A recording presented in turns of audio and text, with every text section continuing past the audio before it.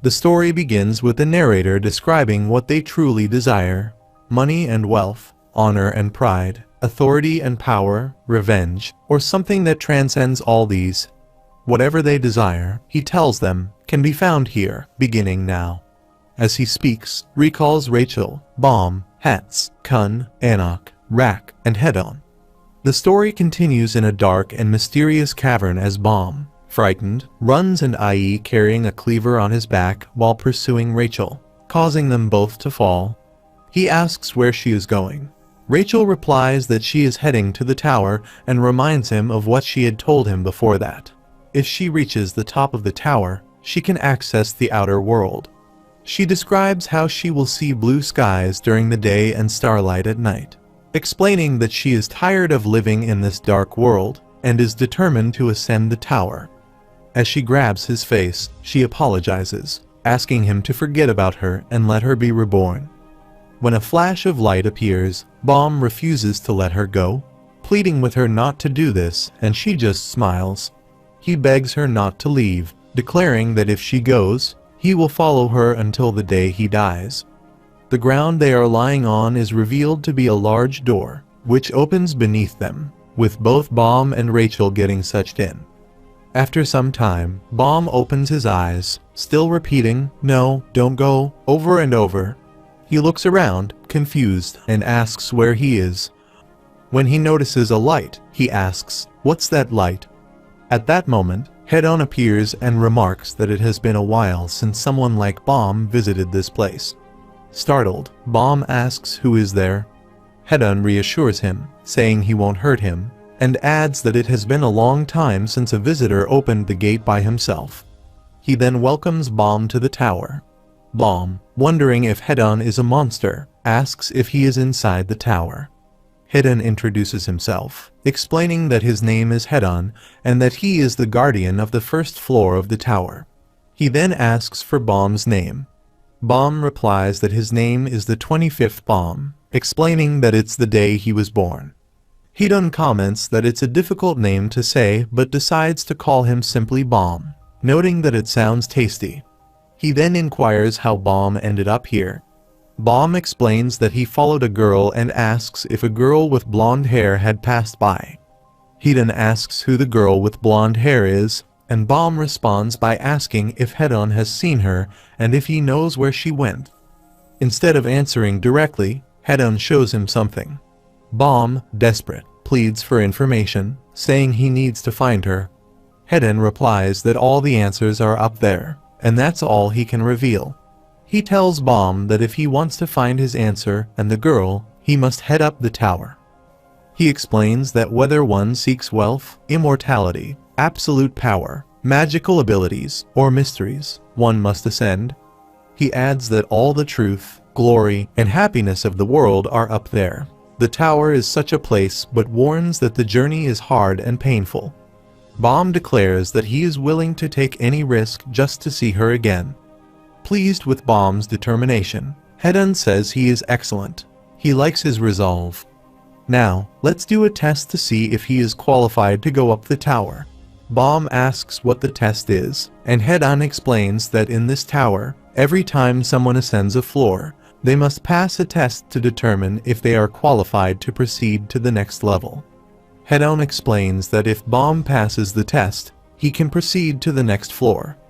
The tests are determined by the administrators and rulers of each floor, and the difficulty varies depending on which floor he is on.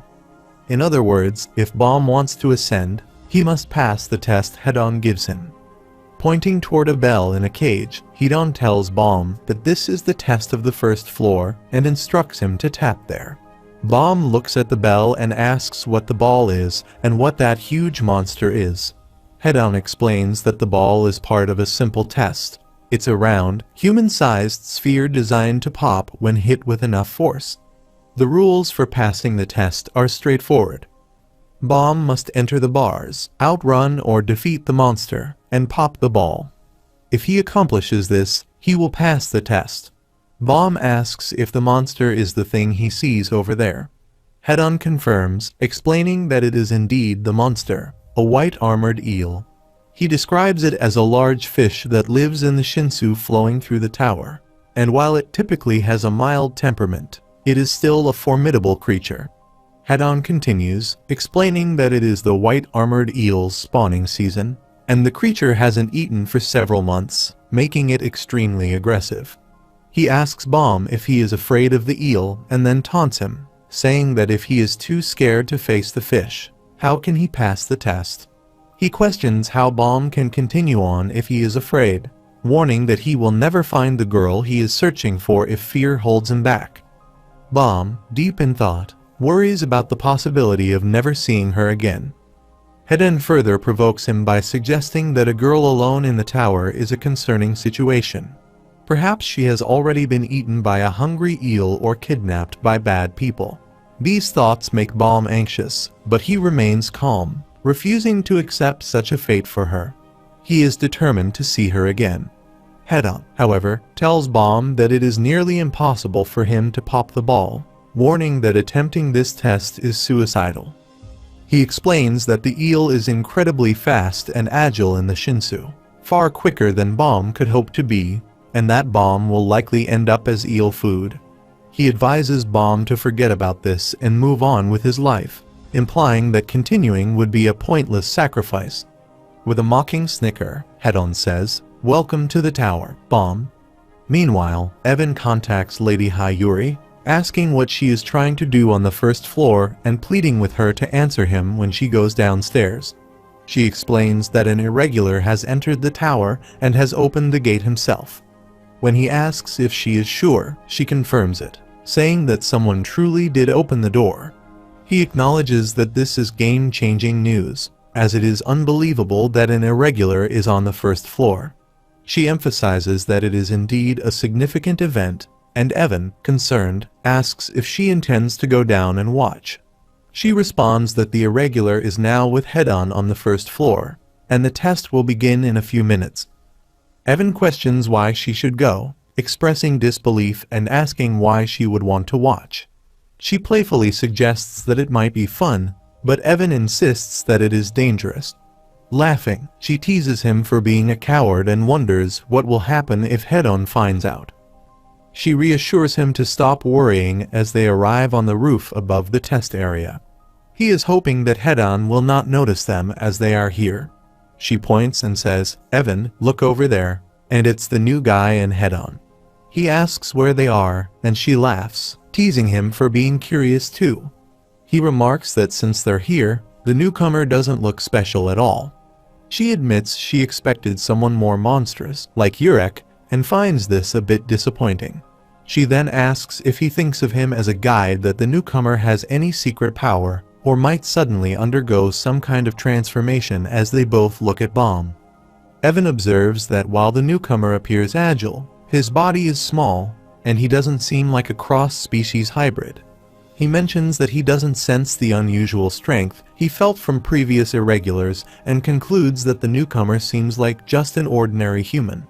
She questions what he means by that and sarcastically asks if all irregulars have a beam shooting out from between their legs as Yurek did, noting that this one doesn't seem to have anything like that either. She jokes that while she thinks something might shoot out, it won't be a beam. Disappointed, she sits down, remarking that this is a waste of time since she was expecting more.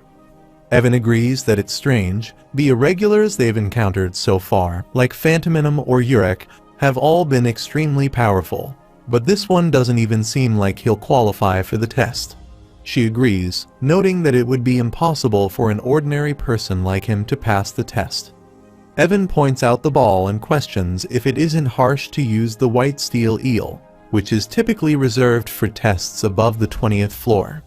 He wonders if this is meant to make him give up. She explains that Head-on dislikes it when irregulars arrive and might be trying to scare the newcomer into quitting. Regardless of whether he takes the test or not, she believes there is no chance he will make it into the inner tower. She adds that even if he does take the test, he will eventually die and expresses pity for the kid. She suggests they could offer some help. Evan asks why they should intervene, and she replies that it could provide a bit of excitement, as irregulars have always caused chaos in the tower. Evan counters that they do not need any additional chaos and that irregulars are not welcome. He insists that she should not help him, as doing so could lead to their demise if the king finds out. She is well aware of the risks. Evan notes that it doesn't matter because he doubts the newcomer will pass the test anyway. She asks if he sees that Baum is running, to which Evan questions why Baum is running, and if he plans to take the test. He adds that having a beam shoot out from between his legs won't help him and asks if he is taking the test and if he is nuts. She laughs, stating that she knew Baum wouldn't disappoint and finds the situation entertaining. She tells Evan she will be back soon and heads toward Baum. Evan tries to stop her, but she ignores him and jumps, reassuring him not to worry.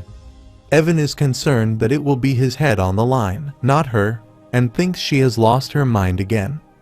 Meanwhile, she calls out to Baum to stop. He looks at her, wondering who she is, just as a giant foot appears. As she gets closer, she kicks him in the face, causing him to fall. He looks up at her as she asks if he is a new guy. Hedon watches her with curiosity, wondering why she is there.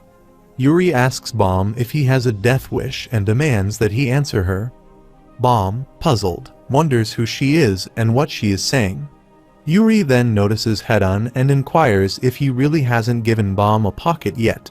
Hedon acknowledges that he forgot to provide one. Yuri asks how he forget and inquires if he is not the oldest guardian in the tower and suspects it was intentional. Hedon admits that even he makes mistakes sometimes, and she instructs Evan to don't just stand there and orders him to come down. Evan questions why he should come down when Hedon is right there. Yuri insists he comes down quickly, and Evan reluctantly jumps down to her side. Hedon recognizes Evan as Yuri's guide, and Evan remarks on how young and healthy he still looks, laughing as he does so and greets him. Yuri interrupts, telling him to stop joking around and to give one of the extra pockets to Baum, noting that it is unfair that Hedon hadn't given the poor kid a pocket. Evan agrees and opens his bag, starting to search for the extra pockets. He comments that this is why Yuri called him down and begins to look for the extra pockets. After finding one, he presents it to Baum, noting that while a grade pocket might be too generous for a newcomer, it is all he has for now. Baum examines the pocket, wondering what the marble is for, and if it is intended for him. As he reaches for it, the pocket bursts into the air, and Baum watches it intently. Evan asks if the pocket is impressive and inquires about Baum's first impression, asking if he can now understand what is being said. Baum is puzzled by the language, but notices that he can now understand what they are saying. Yuri remarks that the pocket is ranked too high for him and instructs him to thank Evan. She then asks if Baum understands her now. Baum wonders if the marble is what helps him understand and asks if the marble allows him to comprehend her words. Yuri confirms, saying that's right. Baum expresses his disbelief, and Yuri replies that there's nothing surprising about it. Evan introduces himself, stating that he is Evan Edrock, and a rank guide and a ranker of the tower. He explains that Lady Yuri, who is standing nearby, is also a ranker of the tower. He then describes the pocket he provided as essential for ascending the tower. It has many functions, but primarily, it translates every language of the tower into Mexethian. Evan adds one more feature. By saying invisible mode, the pocket will become invisible. When Baum says invisible mode, the pocket disappears. Evan reassures Baum, telling him not to panic as it is simply invisible. He instructs Baum to say visible mode to make it reappear. Baum thanks him. Baum thinks he should forget about her kicking him, given that she provided him with an item. She then turns her attention to Hedon, questioning whether he is really going to go to such lengths to force him out simply because he is irregular. Hedon replies that she misunderstands. He is conducting the test legitimately, and would never try to expel him unfairly. Yuri argues that the test is designed for floors above 20, and is, therefore, unsuitable for someone like Baum. Hedon responds that she has forgotten that Baum is an irregular, and irregulars who enter the tower usually possess extraordinary powers.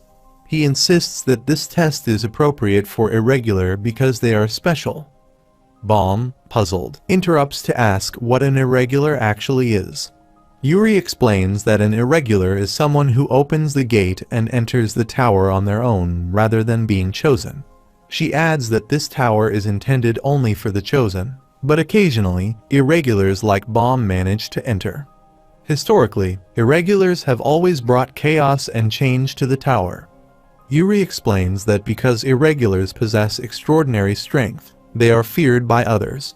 However, she points out that Bomb is different from the other irregulars, noting his small size and lack of special abilities. She adds that while he might grow handsome in the future, he currently seems quite ordinary compared to other irregulars. Even Evan, their rank guide, admits that Bomb is just an ordinary boy. Yuri emphasizes that Bomb appears like a baby compared to other irregulars and suggests to Hedan that it would be unfair not to lower the test level. Hedan responds that if she truly wants him to proceed up the tower, he will adjust the rules slightly. When she asks surprisingly if he is serious about this, Hedan proposes that she lend him one of her weapons. Yuri questions what he means by lending her weapon, and Hedan confirms that her weapons are typically reserved for high rankers. Lending one to Bomb would give him a significant advantage. He then inquires if she possesses the Black March, a weapon bestowed by the king. Evan wonders about the mention of the Black March, and Hedan clarifies that although lending weapons is typically against the rules, if Yuri agrees to lend the Black March, he will permit it. Yuri argues that the Black March is too powerful and questions whether Hedan believes it is too much to ask, especially if she is to send the boy up, but is reluctant to lend him anything of hers. She expresses frustration and reflects on what kind of weapon the Black March is. Hedan responds that if she considers the Black March too much to spare, Bomb will have to face the test with only his bare hands. Yuri reluctantly agrees, which shocks Evan. She then asks Bomb for his name, and he replies that he is 25th Bomb. She tells him that if he wants to continue climbing the tower, he needs to decide whether to proceed or give up. Bomb insists that he cannot give up and needs to find someone. Yuri is intrigued by his determination to find someone and playfully asks if he is already dating someone. Bomb denies it and explains that he is not in a relationship. She warns him of the high possibility that he might die before he finds what he is looking for, but Bomb remains resolute about continuing his quest. Bomb insists that it doesn't matter and that he will proceed regardless. Yuri agrees and uses her arm's inventory to activate the visible mode, producing a sword. She hands it to Bomb, explaining that this is the Black March. Bomb questions what she means, and she clarifies that she will lend it to him temporarily. Evan protests, stating that lending out something like the Black March is highly inappropriate. He warns her that she could be killed if the king finds out.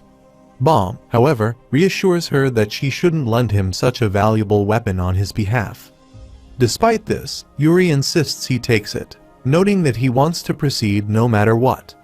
Bomb accepts the sword and grabs it. Yuri explains that the weapon is named Black March. It is a needle, a basic weapon of the tower, designed to stab and pierce. She elaborates that the Black March is the greatest of these needles, one of the 13-month series created by Ashel Edwaru. It is almost like a semi-living entity, and once activated, it unleashes tremendous power. She acknowledges that even with the Black March, Bomb has little chance of winning, as the weapon's effectiveness ultimately depends on the wielder's skill. Despite this, she agrees to lend it to him if he still wishes to take the test. Evan protests, urging her not to give the Black March to Bomb, but Yuri dismisses his objections, insisting she will do as she pleases. Bomb thanks her and promises to return the weapon. Evan questions Yuri's motives, suggesting that she might have fallen in love with Bomb at first sight, or that something else is at play, implying that such actions could be considered a crime. Yuri tells him to be quiet and punches him on the head. He inquires that she doesn't believe the irregular will change the tower. She replies she doesn't have time for idle fancies. As Balm walks away, Hayuri's words reflect her personal interest rather than simply taking a liking to Balm. Meanwhile, Balm enters the steel eel's cage and begins the test. Balm reflects on the darkness that once defined his existence when he was in a cavern.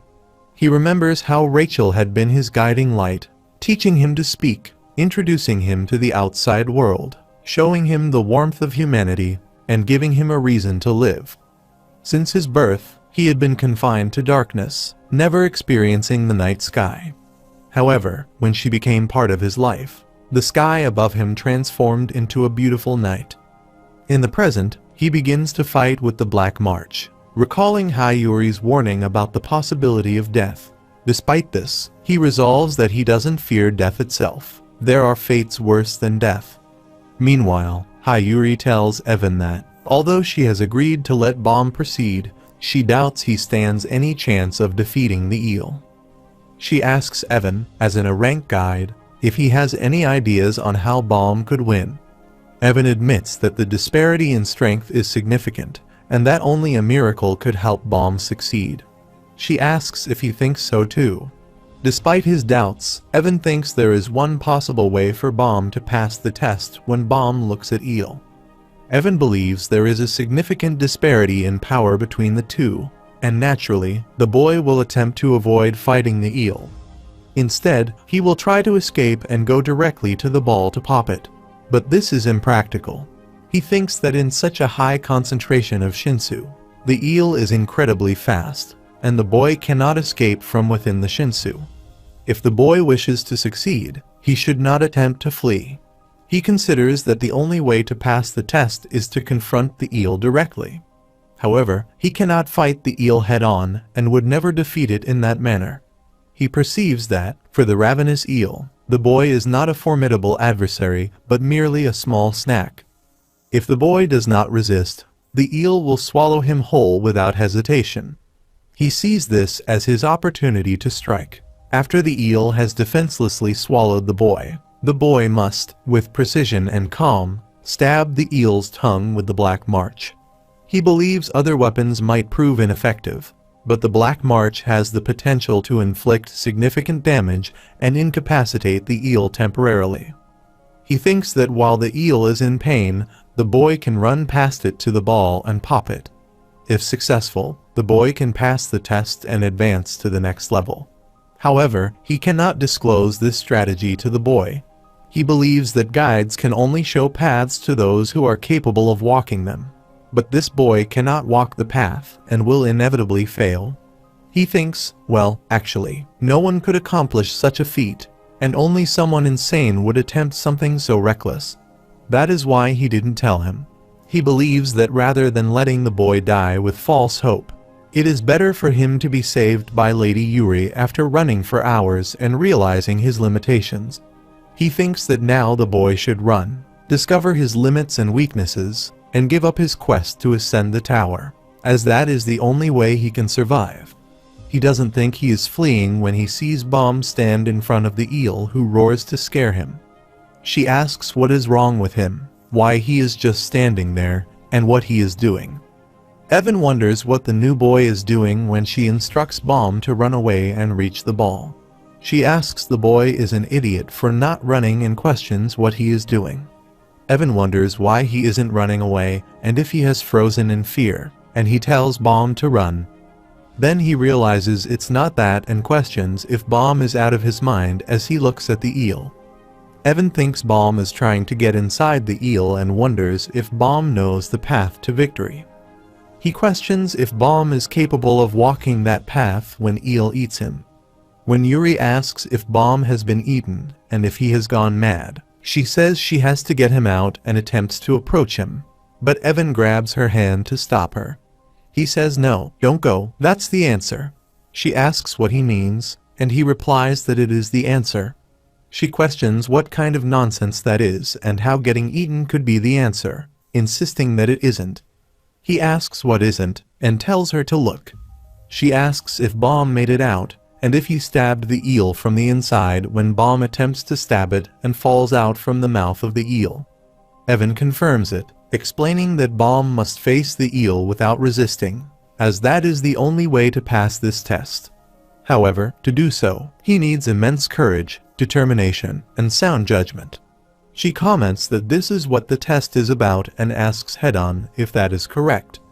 Hedon responds that it is a generous assessment. She then asks Evan why he didn't reveal the path from the beginning.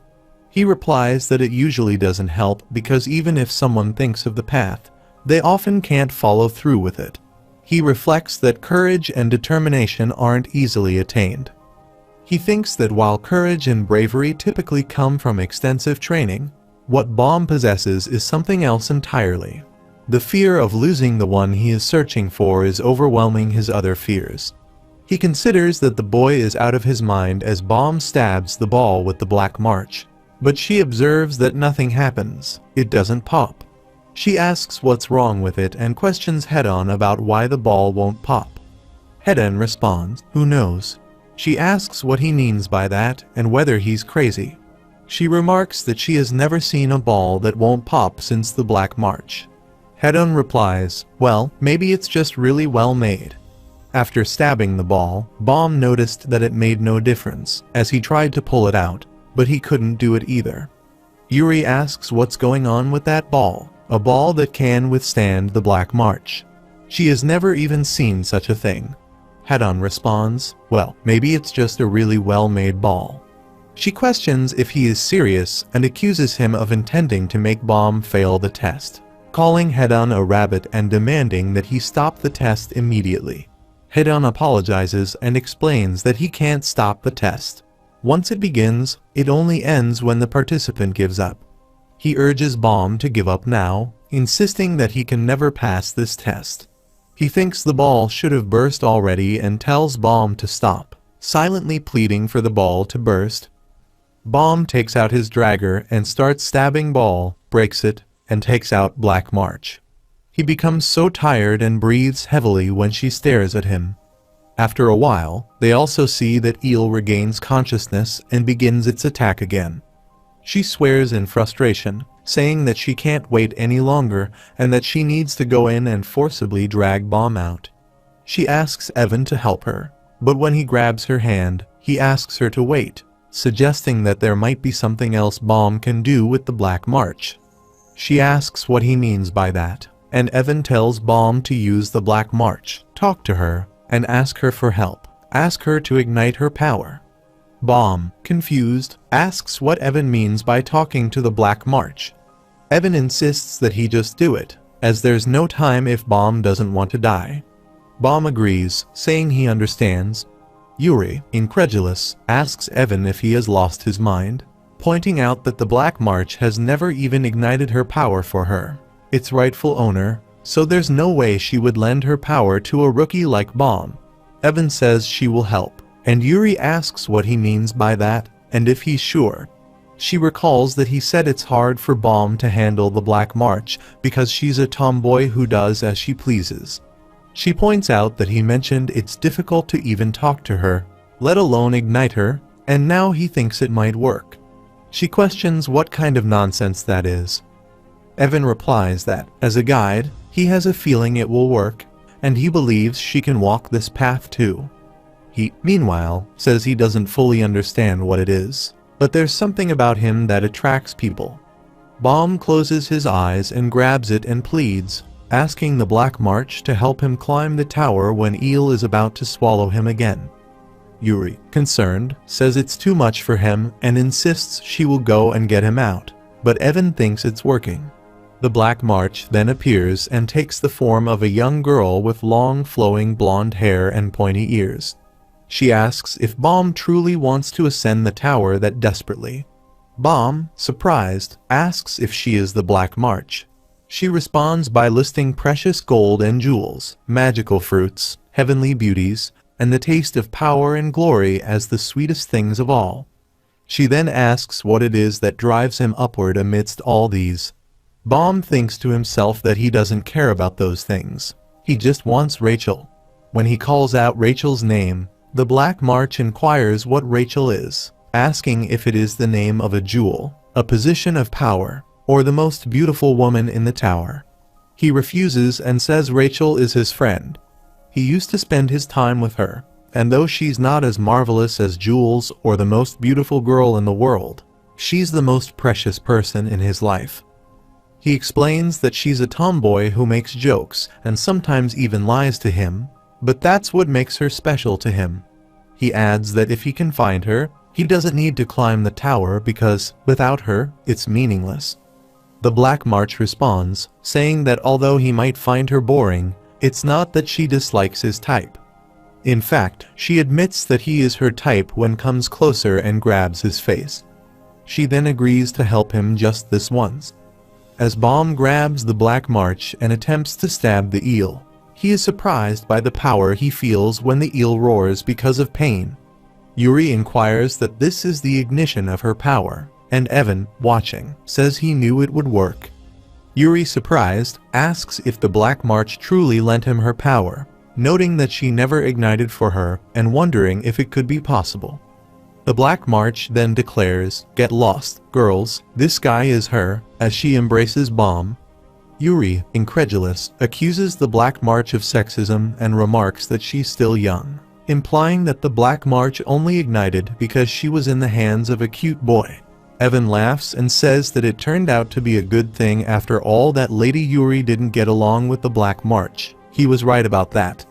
He then asks if the situation doesn't seem a bit dangerous, and Bomb agrees, noting that the ball wasn't supposed to burst like that. Yuri angrily curses at Head-On and demands to know what he did to the ball. As the ball bursts, when the eel dies, she shouts for Bomb to get out of there immediately, but Bomb disappears. She frantically asks if Bomb disappeared and asks what Head-On did to the ball. Head-On calmly replies that he did nothing. He simply granted Bomb's wish, and the boy has ascended. Yuri, suspicious, asks what Head-On's true intentions are. He responds that his only role is to test those who enter the tower, and he merely prepares a test equivalent to the value of their wish. He explains that this is the fate of the tower's administrator, and suggests that she should follow Bomb since he took the Black March with him. Yuri mutters that Head-On has a terrible sense of humor, and then tells Evan that they need to go and find Bomb. As they both walk away, Evan agrees and follows her. Head-On asks if she saw how the boy ascended and what she plans to do now. She mutters that damn rabbit, swearing that one day she'll pull his ears off, and then wonders aloud how they'll find that boy again. Yuri, frustrated, says that it's so annoying and questions whether she should even bother looking for the Black March, expressing disbelief that the weapon fell in love with a stranger and ran away. She then asks Evan what he's thinking about, and he replies that it's about the boy. When she asks what about him, he says he was wondering if Bomb was like him when he first arrived at the tower. Yuri dismisses the idea, saying no, Bomb looks different. Evan teases, asking if she's only interested in guys' faces. Evan then asks if he himself will change as well, and Yuri inquires what he means by that. He explains that there are many things in the tower that he hasn't seen or felt before and wonders if some extraordinary beauty or power here will eventually seduce him. He asks if Bomb will keep following that girl no matter what and whether such unwavering passion can really exist. Reflecting, he admits that he doesn't even remember why he came to the tower anymore. Evan says he will eventually change too, just like the others, when Yuri suddenly grabs him tightly and demands not to include her in that statement. She asks what he means by them. He clarifies, of course, he's referring to them, their partners, after all. As she walks away, she tells him not to be so serious and to just figure out where Bomb went. Evan stumbles and falls, thinking to himself that she must be learning taekwondo or something, coughing badly as he recovers. He then suggests that Bomb might be on Evankel's floor. Yuri questions what he means by Evankel's floor, asking if he's referring to the floor of tests. Evan confirms, explaining that chosen regulars go there first when they enter the tower. The floor of tests is where candidates test their qualifications to ascend, so he thinks Head-On might have sent Bomb there. Yuri considers this and acknowledges that the floor of tests can be a bit dangerous. She then decides, alright, that's it. She's made up her mind. They're going to break into the floor of tests. She declares that they'll bring Bomb out and retrieve her Black March. Evan immediately refuses, reminding her that they're not allowed to go there. She dismisses his concerns and demands that he show her the way, calling him an errant guide. Evan, exasperated, asks why she can't just follow the rules. She laughs and remarks that he hasn't changed at all, not since the moment she met him, and has not even gotten taller. Evan, slightly offended, tells her not to make fun of the innate features of his race. Yuri just laughs and says, "Let's go if Hedon's floor is clear." Evan sighs and starts following her. Bomb reflects on his memories of how Rachel taught him everything. The things he heard, the things he read, and everything he felt all came from her. He recalls a moment when he asked Rachel what it meant to fight. She responded, reminding him that she had already explained it to him. It's when people hit each other or use bad words because they hate one another. He acknowledges that he understands what fighting is, but admits that he doesn't understand why people fight, why they hate each other, and why they resort to violence and hurtful words. He then adds that he has been with her for a long time, but he never hated her. Rachel steps closer to him and gently poses a hypothetical question. If, just if, someone were to hurt her or curse at her, how would he feel? He responds that he would be angry. She then asks if he would fight that bad person for her. He confidently says yes, he would. Rachel taps his head and says yeah, it's something like that. Bomb laughs, telling her he thinks she's a genius, and he reflects that everything he writes, says, and does it all for her. Rachel smiles and thanks him.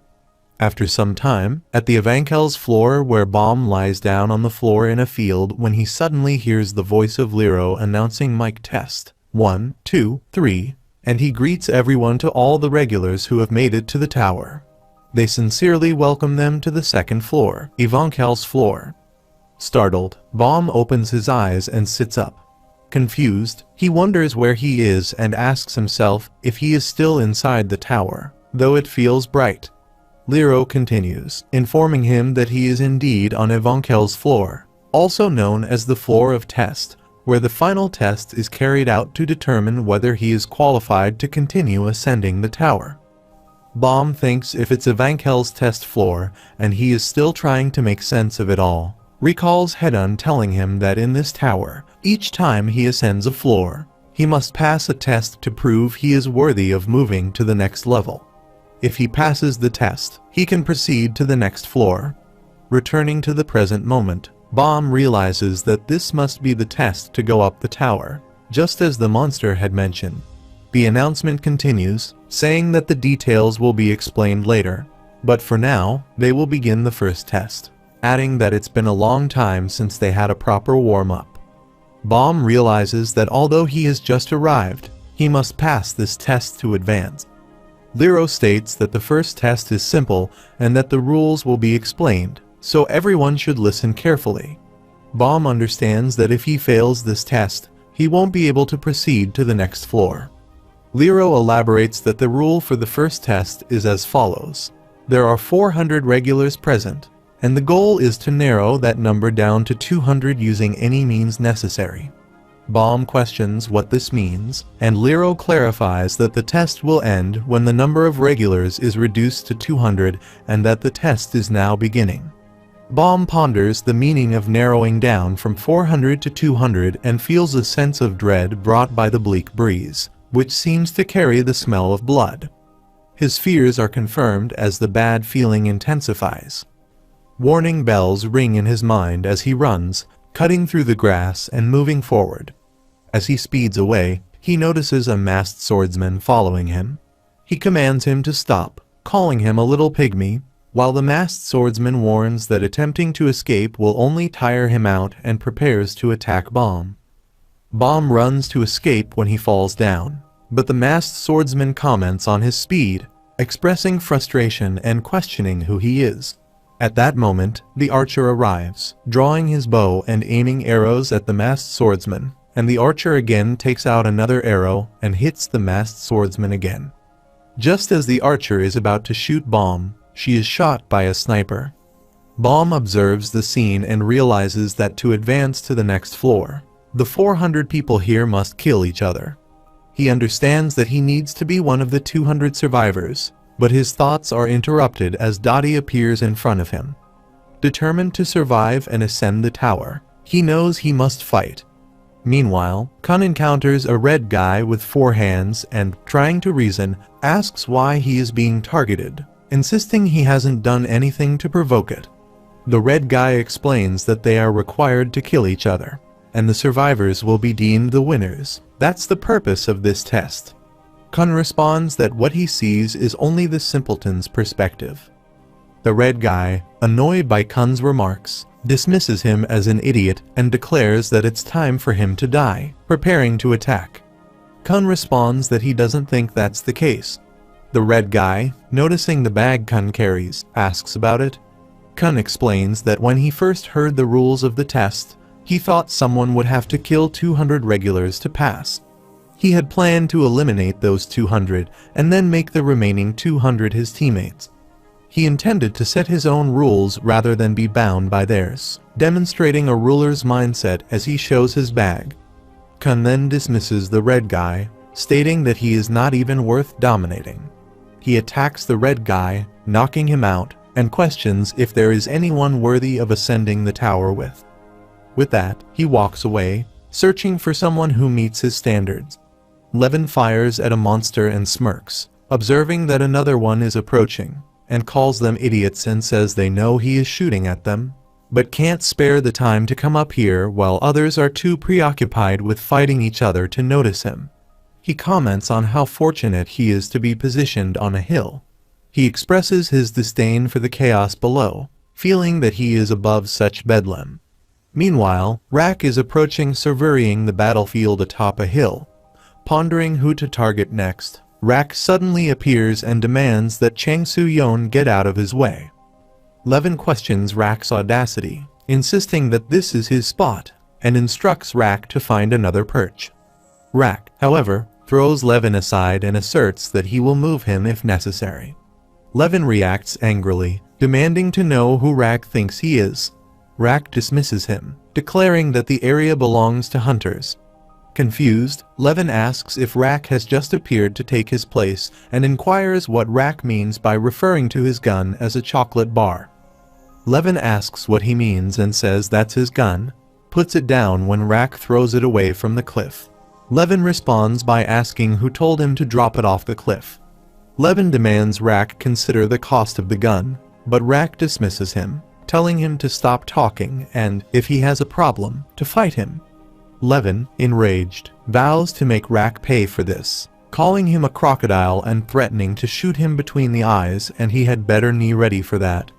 He then runs away. Rak, standing at the edge of the cliff, begins to assess the situation, looking for worthy targets. He observes the other warriors and notices a strong, unfamiliar aura.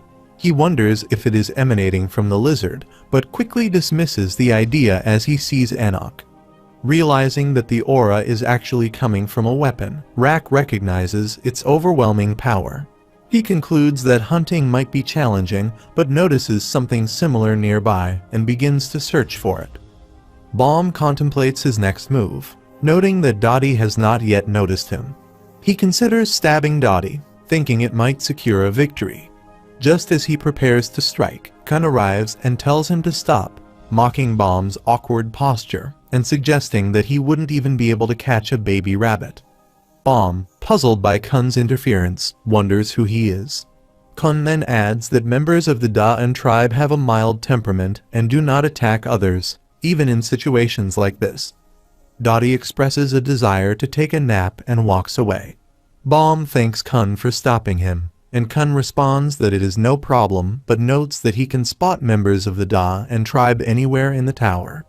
Kun inquires about Baum's origin and expresses surprise that Baum is unfamiliar with them. Baum, recalling how Yuri's words about irregulars bringing chaos and change due to their extraordinary strength, feels unable to reveal the truth.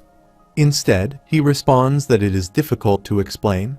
Kun observes that Baum does not have to disclose anything if he does not wish to and notes that Baum is the honest type, as he could have lied. He tells Baum that he will see him later if he survives the test. Bomb thanks him once more, and they each head in opposite directions. Kun then asks if Bomb has brought a pet with him. Bomb, confused, inquires what Kun means by a pet and points towards Rak.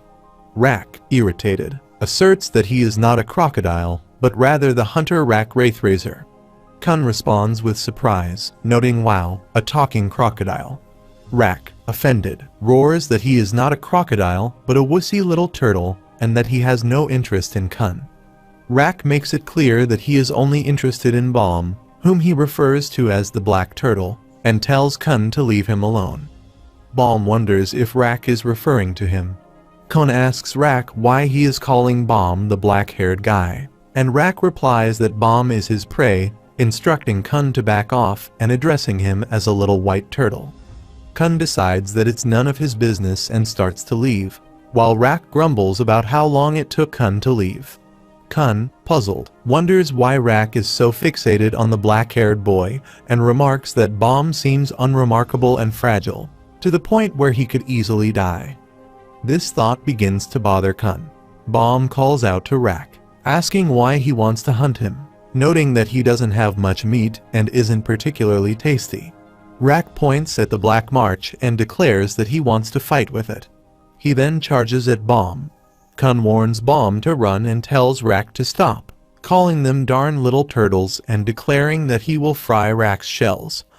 Meanwhile, another battle is about to unfold in another part of the test area where Hats confronts Anok, and suddenly Shibisu arrives on the scene. Anok, looking excited, prepares to attack. Hats warns her to run away if he is using the highest flying sword and questions her choice if she is using the lowest when she attacks Hats, who also counterattacks. He explains that running away is only a tactic for when the enemy is stronger. Shibisu, observing the intense battle, marvels at their strength but admits that he feels out of his depth. At the same time, Rak berates the others as cowardly turtles and demands they come out. Kun, noting Rak's erratic behavior, decides it's best to hide until the test is over. Bomb agrees, and Kun inquires about the crocodile-like creature following them and whether Bomb did anything to provoke it. Bomb clarifies that Rak simply mentioned wanting to fight and shows Kun the Black March. Kun, recognizing the weapon, asks if it is indeed the Black March. Bomb confirms it is, and asks if he does know what it is and clarifies it must be really famous. Kun grabs his hand, and he is surprised, questioning where Bomb got such a renowned weapon.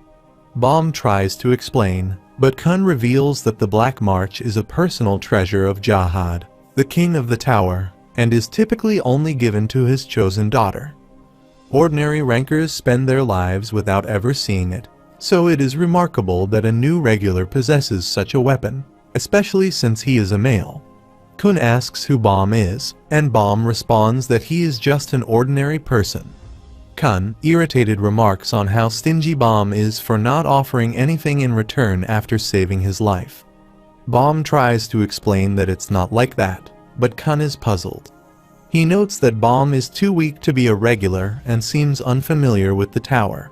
Yet he possesses the Black March. Kun reflects that he initially thought Bomb was too ordinary to be a regular, but it turns out he is the most unusual among them. Intrigued, Kun decides that Bomb might be useful and sits down next to him. Introducing himself as Kun Agro Agnes, he extends his hand for a handshake and asks Bomb's name. Bomb replies that his name is 25th Bomb, and they shake hands. Kun comments on the uniqueness of Bomb's name and acknowledges that it is natural for Bomb not to trust him, given that the test involves fighting and competing. Despite this, Kun expresses that he no longer cares about the rules because he has decided to go up the tower with Bomb. Bomb, surprised, asks why Kun wants to go up the tower with him, especially since he is not good at fighting and has little knowledge. Kun reassures him, saying it's okay because Bomb will be fun to hang out with. Bomb asks Kun what he means by fun, noting that he thinks he's the best at having fun. Kun acknowledges that Bomb does have a knack for it, but adds that he seems a bit stupid. Kun reflects that Bomb might not yet realize the significance of possessing the Black March and wonders if the crocodile's obsession is because he recognizes the weapon's value. Rak then calls out to the others, telling them to come out, addressing them as little turtles, and he humorously muses about his rapping, though he doubts it's intentional. Meanwhile, the scene shifts to Anak attacking Hats. Shibisu, observing the situation, decides to leave and announces his departure. Rak continues to shout angrily, threatening to peel off the skin of them if he finds and calls out for a fight when they are hiding behind a nearby rock. Kun, observing Rak's behavior, comments on how long he's been shouting and questions if Rak has lost his mind. He notes that the test is nearly over and checks his pocket watch, acknowledging that every pocket serves as a timer, and says he knew it. At the same time, Shibisu is relieved that the test is coming to an end when Anak and Hats still fight each other. They listen as Liro announces that the first test is officially over. Liro instructs all remaining regulars to stop fighting immediately, warning that any further combat will result in elimination. Hats expresses frustration with the abrupt end, while Shibisu feels a sense of relief. Liro then congratulates the 200 regulars who passed the first test and informs them that a brief second test will follow immediately. Bomb, surprised, asks if the second test will start right away. Kun responds, noting that there is no time to rest.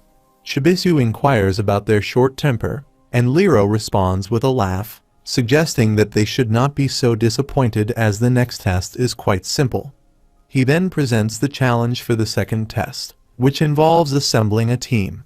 Specifically, there are 200 regulars, and from those who remain, one must find 2 regulars to form a team of 3.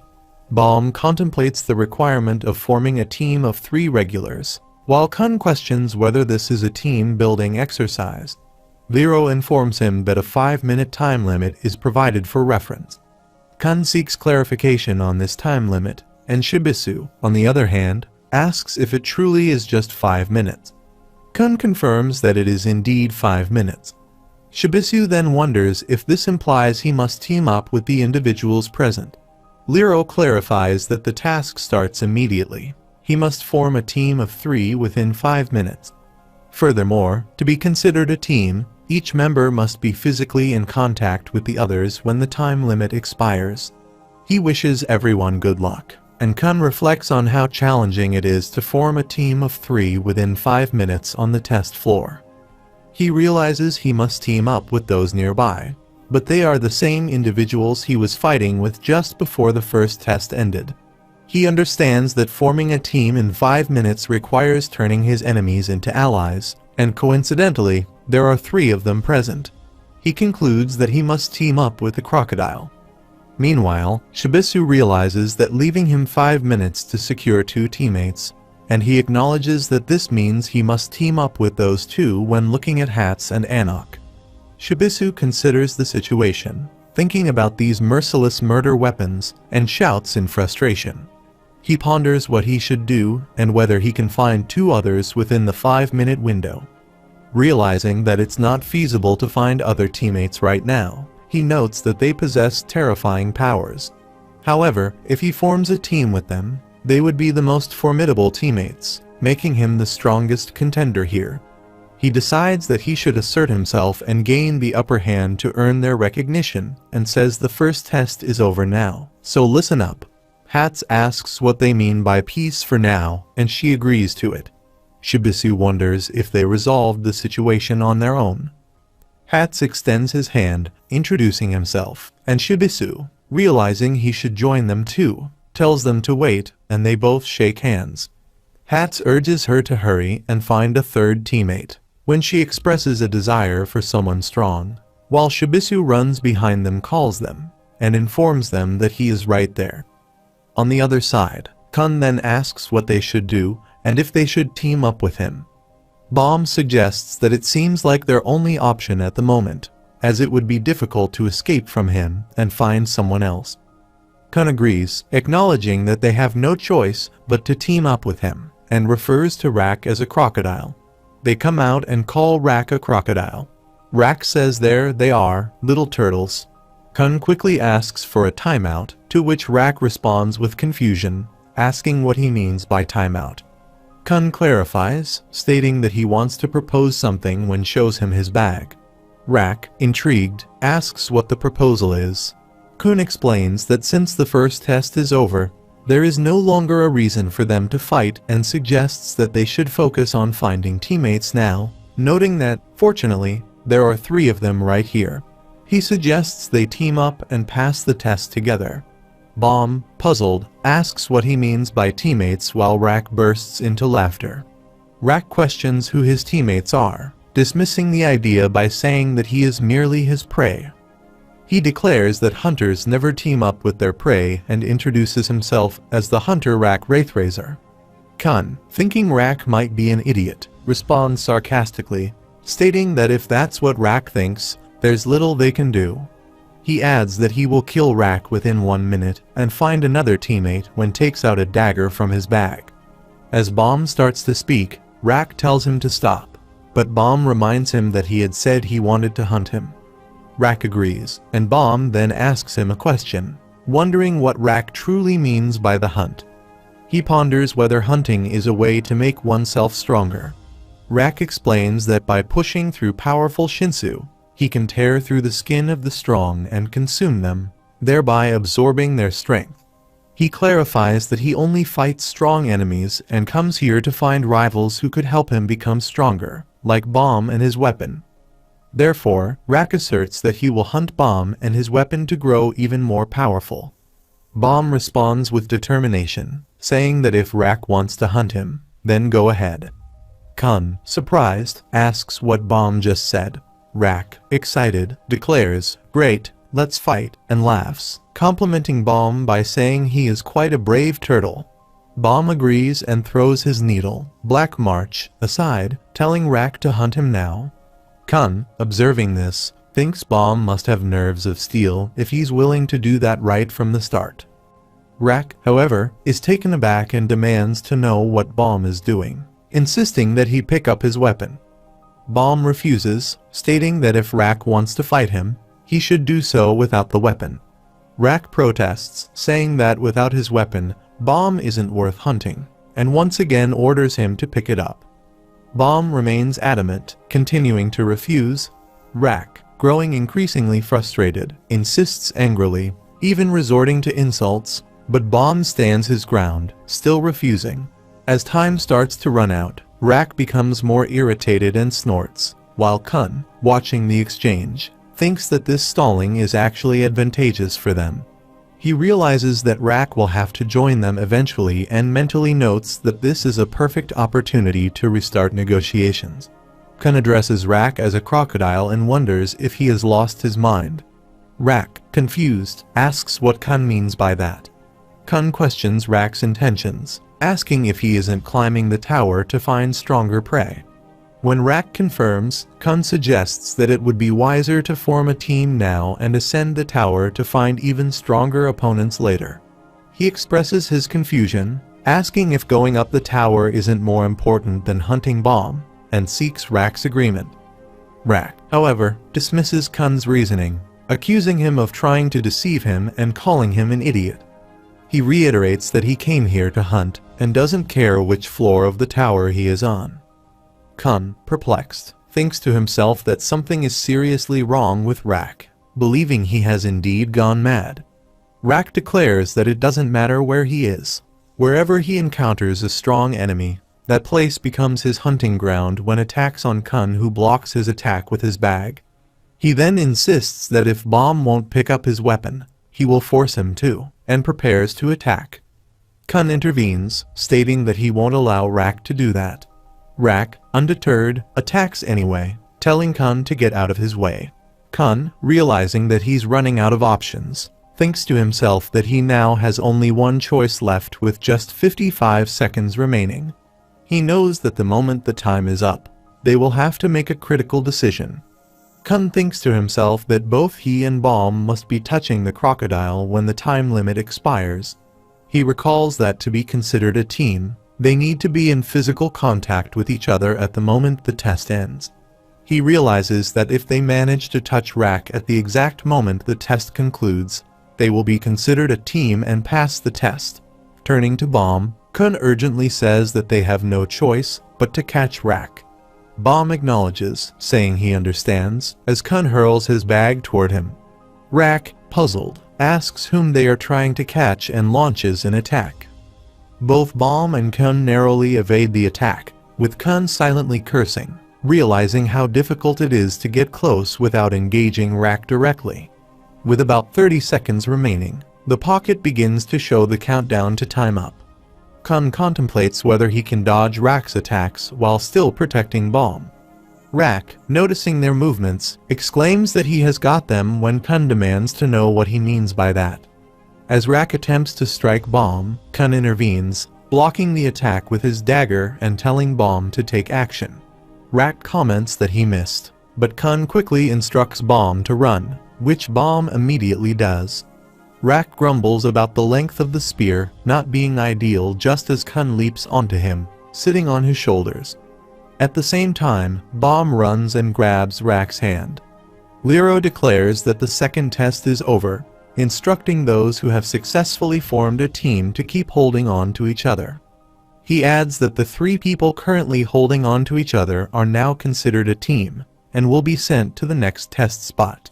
Rak, bewildered, roars in frustration, demanding to know what they are doing.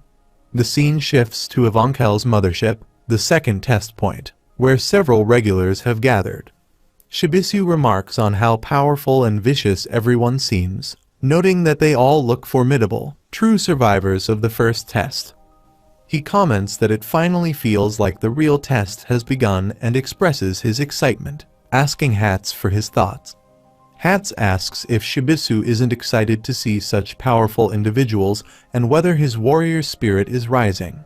He adds that because of Shibisu's incessant chatter, his sword arm is itching to strike. Hats then asks Anok how she feels, wondering if she is excited as well. Anok responds that she is indeed excited, though she sarcastically adds that she is thrilled to be on a team with him, calling him a useless blabbermouth. Shibisu, taking it in stride, replies that she might not know him well, but he assures her that he is actually quite strong and has mastered deadly martial arts. Anok dismisses his claim as a lie, but Shibisu insists that his martial arts are a secret form of combat passed down within the tower.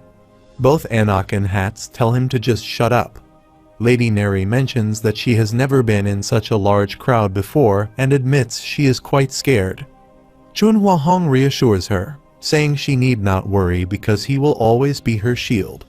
Observing them, Shibisu comments on how sweet the scene is and muses to himself that love seems to be blossoming here. Shibisu then asks Chunhua Hong if he has ever been in a place with this many people, and Chunhua Hong replies that perhaps he isn't very good at socializing.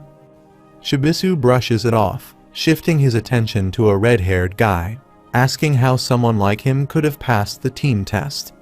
Chunhua Hong explains that the man attacked everyone he encountered and killed them all mercilessly, describing him as vicious. Shibisu wonders aloud how anyone could have teamed up with him, admitting that he doesn't understand it. Chunhua Hong adds that the man's teammates don't seem ordinary either. They then notice Laura sleeping, and Chunhua Hong questions why he is always asleep, asking Neri if she is sure they can trust him. Ho laughs and assures them that she guarantees he is strong. Meanwhile, Bomb expresses amazement at the number of regulars who passed the test, noting how impressive it is. Kun agrees, estimating that there are more than 100 of them, and adds that they are indeed the chosen ones. He advises Bomb to be cautious, warning him that some of these regulars possess unusual powers and others play dirty. Kun explains that the chosen regulars who came from the residential area must each have at least one extraordinary talent, so none of them should be underestimated. He emphasizes that all the regulars present are formidable enemies. Rak, holding both Bomb's and Kun's hands, proudly declares that their team is the strongest because their leader is the awesome and powerful Mr. Crocodile. Bomb laughs and agrees, saying that's true. Suddenly, Rak lets go of Kun's hand and asks what he just called him, labeling him a tricky turtle and demanding that he get his hands off of him. He tells Kun to bug off. Kun, taken aback, asks how Rak can treat a teammate like that, but Rak responds with an insult, firmly insisting that he is not his teammate. After a while, Pals grabs Deed Kancho and exclaims that he has finally caught him and now plans to kill him. He angrily points out the damage Deed did to his arm, demanding to know how Deed intends to make up for it. Deed responds nonchalantly, suggesting that he could perhaps buy a stick and attach it to Pal's arm.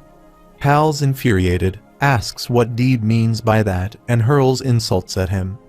At that moment, Chopin arrives and intervenes, telling them to stop. He expresses regret over Pal's injured arm, but reminds them that fighting is prohibited during the break, adding that Pals got hurt during the test, so it was justified.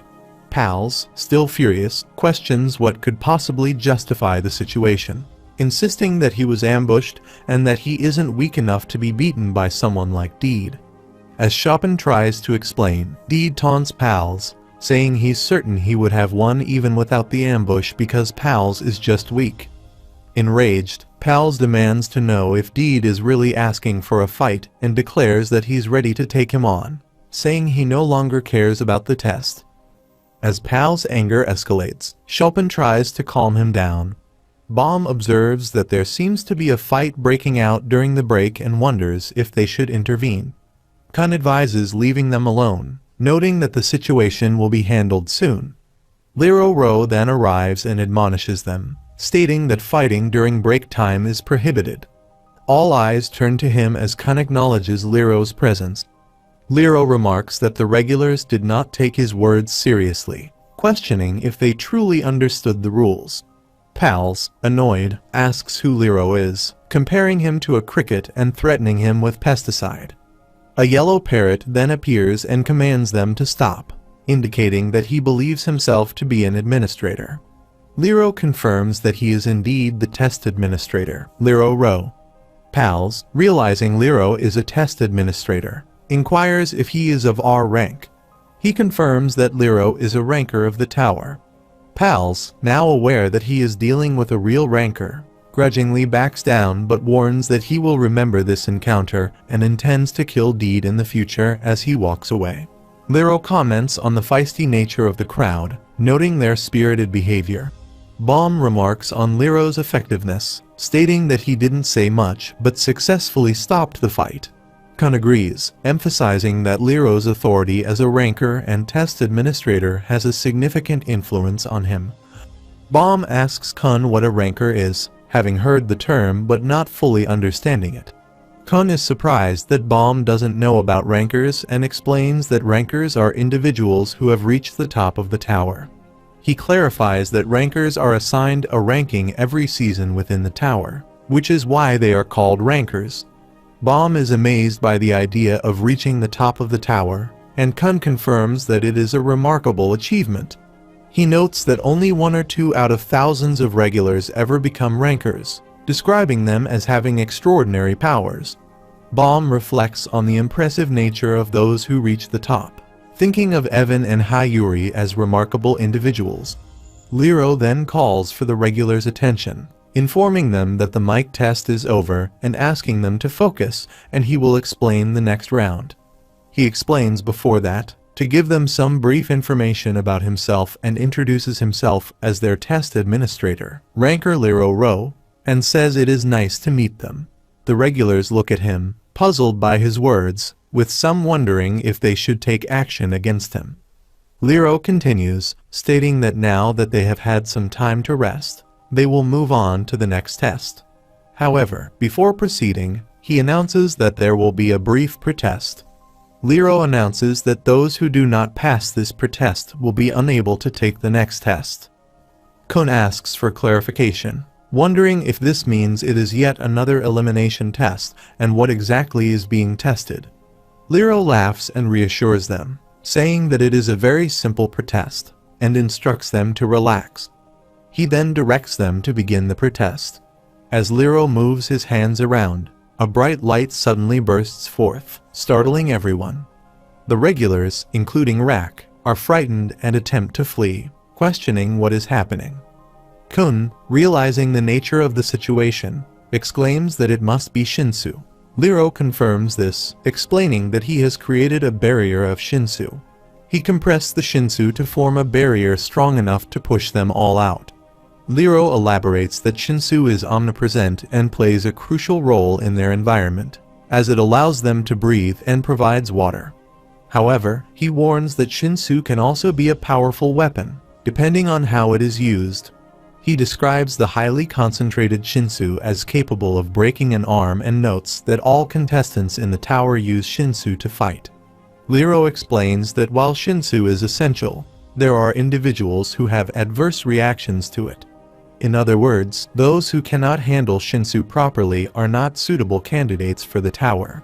He adds that anyone who can pass through the Shinsu barrier does not have adverse reactions to it and thus qualifies. Teams that successfully pass through the barrier will pass the test, while those that fail will be eliminated. He instructs everyone to proceed. A person with glasses asks if Liro said team, expressing concern about what happens if one teammate cannot pass through the barrier. Liro confirms that if one member of a team fails, the entire team fails. Levin protests, calling this absurd and unfair. Liro asks what is absurd when Levin argues that since teams were formed at the last minute, it is unreasonable for a team to be eliminated because of one member's failure, labeling it as bad luck. Levin also voices frustration, questioning if this is merely a lottery to move up the tower. Liro responds, emphasizing that moving up the tower relies heavily on luck. He explains that it involves the luck of having a strong body, being smart, being wealthy, avoiding death, and saving teammates. He asserts that the only reason they have come this far is due to their luck. Liro then insists that they stop complaining and simply take the test. Kun curses under his breath, realizing that Liro is saying whatever he wants, and that fairness seems irrelevant. He reflects that while the concentration of Shinsu in the barrier doesn't appear to be very high since he has been accustomed to Shinsu during his training, Bomb might have trouble with it. He worries about how Bomb will handle the test. Bomb approaches Liro, apologizing and explaining that he wasn't pushed out by the barrier. He suggests that if he takes the test again, he might pass through the barrier correctly. Bomb apologizes again and decides to step out and re-enter, reasoning that it's only fair given that it's a test. He runs away, but Liro informs him that he is already in, realizing that he has made a mistake, though this is part of Bomb's luck, and he has passed. Shibisu asks for clarification on what happened, while Levin expresses frustration with the notion of luck, claiming that Bomb seems to have all the luck. Kun, puzzled, wonders what is going on. He notes that he and Rak, who were right next to Bomb, were pushed out, so it's unlikely that Bomb could have made a mistake. He concludes that the situation seems to revolve around luck, almost like a lottery, and resolves not to walk alone. Kun thinks that Bomb wasn't just lucky, but that there was more to it. Anak is confused and questions what is happening, and Laura wakes up, wondering who Bomb is. As they observe Bomb, who is breathing heavily, Liro reflects that a monster has arrived. Deed tests the Shinsu barrier and reports that it feels lumpy. Chopin asks how it feels while he replies it feels okay to touch. He experiences a tingling sensation and bounces off when attempting to pass through. Meanwhile, Liro notices Bomb looking bored and suggests they chat for a while. He proposes a game to pass the time, guessing which regular will be the first to pass through the Shinsu barrier. Liro adds that if Bomb guesses correctly, he will answer any question Bomb asks. Bomb inquires if this offer is genuine and expresses interest. Liro goes first, choosing Anak, the green-haired girl, as his guest. He then asks Bomb who he will choose. Bomb contemplates that Liro might have information about Rachel, and considers the possibility that she has passed through the barrier. Bomb surveys all the regulars, determined to win the game in order to find Rachel. He notices an aura around Anak and decides to choose her as well. Liro asks if there is a specific reason for Bomb's choice. Bomb explains that he has a feeling about Anak and wants to see if she can pass through the barrier. A regular, who is black, expresses surprise at how easily Anak has passed through the barrier. Liro comments that it appears to be a tie, but, as a ranker, he will answer Bomb's question. Bomb asks if a girl with light blonde hair and freckles has passed by. Liro considers the description and reflects that he does not recall seeing anyone fitting that description in the tests he has overseen.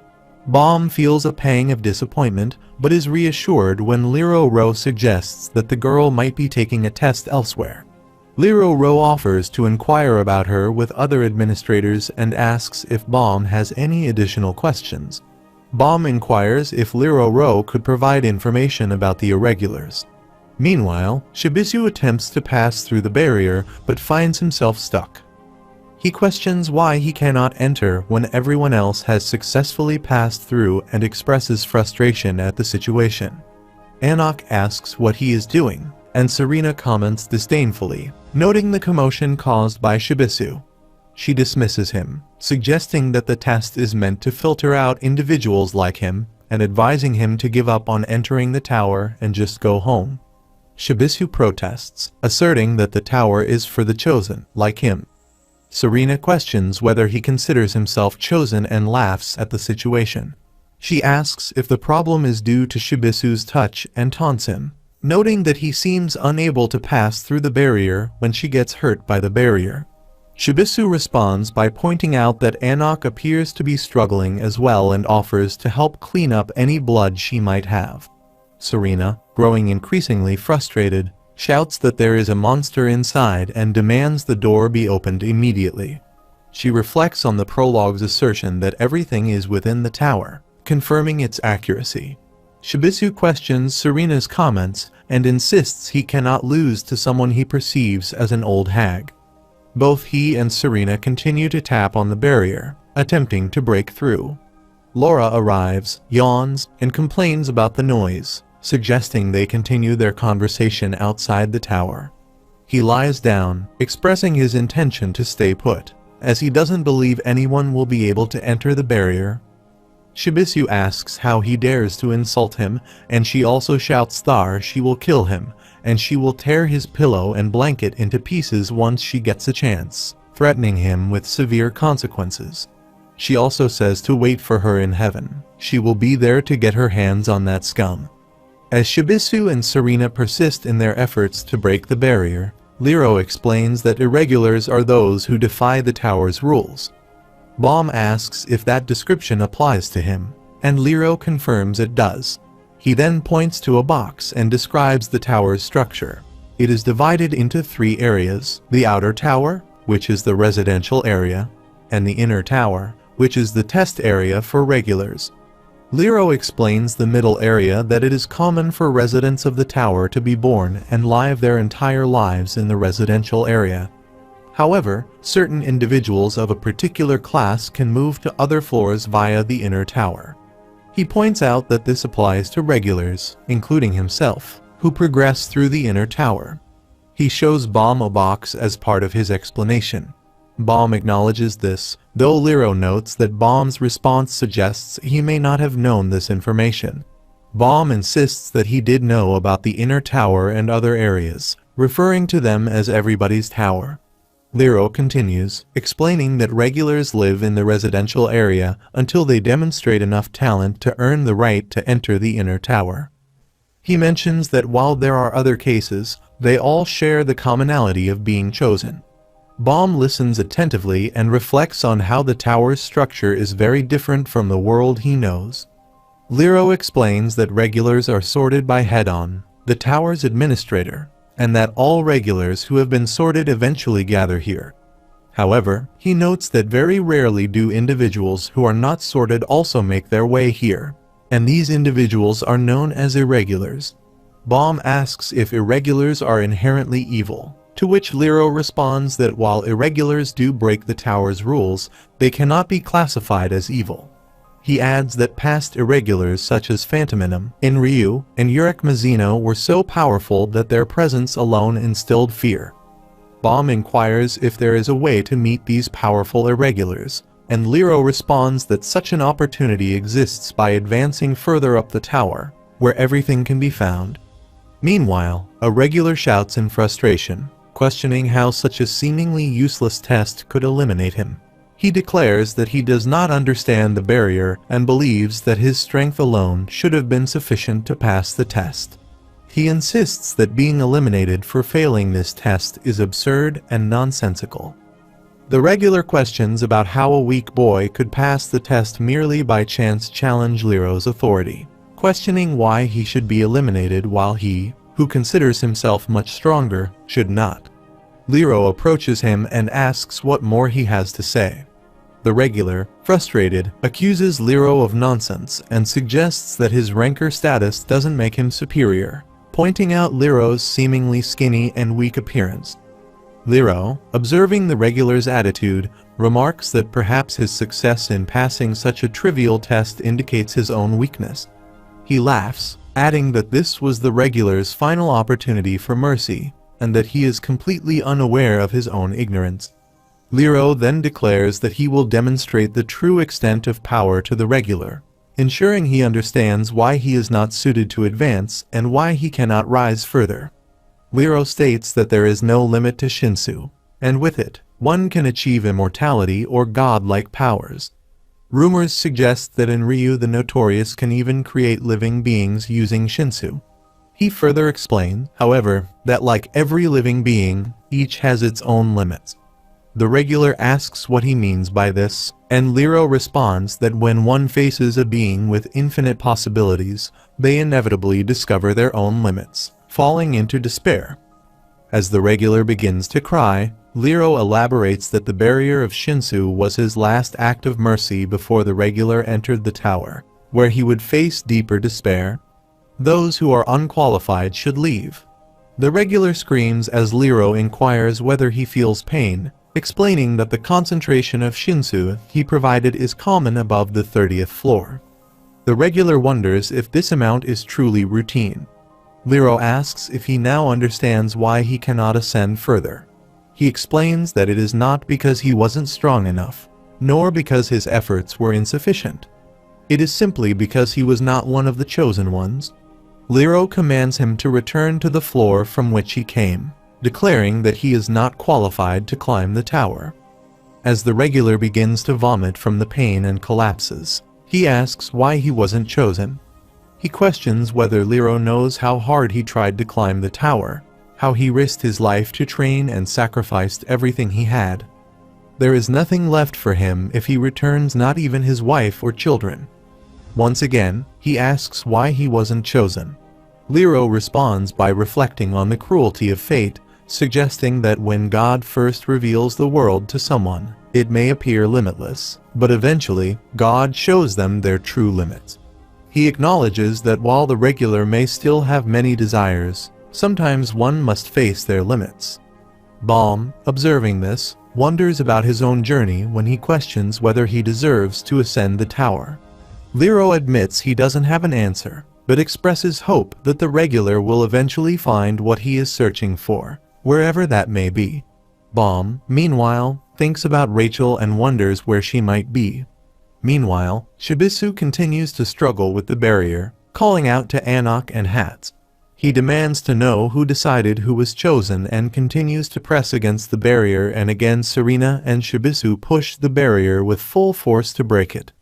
Kun and Rak also enter the barrier, and Kun waves to Baum. Baum notices him and calls his name, urging Lero to move on. Lero agrees and says he hopes to see Baum after the test.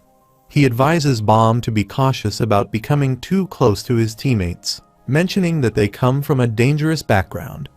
As Shibisu and Serena manage to enter the barrier, they both start to bleed. Serena expresses satisfaction at having passed the floor's test and confidently declares her intention to reach the top of the tower. Shibisu, although bleeding, laughs and agrees, acknowledging that her dream might come true. Laura observes and Shibisu comments that nothing will stop him once he reaches the top, and she says here she goes, she is going to make it to the top. After a while, Yellowya arrives and then announces that those who have passed the test should line up, as the next test will be conducted on a first-come, first-served basis. She introduces herself as the test guide and informs the remaining teams to wait and follow the guide robot's instructions. She announced that the test would begin and that the first team could enter now. Kun comments on how boring the wait is and wonders what could be so interesting, and Bomb stares at him.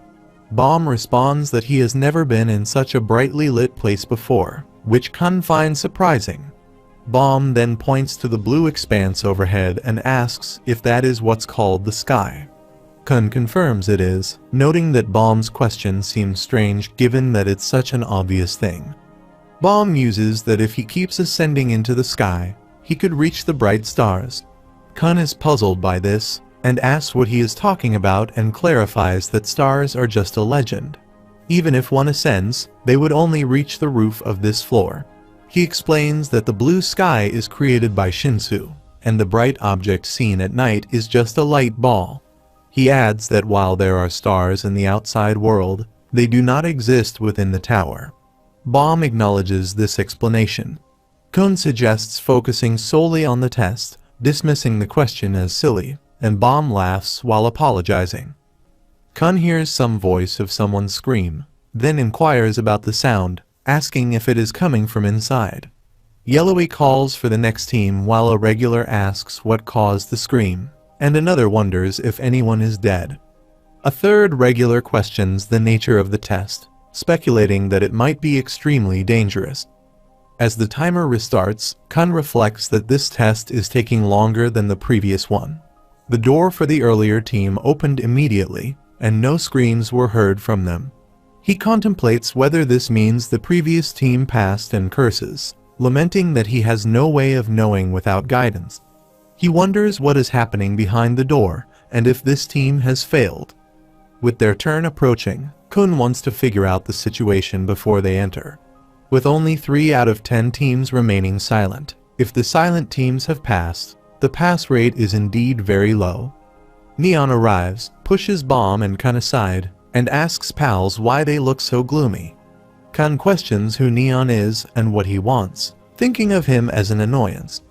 Neon responds, telling Kun not to glare at him, as they are all in the same situation. He explains that he has come to offer a significant hint about the test. Kun wonders what this hint could be, and Neon tells him to keep his voice down to avoid being overheard by others. When Bomb asks if Neon truly said this, Kun inquires about the nature of the hint and how Neon arrived at it. Neon explains that the hint is based on deduction, and his selection due to intelligence makes this test straightforward. Kun states that they have no clues at all and question the basis of Neon's deduction. Neon is surprised by Kun's claim of having no clues and points out that the most significant clue is the time, which is provided during each test. He elaborates that teams that did not scream all completed the test in 4 to 5 minutes, while those that took more than 5 minutes ended up screaming. Kun agrees that Neon's point seems correct, and Neon comments that the testing room is completely sealed from their view, which makes it strange that only screams can be heard. He suggests that this indicates the administrators are intentionally allowing them to hear the screams, thereby providing a hint with each one. This hint implies that, regardless of the test inside, it should be completed within 5 minutes. Kun acknowledges that this explanation makes sense, but notes that they will only know if the hint is useful once they experience the test themselves. Bomb thanks Neon for his help, referring to him as Mr. Neon Plastic Bag, which makes Kun curious about the nickname. Kun explains that Neon wants to test his hypothesis using them and states that if they, having heard his hypothesis, manage to pass the test within 5 minutes, he will use the same clue to approach the test.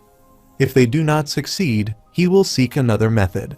They all hear another scream and look at the door when the pocket then displays the timer once more. Yellowy announces the next team and explains that the test will commence when he opens the door beyond the current one, after which he will open the door for them. Neon wishes them good luck, expressing hope that they will succeed. Kun contemplates that he really wants to punch Neon. The 3 of them proceed inside, where Hansung-yu is seated. Hansung-yu greets them, identifying himself as the administrator of the upcoming test. and inquires if they are ready to begin. The narrator reflects on what has happened, noting that Lady Maria has been chosen as the princess this time, something he had anticipated, which means all power now resides with her. He questions what will happen to Mr. Kun and responds that since his sister was not chosen, it is evident that he will be expelled to another part of the tower. Another person comments on how unfortunate it is, acknowledging that while Kun is very smart, he can be somewhat intimidating. They remark that Kun behaves as though he knows everything about the tower at such a young age, which is unsettling just by looking into his eyes. Another person agrees, noting how awful those eyes are, and suggests that it is Kun's fate to be abandoned by the Lord, implying he should perhaps give up on climbing the tower. Another person agrees, labeling Kun as trash and questioning how someone so insignificant could ever be chosen as a regular. He dismisses the idea of it being too harsh to call Kun a nobody, resigned to the fact that Kun will be cast out regardless. He concludes that Kun's fate is to be discarded like trash, lamenting that this is due to his sister not becoming the princess of Jahad. The other person agrees, expressing pity for Kun, even though he is currently deemed worthless. They note that this is how life works. For some who rise to the top, there are always others who are left groveling beneath them. He laughs and, when asked what groveling means, admits he can hardly imagine it. He then brings up a rumor, suggesting that Princess Maria and Mr. Kun are actually siblings. Princess Maria, addressing her little aggro, instructs him to listen carefully and remember her words after she lost the fight. She emphasizes that from now on, they must avoid making any mistakes. She advises ignoring any nasty siblings and not trusting anyone else, focusing solely on walking the paths that are best for them. Amidst hearing various voices and rumors about Kun and Princess Maria being siblings, the narrator reflects on how unbelievable such rumors are. They question if this can even be considered love and mention that some believe Maria would not have become a princess without Kun. The narrator finds this notion absurd, but acknowledges that there might be some truth to the idea that Maria used Kun. Princess Maria declares that if they fail, everyone will die. She apologizes repeatedly, expressing deep remorse and taking full responsibility for the situation. Meanwhile, Baum and his team enter through the gate, where Han Sung-yu greets them.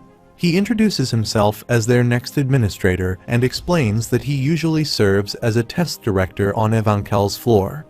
Baum responds with a polite greeting. Han Sung informs them that this time, he will be directly overseeing their test. He describes the test as straightforward. They must locate the correct door among the many behind him within 10 minutes and open it. Kun asks for clarification, questioning what Han Sung means by finding the real door among all of them. Han Sung confirms that this is indeed the task and reveals that there are 12 doors in total. They need to identify the correct door that will lead them outside. If they succeed in opening the correct door within 10 minutes, they will pass the test. However, if they fail to find the correct door in the allotted time or give up, they will fail. Additionally, if they open the wrong door within 10 minutes, it will result in their death. Baum asks if Han Sung really said they would die, while Kun realizes that the screams they heard outside must have been related to this test. Kun then demands to know the secret to find the real door and asks Han Sung to reveal it. Han Sung responds that no further hints will be provided. When Kun questions what he means and how they are supposed to find the real door without any guidance, Han Sung insists that the test has now begun and time has started as well. Baum, bewildered, asks how they are expected to proceed without any information and expresses frustration, questioning why all the tests seem so unfair. Kun confirms that this situation is indeed unfair and pleads for some sort of guidance, expressing exasperation over the lack of information when time passes quickly. He then resigns to the idea that he is not interested in taking any more tests, irritated by the lack of clarity. Kun thinks about the situation again, reflecting on the nature of the test. He realizes that it is unreasonable to expect them to choose the correct door without any hints, given the presence of 12 doors and the 10-minute time limit. Kun contemplates that among the 12 doors, only one will lead them out. If they fail to find the correct door within 10 minutes, they will die. Furthermore, choosing the wrong door will also result in death. He reflects on Hansung's earlier statement that no additional hints will be given, realizing that this implies there must have been some hint provided earlier. He remembers that Hansung only mentioned the time limit, leading him to consider that the hint might not be in Hansung's words, but rather in the environment itself. However, he notices that there are no obvious hints in the room, except for a clock that suddenly appears. As Hansung drinks from a bowl, Kun muses that while being smart is advantageous, it alone will not be enough to complete this test. He questions the significance of the clock, noting that the pocket already functions as a timer. With the clock being the only other item in the room besides the doors and his belongings, its presence seems important. Kun recalls Neon's comment about teams that did not scream completing the test in 4 or 5 minutes, while those who exceeded the time limit screamed. Kun contemplates whether the time is indeed the hint Neon mentioned, remembering Neon's statement that the test should be completed in 5 minutes. However, Kun realizes that he should not be misled by those words since the actual time limit is 10 minutes. He considers that finishing the test in 5 minutes does not align with the given time limit. Nonetheless, the presence of the clock continues to bother him. With approximately 7 minutes remaining, he thinks they have a little over 2 minutes if Neon's claim is accurate. But he decides not to focus on those words. He resolves not to trust anyone and disregards Neon's statements. Kun searches for the hint and is determined to find it if he remains cautious. He repeatedly examines the clock, trying to discern its significance, but finds himself unable to identify the hint. He reflects on the possibility that the best answer might lie elsewhere and continues to consider where the hint could be. In his frustration, he turns to Rak, asking what he is doing. Rak, who has begun to open one of the doors, responds by telling Kun to stop questioning and observe what he is doing. Meanwhile, Rak forces open one of the doors and enters the room with Bomb. Kun, observing Rak's actions, wonders what the crocodile is doing and why he opened the door without any clear hints. Rak, seemingly unfazed, questions why it would be so obvious to guess if no hints are provided. Kun realizes that their situation is now dire and looks over at Hansung, who remains nonchalantly sipping his coffee. Kun questions why Rak made a guess on his own and calls him an idiot. Rak responds by asking what Kun would have done in his place, suggesting that, with no hints available, their options were limited to either dying or surviving. He reasons that if guessing was the only option, it was better to do it quickly. Rak argues that there could have been a hint and turns to Hansung, asking if he found it while sipping his coffee. Hansung responds that he has not yet found it, but Rak quickly points out that Yellowy said there would be no more hints and he claps and they all look at him. Hansung then congratulated them, stating that he passed the test. Kun is confused and asks what she means by passed. Hansung inquires if he isn't pleased and Kun says it's not that he is not accept this. Hansung explains that they have passed because, to pass the test, they simply needed to open any door within 5 minutes, and they managed to do so. Kun is perplexed by the 5-minute requirement and expresses his frustration, unable to accept the result. He asked if there were any clues provided, and he said that opening a door within 5 minutes was the only requirement to pass the test. Kun wonders what could be evaluated in a test with such minimal criteria. Hansung explains that hints were indeed given, but Kun did not trust them. He acknowledges that Kun is one of the abandoned sons who was cast out following the conflict within the Kun family. Hansung remarks that Kun relies too much on assurances and can never take action without certainty of success. He points out that the world does not wait for him to make decisions, and the many doors that were initially correct could become doors of death in mere seconds.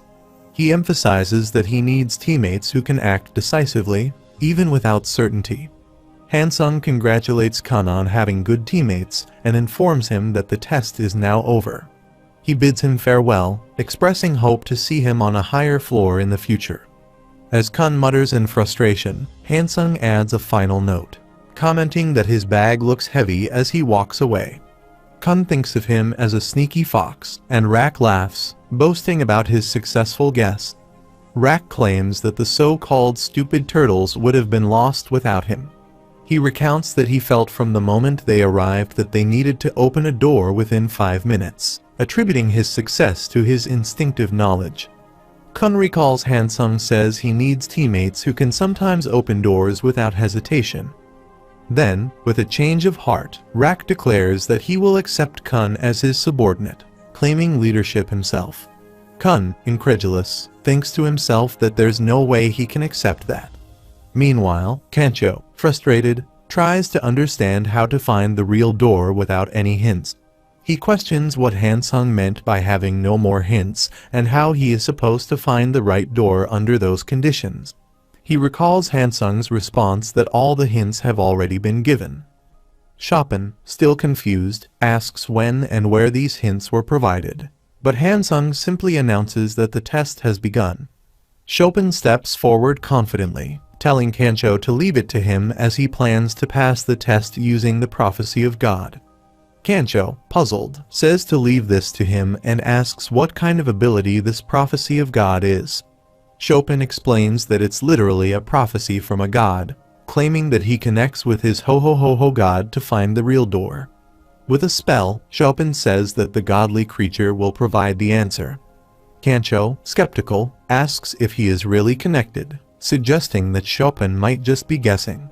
Chopin admits that it seems that way but insists that it's more than just a guess. With another spell, he points to a door, claiming it to be the correct one. Though he admits that he sometimes gets it wrong, he hopes this isn't one of those times. Kancho and his friend both think they are doomed, but Chopin confidently declares that he has passed the test. They both ask in confusion what he means by that. Hansung, observing their bewilderment, remarks that even if she explained it to them, they wouldn't listen, so it's better to just let them be. Meanwhile, Serena approaches Laura, who seems to be dozing off, and sarcastically calls him a living burden. She scolds him for sleeping in such a critical situation, urging him to wake up because the test has already started. Grabbing his shirt, she reminds him that they only have 10 minutes to find the real door, and there's no time for sleep. Despite her efforts to shake him awake, Laura barely opens his eyes and remains silent, and tears come out of his eyes, causing Serena to wonder if he's truly awake or still half asleep. Irritated, Laura mutters that there are no hints, so they should just open any door. Serena, offended by his dismissive attitude and his comment about her being an old lady, decides she's been too lenient with him. She angrily retorts, questioning who he's calling an old lady, and then proceeds to beat him up, declaring that she'll stop talking and instead punish him with her fists, telling him to die as she continues to hit him when she slaps him. Serena, determined to motivate Laura, threatens that if he doesn't find the real door within 10 minutes, she'll tear apart his pillow and blanket. Ho, observing the situation, expresses concern, thinking that Laura might just choose any door and go back to sleep. Serena, however, insists that Laura is smarter than that. But as she looks into his eyes, she realizes that he might be more interested in finding a place to sleep rather than focusing on the test. Just as Serena tries to stop him, Laura kicks open one of the doors.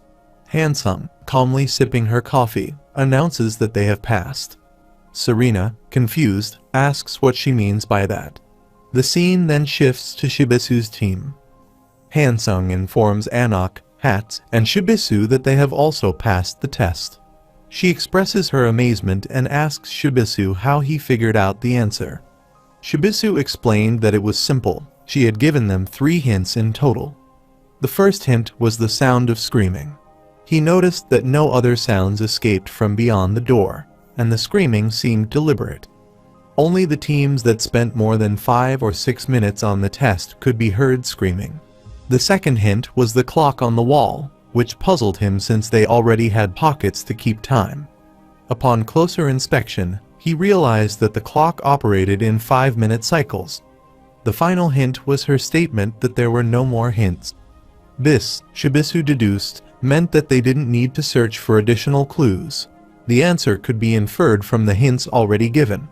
Shibisu continues, explaining that the instructions could also be interpreted as a directive to open a door within 5 minutes since no further hints would be given after that time. Hansung congratulates him, praising his perfect performance in the test. Shibisu becomes visibly excited by the praise, while Anok thinks to herself that he doesn't look that smart, and Hats admits that Shibisu can be useful sometimes. Meanwhile, Neon and his team arrive, and Neon reports that the test is over. He mentions that, as instructed, he provided hints for the answer while pretending to be a regular. Hansung acknowledges his efforts and tells him to take a break. Neon, still curious, asks Hansung a question that has been bothering him. He wonders why he asked him to give hints to the regulars when the hints were already there. Hansung agrees that the hints were indeed present, but questions whether the hint Neon provided was truly accepted as a hint by everyone. She elaborates that one particularly intelligent but distrustful individual nearly failed the test because of that hint. Despite almost arriving at the correct conclusion, he rejected it because he didn't trust anyone. Hansung continues, explaining that the actions of the regulars highlight different aspects of their personalities and how they approach the test. He says that one regular, who had pure courage, managed to save his team despite lacking trust in others. Another, who had faith only in his God, was saved precisely because of that unwavering faith. Then, there was the person who, annoyed by the need to think, ended up passing the test simply because of that irritation. Lastly, the one who listened to others and didn't hesitate to make decisions found all the evidence through the hints provided and successfully reached the answer. Hansung then likens the hint he provided to a cup of tea. He asks whether that tea turned out to be medicinal for everyone who drank it. For some, it did act like medicine, while for others, it became poison. He questions whether, even if the tea was indeed medicinal, the regulars could have passed the test without the courage to swallow it. This analogy leads him to conclude that the cup of tea, or the hint, was neither inherently good nor bad. The regulars could deduce that the tea was medicinal from what he told them, but there was only one way to confirm that: it had to be consumed. In the end, Hansung takes a sip of his own tea, emphasizing that the regulars had to verify for themselves whether the tea was medicinal or poisonous by drinking it, taking action, and making a decision. Hansung casually remarks that the beverage he's drinking is actually instant coffee, noting that it tastes a bit sour. Neon enthusiastically agrees, declaring that instant coffee is the best. At that moment, the system announces that the 2F Hansung's examination has been cleared. The scene then shifts to Evankel's floor, specifically to the third area of the first test spot for regulars. Liro Ro announces that time is up and orders everyone to freeze. He explains that those who survived have passed the test and will be sent to the next waiting area. He also notes that only 3 people managed to pass the first test. Hansung inquires about the number of winners from the first test, noting that there were only 3, and asks how exactly the test was administered. He asks if Quant conducted some sort of endless death match. The third area test administrator, Quant, responds that Hansung knows him well. He doesn't like boring things, so he conducts a 30-minute survival match for fun. Hansung expresses disbelief, asking if he's saying that only 3 out of 200 survived in just 30 minutes, and confirms that this is what Quant is telling him. Quant affirms this, acknowledging that it might sound crazy, but it's true. Only 3 survived within that short time frame. Hansung then inquires about the identity of the 3 survivors, asking if one of Jahan's princesses or an irregular was among them. Quant begins to respond when Hansung interrupts, demanding clarification. He asks if Quant is saying that an irregular and Jahad's daughter were present together. Quant confirms this, and Hansung, now agitated, asks why he wasn't informed of this earlier. Even more incredulous, he questions why Quant proceeded with the test despite knowing that such powerful entities were involved, wondering if he has lost his mind. Quant, caught off guard, admits that he forgot to check the information on the combatants, prompting Hansung to ask if he has lost his mind, Quant apologizes, but Hansung, increasingly agitated, asks what they can do now, lamenting how this could happen while Evankel is away. He speculates that the administrator might already know and fears that if Evankel finds out, both he and he will be fired. Hansung reminds Quant that they could be fired and hanged, emphasizing the gravity of the situation. Quant apologizes again, asking if there isn't anything that can be done. Hansung, growing more frantic, sarcastically suggests that maybe they should move on to Ghostbusters, starting from the next episode, as he doesn't want to die yet. He adds that he heard they need a new ghost for the next episode. Hansung, still exasperated, advises Quant to make some donations or something before he dies. Desperate, Quant pleads with Hansung, offering to fill the room with instant coffee as a gesture of goodwill. Hansung, resigned, mutters about what they can do and says that he will look for a way out of this mess. Quant, relieved, expresses his love for Hansung, who promptly tells him to shut up and prepare the coffee. Quant eagerly agrees, replying quickly, "Of course." Hansung laughs and says, "Pocket, visible mode. Phone call on, and call Lero Ro, please." He remarks that he knew he was smart. Meanwhile, at the battleground, all the regulars gather when Bomb reflects on how difficult the test was and acknowledges that many teams haven't made it this far. Kun notes that, despite the difficulty, there are more teams here than he expected, over 20. In fact, he mentions that the break is almost over and excuses himself to go to the bathroom. Bomb responds, "Okay, got it." Shibisu approaches Bomb, commenting on how lucky he is to have passed this test. He introduces himself as Shibisu, a regular like Bomb, and they shake hands. Bomb introduces himself in return. Shibisu then turns to Rak and asks about the name of the large guy with them. Rak declares himself as Leader Rak, the true leader of the era. Shibisu laughs, repeating the name, and remarks that Bomb has some funny teammates. He compliments Bomb, noting that although he looks ordinary, he managed to make it this far. Bomb modestly replies that it wasn't really him, but thanks to his teammates. Shibisu responds with a knowing smile, remarking that the humblest people often turn out to be the scariest. He then notes that there aren't many teams left, which means the test is almost over. He warns that the tests will become harsher from now on, but confidently states that he will pass them all, as he makes a promise to a friend to climb the tower. Shibisu asks Bomb why he has come into the tower, and Bomb replies that he must find someone within it. Shibisu, curious, inquires if there is a specific regular Bomb knows, but notes that the inner tower is vast and finding someone might be difficult. Bomb, becoming emotional, insists that he needs to meet her.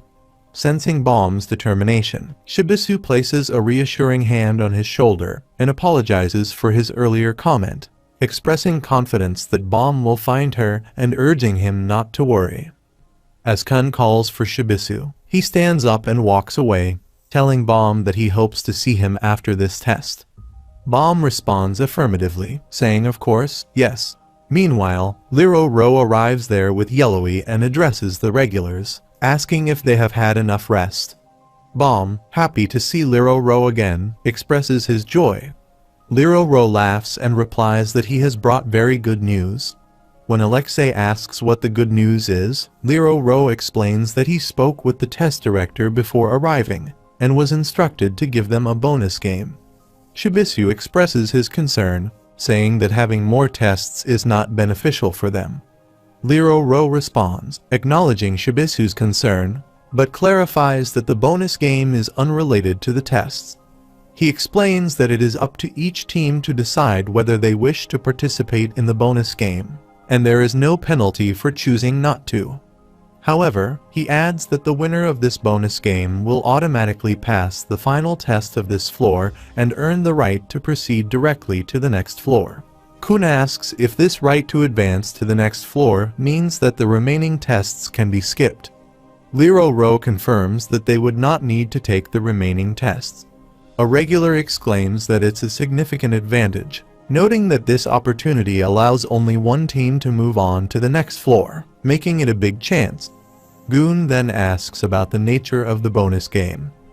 Liro reveals that the game is called the Crown Game and promises to explain the details when they arrive at the game spot. Once they have all been transported to the designated location, Liro explains that the Crown Game, in essence, is a game where the objective is to steal the crown. He explains that the team holding the crown at the final moment wins the game. While this may seem straightforward, the rules are somewhat complex. First, there is a time limit. A game consists of 5 rounds, with each round lasting 10 minutes. Only 5 teams can participate in each round, and the team that holds the crown at the end of a round becomes the winning team and advances to the next round. In the following round, 4 new teams will compete against the winning team from the previous round for the crown. The ultimate winning team will be the one that possesses the crown at the end of the 5th round. He adds that if a team wishes to participate in the game, they must press the red buzzer at the entrance of their respective rooms. Participation is limited to 5 teams per round, selected on a first-come, first-served basis. If multiple teams press the buzzer simultaneously, the team that has participated the most will be given the opportunity. He further explains that there is a way to end the game early. A team can sit on the throne while wearing the crown before the 5-minute mark of the round. He explains that the round automatically ends as soon as someone sits on the throne, and the team with a member seated on the throne becomes the winning team of that round. However, he adds, there are restrictions on movement. If a team wins the previous round, they may keep the crown, but at least one team member must remain seated on the throne while wearing the crown. If the crown bearer leaves the throne or loses the crown, that team will be eliminated from the test. If another team takes the crown and sits on the throne, they will win the round. Kun questions this, noting that it seems to be a disadvantage to participate early. Liro confirms this, explaining that the winner of the previous round takes on a significant risk in the next round. Baum thinks to himself that he heard that correctly, appreciating his sharp hearing. Liro then adds that while postponing participation might reduce the risk, it also means a team may not get the chance to enter the game at all later on. He then reveals the crown to them. Kun considers this to be correct. Everyone will want to participate in the last game, but only 5 teams can participate in a single round. Liro places the crown on his head, acknowledging that although there are numerous rules and limitations, the main point is that the team holding the crown at the end of the final round will be the winner. He advises not to overthink it, just focus on stealing the crown. He adds that another team from a different test spot will also be participating, though it's a long story. Kun ponders what Liro means by regulars from another test spot. After that, Liro suggests they check the details in the instruction book next to the buzzer. He then places the crown on the table, announcing the start of the crown game. Liro says he will count to 5, and during that time, teams that wish to participate must press the buzzer.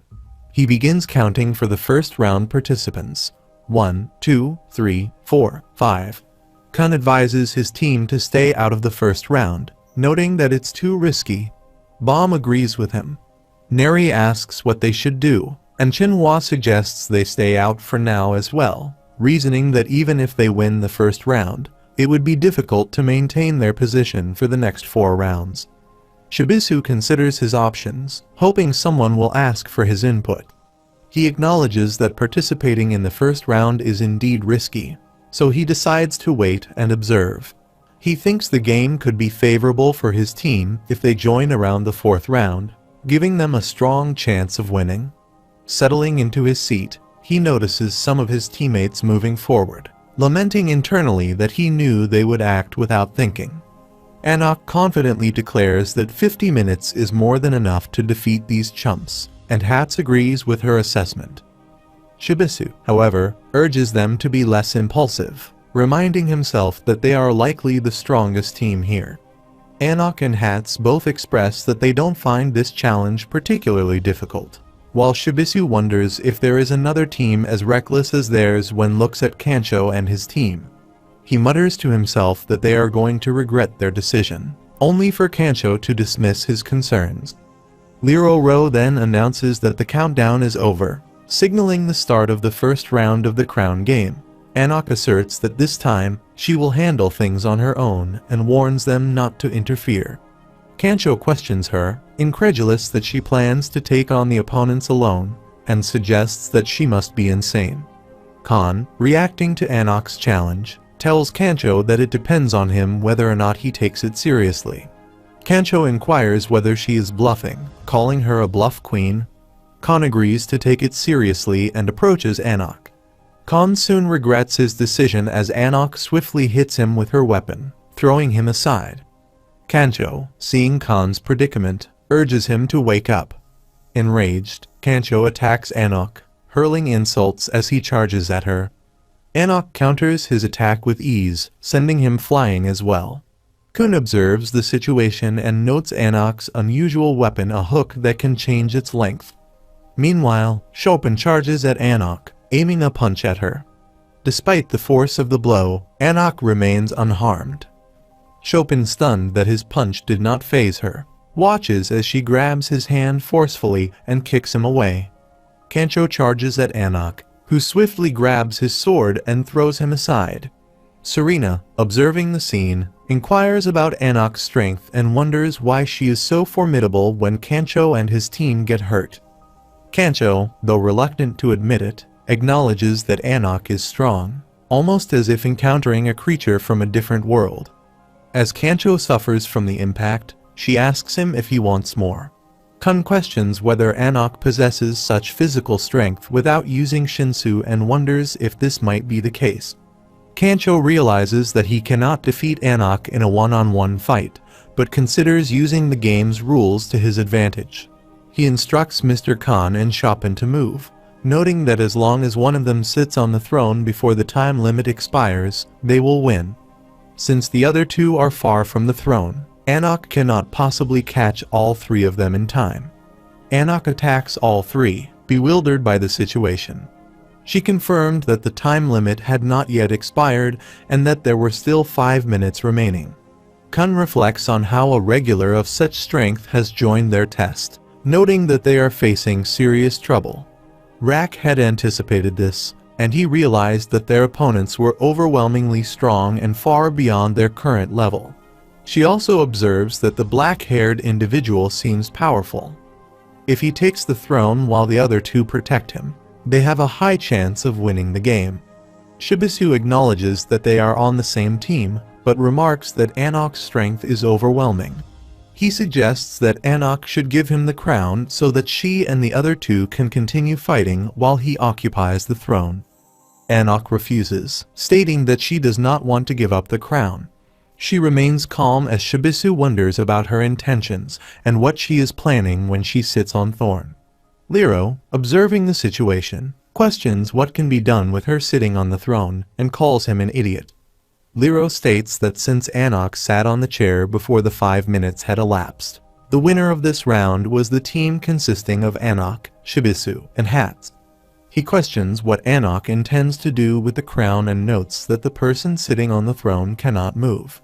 Shibisu asks why Anak, the strongest member of their team, would choose to sit on the throne, implying that he should have been the one to sit if this was part of their plan, and asks why they came out early in the first place. He grabs her shirt and demands that she stand up immediately.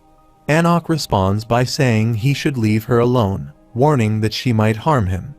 Liro informs her that now that the first round is over, there is a reminder to be aware that the person who sits on the throne with the crown cannot leave the chair until all rounds are complete. Shibisu asks if this means that the person who sits on the throne cannot get up until the end of the 5th round, and Liro confirms that this is correct. Shibisu expresses his frustration, stating that the game seems unfair to the team that participated first. He argues that, at the very least, they should have been allowed to change teammates, and that this rule was not mentioned earlier. Liro responds by saying that the details are written in the instruction book and that he had instructed Shibisu to read the rules next to the buzzer. Shibisu reflects angrily, realizing they began the game without reading the instructions. Kun expresses relief, though he is unsure why the formidable lizard chose to sit on the throne. Baum inquires if this situation is advantageous for them, to which Kun replies that it is, as the person sitting cannot move freely. He notes that while the other two team members also appear strong, they are not as powerful as the lizard, who is on a different level. Kun considers that the lizard's strength is far beyond their level, and she could likely handle 2 or 3 opponents while seated on the throne. He remains puzzled, however, about why she chose to sit rather than fight. Despite her immense strength, it seems clear that she cannot use her full powers while sitting, leading him to wonder about her reasoning and intentions. Shibisu laments their failure and expresses frustration over their loss in the game. Hats approaches him, asking why he is so troubled and suggesting that it is simple. They just need to protect the king's throne. He refers to his sword and his martial arts skills, prompting Shibisu to inquire about these so-called deadly martial arts. Hats replies, questioning whether Shibisu truly believed in them, which makes Shibisu's faith in his words seem almost tearful. Hats insists that it is natural to believe in one's teammates. Lero announces that, as there was a winning team in the previous round, only 4 teams can participate in the second round of the crown game. Hats suggests they should proceed, but Lero begins counting, stating that teams wishing to join should press the buzzer before the count is complete. He counts 1, 2, 3, 4, and 5. Baum asks if it is time to enter yet, and Kun confirms that it is not. He suggests they should wait a bit longer. Shibisu hopes that only one team will press the button to enter. Shibisu remarks that it is the old hag, expressing his disappointment that they were good partners when they were the last ones to pass through the Shinsu, and now she has come here to challenge him, which he finds quite cruel. Serena, waving her sword, dismisses his comments, stating that she was never his partner and addressing him as a training suit. Shibisu feels hurt but inquires about the whereabouts of the third person and questions why only 2 of them are present. Serena responds that the third person will join in the next round and that there is no need for all 3 to fight against someone as weak as him, laughing at the suggestion. Shibisu feels unsettled by her remarks but acknowledges that it is true he is not particularly strong. He questions if he seems like a joke to her, thinking that despite the situation, he is prepared to fight to the death. Diod observes that Shibisu is a swordsman like himself and informs Hats that as one ascends the tower, the Shinsu becomes thicker. He explains that there are no swordsmen using large swords with high friction surfaces at the higher levels. In other words, this might be the last opportunity for both of them to use these swords in combat, which is both sad and remarkable. He says he does not truly want to squander this last opportunity to duel with him, but apologizes as he cannot afford to play fair, and they need that crown. The battle begins. Hats declares that he will use his highest flying sword and demonstrates his technique, while Hats uses the lowest flying sword, instructing his partner, Clocker, to block and attack from above. Clocker confirms and responds with an attack, while Diod also moves in for an assault. Shibisu thinks that Diod's power is nearly breaking his sword. Diod mocks the tricks being used and instructs Clocker to hold him, declaring that this is the end as he launches an attack. Shibisu manages to block the attack, and Hats also defends against Diod's strike, replying with admiration for his opponent's ability to block all their attacks. Super King comments on their impressive teamwork, acknowledging the strength of the opponent, and urges his team to go all out. He announces that he will fight them with everything he has and intends to steal the crown in 5 minutes using his ultimate technique, the Supreme King's Scorching Fist of Death. At the same time, Shibisu arrives and kicks Serena, only for Ho to arrive and kick Shibisu in return. Serena charges to attack again while Shibisu counters, injuring her. Serena, hurt, questions how he could punch a girl in the face and accuses him of rudeness.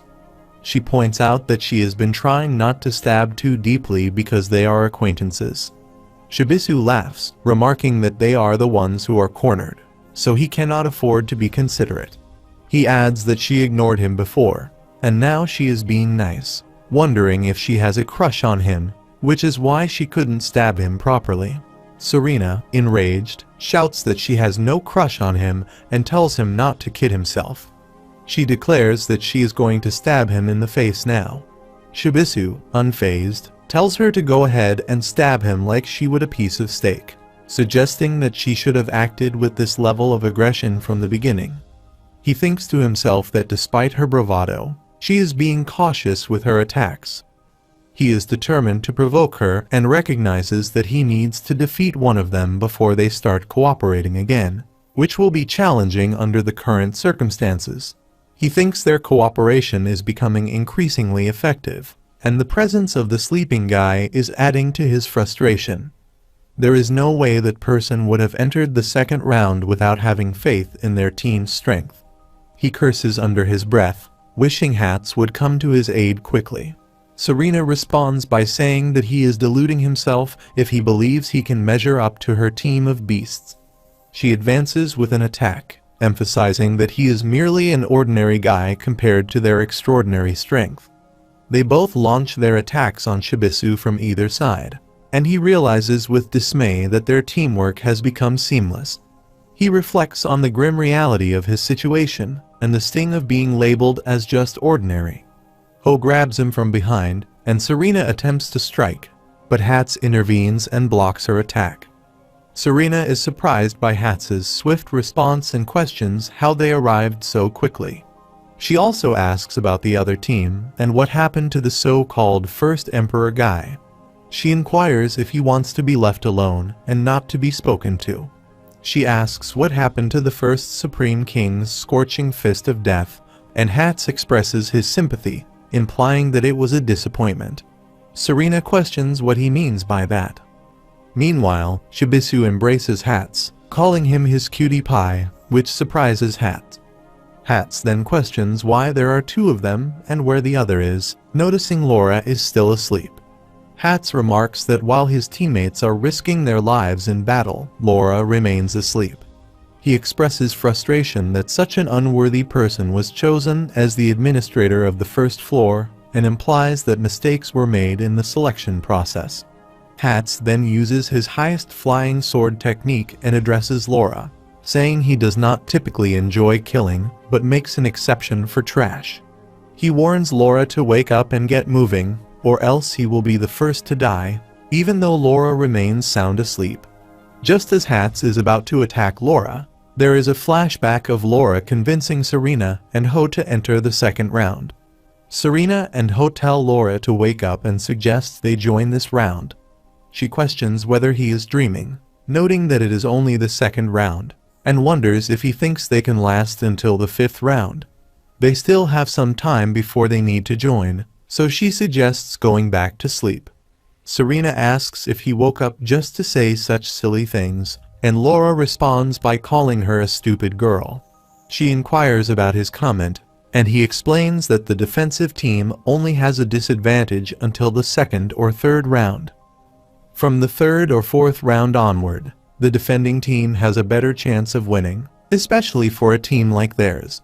Serena dismisses this as nonsense, pointing out that one member of the defending team has to sit on the throne and cannot move, which means that person cannot fight. She questions how only two people protecting the throne provide any advantage. He responds that if the attacking team can steal the crown and sit on the throne within 5 minutes, they will win. She acknowledges that she knows this, asking what it implies. He replies that it means the attacking team must steal both the crown and the seat from the defending team within 5 minutes. He explains that this implies they will not be fighting the defensive team, but will instead be contending with each other. If a different team secures the crown, the game will end. He further clarifies that the attacking teams must also protect the crown before the 5 minutes elapse. If more than 3 attacking teams join the game, the attacking teams cannot dismantle the defensive line. This is because once the defensive line is breached, there will be more opportunities to steal the crown and seat, requiring all teams to keep each other in check. He then asks which team is the safest during the first 5 minutes if there are many attacking teams.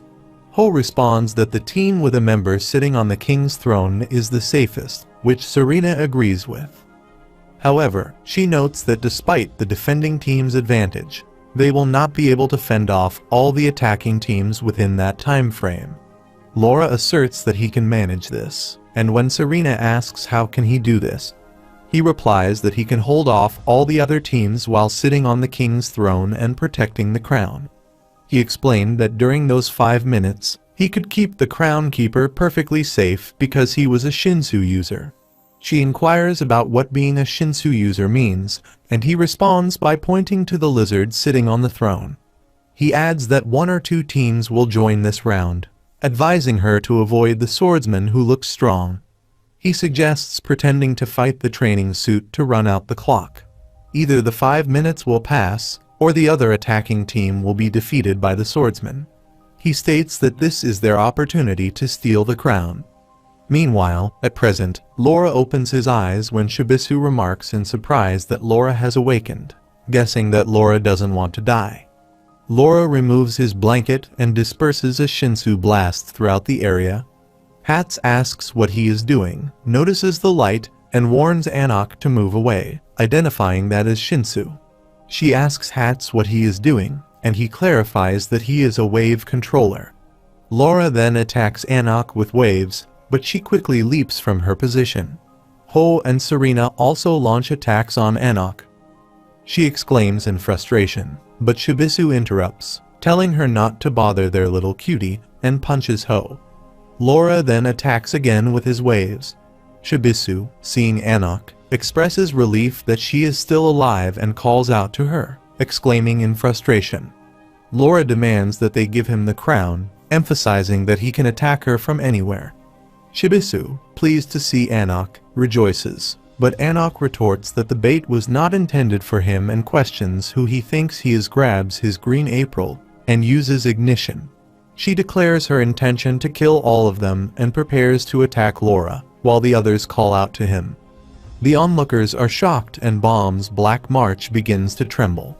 Serena asks Laura if he is okay while he reflects on the situation, noting that the size and length of the object change freely and cover the entire testing room. He realizes there is a reason why the lizard chose to sit on the throne and curses himself for not being more cautious before joining. Lero questions what Anak Jahad is doing, noting that she falls short of his expectations. He had hoped she would remind him of his encounter with Yuri. Despite this, he acknowledges that having spoiled brats like her around is unpleasant, so perhaps it is just as well. He admits that the weapon might be a bit dangerous. Anak transforms her green April for too long and charges at Laura, declaring that she can attack from anywhere on the throne and hurling insults at him. Laura observes that Anak's weapon separates into pieces and mutters that the annoying little girl brought a toy that isn't even amusing and slips out of his blanket to escape from her attack. Serena asks what kind of weapon that is, complaining that it feels like cheating to bring something like that, and rushes to help Laura. On the other side, Kun, seeing this, thinks it's unfair that Anak, a new regular, brought an ignition weapon and wonders how they can handle such a monster. He concludes that it's impossible for them to win and that they should give up on this test. Kun calls Bomb and asks what's wrong. Bomb replies that he doesn't know what's up with Black March, noting that she is acting strangely when Black March shivering, and he tries to control it. At the same time, Anak flies to attack Laura when she, upon seeing Bomb, wonders if she is the Black March. Laura, confused by the sudden change, questions why she stopped and if something is wrong. Serena quickly comes closer to Laura, dragging him, asking what he is doing and what is happening. She tells him that if he cannot tell, she is leaving and questions whether he is really considering fighting that crazy lizard.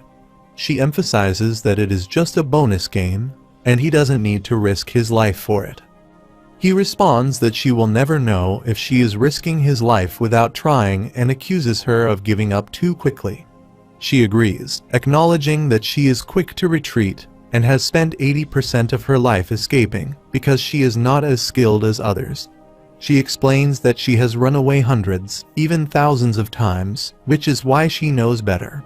She concludes that it's time to run. He considers that if a team returns to their room during the crown game, it is counted as a forfeit, and they will no longer be able to participate and go out of the room. She remarks that this is tough and questions how he can call it a bonus game, asking Ho if she is okay. She confirms that she is fine and then asks if she is okay with Miss Serena. She replies that, aside from her legs being tired from running, she is fine and inquires about his condition. He covers himself with his blanket again, and she tells him not to act like a baby. On the other side, Bomb, breathing heavily and getting tired, struggle to control Black March, and Kun asks if he is okay. Bomb confirms that he is feeling a bit better now while Anak looks at them. Shibisu calls out to Anak, saying that the game is over and everyone has run away, so she can calm down now. However, Anak does not respond. He asks her what is wrong and urges her to answer. When she jumps away as Hats looks at her, he inquires about what she is doing. Anak breaks the cage and approaches Bomb and demands that he give her the weapon, causing him to look at her in surprise.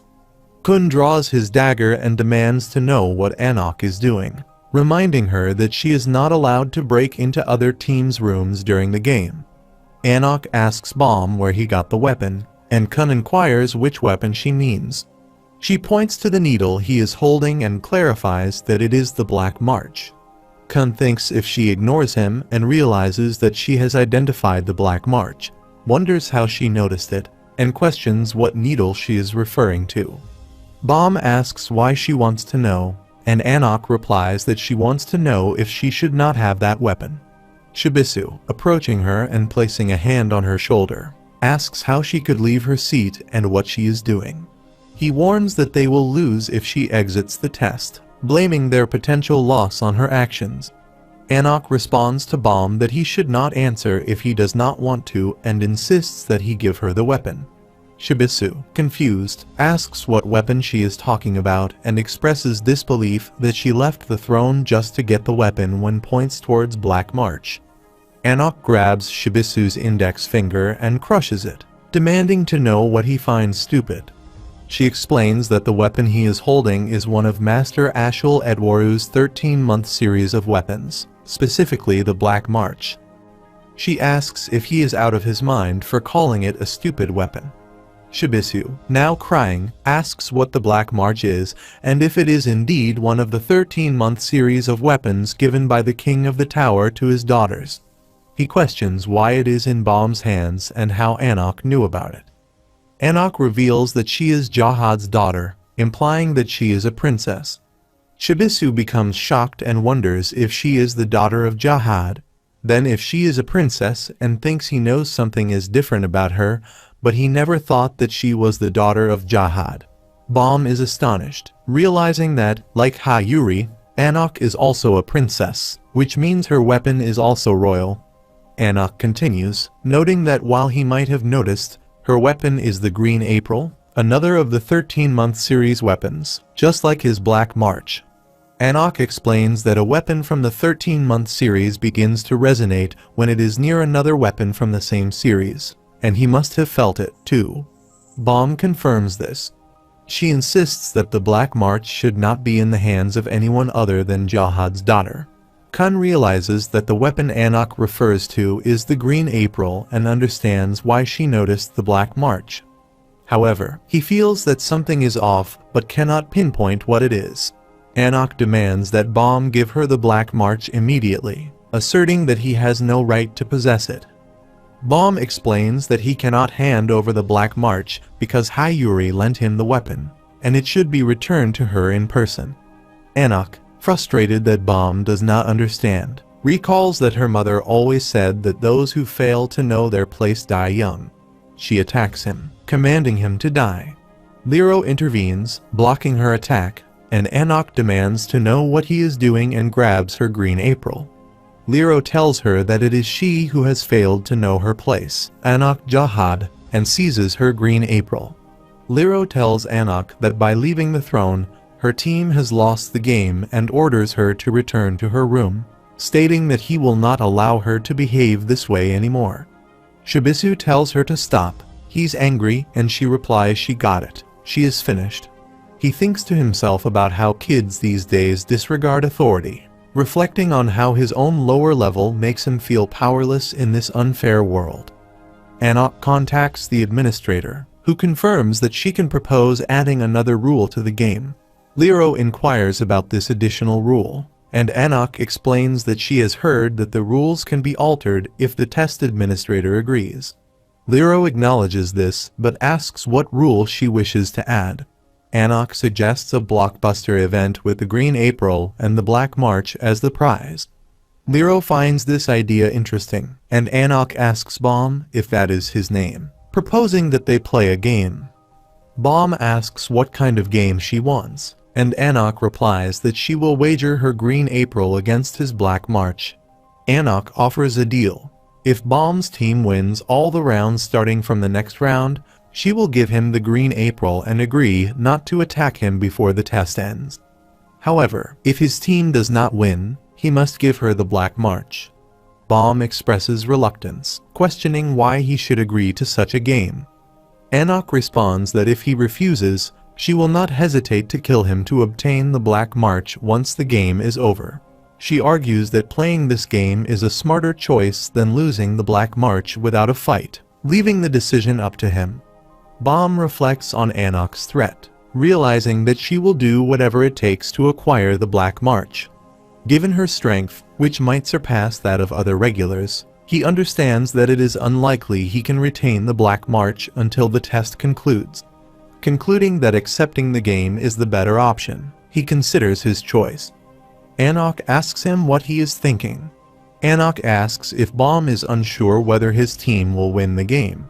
She says further that she understands it won't be easy to win with his currently weak teammates. However, he reflects that his main concern is not about his own chances, but about ensuring that Kun and Rak are not harmed because of him. Kun, seeing Baum's hesitation, asks what he is waiting for and confirms that they will accept Anak's terms. Baum agrees, and Kun adds that they were planning to join the next round anyway. Kun then asks if her name is Anak Jahad. He notes that while Anak may not fully grasp the situation, the main characters like them tend to make their moves later. He acknowledges that this is why they were waiting so long. Kun calls out to Rak, who roars in agreement, declaring that a game without him means nothing. Rak warns Anak not to back out and refers to her as a little lizard. Lero places a hand on Anak's shoulder and agrees to add the new rule. If Baum's team joins the next round and wins the game, Anak's Green April will go to Baum, and Anak will be prohibited from stealing the Black March. Conversely, if Baum's team loses, the Black March will go to Anak. Lero states that no other changes will be made to the game, meaning Anak's team has lost this round, and the next round will begin without a winning team from the previous round. He then declares that the game will continue, inviting the regulars to resume play. Anak places the crown on a chair and walks away. As Anak walks off, Lero remarks that this crown game will be the best in history as he goes back to his office and observes them. Anak is going back to her cell when in the hallway she observes another cell where she sees Endorsi. She quickly grabs her Green April and gets ready for attack. However, Hats intervenes and blocks her. Shibisu questions what Hats is doing, and Hats warns Anak not to make any more moves that could harm their team. Anak asks what team he is referring to, and Shibisu, puzzled, asks what she means by that when she walks fast, and he runs behind her and calls her name. Meanwhile, Endorsi looks at them, and another person asks if they are enjoying themselves, especially since he is also imprisoned. Endorsi yawns and announces that it's time to get ready. On the other side, Baum apologizes, feeling responsible for the danger the others are in, and laments that he can't do much. Kun reassures him, saying that thanks to Baum, Anak was forced to leave the chair, and he actually thinks Baum is quite impressive. Kun notes that Baum managed to keep the Black March out of Jahad's daughter's hands and admits he is surprised by this. Baum responds that there is nothing remarkable about it. He only succeeded because he had help from his team, and because the Black March assisted him once. He recalls Rachel's words, reminding him never to betray others, particularly women. She had warned him that betraying a girl would result in the world's roof falling on him. Bomb promises he will never betray anyone, especially not a girl. Returning to the present, Bomb reflects that he does not want to betray anyone, as he has learned that doing so would bring dire consequences. Kun calls his sister, who advises him never to trust anyone. Bomb agrees, but he still feels that lacking sufficient power to protect the Black March is a significant problem. Bomb admits that what he did was merely a bluff and wonders why he attempted it. He also reflects that the crocodile isn't as useful as its size might suggest. Kun acknowledges Bomb's effort, noting that while Bomb is not particularly strong or skilled, he tries to protect those who trust him, which is a commendable trait, and becomes emotional and states he could never do that. Lero announces that the third round of the crown game will begin shortly. He instructs the teams that wish to participate in pressing the buzzer before the countdown ends, starting the countdown 1, 2, 3, 4, 5. Kun suggests they should proceed to claim the king's throne, and all the regulars move forward. Lero then declares that the third round of the crown game is about to begin. Each of the teams that entered the crown game following Anok's departure believes that they can win. Rosal observes that with the lizard out of the way, all the teams are entering the game, but this does not concern her, especially now that there is no current winner. She realizes that the crown game has become a contest of speed, where the objective is simply to be the first to sit on the king's throne with the crown. She knows that the wand in her possession can control the Shinsu, and if she uses it effectively, retrieving the crown will be effortless. In her mind, victory is already assured. Levin notes that although a collection of various teams has gathered, it does not bother him. The crown game has shifted into a speed competition, and their teammate Katten is remarkable, with a body that can elongate freely. With Katten's abilities, reaching the crown will be easy, and his role will be to support him with his shooting skills, securing their win. Chung Chung looks at them and dismisses the other teams as insignificant, thinking that none of them stand a chance. As she moves, she thinks now that there is no winner. The crown game skips, and it's a speed game. She is light and can fly in a certain amount of Shinsu, and she is sorry to say this. Confident in her abilities, Rosal channels a Shinsu wave, certain that victory is within reach. Chung Chung laughs and leaps away, further emphasizing the inevitability of their success. Meanwhile, Kun remarks that this feels better, and they all surprisingly look at him when he sits on the throne, and they wonder how he could be so fast. Bomb calls out to Kun, who swiftly reaches for the crown, grabs it, and places it into his bag. They all try to stop him, and he says that's not fun. Kun questions whether the game ends if he simply sits with the crown on the throne, but then he dismisses the idea as unexciting. Ignoring the protests of others, Kun pulls out his dagger and challenges them to fight him, promising to give them the crown if they manage to defeat him. Rak, observing from a distance, wonders what the turtle is doing, surprised by Kun's speed. Meanwhile, Shibisu, still in a cage, acknowledges that Kun is quite clever. He realizes that if Kun were to sit on the throne with the crown, the next 2 rounds would become difficult. Shibisu believes that everyone knows that the weakest member of Kun's team is Bomb, and in order to win the next 2 games, Bomb would need to sit on the king's throne. To do so, Bomb must either wear the crown and sit on the throne or end the game while in possession of the crown. Shibisu understands that Kun has taken all this into account and has deliberately chosen not to sit in the chair. He observes that, first, Bomb's team needs the strength to defeat all the other teams, and he questions whether Bomb's teammates are strong enough to win this round, even with the disadvantage of having Bomb on their side. He asks Hats and Anok for their thoughts, laughing as he considers that their team might be in more of a crisis than his own. Kun grips his dagger as Levin taunts him, telling him to stop bluffing and accusing him of lacking respect, asking if neither he nor the lizard was taught manners by their teacher. When Levin fires, Kun blocks the shot with his bag, causing his dagger to fall. He admits that, on second thought, this situation is a bit troublesome and decides to change his approach. Kun then pulls the crown out of his bag and throws it aside, prompting the others to rush toward him to attack. Watching them scramble for the crown, he calmly takes a seat on the throne and questions why they are fighting among themselves when he has already given them the crown. He adds that once they finish fighting, the winner can come up and challenge him. Rosal ponders if he actually wishes to die, noting how cocky he has become, realizing he never knew him to be so arrogant. Levin hesitates, thinking, damn it, what should he do now? The crown lies right in front of them, and they must fight for it, but something more important occupies his mind.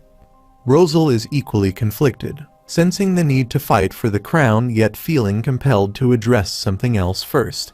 Chung expresses her desire to kill the white-haired individual, while Levin suggests a truce, proposing they first eliminate the white-haired opponent before worrying about the crown. Rosal agrees, suggesting they not touch the crown until they have dealt with him, and asks if everyone is on board. Leon 3 nods in agreement. Kun, observing their exchange, sarcastically asks if they truly said that, remarking that he would bet on that fat flying pig. Rosal dismisses him, saying they will fight each other only after beating him to a pulp. Kun responds with mock disappointment, commenting that it's too bad, as a fight between them would have been more entertaining since they are on the same level. He concludes that they aren't playing the game very well. Chung laughs, thinking about how lucky they are, mocking the idea that there could be peace in such a situation, and silently calling them idiots. Kun questions their reluctance to fight and contemplates that, despite their desire to beat him up, they must prioritize. As the regulars rush to attack, Chung continues to laugh, declaring that it is time to hunt. He watches the chaos unfold, thinking that while they are preoccupied with fighting each other, he will seize the crown. He inwardly tells the crown to wait for her, confident in her eventual victory. Kun engages in a fierce battle with Paljian, deftly blocking his attacks. As Hyun-seung clashes with Rak, Kun intercepts another strike with his bag. Suddenly, Ketan charges at Kun with a roar. Kun calmly declares that it's time to eat, opens his bag, and unleashes Manbarandana, which engulfs Ketan. The onlookers are stunned, and Rosal wonders if Ketan is truly gone. In the other cell, Chunhwa Hong exclaims in disbelief, questioning what kind of monster that is, while Neri muses that the bag seems expensive. Chichai arrives on the scene and warns the others not to be distracted, and that his remote-controlled marble can shoot him. He attempts to shoot at Kun, but Kun swiftly counters, striking him in the face with his bag and breaking his nose. Kun coolly advises Chichai to mind his own business and play with marbles at home, not in a serious fight. Chichai, now clutching his broken nose, cries out in pain. Leon 3 charges at Kun, but Rak quickly warns him of the attack from the right. Kun promptly blocks Leon's strike, feeling the force behind it and recognizing that this might be a compressed weapon, making it particularly dangerous. Meanwhile, Alkasai launches an assault on Rak, who successfully blocks with his spear. Hyun-seung, confident in his strength, tells Rak to hold tight, claiming that no one can escape his grasp. As Leon 3 rushes in to assist him in the attack on Rak, Kun urgently tells the crocodile to run. Rak attacks Alexei, shoving him aside, and tells him to get away, calling him an ugly turtle.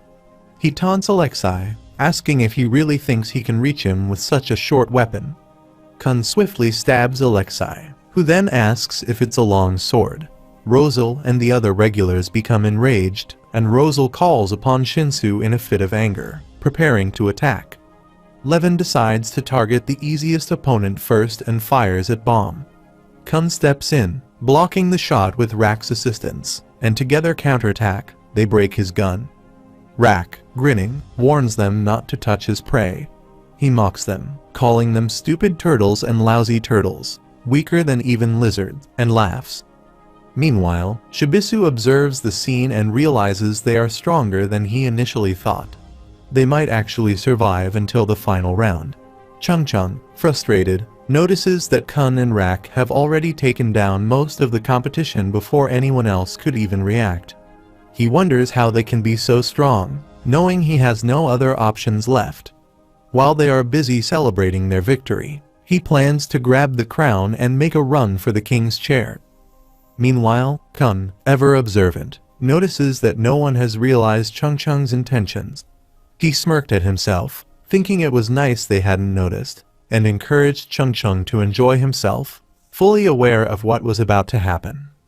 Chung Chung laughs and calls them all fools, declaring that she is the rightful owner of the crown, and acknowledges that he has won the fight. She proclaims himself the final winner, but then Kun reveals another crown. Confused, Chung Chung asks why Kun has two crowns. He holds one crown in his hand while Kun displays the other. Suddenly, the crown in Chung Chung's hand begins to melt and dissipate into the air. Panicking, he wonders aloud what is happening and what is going on as several daggers spill out from Kun's bag. Kun, with a mischievous grin, says abracadabra after tossing out a flurry of daggers and boasts about the fun and brilliance of his duplicating magic bag. Chung Chung, bewildered, asks what he means by duplicate. Lero, realizing the trick, exclaims that Kun has deceived him and curses him for his cunning. The other regulars realize that Kun's bag, Manbarandana, has the ability to clone things. Shibisu wonders aloud what Kun means by duplicate, then realizes that Kun's bag must have the ability to replicate objects. He concludes that Kun must have duplicated the crown the moment he first obtained it. The crown Kun threw was a fake, while the real one remained hidden in his bag. Shibisu thinks about how Kun used the fake crown to provoke the other teams from the beginning, realizing that Kun's attitude wasn't a bluff. Kun used the fake crown to divert the enemy's attention away from Bomb, ultimately securing the victory for their team. Shibisu reflects on how formidable Kun truly is. Meanwhile, Bomb places the crown on his head as Rak and Kun stand by his side. Rak comments that 3 teams entered this round, but all the turtles got scared and hid in their shells, boasting that he would hunt them all. Kun calmly tells him there's no need to do that. Rak, confused, asks what he means. Kun explains that they don't need to exert themselves too much in this round since there will be stronger teams in the next one. Rak, still puzzled, questions what Kun means by that. Kun replies that Rak will see soon enough. Internally, Kun notes that 3 teams are more than he expected and observes a team he hasn't seen before, wondering if they're from another test spot as they seem peculiar. He reflects that they must have learned from previous rounds that the team seated on the throne has the advantage during the first 5 minutes, so there is no need for them to fight each other before that time. Yorin arrives and suggests they should not fight yet, but instead focus on taking down their opponents first, and then they can fight among themselves afterward. Acha agrees, stating that they should avoid fighting at the moment and work together to defeat their enemies. However, a monster attacks Acha, knocking him out. Yorin questions what is happening as Serena arrives. Kun comments that he had previously stated they do not need to fight, which confuses Rak. Kun explained that they did not need to fight because they were on the same side. Rak, puzzled, asks for clarification. Kun inquires Rak about the first test they took and Rak explains that it was designed to narrow the field from 4 regulars to 200. Kun confirms that the test was designed to narrow down the participants, but he considered it a waste of time to go around killing opponents. He notes that even if he did not engage in it himself, those 200 would have died anyway. Yorin attacks Blaraus, who narrowly escapes the attack. He explains that fighting would only create more enemies, so he decided to form as many alliances as possible while the 200 were dying. Rak inquires if Kun used the bag for this purpose, to which Kun confirms and goes near Blaraus. He explains that he used the bag to gather allies, seeking out useful regulars who could genuinely assist him. He made agreements with them, promising to help them pass the test in exchange for their support. He mentions that encountering the team after making these alliances was somewhat unexpected but fortunate. He had managed to store 3 of them in his bag, allowing him to pass with their help without having to use them in the current situation. Kun recalls being asked how long he had been maintaining this strategy and if he had lost his mind, and he confirms that it was indeed the case. Kun reflects on the situation and realizes that with exactly 3 participants remaining, He will need to form a team with Rak, the crocodile. He recalls Hansung inquiring if his bag wasn't quite heavy, yet he was allowed to proceed, and Kun mentioning that he had tricked the guide during the team test. Though the administrator had noticed, Kun notes that the break is nearly over and advises Baum to use the bathroom. Baum agrees, and Kun acknowledges that he can no longer hide the allies in his bag. He explains that he had pretended to go to the bathroom during the break to remove them, and that this was a signal for help. He mentions that changing his hairstyle was a sign to remember, indicating his request for assistance.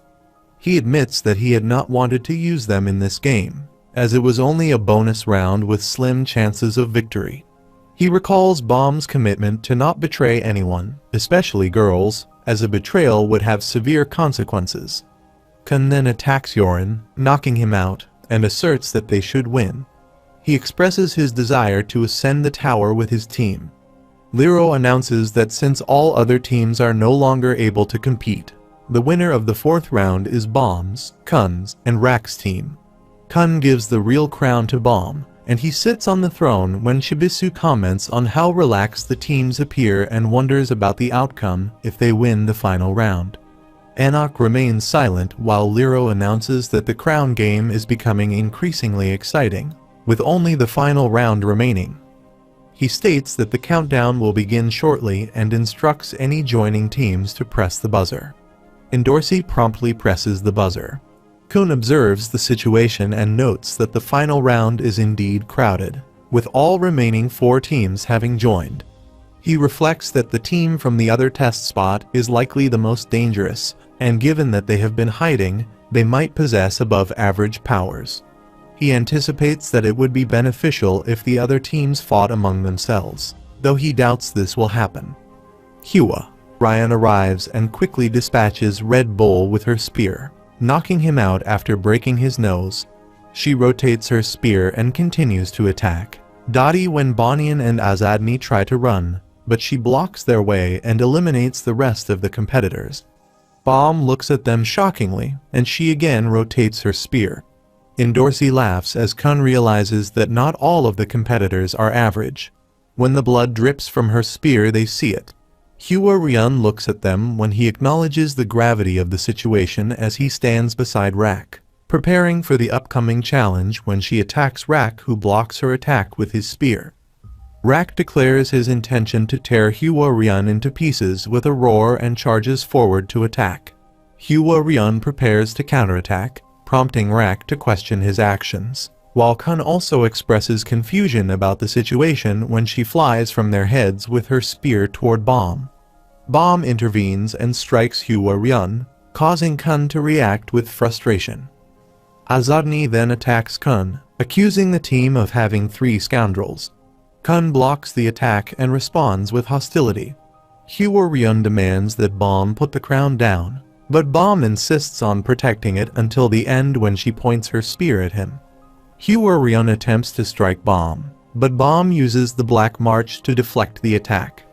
Endorsi steps in to block Hua Ryun's attack and questions whether the leotard he wears is appropriate when she throws some magical plates toward Baum.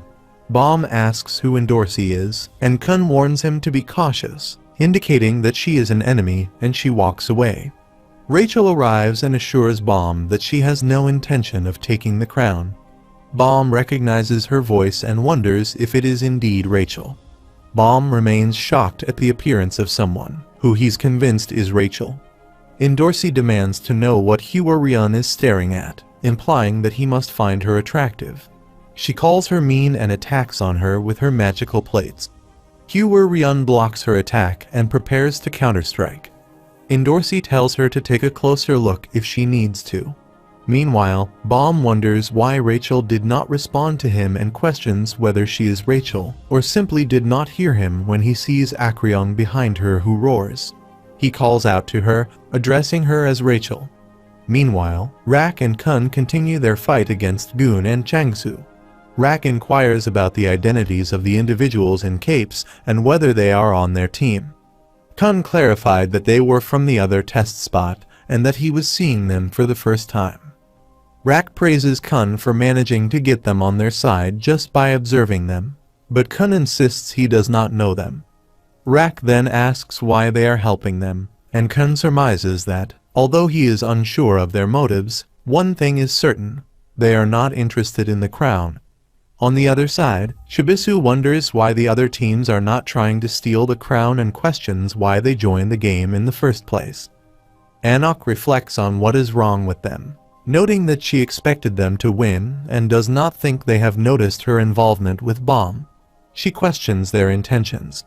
At the same time, Indorsi, confronting Hyo-ryun, tells her that her attacks are futile and that she will not get past her. She remarks on her stubbornness as she blocks her attack. She questions how someone could kick a girl in the face and accuses Hyo-ryun of being insane. She vows to smash Hyo-ryun's mask and ruin her face, expressing her frustration with the situation. Kun is puzzled by their help, but remains convinced that this game is theirs to win. He concludes that the other teams are not as strong as they claimed, wondering if only the person in the leotard is truly formidable. Kun observes a new participant and wonders if he is a teammate. Meanwhile, Bomb wonders what they are thinking, and who this is, if he is their teammate when looks at Acreon. He notes the individual's enormous size and considers that if Rachel and this person are on the same team, they do not seem like a good match. Bomb is unsure if the person is Rachel, but contemplates checking if it were not for the game. Bomb contemplates the situation, considering that if she is indeed Rachel, and if they win this game, he must proceed to the next stage. He questions whether he could give up the game if she is Rachel. On the other side, Indorsi acknowledges the good defense, but insists that it is as close as Hyo-ryun will get. She criticizes her for aiming at her face and declares that she must now face punishment. Calling her leotard, she charges toward her. Hyo-ryun evades her attack and heads toward Rachel when Indorsi's foot cracks and she falls down. Hyo-ryun attacks on Rachel with her spear. As Rachel cries out in pain, her gown is torn away, revealing her face. Bomb recognizes her and calls out her name. Bomb leaps to protect Rachel from Hyo-ryun, who continues her assault. Kun and Rak intervene to stop him. Bomb, despite his efforts to save Rachel, is injured, and both he and Rachel fall to the ground when Kun wonders if he leaped off the chair. Kun and Rak call out to Bomb as Hyo-ryun resumes her attack on them and hits Bomb's head and his crown falls away.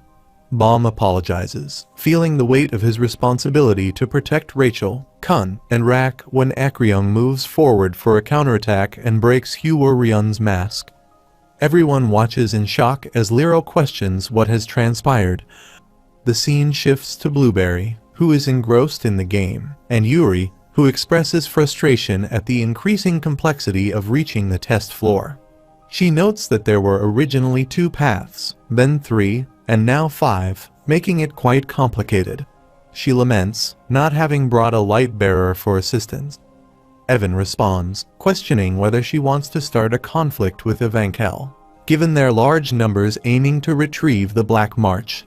Kurden, sitting nearby, interjects, asking his brother if they are not, in fact, going to war with Evankel as he initially thought.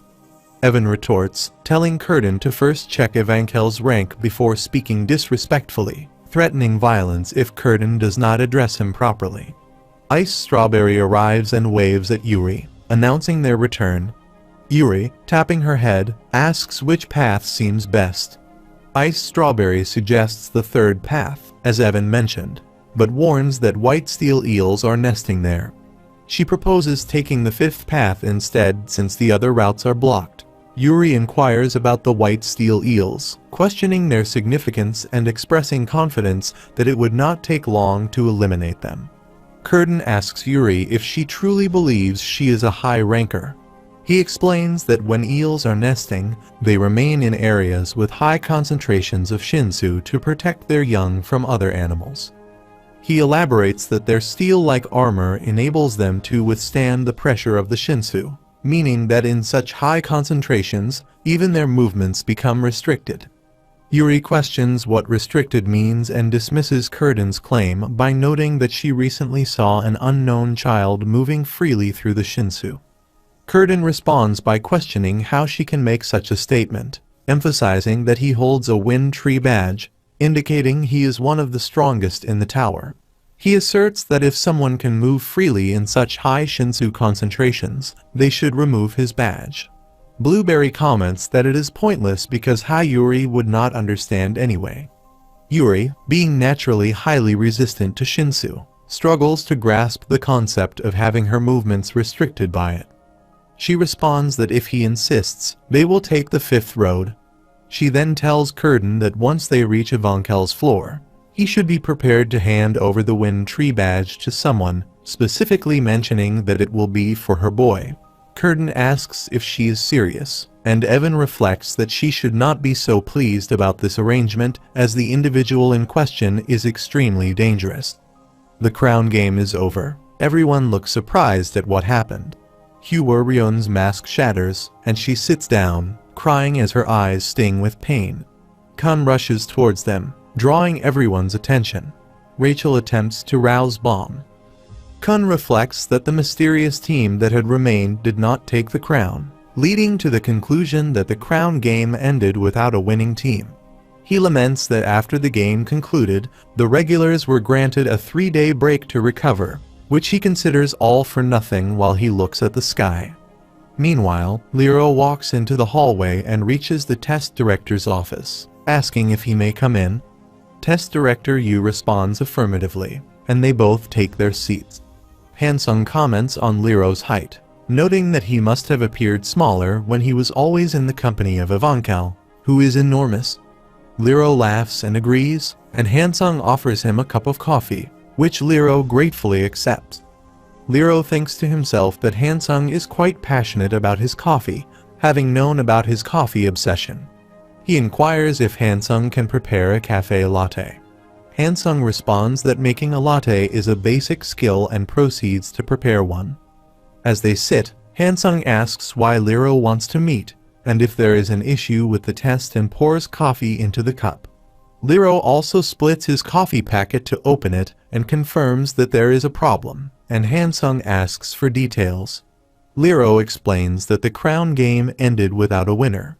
Despite a team remaining at the end, they surprisingly chose to forfeit the crown. Hansung acknowledges this and asks if there is any particular issue with it.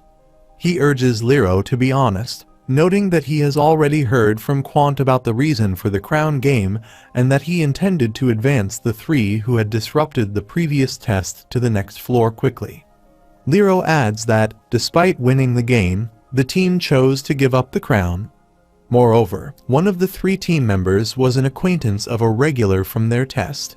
He states that there is a rule prohibiting acquaintances from taking the test together, yet he instructed them to do so, prompting Hansung to inquire about the true purpose of their presence there. Hansung takes out his coffee string, which still dripping a few drops of it, and asks if he understands why all the regulars are gathered and tested. Lero questions whether it is not to assess if the regulars are qualified to ascend the tower. He responds that this is not the case. The testing is conducted because the regulars possess very dangerous powers and enter the tower to fulfill their own desires. These desires might include glory, money, power, or other ambitions. However, what if someone desires something perilous that could harm the world? What if there is someone who dreams of the world's end, which could lead to disaster? This is why they test and separate the black sheep, those who might threaten the tower. He explains that the test is not intended to identify outstanding candidates, but to find the black sheep, who could pose a danger to the tower. Lero indicates that he does not comprehend the intention behind Hansung's words, and Hansung inquires about who Lero believes is the most dangerous among the regulars taking the test this time. Hansung asks whether Lero did not lose the crown game because of the person he had sent him. While Lero takes a sip of coffee and thanks him for the drink, he says he will see him later and walks out. Lero calls back and asks Hansung if he has ever seen someone outside the 10 great families who has not made a contract with an administrator yet can still manipulate the Shinsu freely. Hansung replies that he has not, as this is beyond the rules of the tower. But he has heard of one such person, Urikmazian, an irregular. Liro acknowledges this and leaves, while Hansung, also drinking coffee, remarks that Liro Ro is difficult to handle, unlike the foolish Quant. Meanwhile, Liro reaches the other side, where Hua Ryun is attacking Bomb and Rachel. Akryung, the counterattack, is taken aback and breaks her mask. He thinks it was not a manipulation of the Shinsu. It seemed as if the Shinsu attacked of its own volition. He considers that the attack was not particularly powerful, but notes that the manner in which it was executed violates the rules of the tower.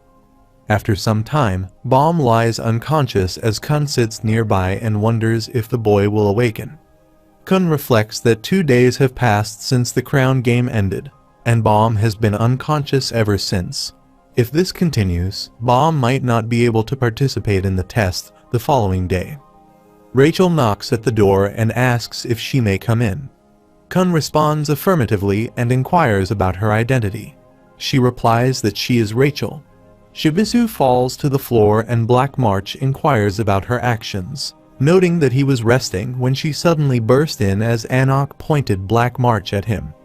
She explains that she has a favor to ask and throws the Black March onto the floor in front of him. He asks if what she is saying is that the boy's weapon will not listen to her. She confirms this, stating that she does not want to speak to a girl. He then questions whether this is why she has come, wanting him to communicate with the weapon. She confirms and asks him to persuade it to listen to her. He responds that even if she asks, he does not know what to do and has never tried talking to a needle, questioning how he should address this Black March when he picks up the sword. He asks if he can speak to her for a moment, but a bright flash comes out of it and attacks him, then shouts and lies down on the ground. She questions why she is angry, finding it strange and asking why she became upset and if she is a girl. Shibisu refuses, stating that her baby Johnson does not exist, and exclaims in frustration, deciding to try again, but he again gets hurt. He asserts that he is a man and, feeling defeated, resigns himself to the possibility of dying as he coughs. Shibisu questions why she would want a weapon that despises her when she already possesses the green April, wondering if there is a specific reason she needs to collect it. Anok confirms that there is a reason, but implies she is not going to divulge it. Shibisu asks what the reason might be and, regardless, suggests that she probably wants someone better than him and should seek out a more capable man. Anok responds that she came to him because she believed he was good enough. Shibisu asks if she genuinely feels this way and if she sees people with her heart. She admits she was mistaken as she walks away while grabbing Black March. Serena enters and says, "Sweatsuit, let's drink." Anok comments that it is not bad to have a girl visit him at night, but Shibisu counters that it is not a girl but an old lady and, therefore, does not count. Serena asks what he means by that, and Anok tells her to stop calling the visitor an old lady. She then mentions that she also refers to himself as Sweatsuit and Johnson. Anok walks down the hallway when Endorsi stands in her way, wondering if she is being ignored. Endorsi asks if Anok knows who the owner of the Black March is. Anok responds that she does not care, prompting Endorsi to reveal that it is Yuri Jahad, the only one of Jahad's princesses to have received one of the 13-month series in the past 5 centuries. She adds that Yuri Jahad is a prodigious fisherman who became a high ranker in less than a century after achieving ranker status, and is feared by young rankers due to her vicious temper. She asks if Anok is aware of this. Endorsi warns Anok not to act arrogantly and get killed, stating that she knows who Yuri Jahad is. She starts following her. She tries to attack when Endorsi takes out her magical plates to block her attack and Anok punches at her magical plates when Endorsi walks away.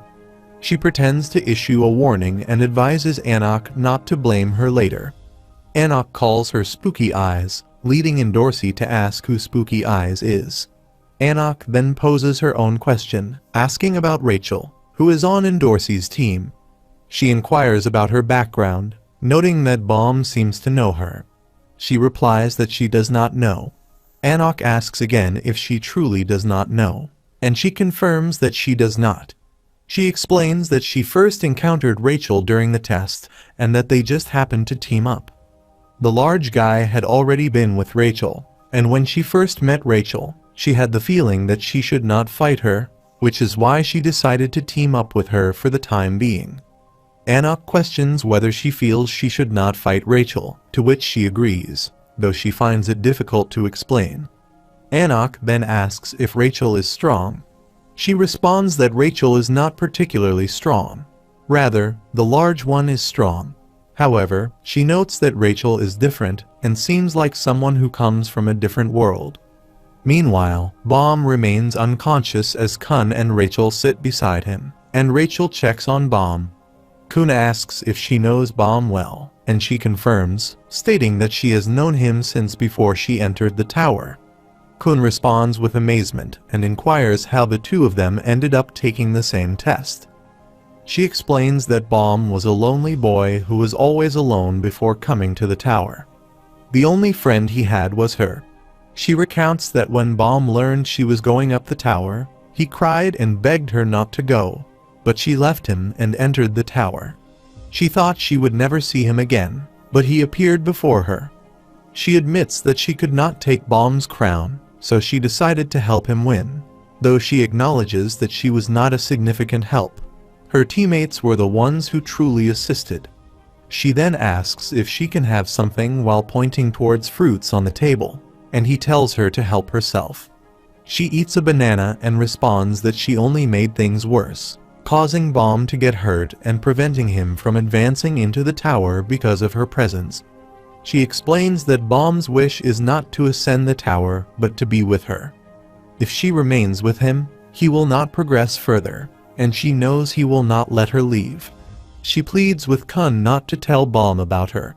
Kun asks for clarification on what she means by not telling him, and she specifies that she does not want him to reveal who she is to Bomb. She confirmed his request, and he responded by expressing his desire to be with her. He questions why they cannot both stay together there and asks if she has heard about the legend of the top of the tower. Kun exits the room, and Rak, the crocodile, asks what he is doing. Rak replies that he is not concerned about the turtle, but merely wants to check if his prey, just a food check, is okay. Kun tells him to come in if he is worried and not to stand there like someone with a crush. Rak insists that he is not misinterpreting the situation and asserts that he is cold-hearted. The scene shifts to Rachel, who asks if he has heard about the legend of the top of the tower. He inquires about what she means by the top of the tower, and whether she refers to the legend that claims one can see the real sky and stars from the top. Rachel confirms this, explaining that since she first heard the legend as a child, she has always dreamed of watching the stars from the top of the tower. She describes how every time she closes her eyes, she sees an infinite sky filled with countless stars. The beauty of it, even in her imagination, is so overwhelming that she fears she might go blind if she saw it in person. The mere thought of it makes her heart race. She reveals that her ultimate goal in life is to reach the top of the tower someday, and she deeply wants to be with Bomb. She explains that this is why she gave up the crown and stayed behind. Even now, when she closes her eyes, she can still see the stars, and their beautiful light fills her heart, and she can't sleep at night. Meanwhile, Rak enters the room and asks if Bomb is dead. He demands that Bomb say no, and Kun reflects that Rak's concern contradicts his earlier claim of not being worried. Rak warns that if Bomb does not open his eyes, he will eat him. Kun apologizes to Bomb and thinks about how he promised Rachel he would not reveal the truth. The next day, the test began, and Kun noted that Bomb had woken up 2 days after it had started. The scene shifts to the past, where Bomb sits with Rachel, recalling how she sometimes told him stories about the sky and stars. Rachel asks if he knows what is at the top of the tower, and Bomb replies that he does not care. She tells him that he seems to have no hopes or dreams. She explains that at the top of the tower, there is something called the sky. When Bomb asks what that is, she instructs him to lie down and close his eyes. They both lie down, and she prompts him to imagine. Bomb responds that he is imagining with all the heavy rocks gone. Rachel asks what is left, and Bomb replies nothing. She asks what nothing means, and he says that nothing blocks them. Rachel describes a wide sky where stars rise as night falls and emphasizes that it is not the night they fear, but the beautiful, true night. She declares that she will definitely go there one day. Bomb calls out to Rachel, who asks what is wrong. He tells her to stop saying such silly things and suggests they eat. Rachel agrees, and Bomb asks her not to go, urging her to stay. The scene shifts to the present, where Bomb, still unconscious, murmurs, "Rachel, don't go." Kun asks if he is awake, and Rak, eating bananas, watches as Bomb opens his eyes and asks where he is. Kun informs him that they are still on the floor. Bomb tries to get up, complaining of a headache, and Kun advises him to take it easy, noting that he is not fully healed. Bomb inquires how long he has been unconscious, and Kun responds that he has been out for 5 days. Rak thought he was dead, and he said he would for him yesterday. Bomb then asks about the test, wondering if he has missed it. Kun tells him that the test began 2 days ago. Bomb asks if he has already failed, and Kun says he should tell him the truth. Rak interjects, quickly clarifying that Bomb has not failed yet, and asking why Kun did not tell him immediately. Kun admits he was about to explain, and Bomb presses him on what happened and why he did not fail despite the test starting. Kun responds that Bomb was lucky. After a while, Liro arrives and greets the regulars, acknowledging that it has been some time since their last meeting. He notes that although it hasn't been long, he hopes they made good use of the time. He observes that they all appear very motivated and attributes this to the break, encouraging them to do their best in the test that begins today. Liro then explains the nature of the test, which is the positioning test. Shibisu asks what a positioning test entails, and Liro responds that he suspects many of them are already familiar with the concept. He explains that, as they know, fighting in the tower is usually conducted in teams. The positioning test assesses the role they will play during these battles. There are various positions, but essentially, one key role is the fisherman, who disarms the enemy using a real inventory. Fishermen are central to the battle and can also perform individual tasks. Another role is the spear bearer, who uses spears to target enemies from a distance or to finish off what the fisherman has started. Liro continues by describing the next position, the light bearer. Light bearers illuminate the dark areas of the tower, collect battle data, and relay it to the scout. The scout, positioned at the forefront, observes enemy movements using the observer and assists the fisherman during attacks. He then explains the role of the wave controller, who manipulates Shinsu to aid in battles or overpower opponents. Wave controllers are known for dominating the battlefield. Liro adds that while there are other positions beyond these 5, such as the guide, they are not relevant to the current test. He announces that from now on, they will be assigned to one of these 5 positions and will receive training in that role for a month. Only the regulars with the highest results will earn the right to advance to the next test. For their reference, their positions have been assigned based on their performance in previous tests, and he notes that the number of passers will vary depending on the position. Kun thinks that the selection process will determine who advances after a month of training, with positions being a significant factor. Shibisu believes that the assigned position is crucial and considers that he has little chance of winning if he is placed in the same position as Anak or the Sleepyhead. Liro then presents a table showing their positions based on the results of previous tests. He provides details of the table and divides the teams. The fisherman team includes Best Seed Anak, Indorsi, Chinua Hong, Diod, Leo Clocker, Deed Kancho, Khan, and Blarouche. The spear bearer team consists of Ghost, Rak Wraithrazer, Hyun Seong, Alexei Amigachars, Eric Bion, Goon, Pitsru, and Inoa Yorim. The light bearer team features Best Seed Kun Agro Agnes, Best Seed Michelle Light, and Liron 3 Chung Chung Levin. The scout team includes Best Seed Shibisu, Hats, Mary Sionwoo, Paljon, Kaiten, Chichai, Bexter, Chopin, and Serena Linen. The fifth team is the Wave Controller, consisting of Fonseca Laura, Ryan, Ho, Rosal, Gray, and Bomb. Kun thinks it is unexpected that Bomb, who is a light bearer, is actually assigned as a Wave Controller. Anok reflects that she is in the same position as the annoying one, while another boy notes that he is paired with that boy. Rak wonders why he was not assigned as a fisherman, and Kancho asks what the title Best Seed next to the name signifies. Lero explains that the Best Seed refers to individuals who performed exceptionally well in previous tests. One person was selected per test and received a bonus point in the final positioning. Kancho questions why this was not mentioned earlier, and Serena expresses confusion about why someone received this designation. Shibisu inquires whether the person in question offered a bribe or something similar, and Kun responds that the person was simply chosen, advising them not to ask further. Lero laughs and explains that the Best Seed designation is awarded fairly after a thorough evaluation. He adds that he has many responsibilities and urges them to stop asking trivial questions. They all agree, and Shibisu comments on the persistent questioning and perceived threats. Kancho and Serena agree, noting that they are being threatened.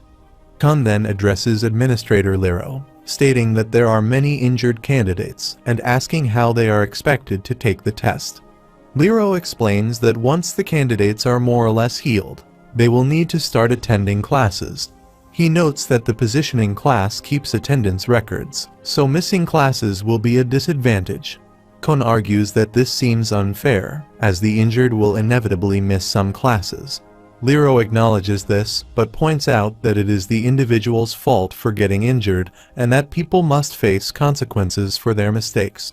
Kun tries to respond, but Lero cuts him off, stating that the discussion is over for the day. He informs them that the position teachers will provide a detailed schedule for the test later.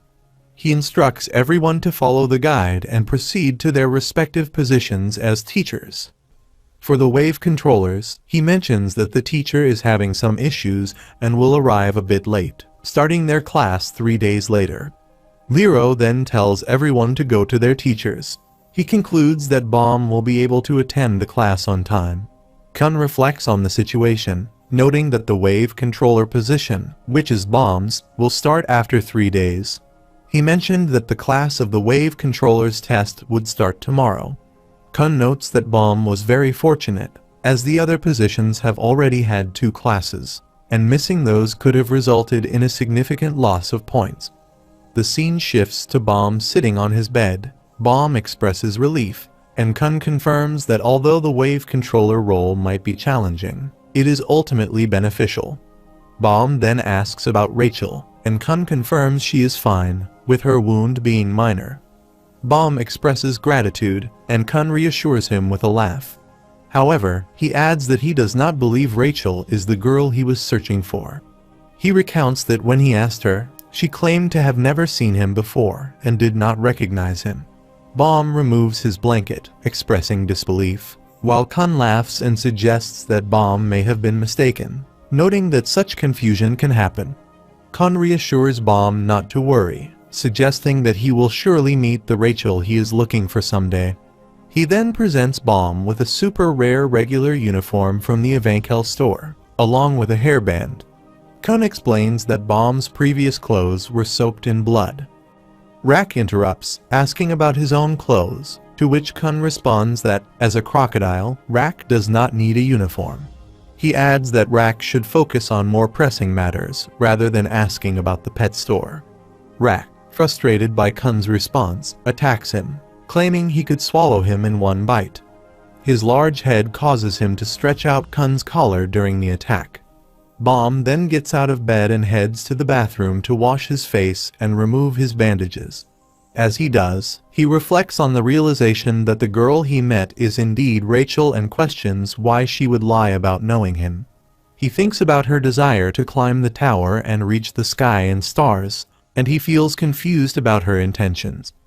After that, determined, Bomb decides to head to the position training class 7, ready to proceed with his training. Bomb reflects on the concepts of a beautiful sky, stars, and freedom, questioning their significance. he dismisses these concerns, deciding that he is more focused on the people around him.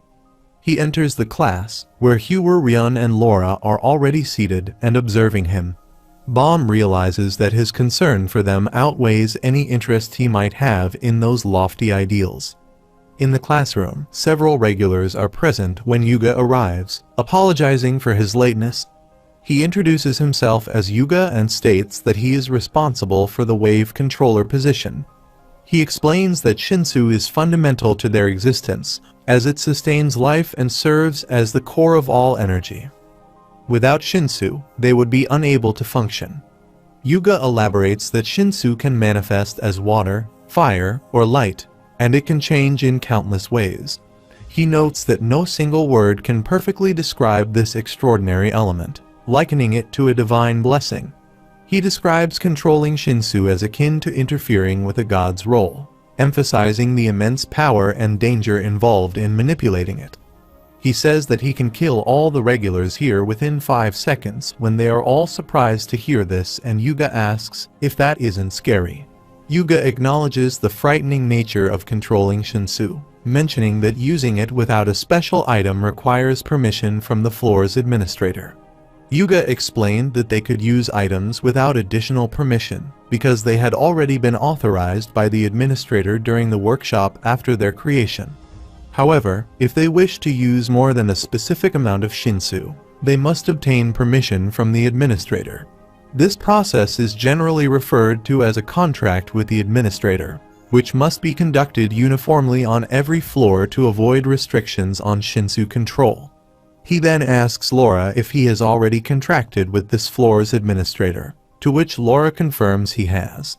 Yuga comments that Laura must be the type who reads Shinsu even while sleeping, but Laura simply states that he enjoys sleeping. Yuga concludes that since Laura is the only one from the 10 great families who have already contracted with the administrator, they should proceed with learning how to establish a contract with the administrator. Yuga instructs everyone to close their eyes and prepares to demonstrate the process.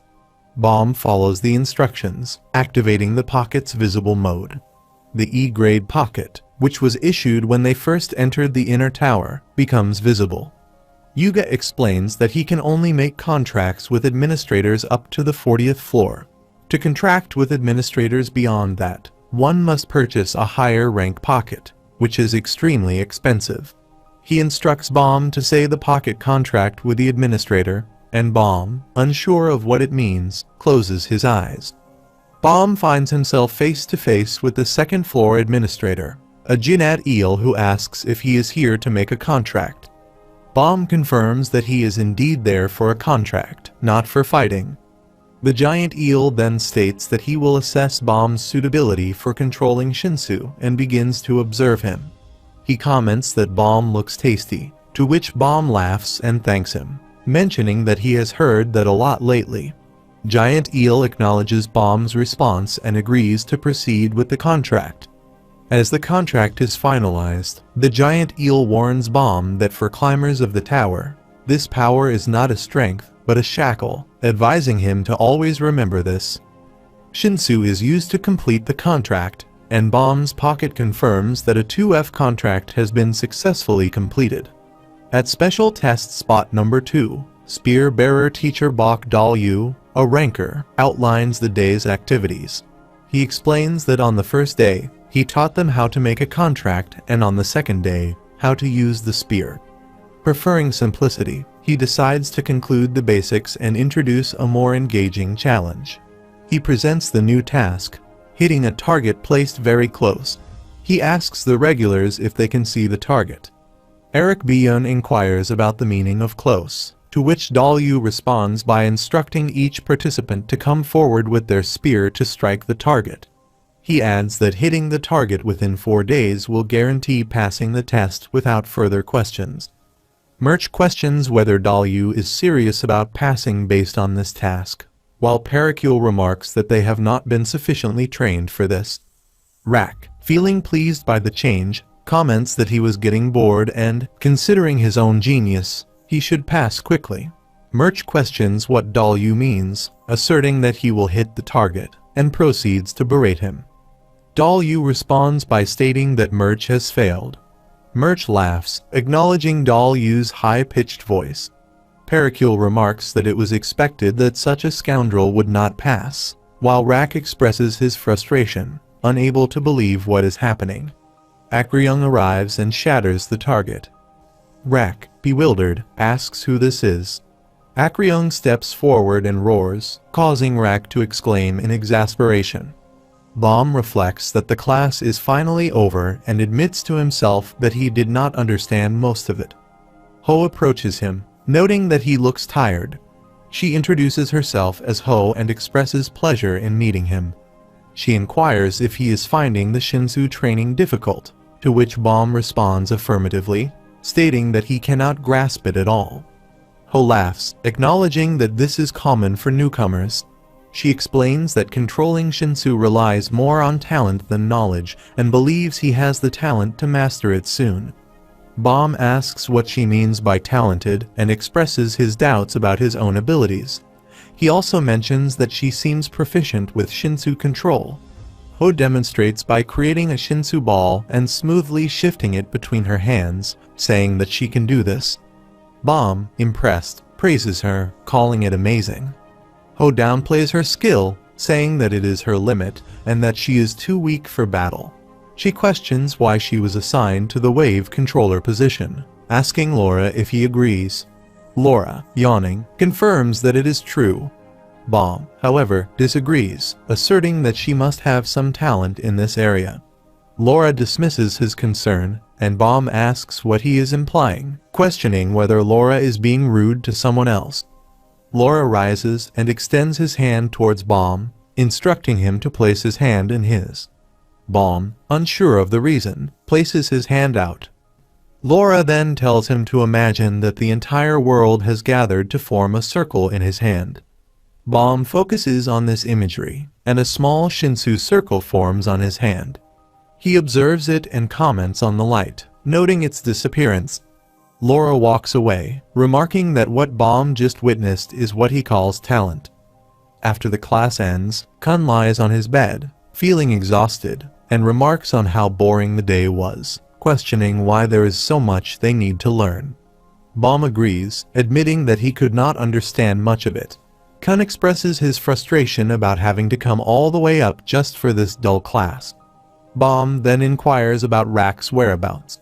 Kun responds that Rak, the crocodile, was encountered on the way and was extremely furious. Bomb asks why Rak is so angry.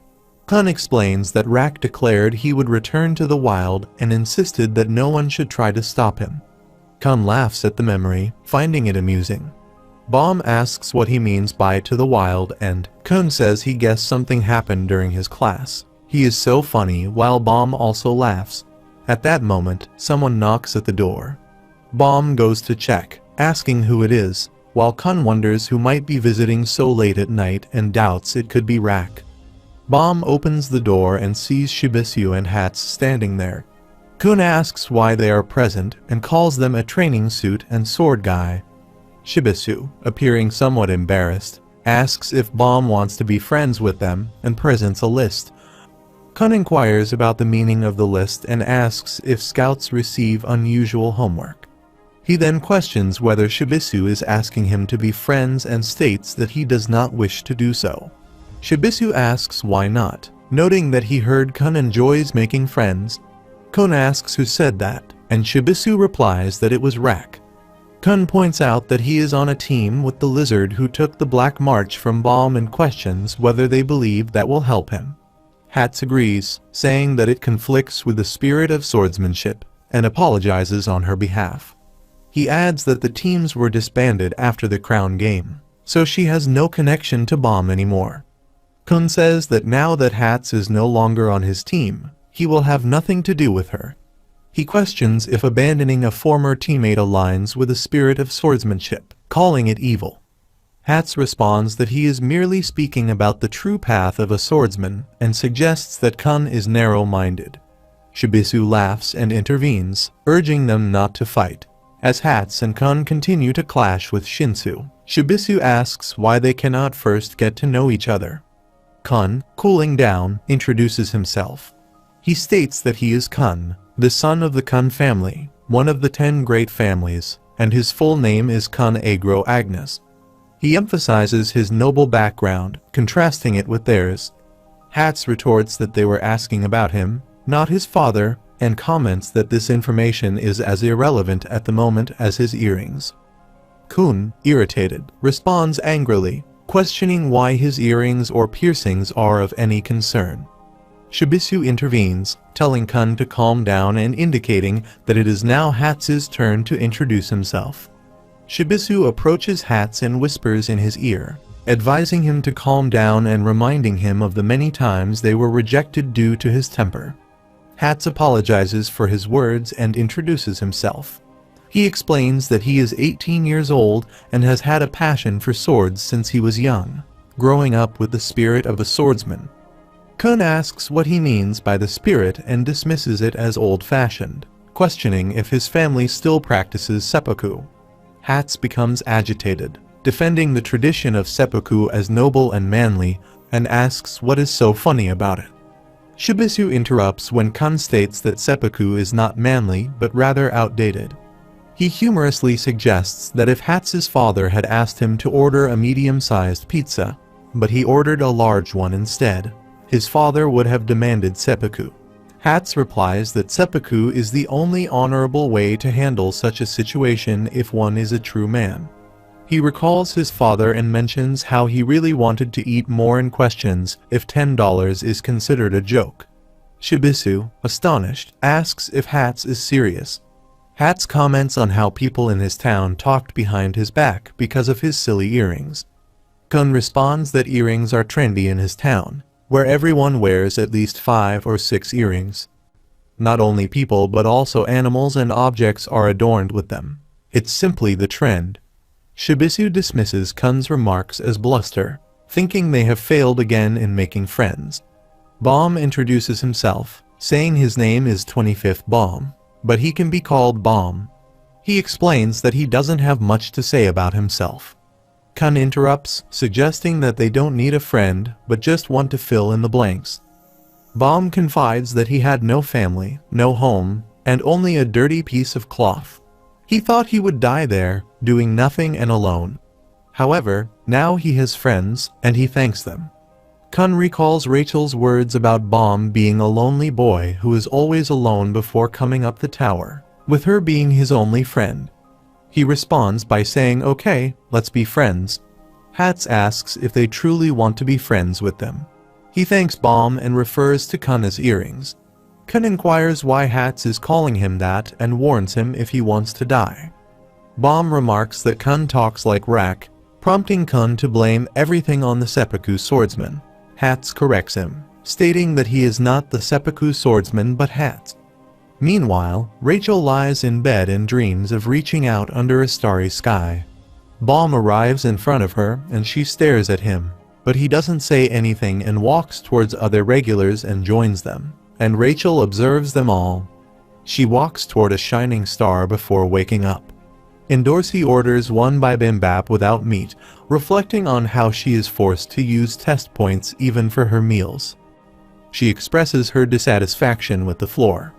Dottie, who is cooking food, laughs and mentions that he already has 10 orders on his list. Endorsi observes the other regulars sitting and eating when Shibisu inquires if he has completed his order, noting that he still has fewer than 5 left.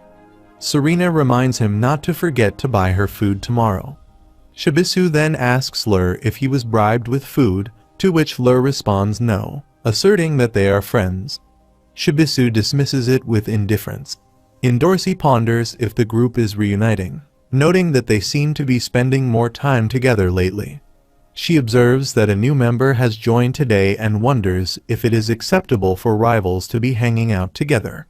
Kun arrives and orders one bibimbap and 1 ham omelet, looking at Endorsi with curiosity.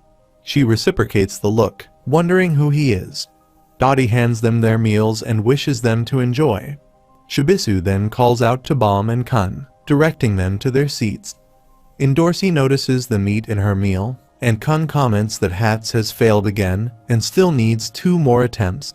Baum inquires what is meant by only 2 more for Hats and what actions he should take. He encourages Hats, saying he will join him tonight and cheer him up. Kun thanked him and suggested meeting up later, adding that Hats's temper makes it difficult for him to make friends. Endorsi remarks that she didn't invite him to join, referring to the earrings. Hats asks for clarification about the earrings, and Endorsi laughs, thinking that she only wanted to change his food but ended up entangled in the situation. Baum warns against laughing, noting that Hats might end up in Kun's bag, as had happened to him the previous night. He suggests they eat together. Baum then calls Endorsi, asking if she would like to be friends with Hats. She inquires if he is setting her up on a date with him, noting Hats's handsomeness. Hats confirms, adding that he is also very muscular. He comments to Baum that it sounds like she is selling a product. Endorsi apologizes but declines, and Baum offers to show her some sword tricks if she is interested. Endorsi apologizes, stating that she is not allowed to date. Baum expresses disbelief, noting that it sounds like a restrictive household, though he acknowledges that his own father loves his daughters dearly. Kun inquires whether being friends is acceptable, to which Endorsi responds with skepticism, saying she does not believe in platonic relationships between opposite sexes. She explains that a platonic relationship is akin to buying shoes he likes and displaying them without ever trying them on. Baum admits he finds this difficult to grasp. Anak interrupts, questioning what they are doing and expressing disdain for the princess of Jahad engaging with them. Endorsi asks Anak if she is truly a princess of Jahad, warning her to be careful, as there are now 2 princesses present. Baum notes that if Anak is indeed a princess of Jahad, then she and the lizard princess must be siblings. Endorsi comments on Baum's use of lizard to describe Anak, suggesting he holds grudges but acknowledges that they are at least stepsisters. Shibisu adds that, simply put, they are like luxury shoes displayed in the same shop window, though Anak is a fake princess. Anak responds with confusion, indicating she does not understand the comparison. After a while, the scene shifts to special test spot number 1, where Ranker Hex sits on a couch. She welcomed the participants, who were all in the fisherman class, and informed them that today's test would be different from the lecture. The objective is simple: be the last one standing. They must jump from pillar to pillar and make the others fall until only 8 remain. The only weapon allowed is the needle she provided. She emphasizes that the outcome of this test will significantly impact their final results. Ranker Hex then opens the floor for questions. Endorsi inquires if there is any protection for the participants, as falling from such a height could be deadly. Ranker Hex acknowledges that there is some protection, but it is not perfect. Falling could result in severe injuries that might prevent them from continuing to the next class. In other words, failing this test is nearly equivalent to failing the entire class. After clarifying these details, she announces that the test will begin and instructs them to get ready and start. Endorsi observed that many participants appeared to have lost their nerves after learning that the protection was not perfect. She realizes that few will manage to jump the required distance, and even fewer will be foolish enough to target her. She mentions that only the lizard is a concern for her, but Anak will be reckless enough to attack her directly. She considers it a waste of energy to move too much, deciding instead to make a few opponents fall and then rest, as she is already fatigued from the commotion. Anak, however, charges toward Endorsi. Endorsi turns to her, questioning whether Anak has the intelligence of a lizard, given that she is challenging her despite being a princess of Jahad. Anak responds by saying that she is here specifically because she is a princess of Jahad. She expresses her disdain for the symbol of Jahad in Endorsi's hair, saying that she is eager to shatter her into pieces. As Anak lunges to attack, Endorsi effortlessly blocks her strike and questions whether Anak believes she can defeat her without the green April. Anak responds, asserting that Endorsi should not look down on a genuine princess of Jahad. Anak questions the meaning of a real princess, wondering if any of Jahad's princesses could ever be considered authentic. She dismisses Endorsi as a mere fake and charges at her. Endorsi, throwing her sword aside, expresses disbelief at being labeled a fake. She dismisses Anok's claims about being Jahad's daughter, stating that she does not care about such titles. However, she adds that if Anok is challenging her because she cannot distinguish between a fake and a real princess, then a lesson is in order. Endorsi warns that while Anok may not recognize how good a fake she is, the true quality of a luxury item becomes evident when tested. Liro instructs Kun that he is currently in the lighthouse, which serves as the hub of the entire battle. It is here that all information is gathered and where all orders are issued. The unique cube inside the Shinsu of the lighthouse aids in the efficient management of data, and the lighthouse is connected to the administrative office's network, allowing for extensive data searches about the tower. He suggests a simple exercise, controlling the cubes in the lighthouse to locate personal information and manipulating the cubes as he learned the previous day. Kun finds the task dull, but Liro instructs him to hold the data search cube and connect it to the main cube. Kun proceeds with the task, reflecting on Endorsi. He had noticed something unusual about her due to her hairpin. But now he realizes she is indeed a princess, as Anok also said she is a princess. Kun considers that princesses are typically chosen once every hundreds of years, so the presence of two in a single test spot is peculiar. He ponders the significance of Anok Jahad and senses there is something noteworthy about her. Liro instructs Kun to open the search cube, access the personnel search window, and look up Liro Ro. Kun notes that not all princesses receive a weapon from the 13-month series. It is a very rare honor. He muses that only chosen princesses are granted such a weapon and wonders what being chosen entails. It seems illogical for Anok to be a chosen princess if she hasn't even reached the test floor yet. Liro responds that if Kun examines his profile, he will find that he can use the cube in the lighthouse to search for information on celebrities. This indicates that he is well known. Kun confirms the search and discovers that Anok was chosen after becoming a ranker and receiving the Green April. He questions why her profile indicates she is already dead. Meanwhile, Endorsi and Anok face off, preparing to attack. Anok demands that Endorsi stop running and show her what a true princess is. As they prepare to fight, Changsu arrives and positions himself in front of Endorsi. Anok retaliates by punching him. Endorsi, warning him to be careful, when Anok punches him and throws him away. Diod arrives there and Endorsi scolds him and remarks that he is using the needle incorrectly. He inquires about her actions as she grabs his hand and demonstrates the correct way to hold the weapon, emphasizing a gentle yet straightforward approach. She instructs him to use his strength to aim at a specific spot. Observing his powerful strike, she confirms that he is attacking correctly and then directs the attack toward Anok. Endorsi compares the grace of their movements to how eels swim in the Shinsu, and she instructs Diod to turn when Anok attacks him from behind and throws him down. She then remarks that Diod's wings will not help him fly. She expresses disdain for herself, calling her a sinful girl for dumping someone after toying with him. Anok admonishes Endorsi for her silliness and charges to attack when Beck Philip arrives there. Endorsi kicks him down as well and counters effectively, and Anok questions whether Endorsi intends to avoid confrontation until only 8 participants remain. Endorsi responds that if Anok wants to fight, she must catch her, noting that Anok has not even touched her. Endorsi further asserts that the gap between them is apparent, and that she can make the rest fall while still evading Anok, emphasizing the clear disparity. Anok throws her needle away and asserts that she will reach Endorsi's toe, and Endorsi realizes that Anok must be using Shinsu to strengthen her body, a skill they had just learned the previous day. Endorsi warns her to be cautious, but Anok grabs Endorsi's foot with her tail, prompting Endorsi to ask what she means. Anok declares that the next target will be Endorsi's face and kicks her face.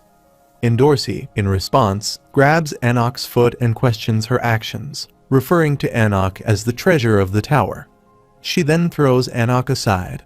As Anak falls, Endorsi acknowledges Anak's skill, noting that her power resembles that of the princesses.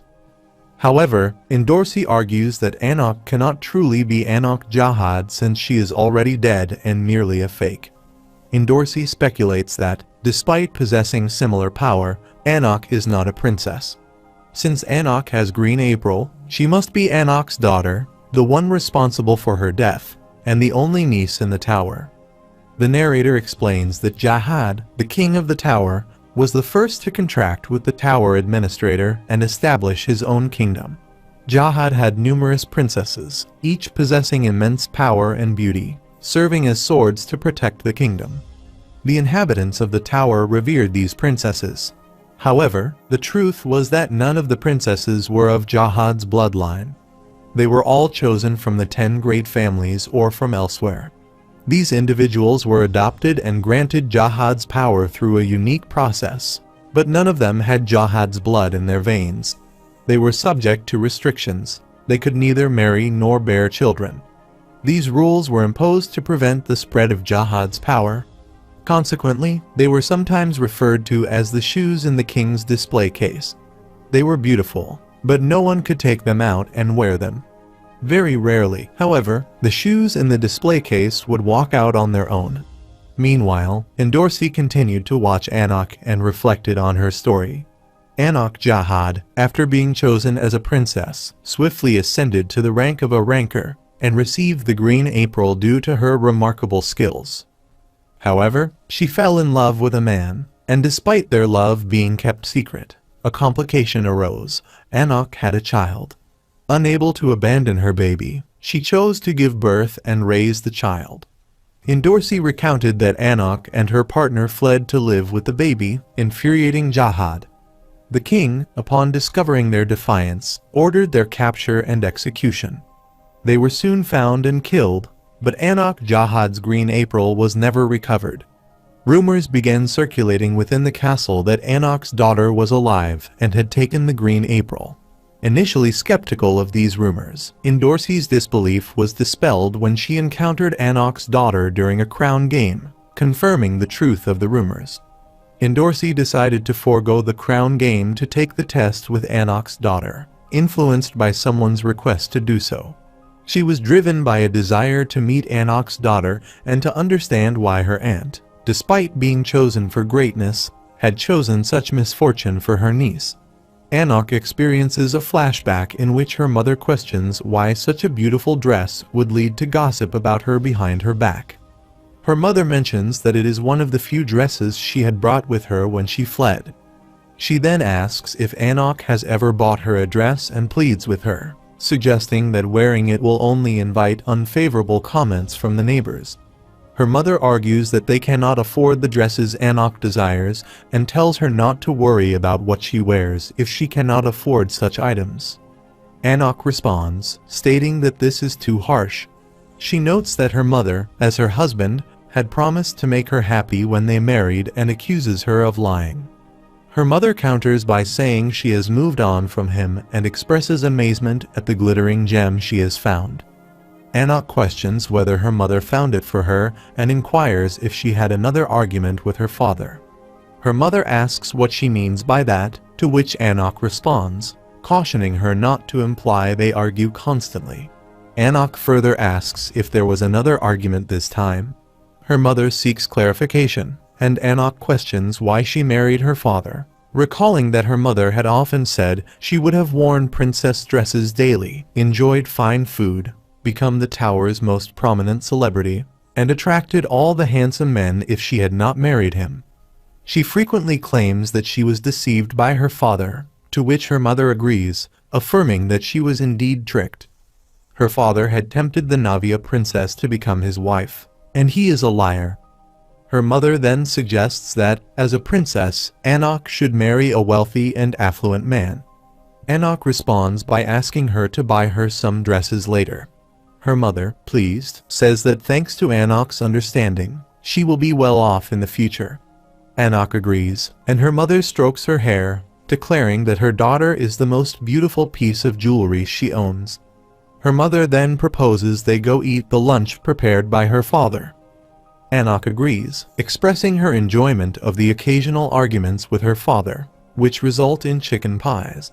She laughs, remarking that if fighting with him leads to chicken pies, she would do it every day. The scene shifts to the present, where Anak adds that her mother was happy, enjoyed the chicken pies, and lived with the only cook in town who knew how to make them. However, Anak notes the only misfortune for her mother was that her favorite chicken pie cook had been killed by her own sister. Anak declares her intent to avenge the chicken pie cook, Endorsi Jahad. She vows to kill every Jahad in the tower to exact her revenge, stating that this is her sole objective because she is Anak Jahad. She begins her attack on Endorsi. Endorsi responds, suggesting that Anak has misunderstood the situation. She explains that it was Anak's mother who violated the rules by spreading the power of Jahad, which is a grave offense. Endorsi questions whether Anak fails to grasp the severity of this crime. Anak, confused, asks what crime she is referring to, indicating that she does not understand why it is considered a crime.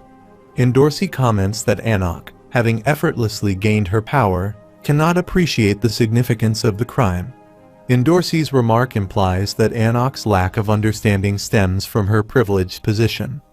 Anak, irritated, responds by dismissing Endorsi's comments and attacks again, targeting Endorsi's shoes. Endorsi, realizing the attack was aimed at her footwear, finds herself pushed toward the edge. She grabs Anak's hand, pleading for help. Anak questions why she should assist, and Endorsi, desperate, explains that she will die if she falls. Anak coldly demands that Endorsi let go, to which Endorsi humorously responds by calling Anak niece and jokingly mentions that she has many other aunts. Anak laughs, bids Endorsi farewell, and releases her hand. However, Endorsi grabs her leg, prompting Anak to insist that she let go. Endorsi laughs and retorts that she had no intention of falling alone. They are both going down together. At the same time, Rancor Hex observes the scene, telling Endorsi to let go and chuckling at the display. He comments that this is Jahad's true power while wondering why others are doing nothing. As both Endorsi and Anak plummet, Endorsi complains of pain in her legs, wishing she had secured some insurance for them. Anak inquires about what kind of insurance she means and expresses a hope that Endorsi's legs are indeed damaged. Endorsi responds that she cannot even see her own legs. She adds that, although she is young now, her legs will eventually be longer than Anak's when she grows up. Endorsi acknowledges that she is older, but despite that, Anak still considers her an aunt. Endorsi questions how Anak can address her as such while she is still single. Anak asks what Endorsi means by that, just as a bright light shines down on her. Anak slips into a flashback where a girl asks if she is okay, promising to follow her soon and leaving the room. The girl returns, telling Anak not to cry and asking for a kiss. She urges Anak to stop crying, warning that if she continues, she will become angry when she sees a shining marble. She thanks the princess and departs. Returning to the present, Anak murmurs, maybe prompting Endorsi to demand a clearer answer. Yuga sits in class with some students and remarks that his limit is currently 2, thanking Mr. Ho before turning to Bomb and calling him over next. Bomb complies, creating a small Shinsu circle and using it to break the balloons. Yuga notes that Bomb successfully popped 2 balloons, acknowledging their improvement, and Bomb expresses his gratitude. Yuga encourages Bomb, saying he will improve even further. Later, Bomb sits with Ho and excitedly tells Laura that he managed to pop 2 balloons, recalling how difficult it was to pop even one initially, and credits his progress to Laura. Ho, curious, asks why Bomb is thanking Laura, and whether he has been giving Bomb secret lessons. Laura casually replies that he did help Bomb a bit, mentioning that he found his pillow the other day, so he decided to teach him. Ho, still impressed, comments that Laura is amazing, especially since they are all taking the same exam and Laura is helping his competition. Laura, unconcerned, asks why she thinks he's amazing, stating that he doesn't mind since he won't fail the test anyway. Ho laughs, agreeing with him, And then Kun enters the conversation, asking if they've heard the news. Ho excuses herself, saying she has things to prepare, and tells them she'll see them in the next class. As she leaves, Kun asks what's wrong with him. The response is vague, with a simple she doesn't know, but Kun proceeds to ask if she heard the latest news. Before they can continue, Hwoo-ryun arrives, clearly frustrated, and Ho leaves with her. Meanwhile, Bom, concerned, asks Kun if it's true that Indorsi and Anak might fail the test. Kun, sipping juice, confirms it, acknowledging that it seems absurd but noting that it's official. He mentions that he heard they can barely walk. Bom, puzzled, asks how this could have happened. Kun explains that people are saying they fought each other for no apparent reason. Bom, still confused, asks if they aren't siblings. Kun responds that their family dynamics are complicated, and they don't get along. He finds it ironic that the princesses of Jahad are now on the brink of failure due to their fighting. Bom, feeling concerned, asks if there's any way they can help them. Kun, slightly surprised, asks why Bom would want to help. Bom simply replies that he feels bad that they might fail. Kun states that he knows what he is trying to convey, but this outcome is the result of a fair competition. He questions whether, if two individuals fail, others will also be helped. Bom acknowledges this, noting that Kun is aware that he is also present because he caused someone else to fail, and is prepared to do so again to advance. Bom agrees, and Kun advises him to stop, asserting that this is not a problem they can resolve. Bom then inquires if there is any way for everyone to be happy rather than resorting to such a method. Kun suggests that perhaps the god who created the tower might have the answer. When Bom asks where this god is, Kun responds that all he knows is that the god resides in a higher place than they do. He then adds that he believes there might be a way to help Indorsi and make her their ally. When Bom asks if this is true, Kun cautions that it may be a bit dangerous and instructs Bom to first order the eel at the restaurant and then follow his directions. Bom questions whether Kun thinks this plan will work, and Kun confidently responds that he does. After some time, Indorsi lies down on her bed, which growls, and she realizes she is hungry. She begins to think that this hunger is driving her mad. She reflects that she hasn't eaten anything since yesterday, but her legs are in a weakened state, and she has almost no points left because she ruined the test. She worries that if she spends her remaining points, she will fail, and people will mock her when they discover that a princess of Jahad failed on an examination floor. Determined not to fail, she recalls that all of this is because of that lizard. She resolves that if she can no longer endure this hunger, she will fry that lizard and eat her. Frustrated, she curses her situation, thinking that if she had known this would happen, she would have learned how to satiate her hunger with Shinsu. She wishes that someone would open the door and bring her some food. She acknowledges that this is a crazy thought, but imagines that perhaps a poor guy has fallen in love with her and used his points to buy her something to eat. She then thinks, okay, let a miracle happen now. At that moment, Bom knocks on her door. Surprised, she gets up as Bom asks Miss Indorsi if he has brought her some food. May he come in, thou sinful woman? He enters the room and suspends the food tray in the air. She questions what he is trying to do, and he responds by showing her a list, stating that he can't give her the food unless she signs the paper. Indorsi realizes it's a friend's list and thinks to herself that he is quite persistent, noting that she hadn't known he was this stubborn. She challenges him, asking if he really thought a meal would deceive her just because she's hungry, and warns him not to underestimate a princess of Jahad. She laughs as she stretches, having been in bed the whole time, and playfully threatens to kill him. He calmly mentions that eel is good for her stamina, so he requests that she sign the paper. She then asks what he means by eel, adding that she doesn't eat meat, and he should have known that.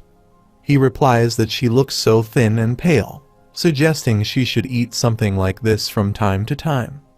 She concedes that he has a point, acknowledging that she should eat meat or fish occasionally. However, she clarifies that her avoidance of meat isn't due to dieting, but simply because she dislikes greasy foods. She emphasizes that she doesn't care about gaining weight.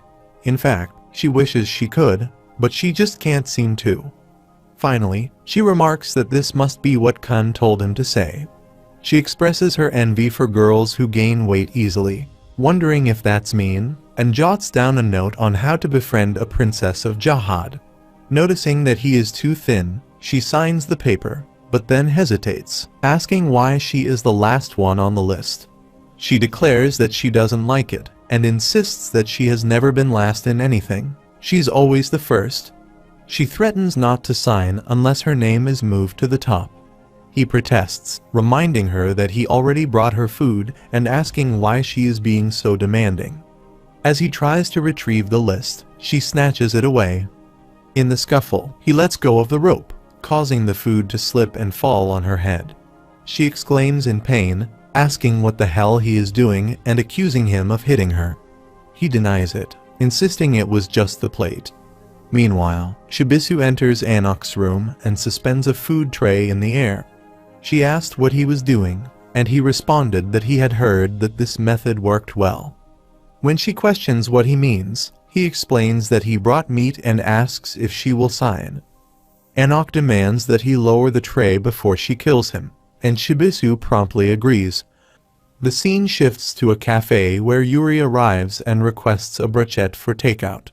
Dottie informs her that takeout is 10p more expensive, but she replies that she doesn't mind and insists on takeout. Bomb, noticing her, asks if she is Miss Yuri, and Endorsi confirms, describing her as being like a mob boss. Bomb is surprised, saying he can't believe that someone who seems so nice could have that reputation. Endorsi explains that Yuri was once called the Effenberg of Jahad and wonders aloud if people were brainwashed. Bomb reflects that although Yuri did kick him upon first meeting, aside from that, she wasn't unkind. She was the one who got kicked and seemed poor. As Dottie hands Yuri her food parcel, announcing the brochette for takeout, Endorsi interrupts, denying Bomb's implication. She asserts that it wasn't as simple as just kicking him on sight. Bomb tries to justify the situation, suggesting that there was a reason for Yuri's actions. Endorsi quickly asks if she didn't tell him to stay quiet, but Bomb mentions that he received a pocket from Yuri. Endorsi then questions if Yuri has bribed him. The scene shifts to a place where Endorsi is washing her hands when Rachel arrives. Endorsi greets her, saying it's been a long time, and apologizes, calling her Michelle Light. Rachel removes her hoodie and tells Endorsi that she can call her Rachel when it's just the two of them, noting that she seems quite friendly with the others these days. Endorsi dismissively replies that she only interacts with them because they buy her food, adding that perhaps getting treated to meals is also a talent. As she applies lipstick, Endorsi asks if Rachel has said anything to Bomb. Rachel reassures her that she hasn't, and Endorsi thanks her. Rachel responds that it's no problem, but then wonders aloud why Endorsi won't tell Bomb that she is Rachel. Rachel explains that she thought she had already told Endorsi her reasons, but Endorsi admits she still doesn't understand. She points out that having a guy devote his life to chasing after a girl is every girl's dream come true. Endorsi confesses that she would love it if a cute guy like Bomb chased after her, so she can't fathom why Rachel goes so far as to hide her identity. Rachel responds that Endorsi wouldn't understand, and Endorsi, acknowledging that she isn't in a position to give advice, dismisses the conversation and tells Rachel to go out. Endorsi, before leaving, remarks that she just hopes whatever Rachel is searching for at the top of the tower is more valuable than Bomb. As she walks out, Rachel notices a ring in the sink. Meanwhile, Endorsi comes across Rachel's friend list and sees that she is listed as Rachel's first best friend. Endorsi ponders whether she should tell Bomb about this. On the other side of the tower, Yuga is giving a lesson, reiterating that the basic unit of a cluster of shinsu is called a bong, the size of a bong is known as mayan, and the consistency of shinsu that can be injected into a bong is called su.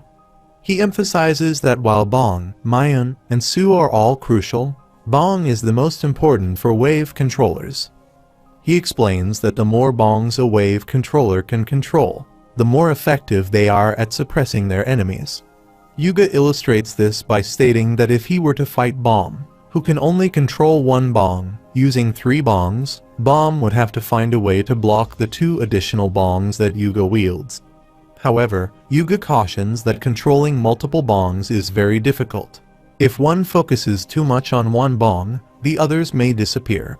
Bomb remarks that controlling Shinsu is indeed difficult, likening it to having an extra arm that moves on its own. Yuga, surprised, asks what Bomb finds difficult.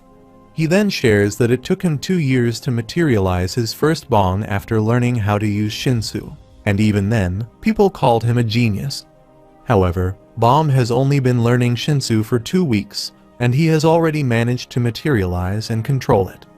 Yuga, amazed, asks what he should call Bomb, perhaps a super genius or king of geniuses, and tells him that his talent is something anyone climbing the tower would envy.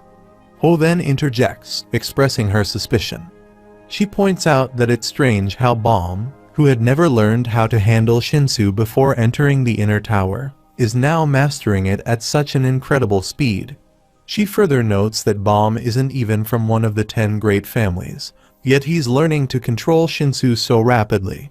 Ho asks Yuga what he thinks Bomb's true identity might be, suggesting that there might be something Bomb is hiding from them. Yuga calls Ho, asking her to step forward. She responds that she's coming and approaches to use Shinsu. However, Yuga observes that she seems too hasty lately, noting that she cannot properly control Shinsu in such an unstable state.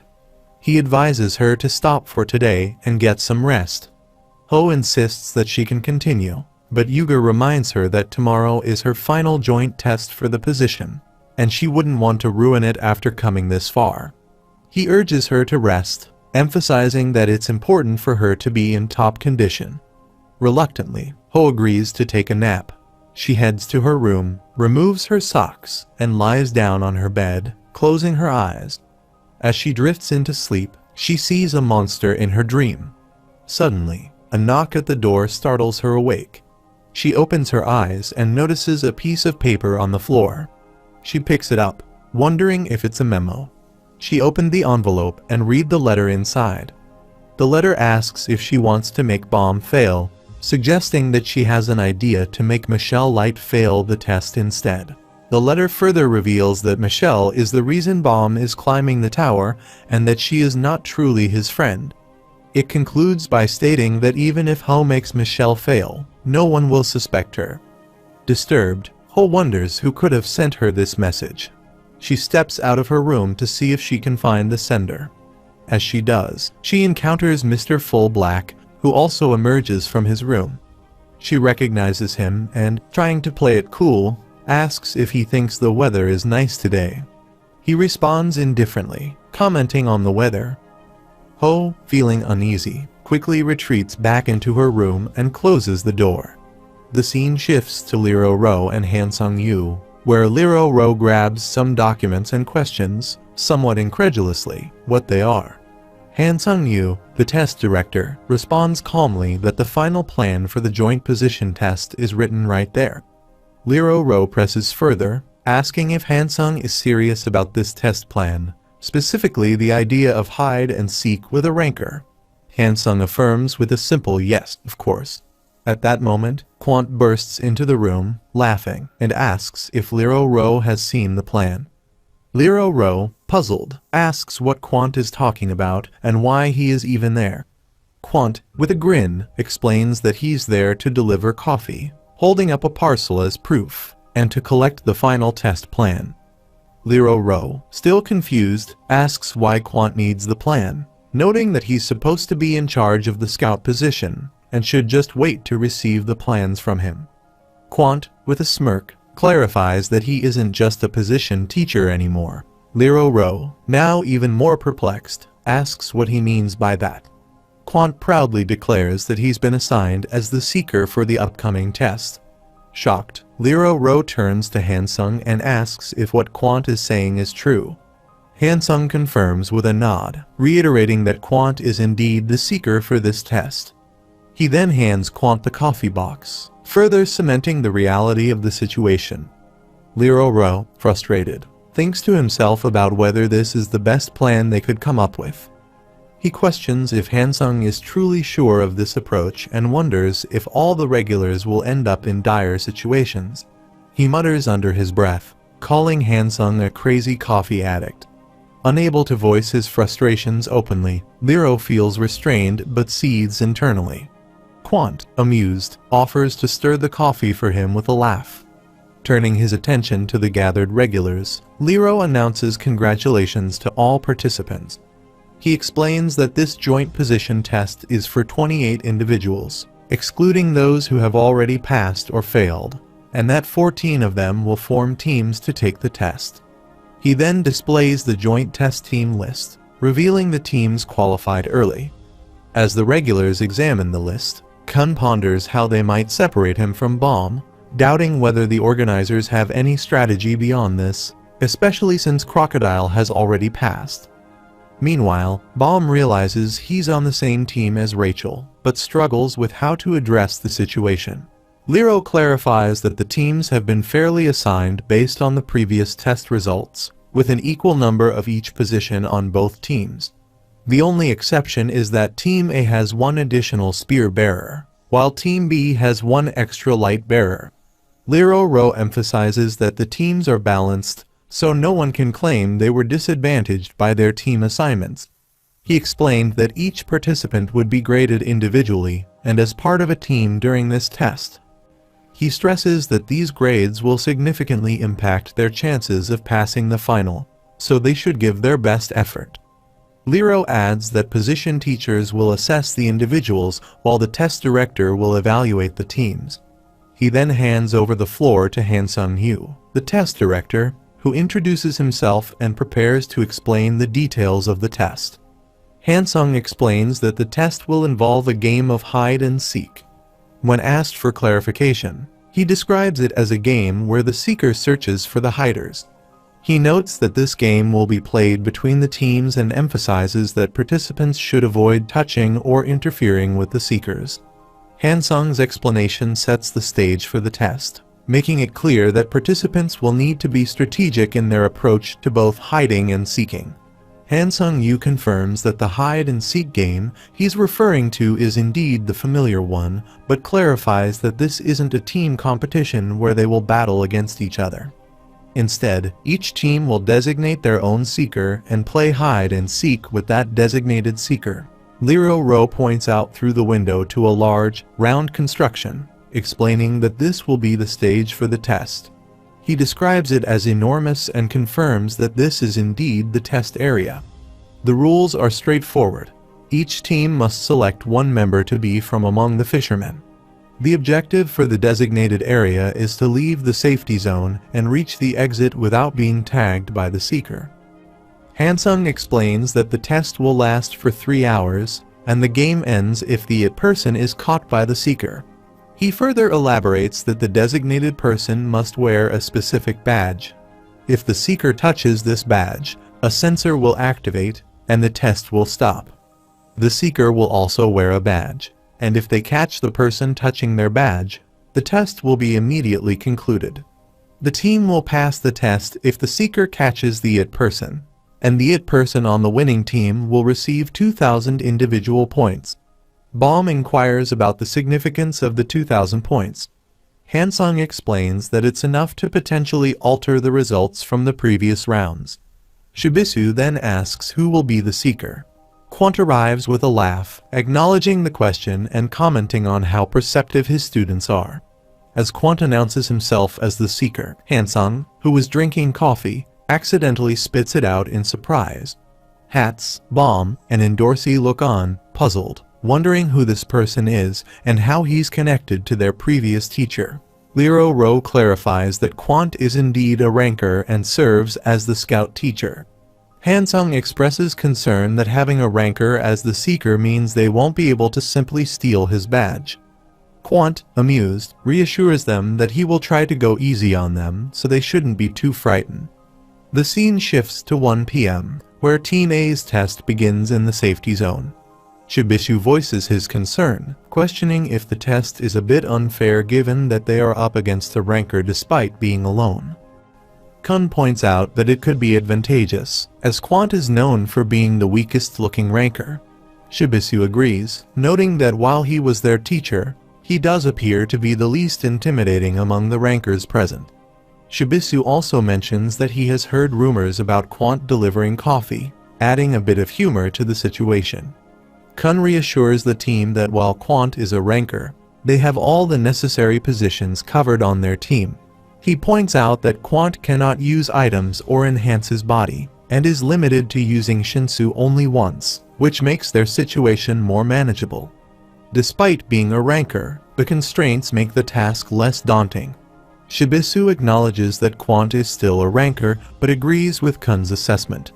He then suggests that to overcome their current anxiety, they should appoint a leader.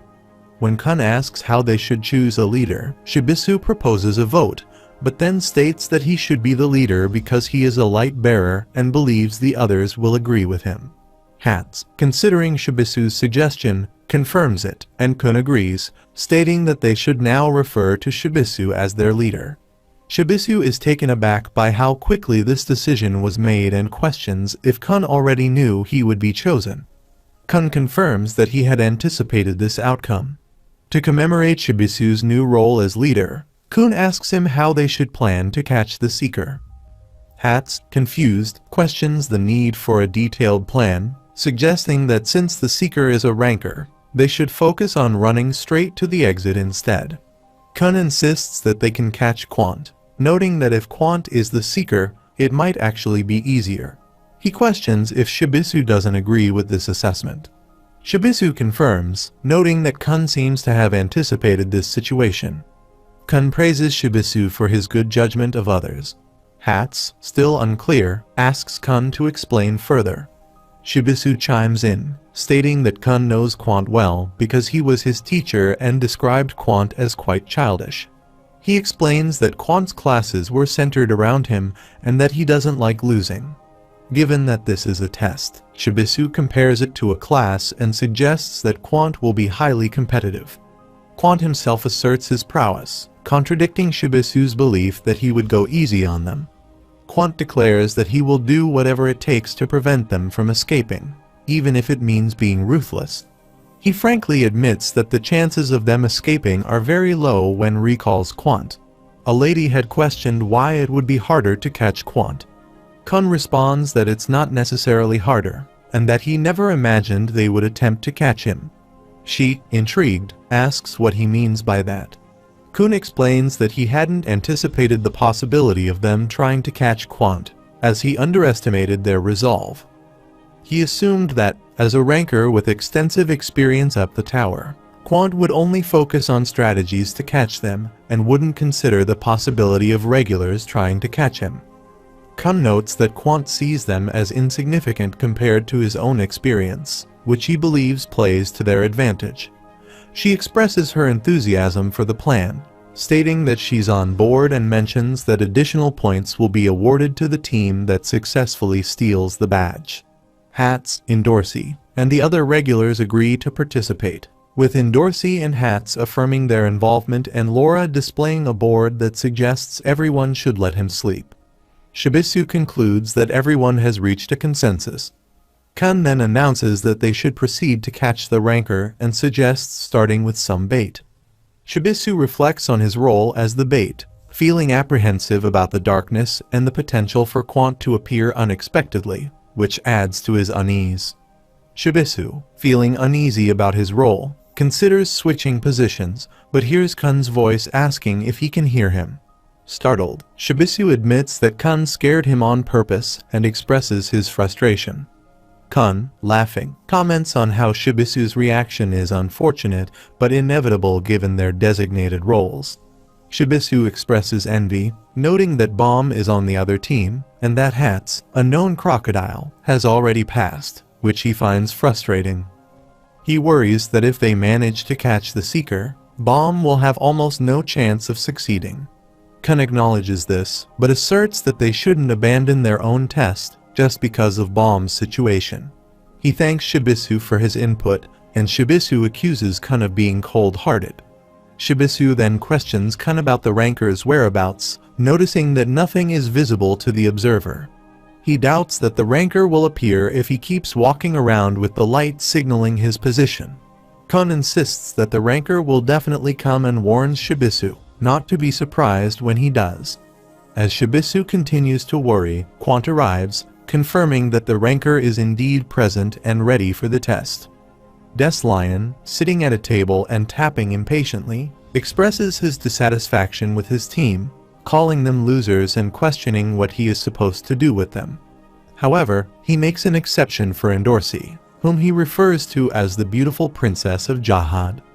Endorsi appreciates the compliment and uses the opportunity to show Bomb that she is more than just a glutton. She is, in fact, their team's only hope.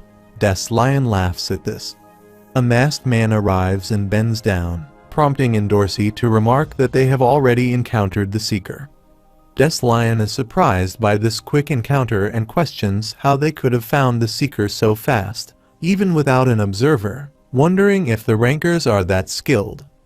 Endorsi acknowledges that while rankers are indeed impressive, it is still unusually quick and speculates that Team A must have a strategy in mind. Meanwhile, the scene shifts to Shibisu and Quant. Quant comments on the irony of Shibisu walking around with a bright light, making it obvious that he is the bait. He points out that by leaving the bait in such an obvious manner, Shibisu is making it easy and predictable for anyone trying to escape through the other side, finding it both obvious and boring. Quant acknowledges that he knew about Shibisu's bait strategy but still came prepared, suggesting that Shibisu should be grateful for his presence. Quant laughs as he observes Shibisu preparing for an attack. He then adds that before anyone designated as it can escape, there will be a scout class held here, which sets the odds at 5 against 1. Quant outlines the opposing team's composition: 2 spear bearers, 1 fisherman, and 1 wave controller. He notes that the light bearer, being a rookie, can only control 2 lighthouses at most. Quant comments on the difficulty of coordinating such a team, but considers it sufficient to buy some time. He poses a question to Shibisu about the best action a scout should take in this scenario. When Shibisu seems confused and humorously mentions dancing, Quant clarifies that while his intent is commendable, it is not the right answer. Quant then moves closer to Shibisu, who starts crying out for Kun to save him. Quant coldly states that Shibisu is now finished. Kun instructs Amigachars to prepare the spear and aim. Following his orders, Amigachars throws the spear, which narrowly misses Quant and Shibisu. Quant laughs, leaping onto the spear with ease. He mocks the obviousness of the attack and kicks Shibisu's lighthouse away, rendering it useless. Shibisu curses as the lighthouse is destroyed, leaving him unable to see anything. With the observer far away and no remaining lighthouse, it will take too long for another one to arrive. Quant reminds Shibisu of a crucial lesson. Since a scout is often at the forefront, they are likely to face multiple enemies simultaneously. The best strategy, he says, is to eliminate their vision sources, namely, the lighthouses. Once the lighthouses are gone, the number of enemies becomes irrelevant. Quant adds that this is especially effective against spear bearers. Shibisu, puzzled by how he can see without a lighthouse, is informed that a skilled scout can read the Shinsu even in the dark, discerning the location of enemies. A top-tier scout, Quant explains, does not need any light at all. He concludes with a confident checkmate, signifying that Shibisu is outmaneuvered. A flashlight suddenly focuses on Quant. He exclaims in disbelief that it can't be. The other lighthouse was supposed to be with the one who's it. Anak arrives, wielding her green April, and strikes at him, apologizing as she reveals that she is the one who's it. Quant realizes that the situation is not as he expected. The fisherman's inventory was a diversion, and they had intended to catch him all along. As Anak tries to seize his badge with Green April's help, Quant calls out to Blackfish and vanishes. Shibisu, seeing the disappearance, rushes to attack, but finds Quant has reappeared behind him. Quant grabs Anak's Green April and mocks her, questioning if they truly thought they could catch him instead of escaping. He expresses his disdain, noting that he didn't even perceive them as rankers, and is visibly frustrated, and this really feels bad. Meanwhile, Liro and Hansung, observing the scene on a monitor, react with concern. Liro curses, realizing that the situation is turning dire. Quant laughs heartily, while he grabbing Green April, and Liro observes him and thinks it's dangerous. Please stop, Quant. Quant laughs and comments on the spunk of the regulars. He expresses amusement at their courage, reveling in their attempts. Shibisu remarks on Quant's attempt to appear impressive and cool, acknowledging the effort but noting that it didn't quite work out. Liro is anxious. Very well done. He is trying to play it cool. Quant acknowledges that the ambush has failed and questions whether they will continue to pursue him or retreat. He announces that if they choose to run, he will wait for 32 minutes and 13 seconds as a gesture of goodwill. Shibisu, puzzled, asks why the specific and seemingly arbitrary time of 32 minutes and 13 seconds, wondering if it's just a bit of extra time added for no reason. Kun, assessing the situation, concludes that they have no choice but to switch to Plan B. He decides that 30 minutes should be enough time to execute their new strategy. Quant, with a mocking tone, tells them to go ahead and run, setting the stage for the next phase of their plan. In Liro's room, Liro expresses relief but also concerns about the situation, questioning why the plan was so ineffective despite the restrictions on Quant. He notes that Quant, as a ranker, should not have been so easily caught in a simple trap, and suggests that such a plan could only be devised by someone with limited knowledge of rankers. Liro points out that Kun, being on Team A, should understand the capabilities of rankers, especially since the rankers from the Kun family are much stronger than Quant. Hansung sips his coffee and responds that he thinks Kun is performing well in this test.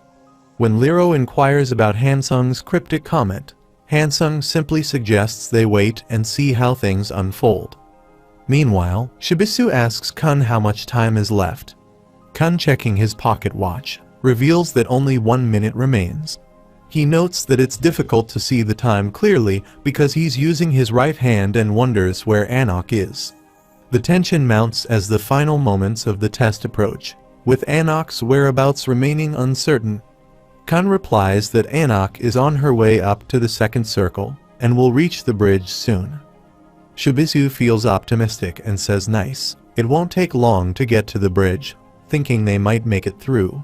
But Kun insists that the ranker's strategy was deliberate and that they should expect the tag to be caught once Anok reaches the bridge. Quant begins the countdown. Kun, directing everyone into position, emphasizes that they must be ready. Liro, on the other hand, informs them that of the 2 exits in this stage, the nearest one is across the bridge, connecting to the second circle. If they fail to catch the ranker, they need to assist whoever's it through this exit. Liro explains that there are 2 key points on the route to the exit where they can potentially stop the ranker. The first is the stairs leading from the first circle. These stairs are long and narrow, which would be advantageous for a coordinated group attack.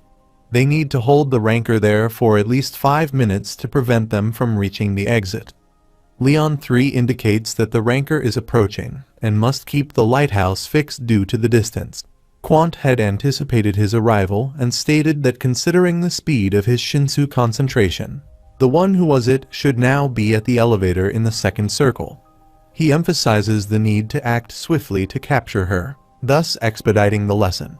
He explains that it is common for scouts to engage multiple opponents simultaneously, and, therefore, they learn various techniques to handle such scenarios.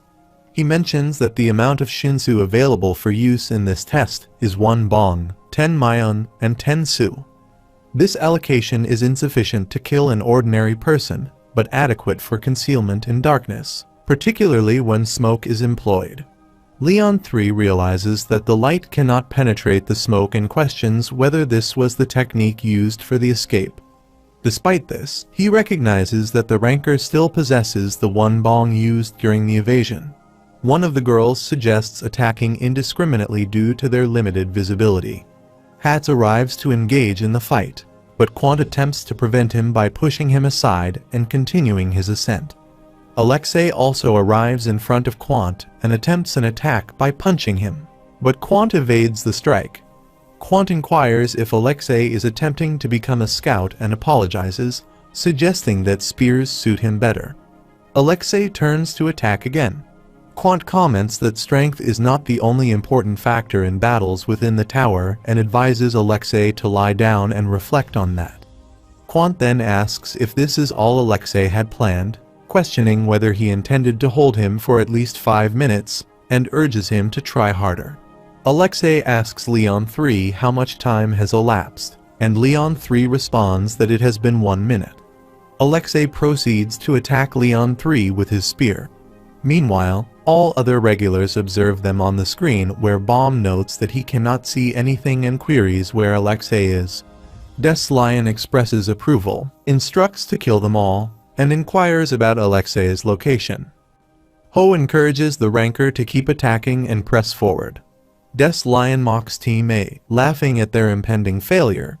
In the test battlefield, Anok observes that it is challenging to move and reports that the first defense has fallen, and Leon 3 and the ranker have disappeared.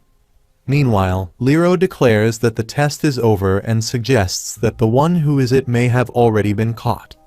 Hansung inquires about the reasoning behind this conclusion. Lero explains that the ranker is aware of the location of the one who is it, and that there is only one exit Team A can choose, which is beyond the bridge connected to the second circle. Since Quant knows which exit the one who is it will take, he will not miss her. Additionally, for the one who is it to escape via that route, she must cross the bridge. Lero points out that the bridge is very narrow and high, making it impossible for her to escape Quant if she encounters him there. He adds that Quant allowed time because he anticipated this scenario and did not need to hurry. He only needs to catch the one who is it when she is on the bridge. Lero asserts that Quant is taking his time to test the other regulars while tracking her, and that Team A's failure was predetermined the moment he understood their direction. However, Lero notes that if Kun had copied the badge and created 2 tags, the situation might have been different. Hansung states that it is impossible for the badge in this test to be duplicated or compressed, implying that Team A will fail. Kun informs Shibisu that the first defensive line has been breached, and the ranker will arrive shortly. Shibisu inquires about Quant's speed, to which Kun admits that he does not know how he manages it, but suspects that Quant is skilled in hiding in the dark using Shinsu. Shibisu comments on the dirty trick, when Kun suggests that he is blocking the light with Shinsu, a technique he recalls from class. Shibisu doubts that they can counter it with their lighthouse, as it's a skill using Shinsu, maybe? Kun asks how they can counter the ranker, and Shibisu proposes that Laura might be able to stop him. When asked about Laura's whereabouts, Kun reveals that Laura is sleeping in the safety zone because he will pass regardless of the test results. Shibisu expresses frustration and asks what they can do and notes he is doing his best to stop the ranker, and insists that they must prevent him from reaching the second circle elevator. He emphasizes the importance of giving their best effort to prevent the ranker from advancing further. Shibisu questions why everyone is present, prompting Quant to ask who is referring to him as a poisonous toad. Shibisu wonders how they managed to reach him so quickly. He addresses Quant as a teacher, remarks on how tiring it must have been to ascend to their location, and suggests he should rest while laughing. He then grabs Quant and comments that toads are symbols of wealth, luck, and a specific Saju brand, beloved by many, implying his affection for Quant. Quant inquires if they all wish to die and asks Anok what she is doing. Noting she is almost at the exit, he tells her to run. Anok insists on fighting, stating that anywhere is better than the bridge. Shibisu counters, asserting that Anok cannot win, and urges her to run and trust Kun. He says they will handle the ranker while she makes her escape. Quant kicks Shibisu, who then grabs his leg. Shibisu urges Anok to run, expressing trust in her, and relaying that Kun mentioned she is hiding something dangerous from them, advising her to disregard it and focus on escaping. Shibisu exclaims his frustration, saying he does care deeply, and criticizes Kun for not being more transparent or remaining silent. He tells Anak that, although he does not know what she is hiding, they are in the same boat and on the same team. Kun acknowledges that he is his teammate and admits he does not understand his past or what the future holds for him. However, he assures him that there is someone who can help him now, and that person is him. Quant asks if Shibisu has finished speaking, to which Shibisu, breathing heavily, confirms. Anak asks Hats if he is watching, and Shibisu expresses his concern about dying, asking the teacher not to be too harsh while Quant kicks him continuously. He tells Anak that his father is dying, but she tells him to be quiet and hopes Hats passes his test before running away. Quant demands that Shibisu let go, indicating that persistence will not help. Shibisu clings to Quant's leg, but Quant retaliates by placing his foot on Shibisu's face. Shibisu realizes that Quant was using a cloak of Shinsu to block the light, but concludes that Quant cannot use that skill while he is being held. Determined, Shibisu resolves to show the power of the first emperor. At that moment, Super King arrives and instructs Shibisu to hold him tight. Quant then throws Shibisu at Super King, and Super King responds with scorching, causing them both to fall down. Quant remarks that he believes there has been a misunderstanding. He asserts that he could eliminate all of them without using Shinsu. The only reason he is employing Shinsu is to avoid having the blood of so many regulars on his hands. He advises them to keep that in mind. Meanwhile, Lero laughs and praises Quant, expressing that what he said was impressive and that Quant is truly remarkable. Hansung also laughs, joining in Lero's amusement. Shibisu comments that their reactions sound very childish, while Quant asks Lero not to laugh in anger. Lero then inquires why Quant is not using Shinsu, to which Hansung responds that Quant prefers not to kill a large number of them with his own hands. Both Lero and Hansung continue to laugh heartily, prompting Quant to tell them to stop. Blarouge arrives and stands near Super King, pointing his needle towards Quant, who says that if they continue to bother him, he will be forced to kill them for real. He laughs, acknowledging that he has done something he should never have done, and Quant asks what he means by that. Shibisu explains that he has taken away their last opportunity to witness the first Supreme King's scorching fist of death and questions if Quant cannot feel their rage. Quant, puzzled, asks what rage is, dismissing it as a talent show and calling Shibisu an idiot and kicking his face. As Shibisu falls to the ground again, he insists that Quant cannot be allowed to leave. Quant questions why Shibisu is putting so much effort into this test, pointing out that he is close to passing even without it and considers him strange. Neri announces that the situation is dire when Leon 3 reports that the second defensive line has been breached, and informs Kun that the Rancor is on the move. Anak runs swiftly, while Kun realizes that for Anak to cross the bridge, she needs at least 15 minutes. However, that is sufficient time for the Rancor to catch up with both of them and touch the badge, as the Rancor had planned.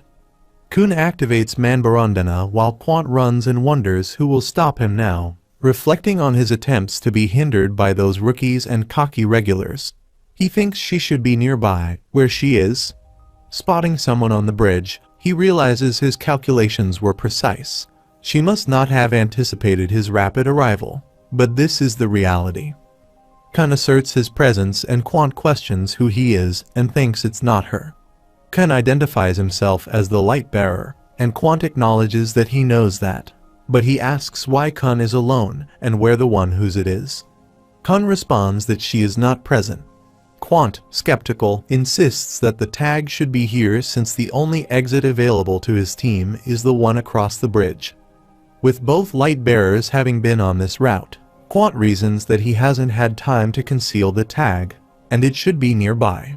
He notices Kun's bag and thinks that it must be the bag he saw in the dark, expressing his disdain for Kun's disrespect. Quant declares his awareness of Kun and Manbarandana, warning him not to mess with him, and demands that he open the bag. Quant demands that Kun open his bag. Kun suggests that he might have hidden the one who's it in the bag, to which Quant confirms. Kun apologizes, stating that the test's badge cannot be compressed with his bag, and according to the rules, it is impossible to hide the tag in manhwa, as confirmed by the test director, Hansung. Hansung agrees, affirming that the one whose it must have the badge with her, so he cannot be hidden inside manhwa. Kun notes that she is not here, and Quant inquires what is missing. Quant insists that although she might not be in the bag, she must be somewhere nearby. He assures Kun that his calculations are accurate. Kun acknowledges that the tag was on the bridge a while ago, but the one that it had already moved down. Quant questions what Kun means by down, and Kun confirms that she has indeed gone down. Quant laughs, accusing Kun of lying, and remarks that any regular jumping from such a height would die. Kun explains that their tag is a jihad, and she knows how to enhance her body using Shinsu. He questions whether Quant really believes she cannot survive a jump from this height. He asserts that she has jumped down and is heading towards the exit below the bridge, where a staircase leads to another exit. He adds that since the route is a straight line, she does not need a light to navigate. Kun acknowledges that he cannot jump down to pursue her, as he has already used one bong of Shinsu elsewhere and cannot strengthen his body further. He remarks that with only an ordinary body and without Shinsu, he would be as good as dead if he attempted the jump. Meanwhile, Anok runs swiftly, breathing heavily, as Kun adjusts the lighthouse to spread light. Quant inquires about Kun's actions, and Kun responds that he should hurry up. Quant, however, points out that the ranker is right behind him, and there is no time for such actions. Kun grabs Anok's hand and instructs her to hurry, explaining that this is a way to outwit the ranker. Anok questions the plan, asking what trick he is referring to. Kun simplifies it, telling her to stay down below and ride the lighthouse while he helps her ascend after the ranker jumps from the bridge. Quant inquires about the meaning of Kun's statement, and Kun insists there is no time for explanations, urging him to remain silent and follow through with the plan. Kun informs Anok that once the ranker is gone, she should head for the exit. Quant laughs loudly, questioning whether Kun is attempting to provoke him. Kun responds by asking what provocation means, and Quant explains that he wants him to get angry and jump down to prove he can do so without Shinsu. Quant presumes that after Kun jumps, the tag, which is presumably hidden, will reappear and head for the exit. Kun tells Quant to think whatever he wants, stating that the tag is already moving toward the exit. He then taunts Quant, questioning whether he is too afraid to jump and if he feels embarrassed as a ranker. Quant asks about the location of his other lighthouse, noting that he controls 2 lighthouses and wondering where the second one is. Kun questions Quant's claim about needing 2 lighthouses, noting that Quant is alone and wondering why he would need both. Quant asserts that he does have 2 lighthouses and is currently using one. Kun dismisses this as nonsense, asking what Quant means by his other lighthouse. Quant explains that the light-bearer's role is to hide the one who is it, and the only way to conceal the tag is to use the lighthouse. Kun realizes that Quant's other lighthouse must be hidden below the bridge while the tag is on top of it. Quant confirms that he is indeed using the lighthouse in this manner. Quant elaborates that in some cases, a light-bearer can use the lighthouse as an object for concealment, a detail that is outlined in the light-bearer's textbook. Quant laughs, accusing Kun of being pouty and ignorant about his own job. He then provides a brief lesson on light-bearers, stating that the lighthouses they use are made from a mineral called suspendium. Kun dismisses this information as pointless, but Quant explains that suspendium is a special mineral that can float in Shinsu. Quant explains that the purity of suspendium determines how well it floats. He notes that pockets and inventories are also made from suspendium, but pure suspendium is very expensive and difficult to process. Consequently, most lighthouses are constructed with only a small percentage of suspendium. Therefore, a light-bearer must keep the lighthouse within a controlled distance to manipulate the Shinsu and maintain its levitation. If the lighthouse moves too far away, or if the light-bearer loses control, the lighthouse will fall. Quant emphasizes that a lighthouse outside the control area of a light-bearer will inevitably fall. Kun responded that everyone was aware of this.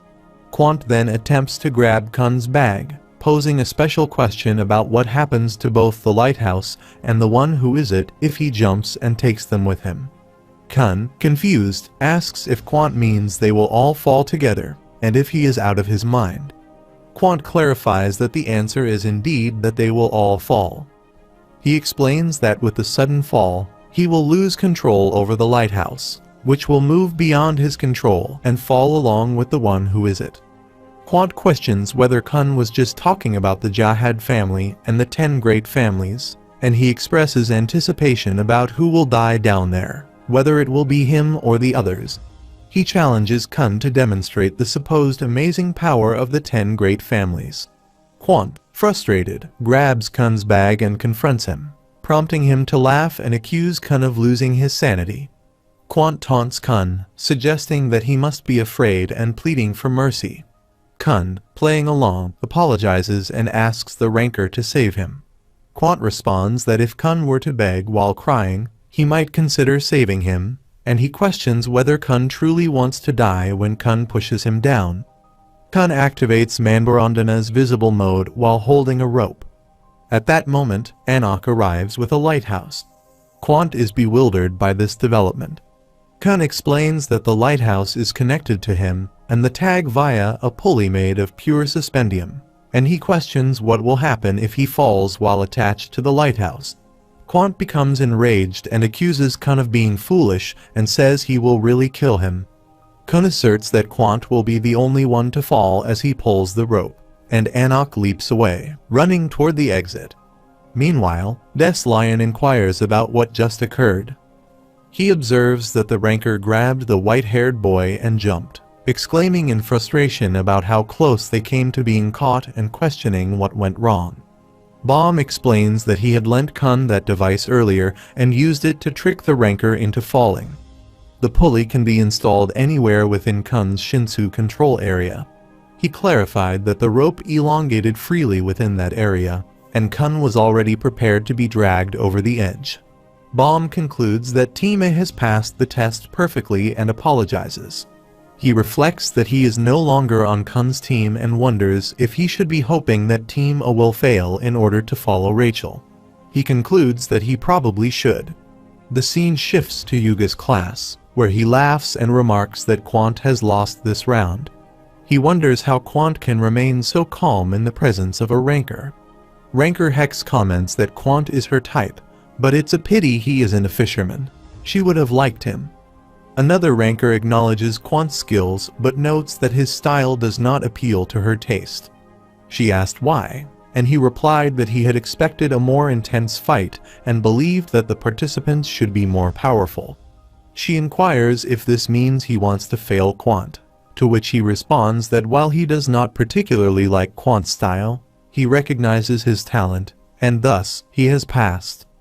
Hansung explains that Quant claimed to have stolen all his tools from his father's treasure warehouse, noting that Quant is indeed a gutsy regular. Lero questions whether Edwin Kun's treasure is involved and expresses surprise that Kun is still alive. He marvels at how even he was tricked and admits that he did not expect Kun to win the game in this manner, acknowledging that Kun never fails to impress. Hansung suggests that it might be too early to draw conclusions as the test is not yet over.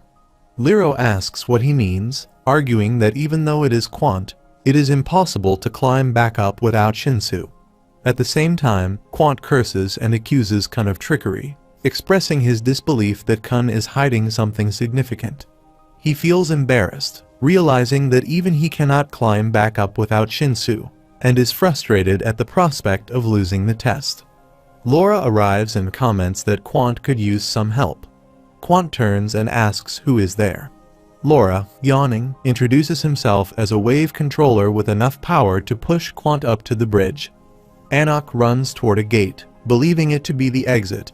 She is hopeful that she can make it and secure victory for her team. As she places the badge on her shirt and heads towards the exit, Quant follows her.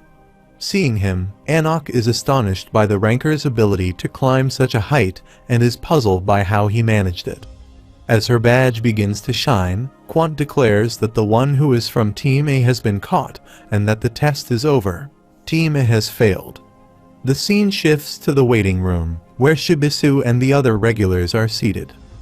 Shibisu laments how the ranker managed to get up and expresses disbelief, calling it unfair and impossible to defeat such a formidable opponent.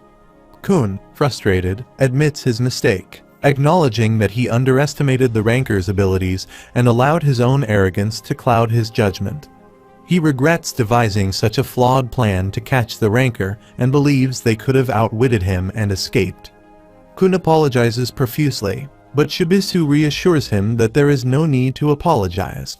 He insists that Kun's plan was sound and the ranker was simply too monstrous. Kun counters that it is entirely his fault and their failure is a direct result of his errors. Rosael disagrees, encouraging Kun by saying he performed admirably. Hats confirms this, noting that Kun's behavior is out of character, while Neri also encourages him to cheer up. Laura, displaying the board, suggests that they let Kun rest. As Shibisu continues to express his frustration, Rosael points out that they managed to challenge the ranker effectively and wonders if Team B will be able to perform as well in their test. Neri says there is no way they will succeed. They are going to be thoroughly defeated. Shibisu agrees, noting that Team B cannot possibly surpass that formidable opponent. Although they did not pass, he acknowledges that they performed admirably in context. He expresses doubt that Team B could achieve a better outcome. He advises against being discouraged, asserting that they nearly succeeded, and he tells Kun not to dwell on the failure when Kun thanks him. Shibisu then displays a board and asks if he may now refer to Kun as his son. Shibisu sees this and kicks Laura, chastising him for not appearing when needed and for being too lazy to even speak. He questions if Laura's name is actually Owen or something similar.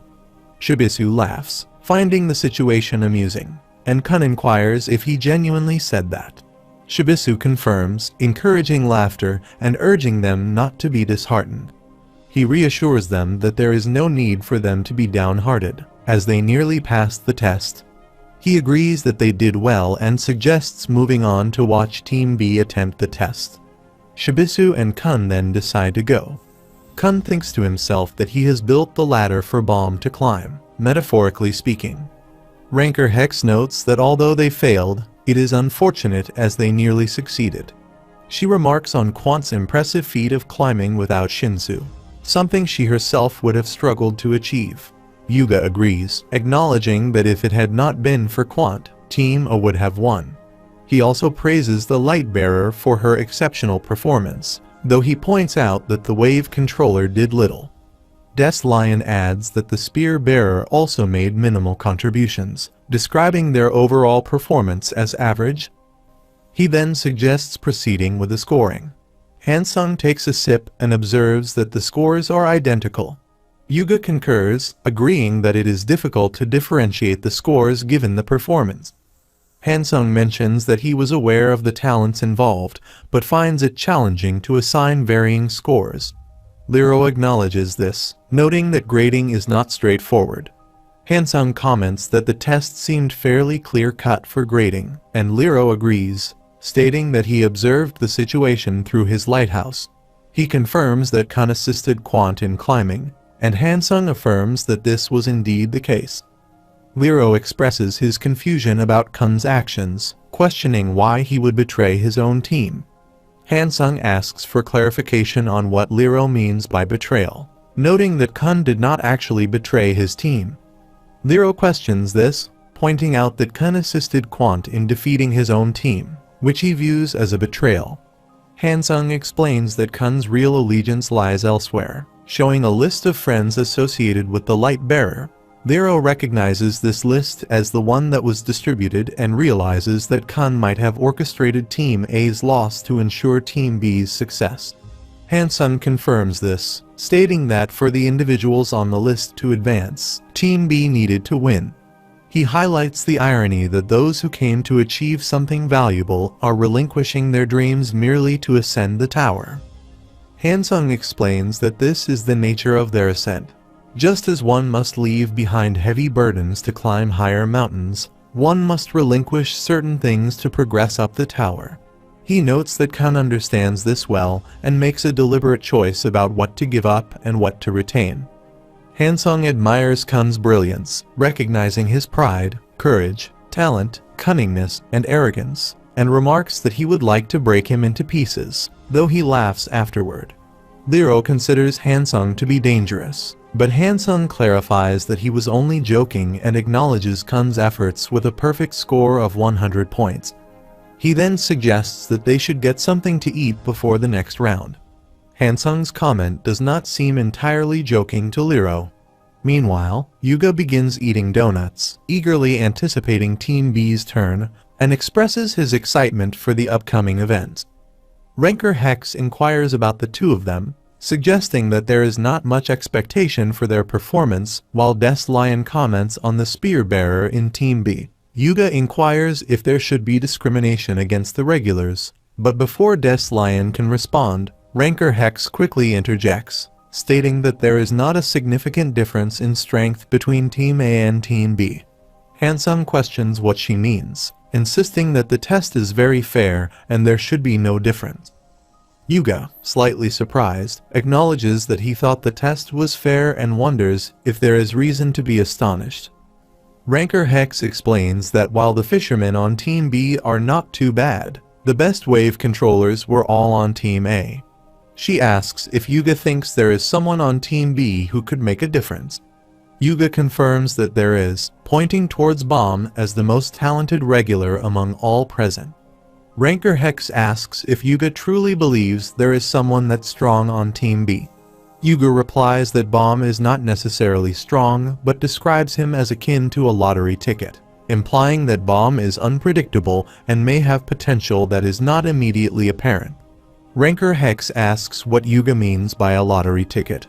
Yuga explains that Bomb appears extremely ordinary, with nothing particularly remarkable about him.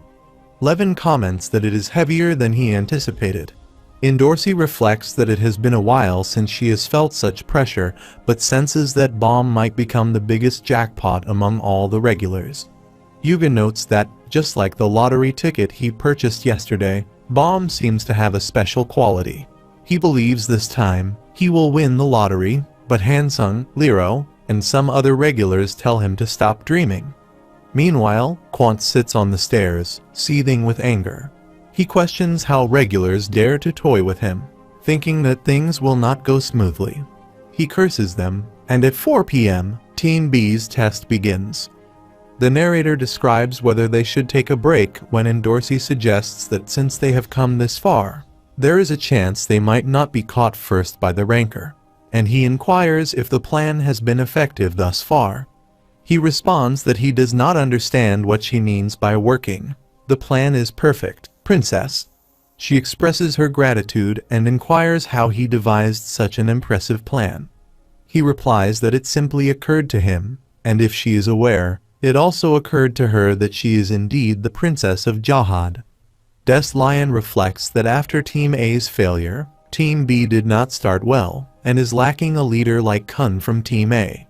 He notes that while Team B members proposed various ideas, no one listened to each other as time continued to pass.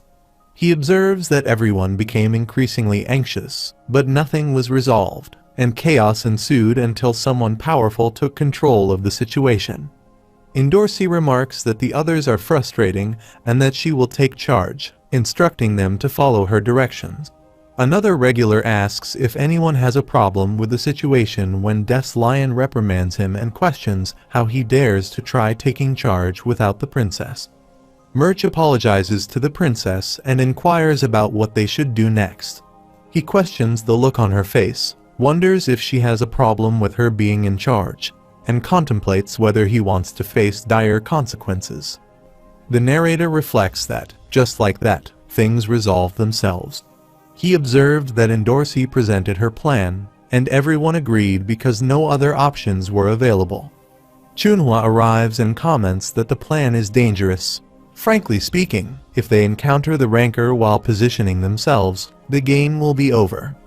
Des Lion advises him to stop worrying, asserting that the princess has stated that the ranker will not catch anyone before examining all the regulars moving around. He reassures him to relax, as the ranker will not approach them first. He adds that hasty judgments will lead to failure and whispers to Endorsi that he suspects there is a rebel among them. She asks if that is the case, instructing him to hang the individual, and he inquires what she means. Des Lion laughs and comments that he is incredibly foolish. He thinks that all the fishermen are moving together according to Endorsi's plan. Laura comments that they are indeed foolish, and Endorsi orders that he be locked up, which Des Lion confirms. Murch questions how she managed to coordinate all the fishermen to move together, wondering if she is completely out of her mind. Pericule remarks that he considers her to be worthless and criticizes Sue's plan. Hat suggests that it is better than his own foolish plan. Murch inquires about the problem with their spear bearers' revolution. Hats responds that, first and foremost, the name itself is problematic, and if he had suggested it, others would have agreed to his absurd idea of restraining the ranker with spears.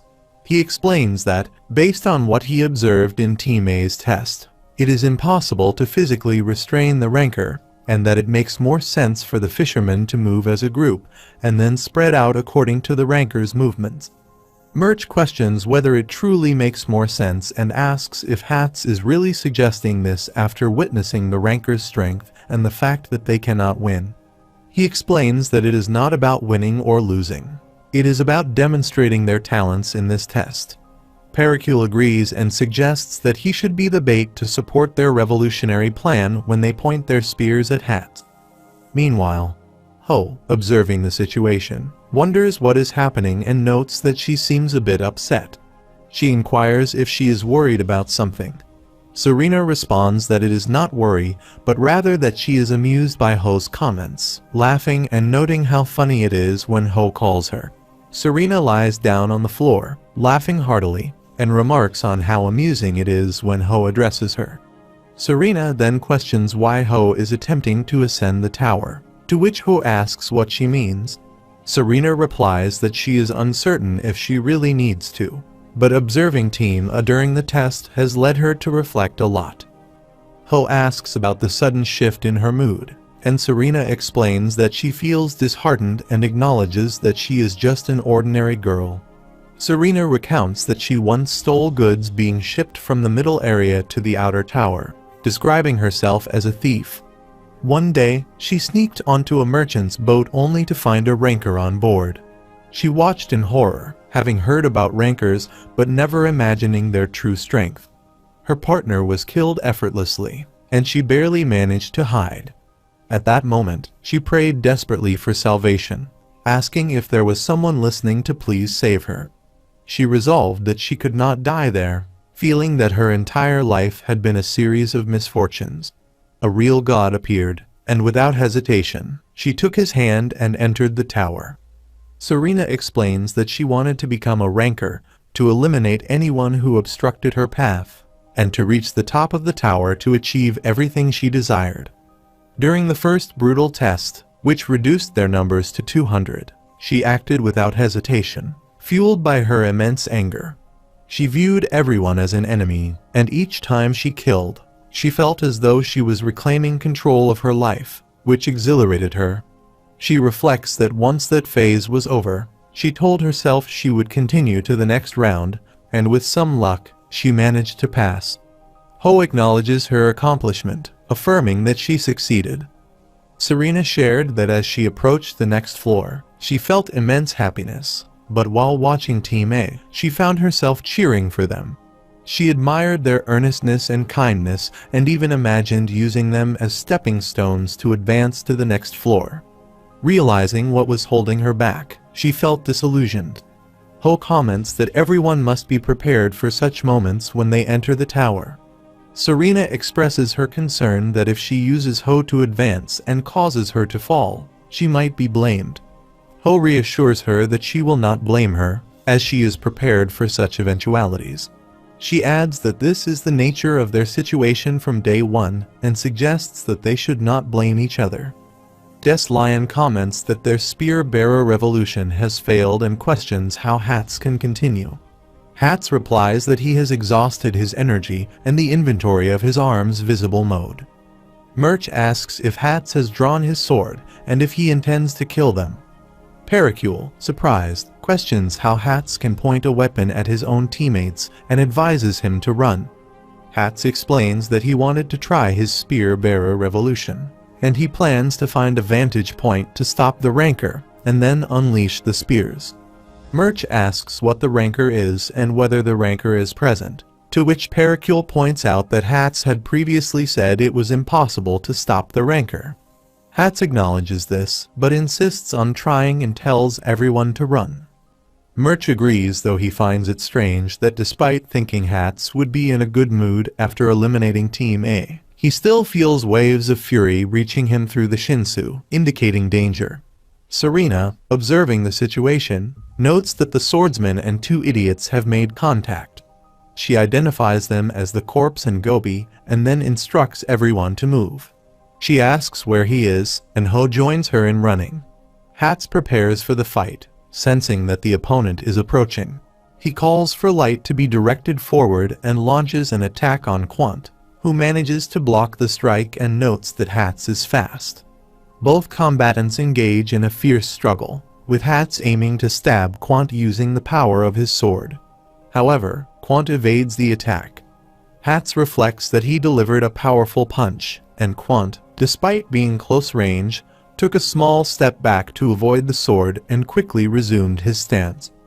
Quant comments that the attack was close, acknowledging that he had recognized Hats's skill during class, but did not realize the extent of his technique and whether the two-sword technique originated from a family different from Ares. Hats, after facing Quant directly, starts to understand that Quant does not exhibit exceptional human movements. Although born a human, he is no longer merely human. Quant expresses his intent to help Hats channel his anger, and Hats realizes that Quant is a different entity compared to all the other races in the tower. He is a rancor. Dorsey inquires about Baum's somber demeanor and asks if he is prepared for the task. Baum responds that there is nothing wrong, but Dorsey points out that he has been like this the entire time and urges him to focus, noting that she specifically chose him because she trusted him. Baum expresses uncertainty about why she chose him, admitting that he does not feel strong and doubts his usefulness, reflecting a weak mindset. He mentions that he once shared her doubts. Dorsey explains that before she became a princess of Jahad, her family was one of the 10 great families. However, the only rancor they had was the head of the family, and their family was ultimately ruined. She recounts that the head of the family tried to regain power by producing a princess of Jahad. To this end, he adopted girls who showed potential and trained them, and she was one of those girls. She describes the environment as disgusting, revealing that after the training sessions, they were gathered in the dining room and seated according to their performance that day. Those seated at the front were given lavish meals, while those at the back received only stale bread. Dorsey recalls that when she first arrived, she spent months eating only cold bread. As the weakest and youngest, she could not even sit at the table. However, one day, she managed to defeat an older girl who was much bigger than her, revealing a hidden talent. That day, she had her first meal at the table, and it tasted extraordinarily good. Although she might not find it remarkable now, at the time, it was delicious. During the meal, she looked at the food of those seated at the table, and wondered how much better it must taste compared to what she had been eating. She quickly forgot the taste of the stale bread and, within a few days, could eat anything she wanted from the table. She asks Baum if he understands how she achieved this, pointing out that she was once unable to sit at the table with them. When Baum questions if she had asked the other girls to share their food, Dorsey responds that he should be serious. Baum insists that he is serious, and she explains that no one would share something they had earned through their own hard work and struggle. Des Lion asserts that he will answer the question himself instead of dealing with the fool, noting that he, the strongest and most beautiful woman in the tower, must have defeated all the girls. He inquires about the rancor's location, and the lighthouse responds that the rancor is far away, near the swordsman and the two idiots. Des Lion asks who the idiots are, identifying them as the corpse and Gobi, just as they had planned, Princess. He then instructs them to continue moving and to keep a close watch on the rancor. He asks if she sees that the plan is working perfectly, and she confirms that it is and creates a Shinsu circle around them. Des Lion questions what the lighthouse has reported and what actions are being taken. Bomb announces that anyone crossing the line will die and calls for Endorsi.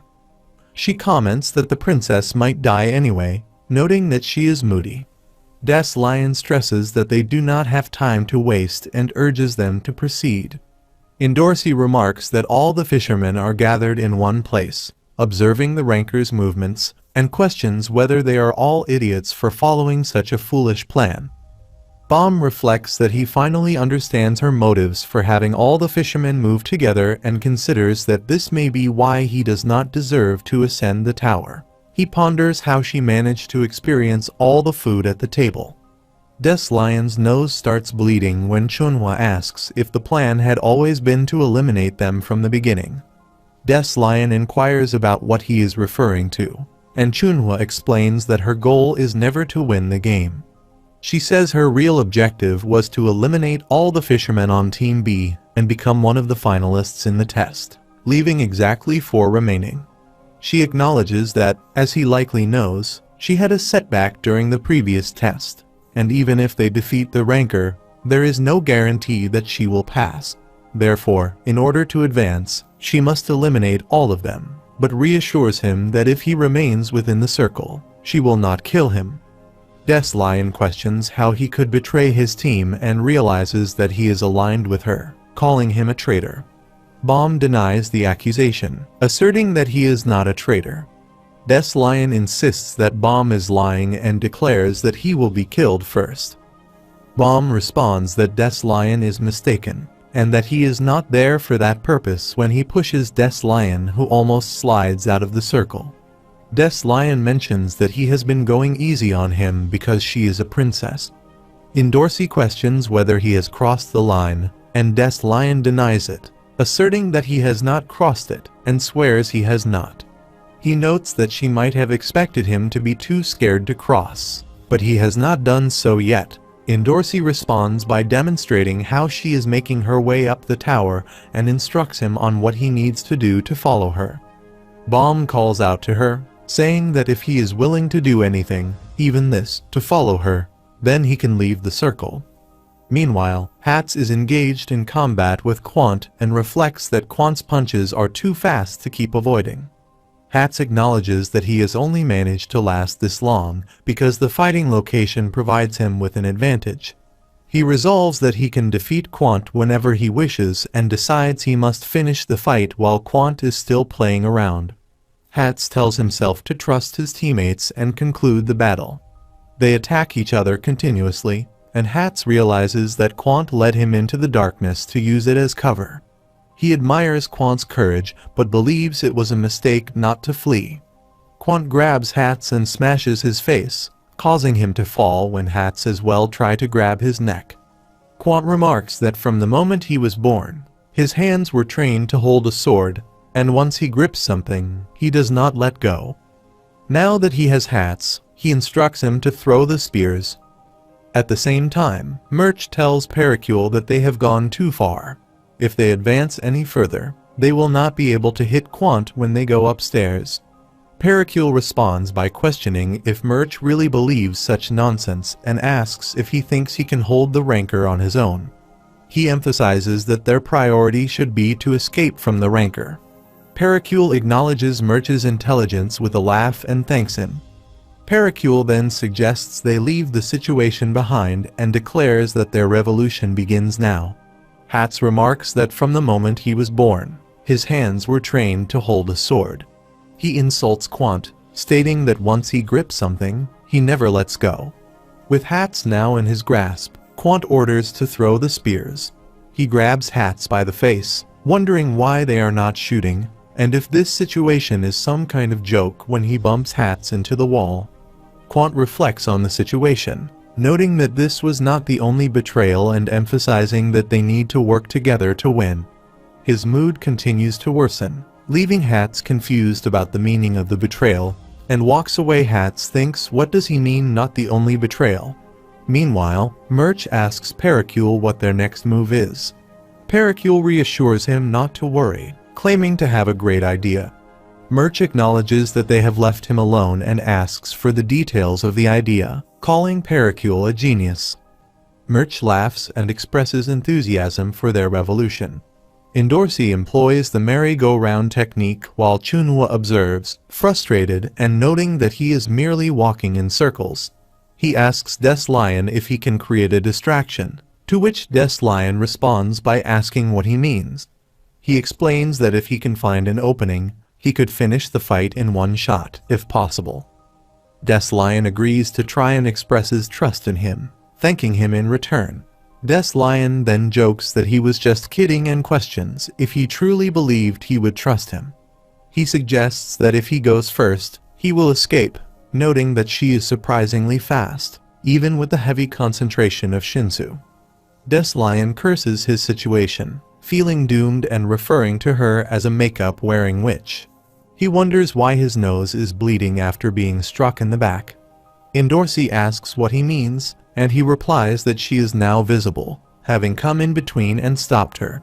He questions why she is fighting against his teammates, arguing that it is not right. Endorsi responds by asking who he considers to be his teammates, implying that a random group of individuals brought together by someone else does not hold meaning. Des Lion acknowledges this, but insists that they need each other to achieve their goals. Endorsi then asks what their goal is, to which Des Lion replies that their goal is to ascend the tower. She tells him that she believes he is too naive to ascend the tower and questions whether he thinks he can achieve it by following and protecting her in this manner. She asserts that to protect someone, he should not stop.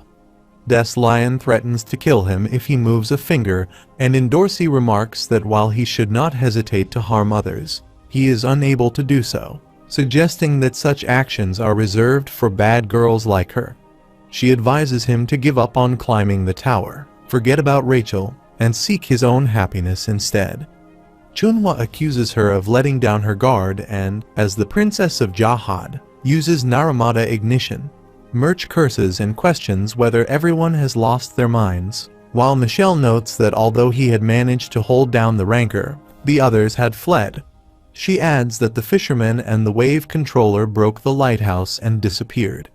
He questions whether they are playing hide and seek with them, expressing his amusement as he observes them on the screen.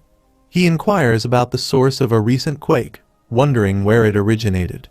Murch informs him that it is from the location where the fisherman disappeared and that he is on his way. Michelle urges them to hurry and not to focus on defense.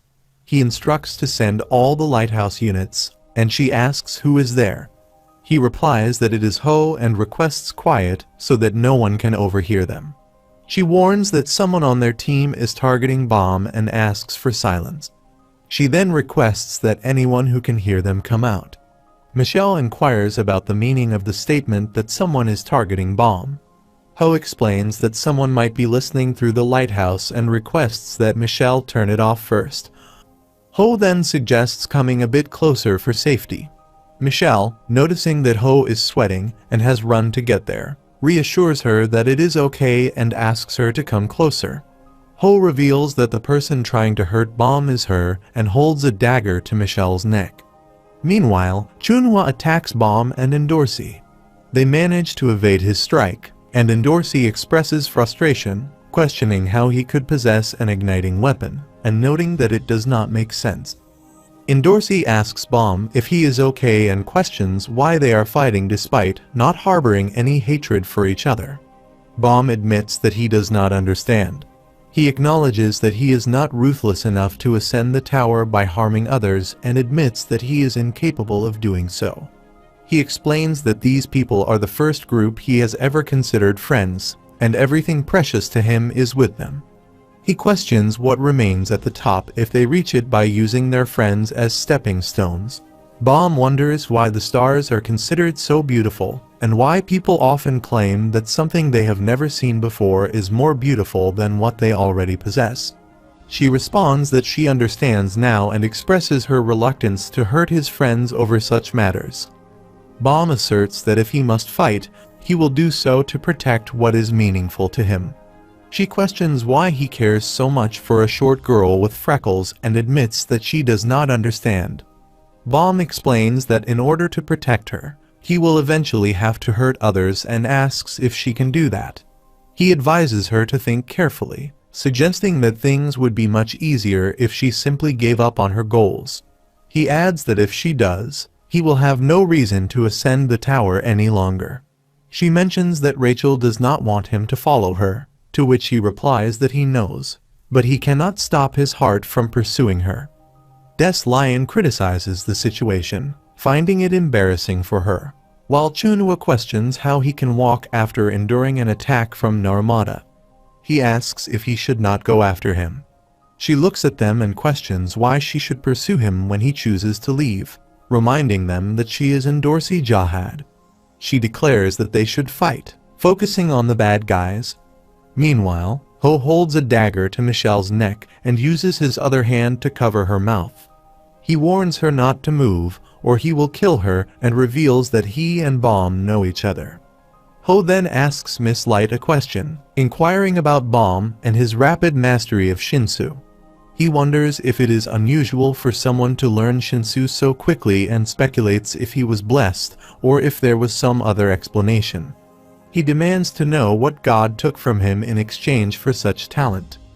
She explains that she has lost everything and only gained enough power to perform some parlor tricks, questioning if he does not think he deserves a bit of misery. Miss Light asks what he is doing there, mentioning the chaos everywhere, the fisherman's disappearance, Hatz's defeat by the Rancor, the spear-bearer's retreat, and Michelle's lighthouse going dark recently. Ho questions if he does not agree with this state of affairs and considers it fair, stating that he will do what God should have done. Baum calls out to Michelle as Rachel and please be safe, and inquires about the sudden loss of light in the safety zone.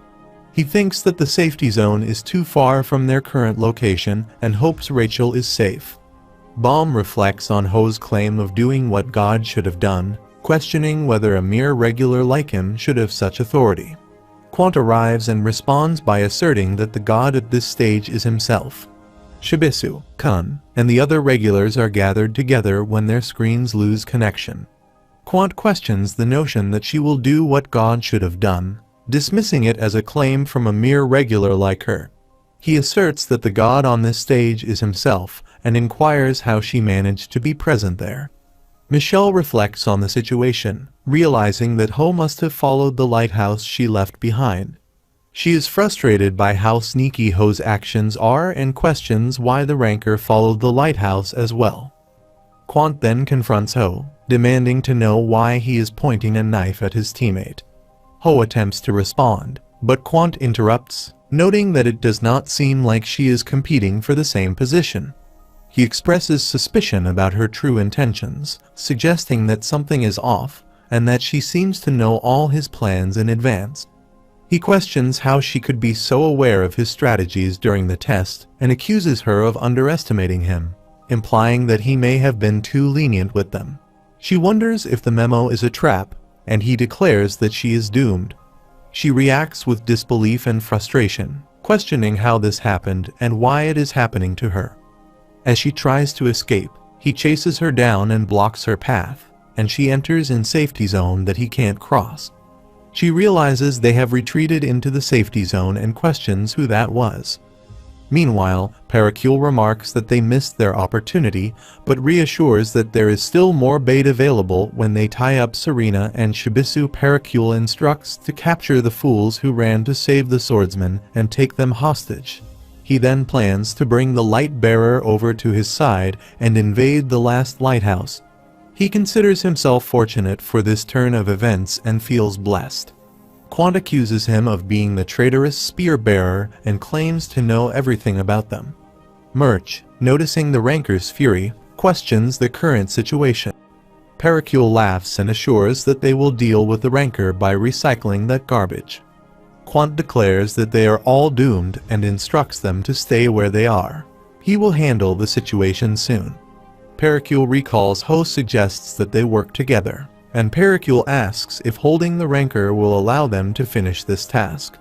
He inquires about Ho's opinion on this plan, and Levin asks for clarification. Ho asserts that they are all traitors and proposes that they cooperate to revolt together. Pericule acknowledges that they have captured one of the targets, so the only way to pass the test is to capture the rancor, after which they can handle everything else. He emphasizes that they only want the rancor and do not care about the girl. Ho comes back into the present. She warns that if the administrator goes over there, she cannot guarantee the girl's safety and decides to go along with the situation. Quant is confused and frustrated, wondering if everyone has lost their minds. He realizes he cannot save her because they are in the safety zone, and if he shifts his focus to deal with the spear bearers, the girl will be left in jeopardy. Annoyed, he concludes that whatever happens is bothersome and notes that he is not a rookie. He questions whether she believes he cares if she dies. He instructs her to proceed but warns that if anyone dies, he will ensure they are all dead. After a while, Baum arrives and asks why she is holding Rachel and demands an explanation. Ho dismisses his concerns, claiming it is nothing, and then questions why she is also holding her. Ho orders Baum to subdue the rancor, threatening that if he does not, she will stop breathing. Baum is bewildered and questions her motives, unable to understand how she could act this way. Ho warns him not to approach any closer, stating that if he does, she will kill her. She accuses Baum of being a monster and blames him for everything that has happened. She explains that people like him, who are born naturally talented, often become arrogant, and she can predict that he will become just like them. She calls him a monster. Ho demands to know why Baum is just standing there, urging him to deal with the rancor immediately or else. In a drastic move, she stabs her. She questions whether Baum wants her to die, and Quant asks if he is truly willing to go this far, and if he believes any of this will improve if he fights him. As Quant runs to attack Baum, Baum realizes that his body will not move. Quant instructs Baum to listen carefully. He explains that the shinsu he has provided can freeze a target temporarily and asks if Baum feels the shinsu flowing through his body. Quant tells him to maintain the flow, aim for the target, and strike the person inside the safety zone. He adds that while Baum is immobilized, he should save the girl. Meanwhile, Quant will handle the spear bearers. Quant acknowledges that he cannot enter the safety zone and questions if Baum believes he can achieve this. He tells Baum to run, and they both head in opposite directions as a lighthouse appears and shines brightly. Ho also presses a cut into her neck. Quant thinks to himself that Baum is a fool if he believes he has learned such a skill in such a short time. He reflects that it took him hundreds of years to master it, and that he had to give Baum false hope to distract him and buy time for himself when he rescues Serena and Shibisu and knocks out Pericule and Murch. Quant hopes that if luck is on his side, he might be able to save the girl's life. Meanwhile, Baum quickly reaches Rachel, rescues her from Ho, and pushes her to safety. Ho thinks to herself, wondering if Baum is truly a monster when she falls down. Des Lion declares that she should die, referring to her as a witch, and attempts to attack Endorsi. Endorsi successfully blocks his attack, and Des Lion quickly summons Chunhwa to join him. Chunhwa arrives and also attacks Endorsi, but she evades his strike. He notes that she maneuvered through the narrow gap between him and Narmada and is stunned by her skill. He tries to flee, but she swiftly confronts him and kicks him out of the safety zone when he bumps into a wall. Des Lion remarks she is a monster. He is petrified, but she captures him as well and stabs him. Chunhwa remarks that Endorsi is far stronger than he had anticipated, especially for a princess of Jahad. She walks out of the safety zone towards Chunhwa, who questions how she could ascend the tower by betraying her teammates and avoiding the true challenges despite her immense power, which he finds repugnant. Endorsi asks what he means by this and clarifies that she never claimed to fear the rancor. She believes that if she can manipulate Bong, capturing him should be feasible. Chunhua challenges whether such actions are necessary for her ascent and questions whether she, as a princess of Jahad, truly deserves her power, labeling her as evil. Endorsi confirms his assessment. Endorsi comments that this is what everyone says as they abandon her. Then she stabs Chunhua and takes his sword, stating that she will borrow it.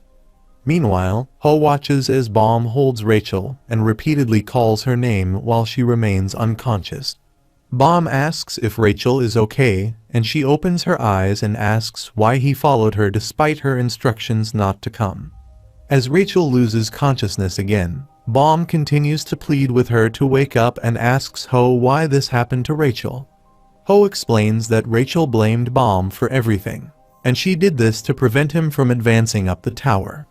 Ho adds that Rachel knew Bom's motivation to climb was because of her, and she hoped that without her, he would give up. Bom inquires who informed Ho of this, and she responds that she is unsure but acknowledges Bom's considerable power. Ho concludes that she will not be able to continue after this, having betrayed her team and failed to harm her teammate. She believes everything is now over. He asks why she had to go to such lengths to ascend the tower, and insists that they were friends. She laughs and questions who his friends are, sarcastically noting that he thought they were friends simply because she signed a piece of paper. Bom expresses his belief that they are friends, but she dismisses the idea, stating that there are no friends in the tower and everyone is an enemy. She explains that they all fight each other, and everyone she cherished had died before she arrived. She questions why God gave such power to others while she was left powerless to save those she cared about. She laments that if she had the power Bom and Laura possess, her friends might not have died. She admits that her actions were not driven by a desire to climb the tower or out of rivalry with Bom, but simply by her intense hatred for him. She grabs a dagger, points it towards herself, and stabs herself. Bom pleads with her not to do it, coming closer and asking why she is taking such drastic measures. He begs Ho not to die and starts crying, overwhelmed by the sense of loss and confusion. He questions why everyone is leaving him and why she is doing this. Quant reflects on the absurdity of their determination to ascend the tower despite the betrayals and abandonment they've experienced. He finds it ludicrous that God chose someone like Bom, who cries over losing a friend rather than a rival. Quant concludes that if Bom's talent is genuine, he would not be able to keep up with them. He considers Bom a baby tiger who cannot compete with them, likening him to a house cat. Meanwhile, Endorsi remarks that she anticipated this outcome and had never truly believed things would end happily. Quant realizes he has overlooked the other tiger, implying there are more formidable challenges or opponents ahead. Serena tries to speak, but her mouth is tied with a piece of cloth. Endorsi demands to know what Serena is trying to say and removes the cloth, saying they should take that off. Serena's hands are tied with a rope as she inquires where Endorsi has been the whole time and asks about the other fishermen. Endorsi reveals that she eliminated the other fishermen, clarifying that she didn't literally consume them, but hurt them badly enough to prevent them from taking the next test so she could advance. Serena is shocked and asks what Endorsi means by that, questioning if she has betrayed her. Endorsi responds that her plan was to eliminate all the other fishermen, which implies she did betray her, and she cuts the rope with a sword. Now freed, Serena becomes angry, slaps Endorsi, and questions why she came back, asking if she does not see what has happened here because of her. The tag is gone. Endorsi asks if Serena does not think they need to pass the test first, or if they should just let everyone die. Serena calls Endorsi a traitor and accuses her of acting arrogantly, as if she can resolve the situation. Endorsi replies that she was never arrogant, but Serena insists on maintaining her stance and raises her hand to slap her again. Endorsi blocks Serena's hand with her sword and warns her to stop damaging the kingdom's jewel, advising her to think wisely, as hesitation will lead to everyone's death. She then begins to walk away while Serena watches her intently. Approaching Bomb, Indorsi expresses her confusion, mentioning that he said he does not understand why she is climbing the tower just for some stars, and admits that she does not fully understand it either. Indorsi adds that she does not understand why Bomb is following her or what he sees in Rachel. She acknowledges that it might sound strange, but she also has someone she wants to ascend the tower with. Although Indorsi is not very close to Rachel, and they do not get along well, she feels that they deserve a chance. She explains that, while it is difficult to articulate, there is someone important to her.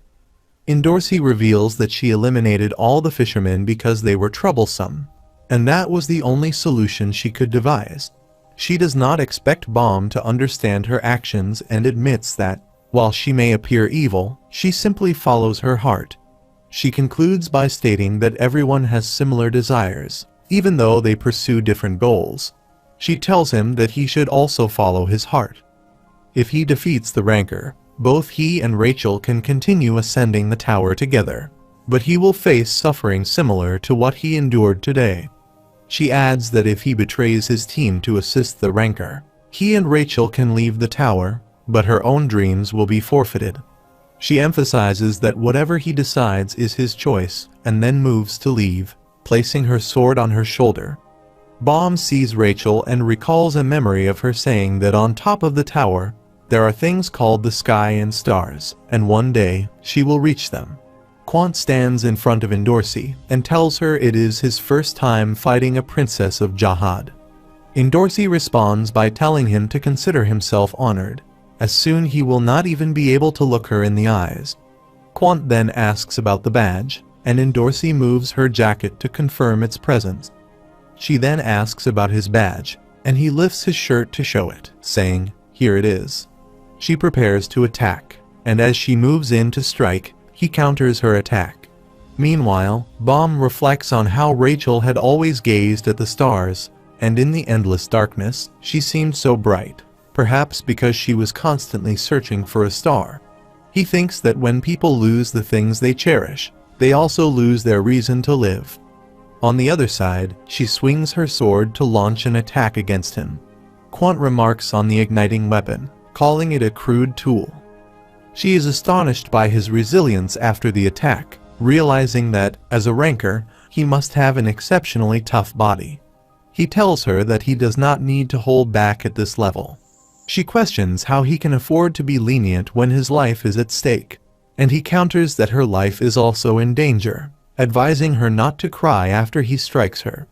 They engage in combat, fiercely attacking each other. Meanwhile, Bomb calls out to Ho, urging him to hold on. Quant moves to attack Indorsi, who also attempts to strike him with her sword. However, he steps back and counters with Narmade Ignition. Bomb observes them from a distance as Quant leaps to kick Indorsi. At that moment, Bomb uses his newly acquired skill to halt Quant Blitz's movements from a distance, commanding him to stop. Quant falls back, bewildered, and wonders what is happening.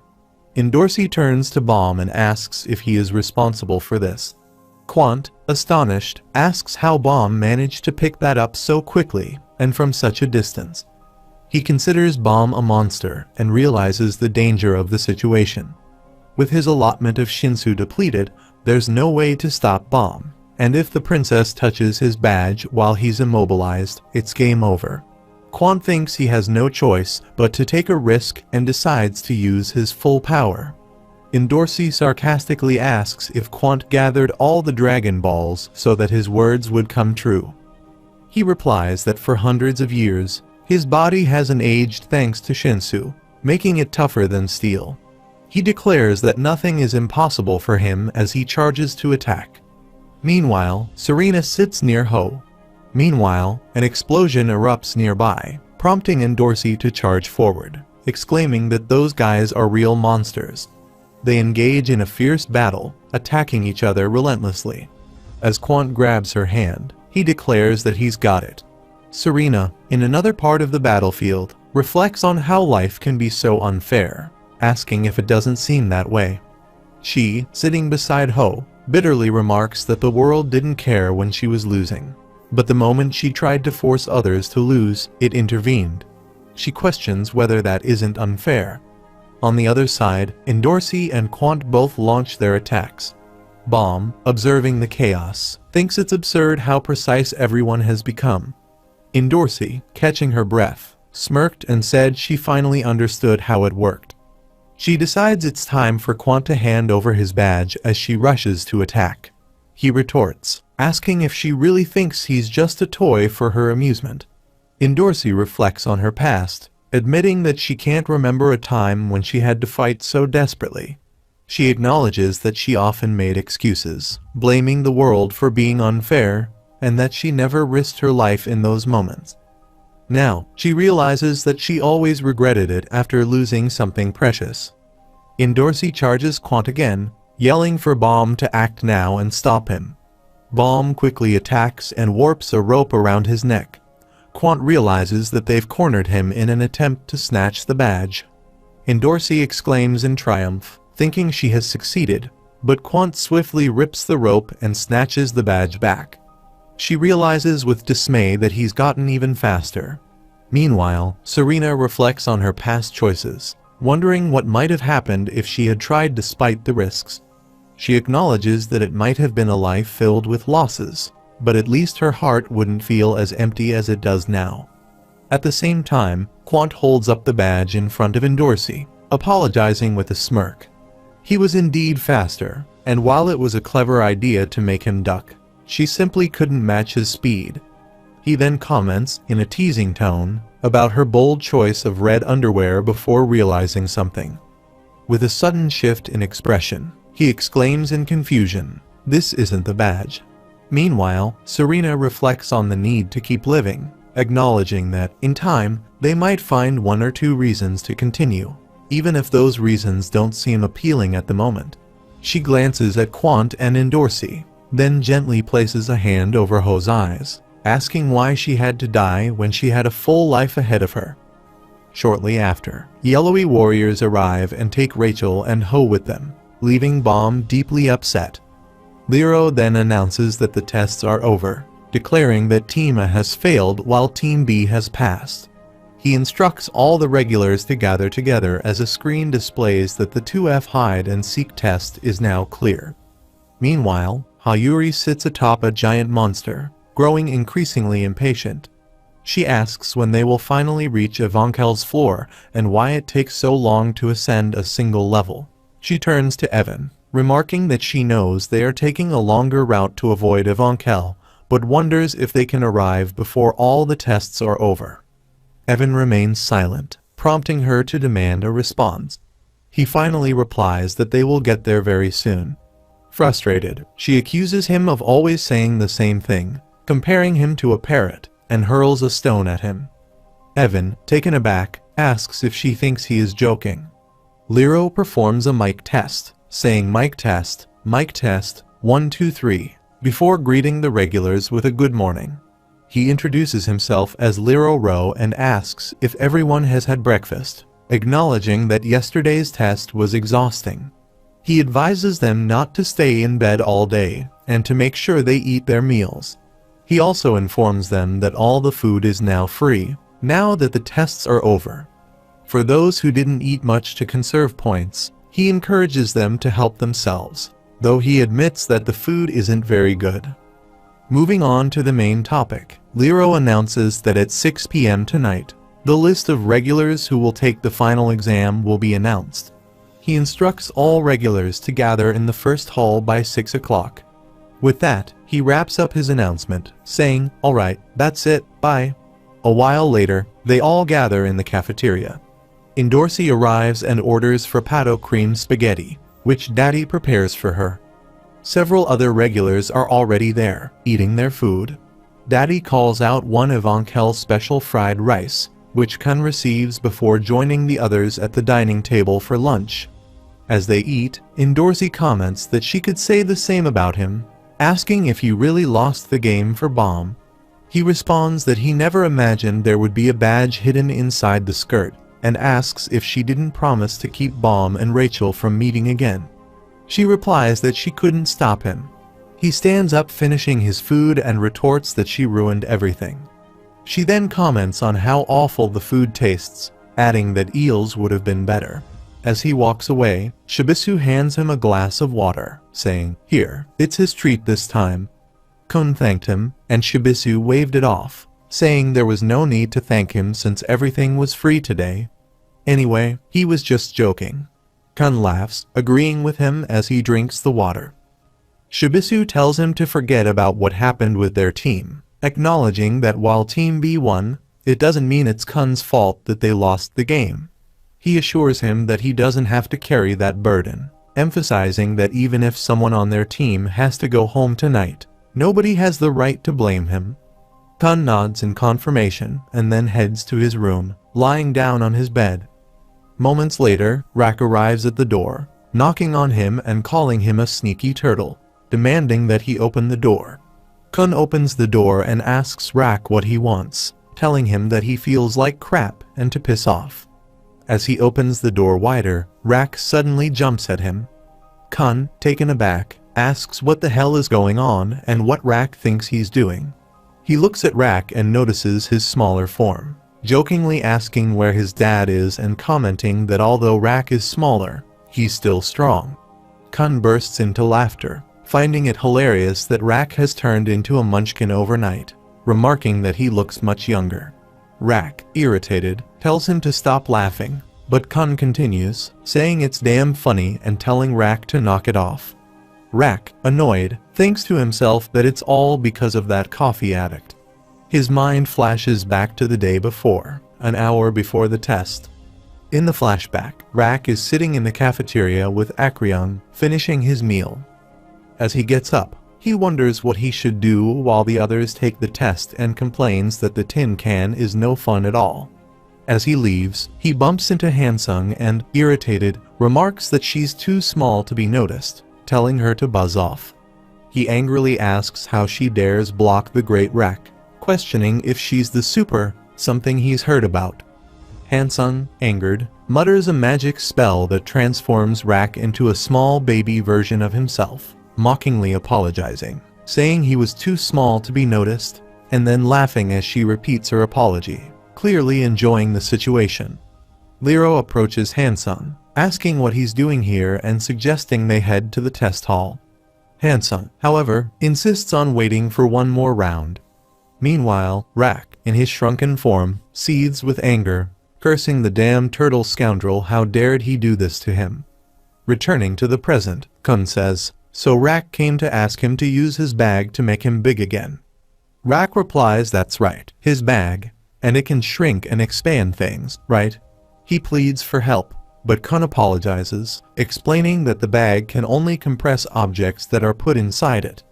To change the size of a living thing, special permission would be needed, and unfortunately, that's something he can't do. Kun then asks Rak to leave. Rak, frustrated, retorts that he thought he would be useful for once, accusing him of being good for nothing but cheating. He calls Kun a sneak turtle and asks where the black-haired turtle is, worrying that someone else might have taken his prey. Kun reassures him that Bomb is safe, but mentions that he doesn't think Bomb will proceed to the next floor. Rak, confused, asks what he means by that. Kun explains that Bomb met the girl he was searching for, and he achieved his goal. With that, there's no reason for him to continue climbing the tower. Rak, outraged, asks if Kun is saying that Bomb isn't going up the tower because of a female turtle and jokes that it must be Bomb's mating season. He demands that Kun bring Bomb to him, threatening to pull out his banana, which sounds rather dangerous. Kun, unimpressed, tells him that it's none of their business what Bomb chooses to do. Rak, however, insists that as their leader, he won't accept this. Kun, maintaining his calm, replies that it's all up to Bomb. Rak dismisses this, saying he doesn't care about Bomb's desires because that turtle is his prey, and he won't let him take him away. Rak comments on how useless he and his deteriorated eyes had been in the past, and how they are even more useless now. Kun shared that he had a sister named Maria. Although he called her his sister, they had different mothers and were only distantly related. He believes that Maria's kindness and ability to care for others were due to this distance. He grew up as part of the main family that was disputing over power every day. He recounts that she was an alien, but also a miracle. He felt Maria deserved to stay by the king's side and enjoy all the happiness while he succeeded in taking her place. He explains that this was actually his biological sister's position, which made it easier for him to assume it. However, since that day, he has felt an emptiness in his heart. Everything had gone according to plan, yet something was missing. He speculates that perhaps his journey up the tower is an attempt to find what he lost that day, and he hoped to discover something while observing Baum pursuing Rachel and Rachel looking after Baum. He admits that, to be honest, he was probably reluctant about their meeting until he found what he was looking for. That is why he helped her, to ensure Baum continued his pursuit. However, when he woke up, nothing had changed. He reflects on his constant perfection and wonders what he is missing. Rack stares at him and comments that he is worse than he initially thought, pointing out that he sent his sister to the king's side simply because he believed it suited her. He accuses Kun of boasting about her, and Kun asks if Rack even understands what it means to be a princess of Jahad, given the immense power she holds. Rack responds that if he were in Kun's position and thought she deserved to be next to the king, he would have killed the king and made himself the ruler. He would then choose who sits beside him. Kun claims that he does not understand what that entails. Rack points to him and says that he thinks what he lost that day is his sense of purpose or something else. At that moment, Baum knocks on the door and enters, saying he has something to tell Kun. He mentions that Rachel might not be able to walk anymore. Baum explains that he has heard it is possible to cure Rachel with Shinsu, but it requires time, is very costly, and demands the expertise of a specialist. He expresses his intention to handle the situation himself. Rack responds firmly, insisting that Baum cannot do this because he is his prey and cannot be allowed to leave. Baum insists that he will act as Rachel's legs, helping her to ascend the tower. He conveys that he is indifferent to what lies at the top of the tower, and has no particular desire to see the stars. However, if reaching the top is what Rachel wishes, he is determined to make it happen, regardless of the difficulty or danger involved. He acknowledges that his request might seem excessive, but he admits he is neither as strong nor as intelligent as Rack and begins to understand the depth of the challenge he faces. Baum asks if they will join him, reflecting on what he has been missing and expressing uncertainty about how they will react. He emphasizes that they are his cherished friends and that he wishes to ascend the tower with both Rack and Kun, despite the potential for a more perilous and painful journey. Rack agrees, stating that if Baum is asking, he is in. Kun, interrupting Rack, asserts that difficulty is his specialty, and that he will guide Baum to the top of the tower in the most devious and cunning manner possible. He warns Baum to be prepared for a challenging journey, with no way to back out once they begin. Baum thanks Kun sincerely, to which Kun responds by asking Baum not to thank him. Kun then inquires whether Baum prefers to learn about trickery or bluffing first. Baum questions whether he has to choose between the two and comments on a talking doll, remarking that he does not recall purchasing such an item. Rack questions whether they were ignored by the turtles, reminding them to know their place and using harsh words. Afterward, they all sit together and have drinks. Kun suggests discussing their plan to reach the top of the tower and reflects on the odd background situation from earlier. He notes that the crocodile has already passed his test, and Baum and he are likely to pass theirs as well. The issue is Rachel. Although she has enough points to proceed, her injury prevents her from taking the next test, so they need to ensure she advances. Kun explained that they had not yet made any decisions as they lacked information about the next test. Therefore, they need someone knowledgeable about the tests. Baum asks if they know anyone like that.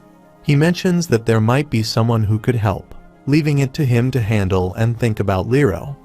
At the moment, Lero stands in the bathroom and, sensing a strange aura, comments on it. Kun advises Baum to focus on getting stronger and to not pursue Rachel, but to continue ascending the tower with her. Bomb agrees to this plan. Kun then suggests building a larger team with trusted individuals to help them ascend the tower. Rak asks about his role in this, and Kun confirms that Rak will be the leader. He announces that results will be revealed at 6 o'clock, and they should prepare to face Evankel's challenges for the next 7 hours. Meanwhile, Serena and Shibisu are seated together in their room, having snacks. Serena mentions that it has been a while since she drank like this and questions why Shibisu isn't joining her.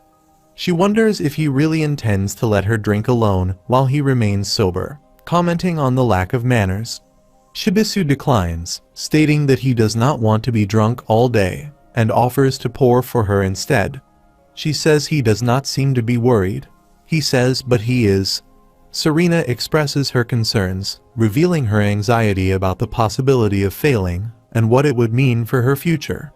She reflects on how, just the day before Ho's death, she had resolved to live more fully, yet she now feels weak and overwhelmed. She admits that since waking up that morning, she has been plagued by worry and feels increasingly powerless. Serena questions Shibisu if he understands why Ho died. He was weak like her. She confesses that she should not feel this way, but she comprehends why Ho despised Bomb, acknowledging that Bomb is different from them. She says he remains focused on his goals and does not fall apart, while no matter how hard she tries, she feels incapable of surpassing him. This is why she is harsh with him, she explains.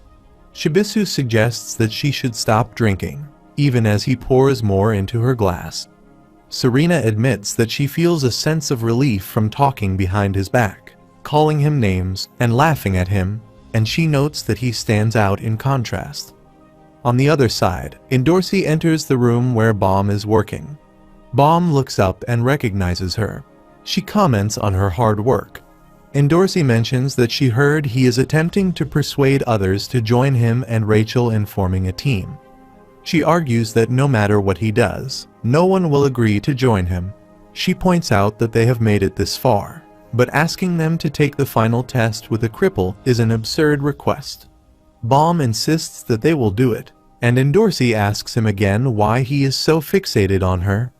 Bomb reflects on his initial impression of her, noting that she seemed like a stranger from another world, lost and wandering in an unfamiliar place. As it turns out, she is just an ordinary girl, and she inquires about what happened between him and Rachel. Bomb recounts his origin. He was born in a dark, lonely place with no knowledge of his identity, his location, or the reasons for his existence. All he knew was that there was light above him. Determined to escape, he built a tower from rubble to reach that light. Upon finally reaching it, he faced the crushing realization that he was trapped, that someone beyond the light had imprisoned him in the deep darkness.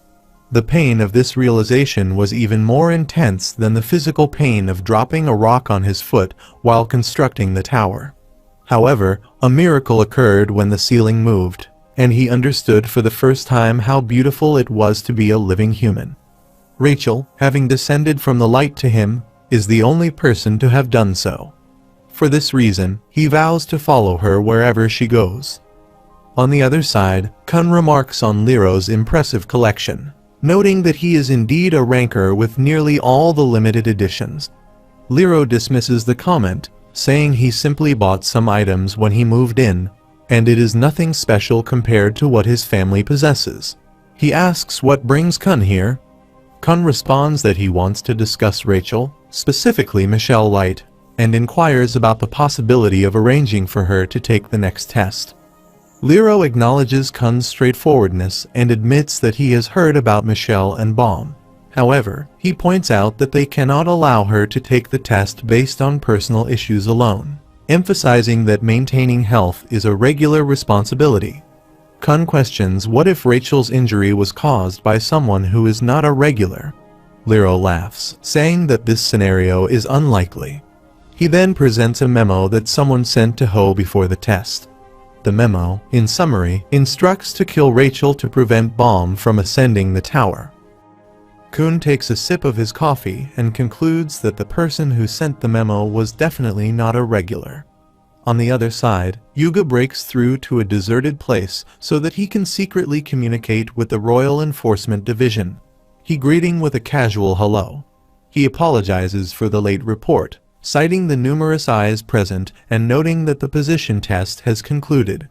He mentions that the results have not yet been announced, but anticipates that both individuals will pass the test if no surprises arise. He acknowledges that the results were expected but questions what can be done about it, stating he will ensure the retrieval of the Black March and Green April during the final test. He comments on the boy previously mentioned, suggesting that the boy might possess the talent necessary to receive the symbol of the triple eye. Yuga states that they will proceed step by step, emphasizing the need to first become a ranker. He expresses his intention to further assess the boy's talents and jokes about wanting to have him under his control. He then mentioned that he would contact the boy once he had finished on Evankel's floor, noting the rigorous surveillance in the area. He reveals that the surveillance is so extensive that they are even aware of what regulars write in their diaries, making it difficult to sneak in. He expresses frustration towards Hansung, questioning his intentions with Evankel after rejecting a high-ranker position offer. Just then, Hansung comes there and asks what Yuga is doing. He reprimands Yuga for making a secret call and accuses him of overstepping boundaries. Addressing him as director, Yuga is informed by Hansung that he was specifically told not to enter, with Hansung questioning if Yuga could not hear him through his thick fur. He recognizes his true identity as the Royal Enforcement Division Unit No. 67 member, Ren, is also present. Yuga inquires when Hansung discovers the situation, to which Hansung responds that it was likely noted due to Yuga's late arrival, emphasizing that he is always aware of events occurring on his floor. He laughs, indicating that he has no choice but to face the consequences. He remarks that he considers himself fortunate and has been eager for a confrontation for a long time. He acknowledges him as the prominent figure on Evankel's floor and the talented wave controller Hansung Yu. Meanwhile, Lero receives a message stating that she is the reason Bomb ascended the tower, that she is not his friend, and that no one will suspect him even if she fails. He questions how he can be so certain, considering it might be from a regular. Kun responds that, prior to the hide-and-seek test, he was aware of Ho's negative sentiments towards Bomb. The scene transitions to 1 week before the hide-and-seek test, where Kun, in the cafeteria, presses a button to get some coffee. He expresses frustration over the malfunctioning machine, questioning whether it is broken. Hua Ryan arrives and inquires about Kun's actions. Kun explained that he thought the machine was broken because he could not get a drink. Hua Ryan responds by saying she will fix it, then strikes the machine, making it operational. Kun asks what she is doing, to which Hua Ryan replies that she has fixed it and asserts that it will work now. She takes a drink and informs Kun that he can now pay for it. Kun, puzzled by how the machine was fixed, noted the comical nature of the situation. Later, he sits with her and questions whether her eye is okay. Hua Ryan suggests that she might feel better if she turned his friend into a cyclops, but reassures him that she does not hold grudges. She adds that Kun does not need to worry about her attacking his friend, as it is Ho he should be concerned about. Kun asks for clarification on why Ho is a concern. Hua Ryan explains that being in the same position as Ho, she understands his feelings. She reveals that Ho envies the power Kun's friend possesses and is likely to take action soon. Hua Ryan advises Kun to trust her intuition, as she has a strong sense of these matters. Later, Kun walks down the hallway, drinking water. He feels unsettled by Endorsi's words and senses that Ho is nearby. To be prepared, he had asked his classmate, Full, to alert him if Ho exhibited any unusual behavior. Kun had been using the room next to Ho's and had given Full a small bribe to keep an eye on things. Fortunately, nothing significant occurred until the day before the hide-and-seek test. Full recounts being startled when he suddenly emerged from his room, screaming about someone's presence, but quickly calmed down. Kun recalls that Full later reported that Ho claimed someone had thrown trash into his room and that his statements were incoherent. Ho had also asked about Michelle Light, though Kun is unsure of the context. Sensing something was amiss, Kun had sneaked into Ho's room that night when everyone was checking in with their teammates and discovered a memo. Kun thinks he copied the memo with Manbarandana, leaving one in its original place and taking the other. After examining the memo, he immediately informed Rachel about it. He recalls Rachel asking who could be responsible, and Kun admitted he didn't know and was uncertain whether Ho would actually harm her during the test, but it was clear that she was in danger. Rachel points out that the position test is typically conducted in dark places with teams, and since Ho, Bomb, and Kun are on the same team, something might indeed happen. She asks if Bomb is aware of the situation, to which Kun responds that he hasn't told him yet but believes he should. Rachel insists that Kun should never tell Bomb, expressing her desire not to cause Bomb any more harm. She acknowledges that Bomb's friends are important to him and that discovering the danger might deeply hurt him. Rachel concludes that it would be better for her to bear the pain as she is the one trying to ascend the tower. Kun reflects on his attempt to find a way to help Bomb and Rachel advance without them getting hurt, despite not being on their team for the test. After the teams were announced, he sought someone who could assist him. Later, Kun comes to Endorsi and expresses disappointment that Bomb and Rachel ended up on the same team and emphasizes that Bomb should not discover that Michelle Light is actually Rachel, asking if she agrees. She responds by questioning whether Kun has time to involve himself in others' issues, as she is preoccupied with her own concerns, and she has no time for that. He insists that Bomb and Rachel should not meet. He offers to assist her with her matters if she agrees to protect Bomb. She reiterates that she has no time for such involvement and questions if they are not just helping them out of curiosity or if he genuinely cares about Bomb. She advises him to stop if it's the latter. He asks if she protects Bomb. She asks what he means. Kun's reply is cryptic, suggesting that she will find out soon and instructing her to keep her promise while moves to leave from there. She, irritated, calls him a crazy scoundrel and demands to know what he is referring to. Kun reflects on having successfully persuaded Laura from his team to join his plan. With his scores already high enough to pass the test, he was fully invested in Bomb's talents. He lies down with Laura under a blanket, and Laura, struggling to sleep, suggests joining him. During Team A's test, Kun follows his pre-test strategy by dropping Quant. Quant confronts Kun, questioning if he dares to deceive him and accusing him of being a tricky scoundrel. He responds by asking if he is questioning his sanity or if he has a double personality and why he would take such actions. Kun insists that he had promised to take Quant up and instructs him to stop complaining, suggesting that he would rather be labeled a loser. Kun then directs Quant to send him up, indicating that now the blondie's time is up. Kun mentions that he had promised to eliminate the blonde light bearer if she caused Tima to lose, and with her gone, he would certainly pass. He adds that the results of Team B are irrelevant to him and laughs, calling himself a genius. He contemplates whether he truly made a promise to sabotage his own team to eliminate a rival on Team B. Quant, enraged, asserts that insolent regulars who challenge rankers will not have things go their way and curses at Kun. Kun thinks to himself that he has cleverly tricked Quant into protecting Rachel in the next test and considers his plan to be flawless. Kun reflects that it was actually a relief that Ho received the message. If Ho failed, Bomb would have a higher chance of passing the test. Therefore, if his plan had succeeded and Ho had failed, the memo would have ultimately helped Bomb ascend the tower. Kun waits for Ho's appearance in the trap he has prepared, unaware of what will happen next. He recalls a memory of the warriors carrying Rachel and Ho on stretchers, and Bomb feeling sad as he watches them. He says that he has not changed at all.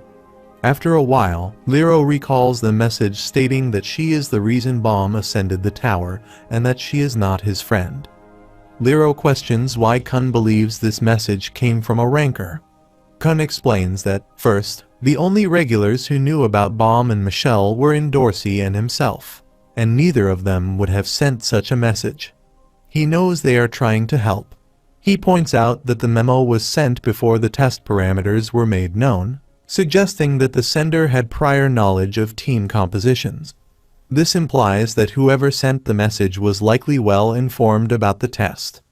Kun remarks that the person behind the memo is trying to prevent Bomb from climbing the tower.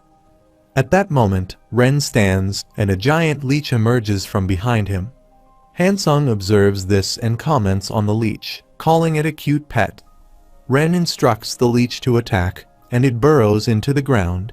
He expresses his curiosity about this mysterious power, noting that even his commander has been surprised by it.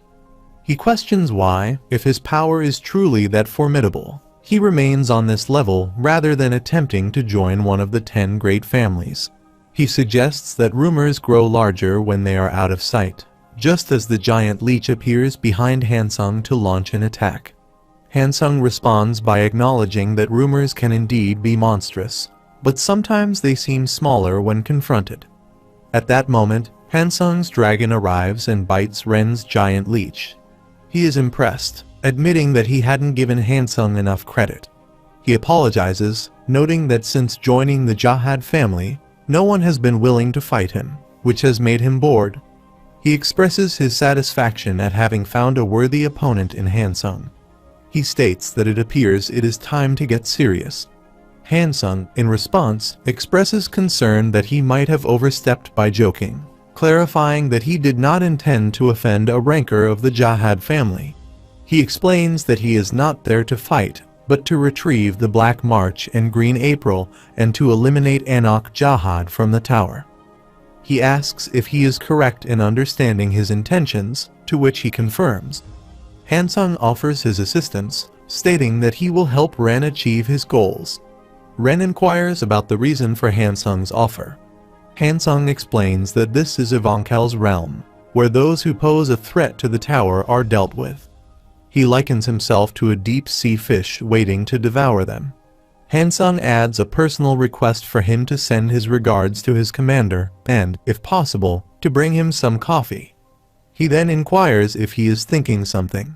Meanwhile, Kun, observing the situation, thinks that there is definitely something unusual about this test. He notes the presence of the Green April, Black March, 2 Johads, an irregular girl, and a boy with dangerous talents pursuing her. Other side, Lero suggests to Kun that there might be a way to allow Michelle to participate in the next round. Kun, surprised by this, asks if Hansung really means it. Lero confirms, stating that he just needs a little more time to work out the details. Later, Hansung sits in his room, enjoying a cup of coffee, and reflects on how far he has come. He expresses surprise at his own excitement after going head-to-head with an upper echelon rancor. A person arrives and announces that it is time to announce the results. Hansung says to wait just a moment while taking a sip of tea, sensing that a significant change is imminent, and responds affirmatively, indicating that he is on his way. He thinks that a tsunami powerful enough to shake the tower will soon unfold right here. Later, Hansung and Lero walk on a bridge, while Lero remarks that it is finally time for the last test for the regulars. He notes that this group of regulars has been impressive and expresses reluctance to drop any of them, laughing and acknowledging that he may have become too attached. He addresses Hansung as director, who confirms his presence. Lero then inquires if Hansung knows whether any of these regulars pose a danger to the tower. Hansung asks if he is aware of when these types of tests began on this floor. Hansung responds that he does not know. Lero explains that the tests here used to be similar to those on other floors, where the administrator's chosen representative would test the regulars selected by Hedon. However, this more complex test format was introduced after the appearance of Phantominum. Lero recounts that Phantominum's invasion of the Jahad castle resulted in the massacre of the best of Jahad's rankers, which shocked everyone in the tower. Lero continues, explaining that following these events, the irregular Urek Mazino appeared. Urek possessed monstrous power and rapidly became a significant influence. The group he formed, Walhiksong, became so formidable that even the 10 great families feared them. Lero notes that these incidents led the great rulers of the tower to realize that their precious tower could be threatened by others. He elaborates that if individuals who were dissatisfied with the tower or possessed mysterious powers were to enter, the balance of power could shift. Should the malcontent minority become stronger than the ruling elite, it could lead to chaos and disrupt the tower's peace. Consequently, the rulers decided to implement a strategy. At the initial testing phase, they would identify and eliminate those who posed a danger to the tower, preventing them from advancing. While the stated purpose of the tests is to assess talent and worthiness, the underlying goal is to prevent chaos and maintain the tower's stability. Hansung comments that, in other words, this system serves as a seawall to prevent a tsunami that could shake the tower. Lero expresses his dislike for this analogy, suggesting that if sorting out potentially dangerous individuals helps the tower, it is a necessary measure. He argues that a sea without waves is no longer a sea but merely a pond, and that facing challenges is preferable to enduring a slow decay. He implies that it is better to live by confronting the waves rather than succumbing to stagnation. Hansung tells Lero that if he dislikes the current approach, he is free to quit, emphasizing that the test floor will continue regardless. He then directs everyone to get to work and sort out the dangerous individuals. Later, all the regulars are gathered together.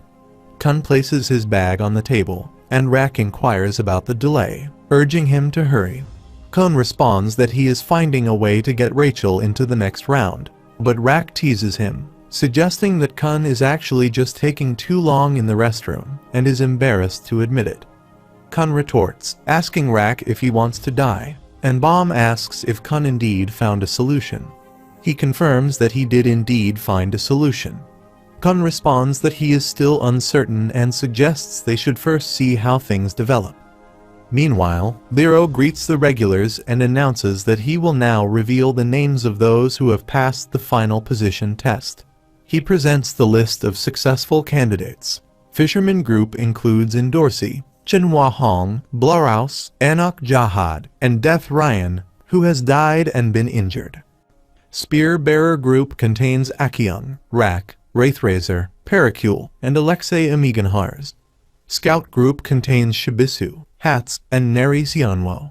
The Light Bearer group consists of Kun Agro Agnes, Levin, and Michelle Light, who has failed and been injured. And the Wave Controller consists of Balm and Fonseca Laura. Some people are happy, while others are shocked to see the list. Bomb examines the list and notices that Michelle Light has failed. Murch inquires about the results and questions why he is not included, despite his team having passed the test.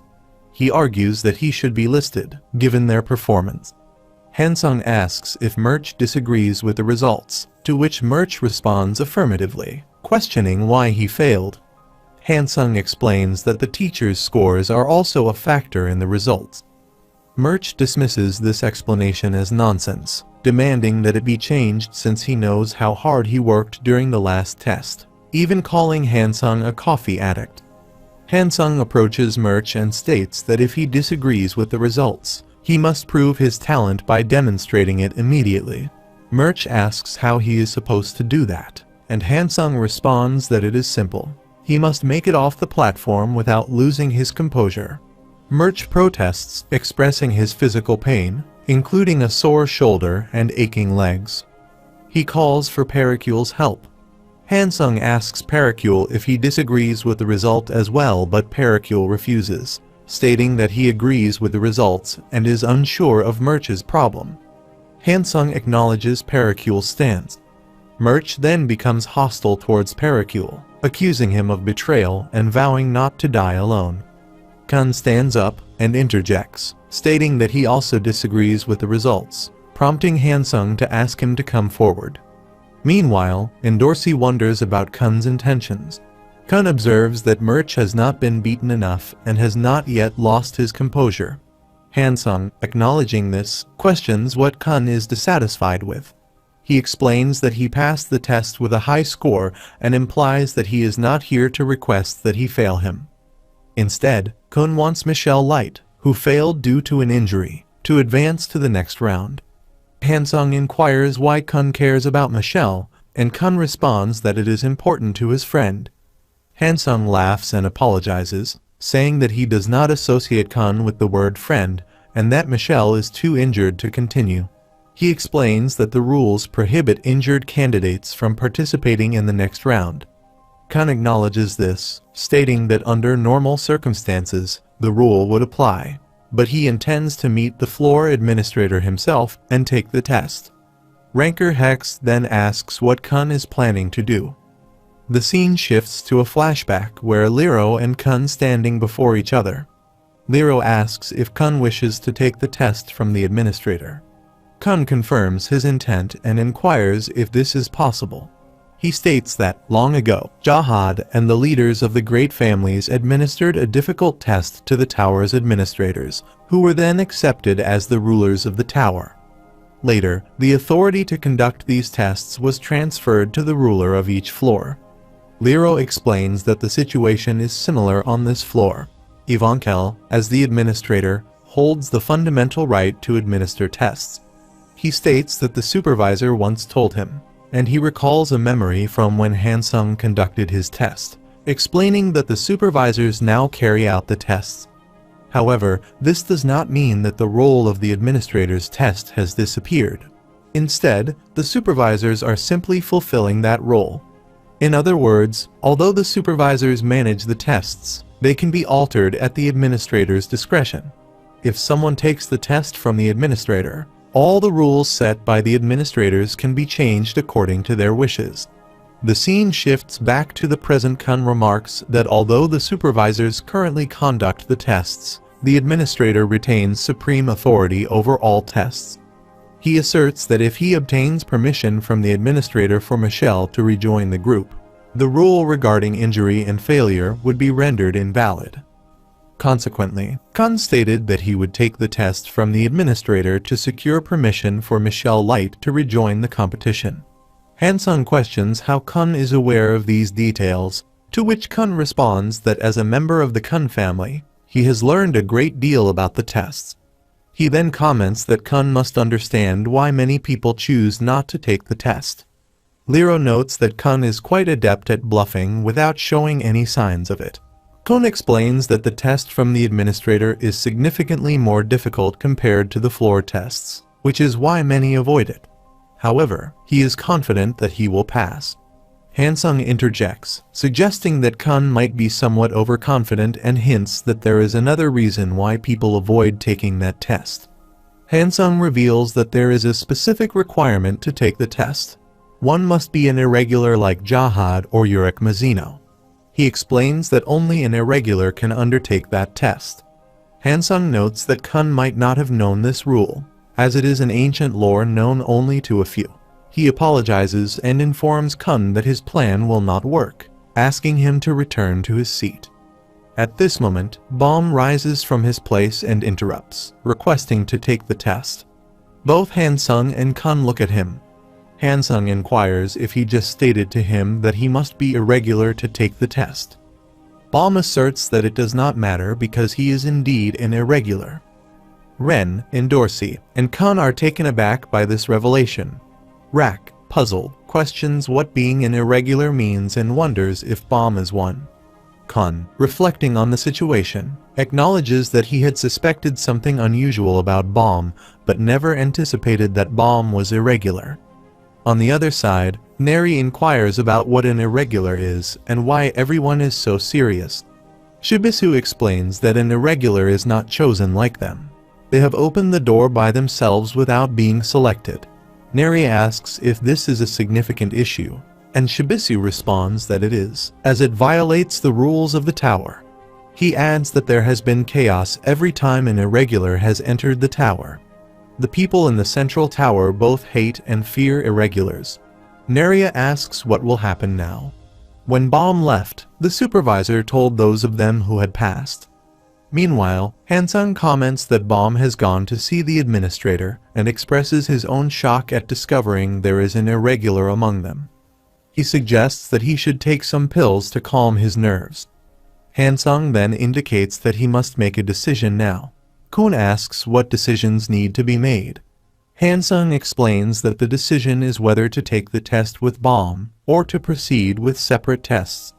If Kun decides to take the test with Bomb, he will have to undergo the administrator's test. Hansung remarks that even if Kun were to pass the test, he would be remembered as someone who assisted an irregular in climbing the tower, and he hopes Kun makes his decision wisely. Later, Neri sits with other rankers and asks what they should do in this situation. Pericule responds that, of course, they should not help. He argues that they cannot risk their own futures just to assist someone like Bomb and questions what he has ever done for them. Hats asks if they did not pass the test because of Bomb. Pericule confirms, saying that is true. Neria then says that considering the situation, it would be foolish to help him now and asks if they all agree. He says yeah, he agrees. Kun stands up and expresses sympathy for Bomb, but insists that he cannot support an irregular. Hats asks how they can say that, and Kun acknowledges that he does not like it either. He interjects, stating that he does not have a choice. He explains that assisting an irregular would have severe consequences. If people discovered that he helped an irregular, it could mean the end of his standing and even his expulsion from the family. He adds that if he had known Bomb was an irregular from the beginning, he would not have helped him at all. Hats reacts with anger, calling Kun a coward for his stance. At the moment, Hansung's standing outside a room. At the same time, Bomb goes into a cave where the monster remarks that they meet again. He says he thought Bomb would return. Bomb asks if he really did. He replies that he did because Bomb looked tasty, succulent, and savory. He could feel it. Bomb comments on how dangerous this situation is. He tells Bomb to listen and Bomb acknowledges this. He says he will prepare a test of equivalent value to Bomb's needs. He asks what Bomb is climbing for, and Bomb replies that his goal is something special. The scene then shifts to Kun's team, where Rak is pushing him, causing Kun to fall and get angry. Rak calls them all stupid and accuses them of cowering in fear.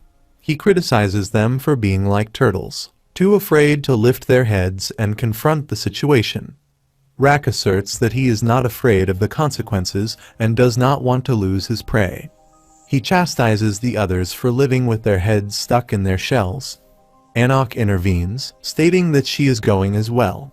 She expresses that she doesn't particularly care about helping him, but believes it is preferable to stay with a cowardly traitor who would betray his friend just to uphold his family name. She then starts dragging Shibisu by his hair. Hats follows her and expresses his agreement with Anok, and the group comes to a consensus. While Anok grabs Shibisu's hair, he questions why he is being taken along. Neri inquires about her destination, and Endorsi confirms that she is joining as well, noting that while it might be troublesome, she is a cool girl. Neri comments that she holds 90% of the team's power and insists that Shibisu should be included.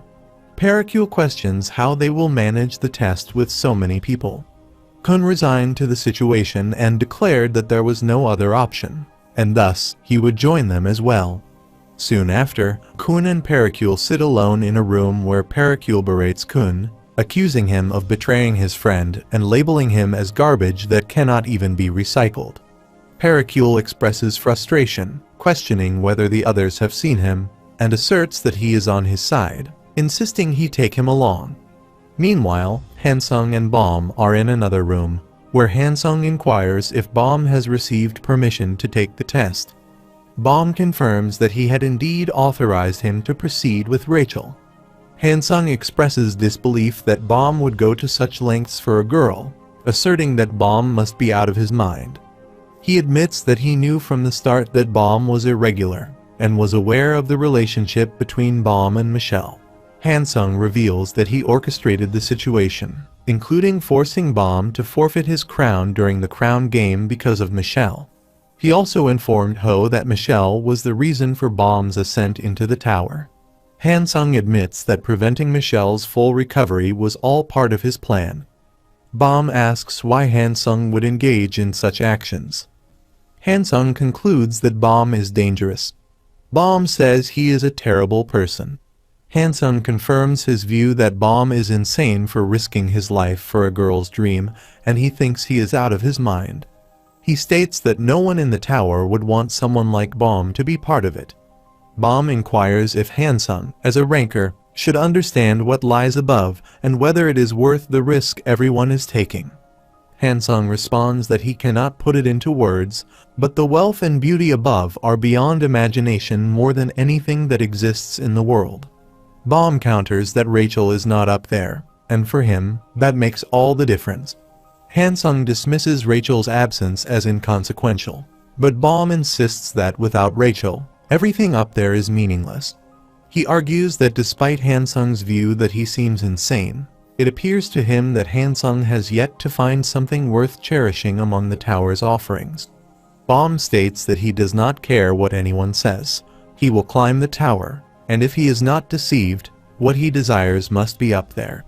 Baum then heads towards the gate, with Hansung watching him. Meanwhile, Rak tells Kun that it is time to stand up, as all the other stupid turtles are taking the test. Kun acknowledges Rak's perceptiveness. He notes that he is the only crocodile who understands what's inside the shell. Kun smirks and asks if he knows he just called himself a crocodile. Rak then insists he is not a crocodile but a Rak Wraithraiser. The scene shifts to the farewell ceremony for Ho, where everyone gathers to pay their respects. They stand before her body, encased in a glass coffin, as Serena pours a bottle of wine over it in tribute. Rachel watches all of this through her room's window and feels sad. Later, Endorsi and Baum are in class. As Endorsi spins a pen playfully, she suddenly charges at Baum. He braces himself to block her attack, but before he can react, he unexpectedly collapses and falls asleep. Meanwhile, Shibisu and Kun examine some documents. In another location, Rak furiously strikes a plate, and Alexei watches as Rak shatters all the plates he throws into the air. Elsewhere, Neri hands a sword to Chinawa, who begins practicing with it, while Rak continues his relentless assault, aiming to break through a barrier. At the same time, Ren hangs upside down in his room, while another person sits nearby, holding and examining a necklace. On the other side, Liro presents an advanced wheelchair to Rachel for moving. As the day ends, everyone gathers together for a lively evening. They enjoy dinner and drinks, sharing laughter and camaraderie. Meanwhile, Baum and Rachel stand on the terrace, gazing up at the night sky. Baum recalls a training session with Endorsi in class. She had taught him various fighting techniques, how to attack, block, and everything in between. He remembers a moment when she had punched him, and despite his best efforts, he couldn't block it and fell to the ground. Endorsi had approached him, rubbed his face gently, and extended her hand to help him back up. The next morning, all the regulars assemble in a hall where Liro and Hansung await them. Hansung announces that the final test is about to begin. He reveals that it is called the Submerged Fish Hunt Test. The scene shifts to Baum and Rachel standing on the terrace, watching a surreal scene of fish falling from the sky. Rachel remarks that it is quite beautiful and feels as though they have truly become part of the fish world. The scene shifts to Shibisu, who notices some dolphin statues and inquires about their movement. He then comments that the statues appear too lazy to be functional. Kun suggests waiting a bit longer, explaining that they will soon start moving, referring to the Submerged Fish Hunt Test as a rather absurd challenge. The scene shifts to flashback. Hansung confirms that the test is exactly as it sounds. They will need to hunt and capture the submerged fish. Rak, amused, exclaims that catching fish is his specialty, and that he will handle it easily. Hansung says sorry to burst his bubble, however, clarifies that Rak will not be the one doing the fishing. Rak, puzzled, asks for further clarification. Hansung explains that it is the herder's job and displays a picture on the screen. He asks what that is, noticing that they are herding fish, and comments that it is kind of cute. He adds that the fish they will be dealing with are called goby dolphins, or chasers, and that they are known for their unique characteristics. Hansung continues by explaining that in the center of the large hole is the goby queen, the leader of the goby dolphins. He shows them a diagram of the structure, revealing that below the main hole is a deeper cavity connected to an underground water source. At 10 am, the water level rises, and by 5 p.m., it drains out through this hole due to the structure's shape, which is referred to as the wine glass. He elaborates that when the wine glass fills up, the fish gather in it, signaling mealtime for the goby queen. The goby dolphins then prepare the queen's food. At this time, they must use shinsu to create an underwater net. By standing in a circle and using their shinsu, they will form a net around the gathered fish and start to close it in. Shibisu asks if their task is to herd the fish by making a shinsu net in the wine glass and then transporting it to the queen in the center. Hansung confirms this, explaining that the process involves trapping the fish and delivering them to the goby queen. Hansung confirms that's right, and the goby dolphins will chase the fish with their net, allowing the queen in the center to enjoy her meal. Kun then asks about their specific role in the test. Hansung responds that what they need to do is scream. The scene shifts to Kun standing in front of the dolphins, who are beginning to move. Kun observes that they are finally starting to move and wonders if they will complete their task by 5 p.m. He realizes that Baum and Rachel must have begun their part of the test. Kun notes that the net is coming down, and the herding process has started. The scene shifts to a flashback. Lero inquires about the necessary action to protect the herders so that Baum and Rachel, who have transformed into fish, can reach the queen. Baum asks what is meant by becoming a fish, and Hansung explains that when the test begins, Baum and Rachel will enter the wine glass through a hole adjacent to the larger one. He elaborates that they will be encased in a special bubble designed to move according to the chaser's shinsu. This implies that when the herders initiate the chase, the bubble will move in tandem with it. If Baum and Rachel utilize this method to safely enter the queen's mouth, be swallowed, and emerge through her other orifice, they will pass the test. He reassures them that the bubble is sterilized and capable of withstanding the queen's digestive juices. Levin questions whether there is anything for them to do, suggesting that even if they do nothing, the chasers will still capture Baum and Rachel. Hansung responds that even if tuna appear among a group of sardines, sharks will come to consume them, and the goby dolphins that pursue fish also have their own predators. The scene shifts to Hats sitting on a mountain, while a person asks how things are looking and inquires about the thief. Hats concludes that there is nothing significant to report and does not believe they will be moving soon. He recalls when Hansung described the thief and presented a diagram, explaining that their true name is barnacle goblin. Unlike the goby dolphins, barnacle goblins do not consume them, but rather steal the fish that the goby dolphins have herded. Hansung described how the giant wet worm, which they cultivate, can stretch its body and mouth freely. This worm uses its mouth to steal the fish collected by the herders, with the thieves obtaining the fish by cutting open the worm's belly. Additionally, the wetworm can use its mouth to dig through shallow earth and access the water in the wine glass. If Baum and Rachel are unfortunate enough to be ensnared by the worm's mouth, they will be consumed by it before reaching the queen, thus failing the test. Hansung also mentioned another enemy of the goby dolphins, the dog, which is actually called the striped earth pig.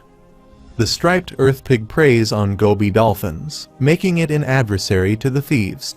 Hats inquires whether the dogs have arrived yet, and Levin responds that they have not. Levin advises keeping a close watch on the thieves, noting that if the bubble is caught by a worm, it would result in failure. Hats acknowledges this and asks if he has seen the bull. Levin replies that he has not seen it yet and feels the same about the others. He expresses his hope that it does not appear. The scene shifts to a flashback while Hansung explains that the bull is a peculiar and gluttonous tyrant that emerged only a few years ago. Such creatures typically do not exist at lower levels like this, and their presence here remains a mystery. Nevertheless, in this area, the bull stands at the very top of the food chain and earned its name due to its bad temper and immense appetite. Goby dolphins are among its prey, and humans are not exempt either. Hansung recounts that some regulars recently encountered this monster and were all consumed. He warns that if this creature appears during the test, the situation will become extremely challenging, especially when it arrives and roars. The bull emerges. Meanwhile, Yuri inquires if he must jump down here to enter the regulars' testing area. She recalls asking him to lead the way but did not mention her intention to go to hell. Evan responds that there is no other way. This is the only path to reach the test spot without being caught, though he acknowledges it resembles a cliff. She replies that she supposes she has no other choice, so they should proceed. He then asks what she wants him to do, stating that this is the only option, and she always complains about everything. Another person remarks that he will be beaten. He tells her to go first. He believes the truth has been revealed. She moves forward and curses at him, while he thinks that at least he is being honest. Meanwhile, Hats also observes that they have started to get busy and questions whether they are beginning to move now, wondering if it was just a wild animal while start moving in a cave. Shibisu sits in the cave, expressing his exhaustion from constantly being nervous, even when nothing significant is happening. Kun mentions the other day when they gathered in the hall to decide which test to take and asks if everyone knew he was just acting. Kun then inquires why Shibisu agreed to help Bomb if that was the case. Shibisu admits that it was obvious from the beginning and that he knew he was being dragged into it by Anak. Kun points out that if he had told her the truth, he wouldn't have had to get involved, calling out to Shibisu. Shibisu responds, mentioning that after Ho's death, he drank with Linen once, and she told him that the reason Bomb stands out is that he still possesses something they all lost before entering the tower. Kun reflects that Ho didn't envy Bomb for his powers or talents, but rather because Bomb still had something to protect with those powers. Shibisu agrees, admitting he also envies Bomb a bit, but doesn't want him to lose that, as those who took what was important to him did so because they had lost what was important to them. He remarks that Bomb is a better person than he initially thought, and then notices a bright star in front of him, wondering what it is. He asks what the light is, and Kun inquires what's wrong. Shibisu notices that the light moved, and suddenly, a bull appears and attacks him. Terrified, Shibisu starts moving toward the light, exclaiming that it's the bull and cursing the situation, saying it has appeared after all. He cries out for help, remarking on how awful the creature looks. He curses the coffee machine, thinking it looks nothing like the crocodile, and compares it to Rak, who, by comparison, seems super cute as he runs quickly away. A dolphin arrives, and the bull starts chasing it. Shibisu wonders where it is headed, thinking that if it continues in this direction, it might reach the herders and throw a stone at a bull. Despite his concerns, Shibisu steps in front of the bull again, declaring that he is delicious, but the bull ignores him and continues to pursue the dolphins. Frustrated, he asks what the bull is doing, feeling insulted that it ignored his offer. Realizing he has no other choice, Shibisu charges at the bull, claiming to be the most delicious, and kicks it. However, the bull grabs his leg with its tail, slams him to the ground, and begins to lick him.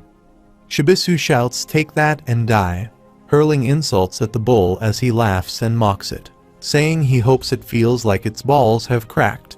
He sneers, claiming that if the bull can survive this pain, it's not even a real man.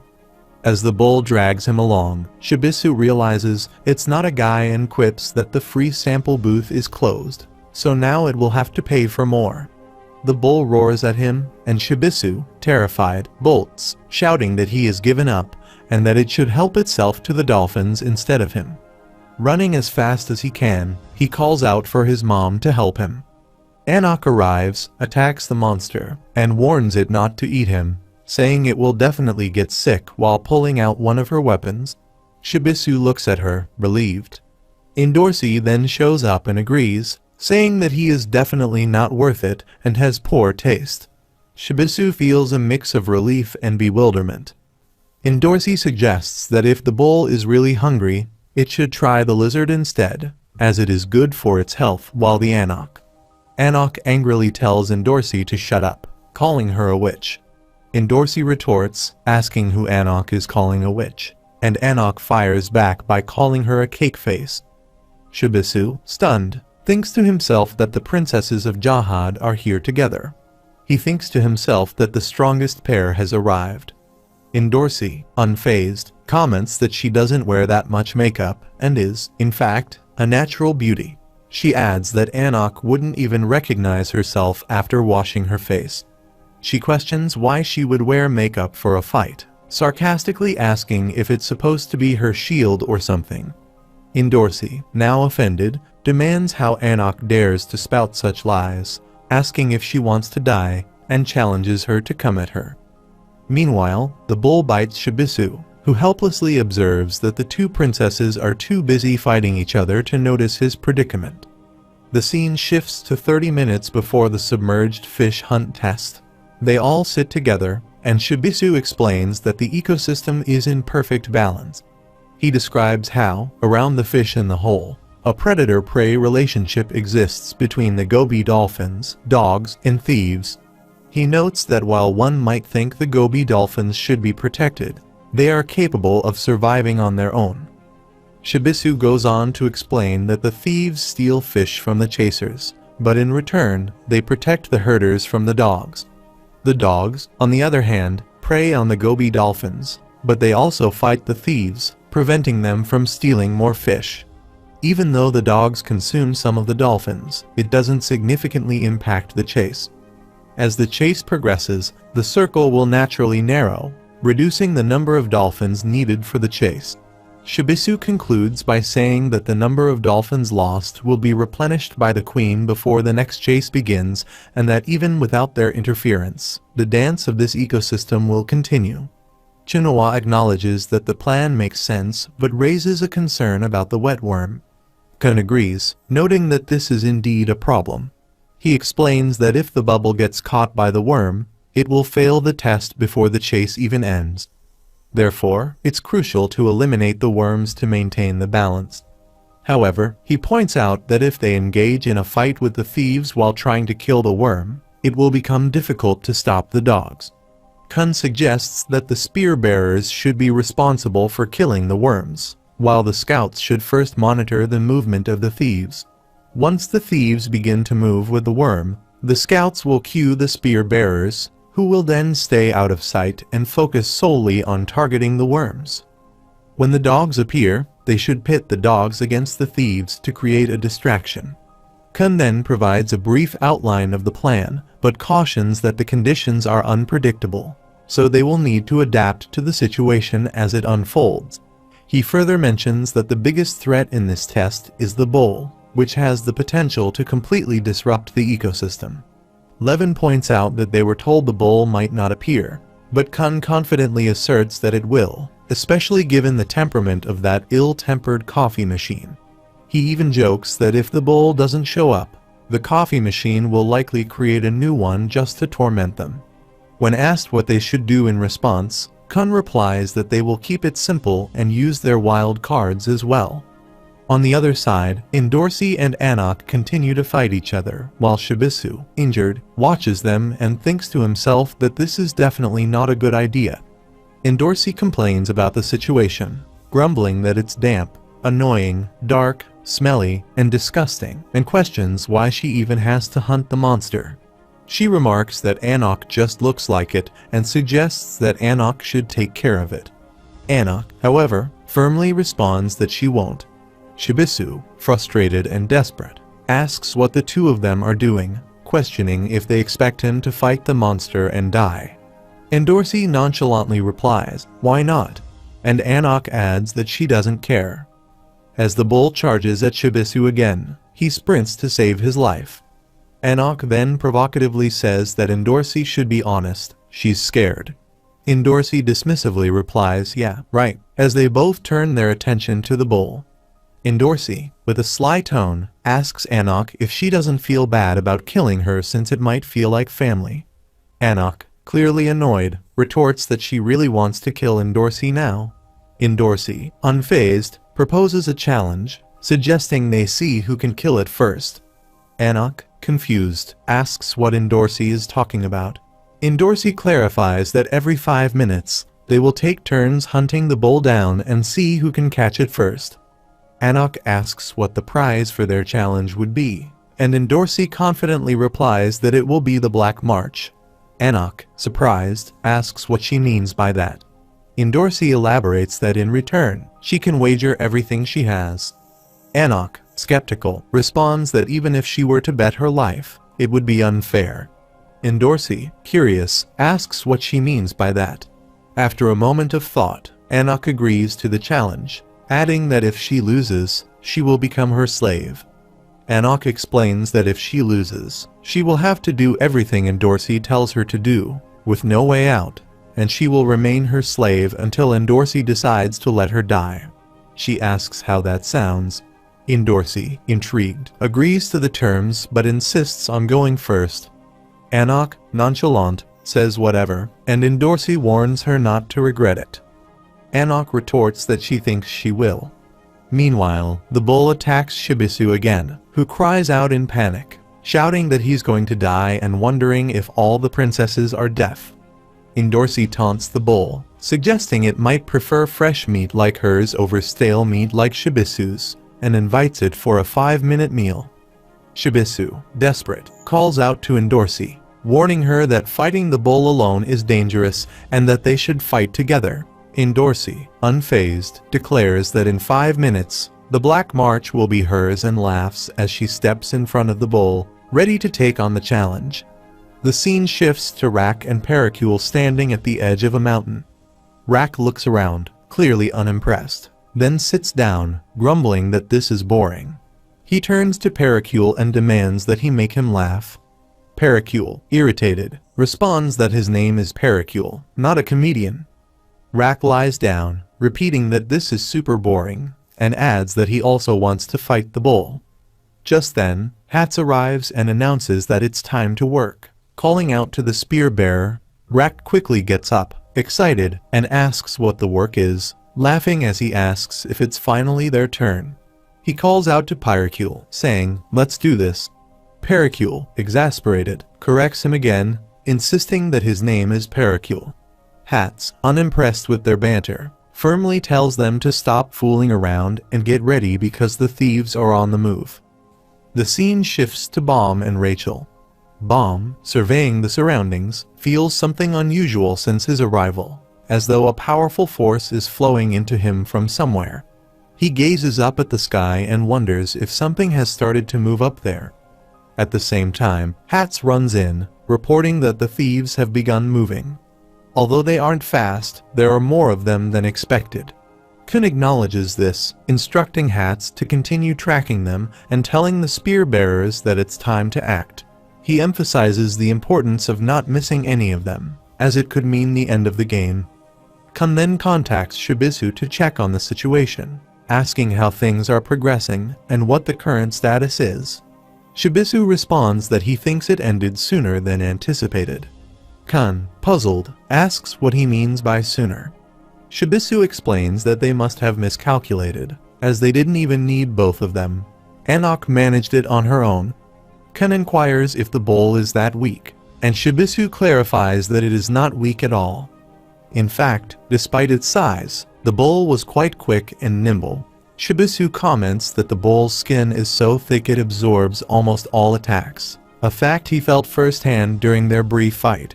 He admits that the bowl is indeed strong and expresses doubt that all the other regulars could have defeated it.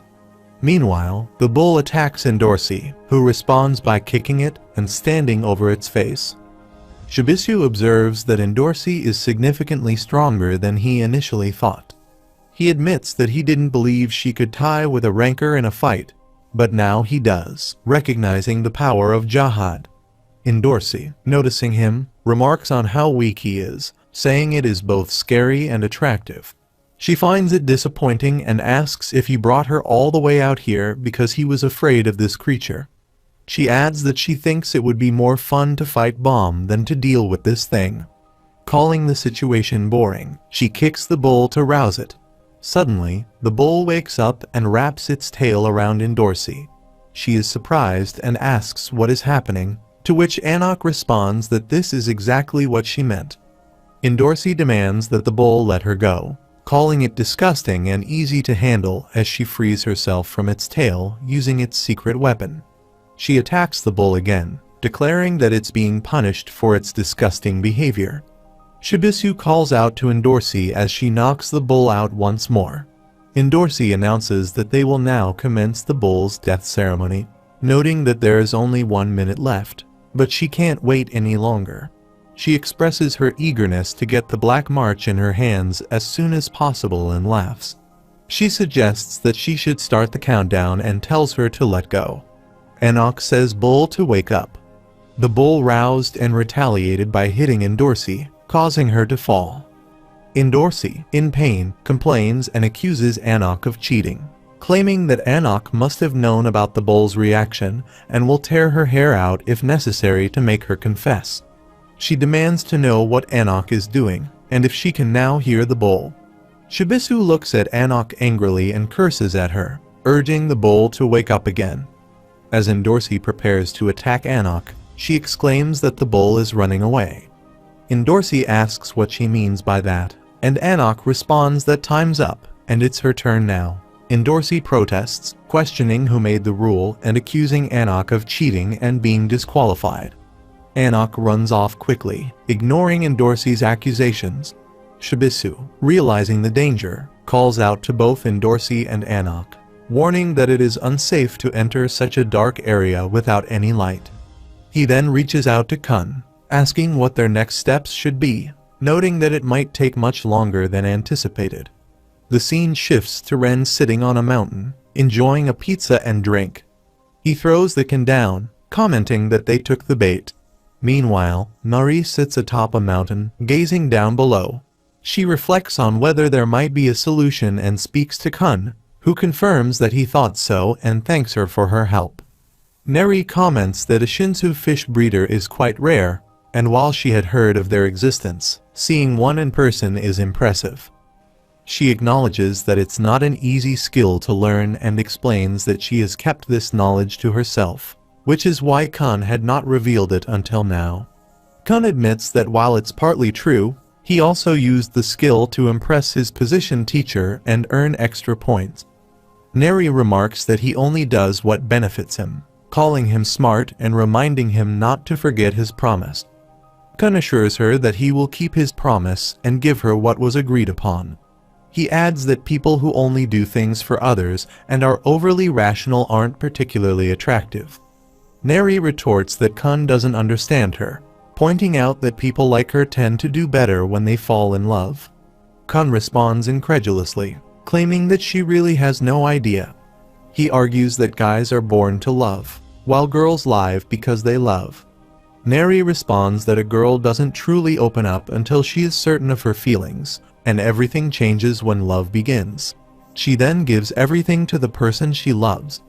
Kun, skeptical, asks which magazine she read that from. Neri, irritated, retorts that he is always mean and expresses her confusion over why girls are attracted to guys like him. Kun, attempting to lighten the mood, brings up the breeding skill again. He asks if she could use it on animals like the bull or the goby dolphin. Neri replies that it might be difficult at her current level, but higher-ranked breeders could manage it. Kun, seemingly unconvinced, decides to focus on their current task and thinks to himself that it can't be. Meanwhile, Endorsi races to the top of the mountain, searching for the bull and wondering where it has gone. She notes that it is too dark to see anything, and the lizard is also missing. She tries to read the Shinsu waves but finds it challenging with the bull in the water. She worries about the possibility of a sudden attack and suspects it might be a trap. Just as she considers this, she spots the bull in front of her and is immediately attacked. Endorsi is injured and questions what is happening. She attempts to grab the bull but finds it has become stronger than before, making it difficult for her to breathe. She falls to the ground, realizing that the situation is dire. On the other side, Enoch is running, anxious about where the bull might be. She knows she needs to find it before Endorsi does, or that Endorsi might have already found it. Spotting a light, Enoch exclaims that she has found it and commands the bull to stop as she moves toward it quickly. Enoch, following the light, thinks she has traced the bull's path and moves forward. Suddenly, Ren approaches from behind and asks what she is looking for. He laughs, noting her surprise at seeing him, and she reacts by jumping away, mistaking him for the bull. Ren tells her to wait, but she demands to know what he wants, insisting that she is busy, and tells him to leave her alone. Ren, unfazed, comments that he is astonished to see her mother in her despite having witnessed her mother's death. Anak, confused and angered, asks what he just said. Ren, still amused, says that he seems busy and tells her to focus on her task. He says not to toy with her and demands that he answer her question, asking what he just said. Ren introduces himself as Ren, a member of the Royal Enforcement Division Unit number 67. He presents a necklace and claims it belongs to one of her enemies. Anak, eyeing the necklace, inquires about its origin. Ren confirms he just told him. He is not a friend and admits that he was the one who killed her mother while holding the necklace on his tongue. He questions whether she wants it and, if not, he will put it away. Angrily, Anak demands that he give it back. Ren laughs at her reaction. On the other side, Kun asks Shibisu if he has located them yet. Shibisu, breathing heavily, responds that he hasn't found them and notes that they are out of communication range, calling the princesses stupid. Shibisu then inquires about the status of the thieves and whether they are moving. Kun confirms that they are approaching the net, but there are more of them than anticipated. He warns that it is challenging to scout all the ones hidden underground, so they should be cautious before launching an attack. As Shibisu tries to climb the mountain, he asks about the dogs. Kun replies that they haven't appeared yet, but acknowledges that Shibisu's earlier assessment was correct. Shibisu expresses relief that his time wasn't wasted, and Kun emphasizes that success depends on timing and patience, with the patient one ultimately prevailing. Shibisu then says he is falling, and Kun asks what happened. Shibisu assures him that nothing is wrong and that he is fine. Kun reassures him not to worry, noting that they are strong and will manage. Shibisu mentions that his back hurts, and he acknowledges this is true. At that moment, Shibisu senses that something is off. Other side, Anak demands that Ren return the necklace, but he merely laughs and tells her that if she wants it back, she will have to catch him. He then speeds away, and she runs behind to attack him. Transforming into a chain clock, he rotates and displays the necklace, revealing that he has modified one of his favorite pets to be a bit dangerous. He taunts Anak, saying that if she manages to defeat and capture him, he will return the necklace. Anak charges at him, asserting that this will be easy.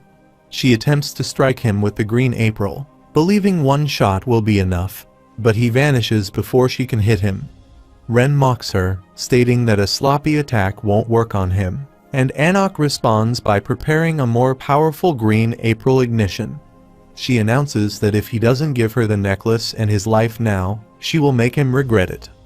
Ren comments on how unexpected it is to see a fake princess igniting the green April, but he considers it too early to return the necklace because he is still perfectly fine. Despite taking a direct hit from the green April's ignition, he remains unaffected, which surprises Anak. Anak attacks again, but Ren narrowly escapes and mocks her, repeating that he was warned about his dangerous nature. Realizing that his light shield is strong enough to block the green April, that means she does not have to attack him. Anak decides that she needs to focus on reaching the target behind the chains. Spotting what she thinks is the target, she charges at it, only to discover that it is not him. Ren, laughing, taunts her, saying it's hilarious and questioning when he ever said he was holding the chain. He derides her for being foolish and mocks her further, calling her a stupid mutt and laughing uncontrollably. Anak responds with abuse, infuriated by his mocking. The scene shifts to Baum, who is sitting in a room and feeling something unusual. He senses a powerful force, like a massive wave, flowing into his body. He is puzzled by the nature of this power as he creates a Shinsu circle. Rachel is also present, sitting with him. Meanwhile, Laura stands nearby as Chinhua arrives with Neri.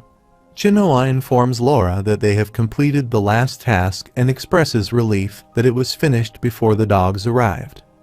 Laura, now that the task is done, tells them to release the captives. Neri responds that she cannot do so because the test isn't over yet. Laura questions this, pointing out that it contradicts what was promised. Chinhua then chides Laura, saying that it's unfair to kidnap their charges while he isn't paying attention, and calls them cruel thugs. Neri attempts to calm Laura, assuring him that the captives will be returned once the test is complete. She then threatens to rip up his pillow, which makes Laura bow and apologize, addressing her as his goddess. Laura then rises and says that they are coming. When Neri asks what he means, Laura explains that the dogs are approaching. Meanwhile, Rak and Pericule watch the dogs, while Rak impatiently asks when he can start hunting. Kun connects him via the lighthouse and tells him to wait a bit longer as the dogs will appear soon. He advises Rak to attack the dogs while they are preoccupied with each other. Rak, frustrated by boredom, questions what is happening with the worms and expresses annoyance at the situation, referring to the worms as slugheads. Rak notes that the thieves have started hunting and asks what their plan is. Kun reiterates the need to wait. He repeats that he said they have started hunting. Kun responds, saying that is why he must wait. He explains that if the worm catches the black-haired turtle, they will fail the test. Kun says he knows Rak, confused and frustrated, questions Kun's plan and wonders why they aren't taking action. Laura then announces that the test is at risk of failing. Kun remains calm and assures Rak that he has a plan. He intends to lure the dogs towards him. Rak reluctantly agrees to wait and sits down.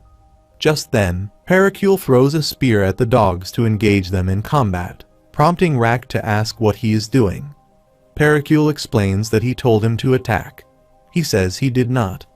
As they both fight, the dogs are drawn toward them. He notices that the thieves have found them and blames his large size for drawing their attention. Kun attempts to control the situation, but Rak accuses Pericule of shooting and blames him. Pericule tells Rak to be quiet, and Kun realizes that their plan has failed. Kun urgently instructs them to run towards the lighthouse if they want to survive. Pericule echoes the command, urging Rak to flee. Rak runs holding Pericule while a giant worm is in pursuit, shouting about its size and the need to hurry. Pericule, warning him to be careful, nearly has a heart attack as a spear approaches him. He pushes a dog away and pleads with Rak to let him go. He throws the dog away, saying go away. Rak finally reaches the lighthouse, and Pericule congratulates him. He urges him to hold on tight. Pericule questions where they are heading, and if there are thieves below. Kun refuses to let Rak jump down, but Rak jumps onto the gigantic worm and attacks it relentlessly. Pericule is frustrated, questioning Rak's decision to jump and cursing the situation, declaring it's hell down there. Meanwhile, Anok, injured and on the ground, reaches for the green April, but Ren grabs it with his tongue and declares it has been retrieved. Anok demands it back, but Ren consumes it instead, laughing and taunting her for not minding her own business. He tells her that if she had done so, she might have survived a bit longer. However, since she entered the tower, he had to make it more entertaining by bringing a special guest. Anok inquires about the guest, and Ren reveals a bull that has captured Endorsi. When Anok asks if she has been controlling the bull, Ren confirms, saying that from the beginning, the test was designed to kill her. He explains that this test, the supervisors, the entire floor, and everything in the tower are all her enemies because she is Jahad's adversary. Ren laughs and declares that the show is about to begin. The bull throws Endorsi in front of Ren, who calls out to her, urging her to wake up. Annoyed, Endorsi replies that she has told him numerous times not to wake her up. She complains of a headache and, realizing her surroundings, looks at Ren and asks why he is there. She notices Anok fall to the floor and asks what is going on. Anok replies that the white fluff ball is the enemy. She asks if he really is the enemy. Ren apologizes for the delayed introduction and identifies himself as a member of the Royal Enforcement Division, Unit number 67. Endorsi thinks they are the hidden swords in the dark, meant to eliminate any weakness within Jahad. She contemplates that the reason he is here must be tied to that purpose. She realizes that he must be here to deal with Anak. Ren responds, saying that is exactly what he is about to do. But before that, there is something he wants to confirm as a teacher. She asks what he means by confirm. He clarifies, acknowledging that it might be rude to ask, but he was wondering if she was trying to help that imposter ascend the tower. Endorsi, initially reluctant, asserts that there is no way why she would help Anak. Ren questions why she eliminated other rivals in past tests. He insists that Endorsi can prove her loyalty through her actions and that all they need to do is kill Anak immediately. He asks why she is hesitating. Endorsi argues that she would love to do so, but emphasizes the need for Anak on the team, as they are still in the midst of the test. Ren dismisses her concerns, stating that he will take the bull with him and that she won't have to deal with that issue anymore. He challenges her loyalty by suggesting that siding with Anak could jeopardize her future, specifically mentioning that Jahad would be displeased and it could negatively impact her chances of receiving a 13-month weapon. Ren then presents Green April to Endorsi, urging her to show that she is worthy of a powerful weapon capable of influencing the tower's destiny. Endorsi accepts the weapon, prepared to demonstrate her value and resolve. Anak inquires if she genuinely wishes to proceed with this plan. While Endorsi seizes Green April, Ren laughs, finding amusement in the situation. Although he should not be so pleased, he enjoys the control he wields over the noble princess. Meanwhile, Shibisu lies down, unable to continue further. He gives up and ponders if something is approaching. Rising quickly, he is overwhelmed by the intense pressure that feels as if it might shatter his body. Another individual comments on the situation, suggesting that a fashion terrorist might be asked for directions. Meanwhile, Endorsi seizes Green April, and Anak calls out to her, questioning if she truly wants to fight. Endorsi responds, stating that she should not be blamed, addressing Anak as a lizard and reflecting on her sense of belonging to a different place. She recalls a moment when Bomb was lying on the floor, and Endorsi, standing near him, says she wanted to ask him something. She asked him a question regarding his friends list. She inquired why he had used points to make her his friend. Bomb explained that he disliked being lonely and did not want others to feel the same way. Endorsi expressed her preference for solitude, stating that being with someone could be bothersome and make her nervous, making it better to be alone. Bomb responded that this also implied she was lonely, which she questioned.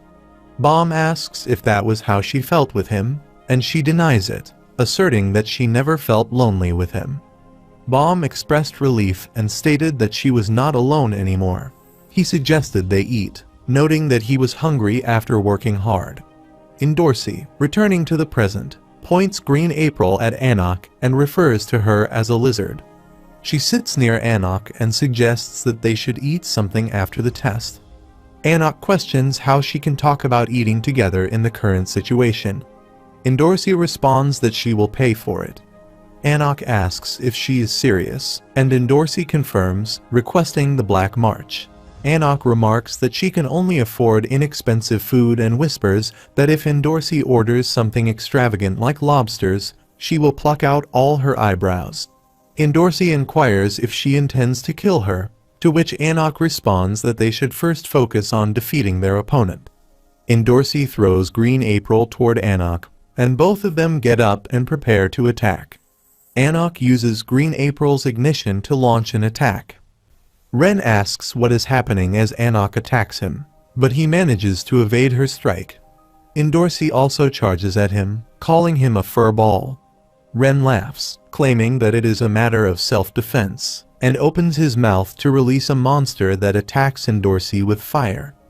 Anak rushes to save Endorsi, but Ren kicks her as well, placing his foot on her neck.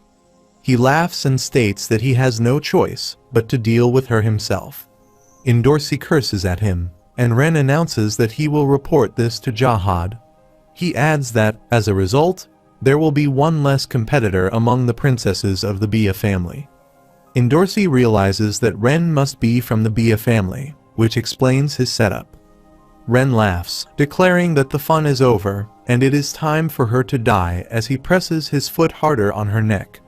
She pleads for him to remove his foot, but Ren only laughs and remarks that the best way to kill insects is to step on them. Suddenly, Yuri arrives and hits Ren with a stone. He and those present turn to look behind them as Ren demands to know who dares to challenge him. She strikes him with a stone once again. He demands to know who dares to do this and orders them to reveal themselves. Yuri hurls another stone at him and declares that he knows exactly who she is. Referring to the two girls he has been tormenting, she reveals that she is their older sister, Yuri Jahad. Ren inquires about what Yuri is doing there, to which she responds that she is merely passing through, searching for something and someone. She questions his familiarity, implying that he has no right to act as if they are close. Meanwhile, Pericule and Rack are standing atop a giant worm. Pericule surveys the surrounding dogs and concludes that it is all over, exclaiming that they are doomed. As the dogs begin climbing the worm, he starts to cry, lamenting that he cannot die in such a manner. He must go up the tower, and that he has more important things to accomplish than dealing with garbage. He pleads for help and continues to refer to them as garbage. He wonders if they are flying when Laura arrives and rescues them. Pericule, bewildered, asks what is happening. He notes that dogs are emerging from the worms as they both jump off the giant mountain. Neri praises their efforts, and Pericule inquires about the situation, confused about how the dogs emerged from the worms. He offers to return his blanket. Chinawa explains that the dogs had been moving underground and surfaced through the worms' mouths. Pericule asks what he means by underground, and Neri elaborates that the dogs had been tunneling beneath the surface, and, after being consumed by the worms, tore their way out. He asks Kun via Lighthouse that how he knew the dogs had moved underground. He recalls a memory and replies that Shibisu mentioned that he once read a book about earth pigs that dig tunnels and damage farmers' fields. They used Neri's fish to scout and locate these tunnels. As anticipated, the tunnels were extensive, with earth pigs utilizing the soft earth and wormholes to create a labyrinth. Laura adds that they analyzed the tunnels and collapsed several to ensure that the dogs and thieves would not encounter each other. He explains that they had manipulated the paths to ensure that the dogs and thieves would collide. Other side, Rack asks Kun via Lighouse if that was what they were waiting for, and Kun replies that if the dogs hadn't appeared on time, the plan might have failed. Rack agrees and says it's time to hunt, to which Kun concurs. At the time, Murch arrives, laughing, and encourages them to fight, seizing the opportunity to strike. He directs Rack and Pericule to move along the lighthouse and instructs Amangachars to be on standby. Alexei also arrives and orders Chinawa to initiate ignition, throwing his spear. Akryung urges him to hurry, and Rack replies that he can't talk right now. Akryung insists he is pretending not to understand and tells him to continue, focusing on the two thieves and one dog. He emphasizes that they need to protect the chasers who can understand him. Kun reflects that it appears the test is progressing well and notes that the administrator's test wasn't as challenging as anticipated. Kun thinks about the situation, noting that they still have the bull to deal with and that they have lost contact with Shibisu. Hats went to find him but has not yet returned, so if the bull comes back, they will be in trouble. Blueberry approaches from behind and asks if he can have a penny for Kun's thoughts. Startled, Kun asks who he is. Blueberry laughs and tells him not to act tough. Meanwhile, Laura grabs his blanket and walks away, looking around. He notes the absence of noise, teammates, thieves, and liars and finds that the light and humidity are fine. He sets up his bed, lies down, and expresses his happiness. Ice Strawberry arrives and asks if he is human. He wonders who it is this time. She asks why he is sleeping there. Later, Liro Ro and Quant are sitting together in a room when Quant inquires about the issue. Liro Ro explains that there is an intruder in the test. Quant inquires about the intruder within the test. Who could it be, and asserts that he will handle the situation. But Lero intervenes, citing the supervisor's orders. He insists that the test must proceed without interruption, regardless of the circumstances. Quant questions the situation, expressing frustration with the ongoing test. Meanwhile, Blueberry reflects on the nostalgia of being in a lighthouse like this and mentions that it reminds him of the past. Kun asks who he is and what he has up his sleeve. He states his intention to borrow the lighthouse, prompting Kun to ask why he needs it. Kun speculates that Blueberry might be controlling the console and questions what he is doing with the lighthouse in the midst of a test. Blueberry apologizes, explaining that he lost his teammates on his way there. Kun, puzzled by the mention of teammates, realizes that Blueberry did not come alone. Blueberry says he should hurry, noting that his teammates have bad tempers. He acknowledges this and says he has found them all, remarking on the situation and expressing that it looks intriguing. On the other side, Yuri inquires about Ren's identity, asking if he is silent because he is at a loss for words. Ren apologizes for his earlier rudeness and introduces himself as Lo Pobia Ren, a member of the Royal Enforcement Division, Unit Number 67. He explains that he was instructed to retrieve the Green April, which is why he has come to carry out his duties. Yuri questions what he means by the Green April and realizes that he is referring to Anok's daughter, while Shibisu sits near Anok. Ren then suggests that he should proceed with his work, implying that it may be best for her to move along, as this situation might not be to her liking. Yuri responds firmly, stating that a rancor harming a regular during a test is against the tower's rules. She questions when the Red has earned the right to break the tower's rules, even in the course of their duties. Yuri declares her intention to retrieve both the Green April and the Black March. Yuri instructs Ren to leave before the supervisor notices. Ren asks if she is telling him to allow the fake to escape. Yuri clarifies that it is not a matter of whether to let her go, but that he simply cannot do it during the test. Ren responds that he is sorry but emphasizes that the existence of that fake is significant. Shibisu inquires about what Ren means by fake, and Ren explains that the necessity to eliminate her is evident. He expresses his disappointment, noting that while he expected Princess Endorsi to be too young to grasp the situation, he did not anticipate that Princess Yuri, the owner of the Black March, would make such a statement.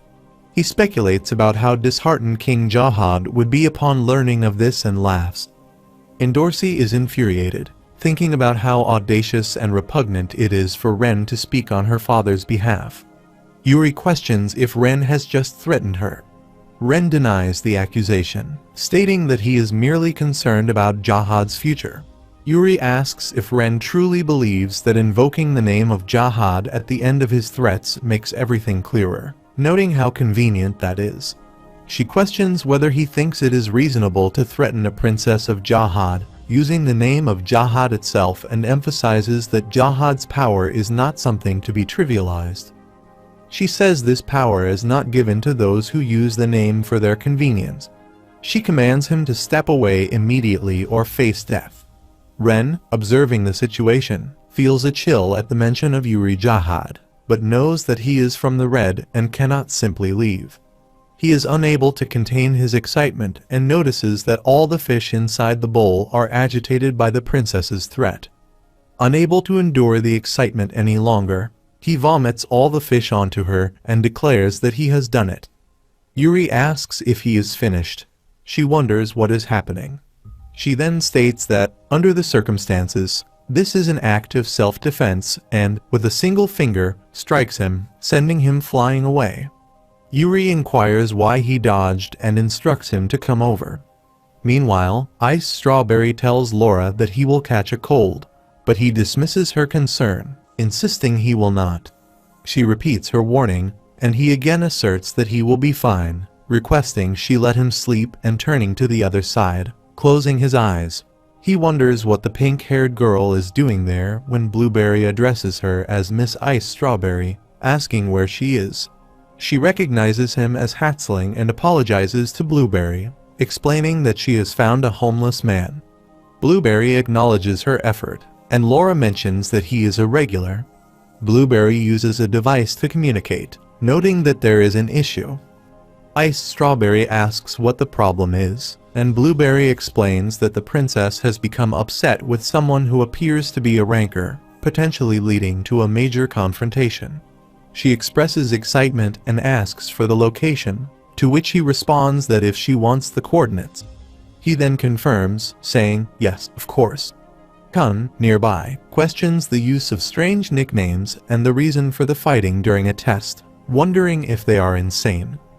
Blueberry sends the details to Ice Strawberry and says then he should get going too. He then asks where he is going.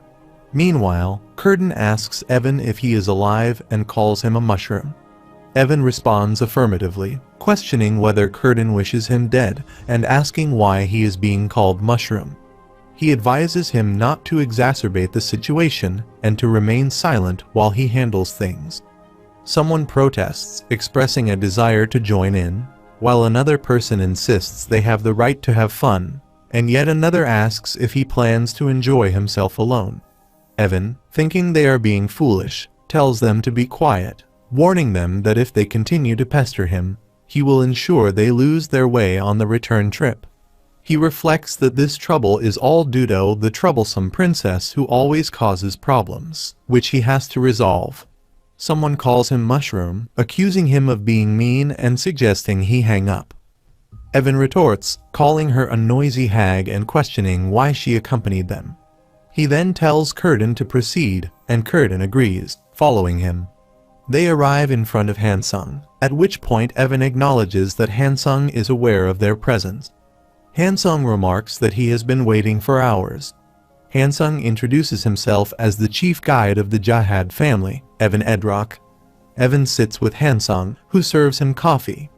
Evan inquires about the instant coffee, noting that Evankel is away at the moment. Hansung confirms that Evankel is absent because he has something to attend to, and that Evan is fortunate, as that is why he is still alive while sipping his coffee. Evan agrees, remarking that if Evankel were present, the exam would not be conducted in this manner. Hansung asks what Evan means by that, and Evan explains that he observed a member of the Royal Enforcement Division during the test and questions whether Hansung was unaware of this. Hansung acknowledges that he will be candid. They intend to interrupt the test to retrieve the Black March. He states that regardless of what occurs during this process, he has no grounds for complaint, to which Hansung concurs.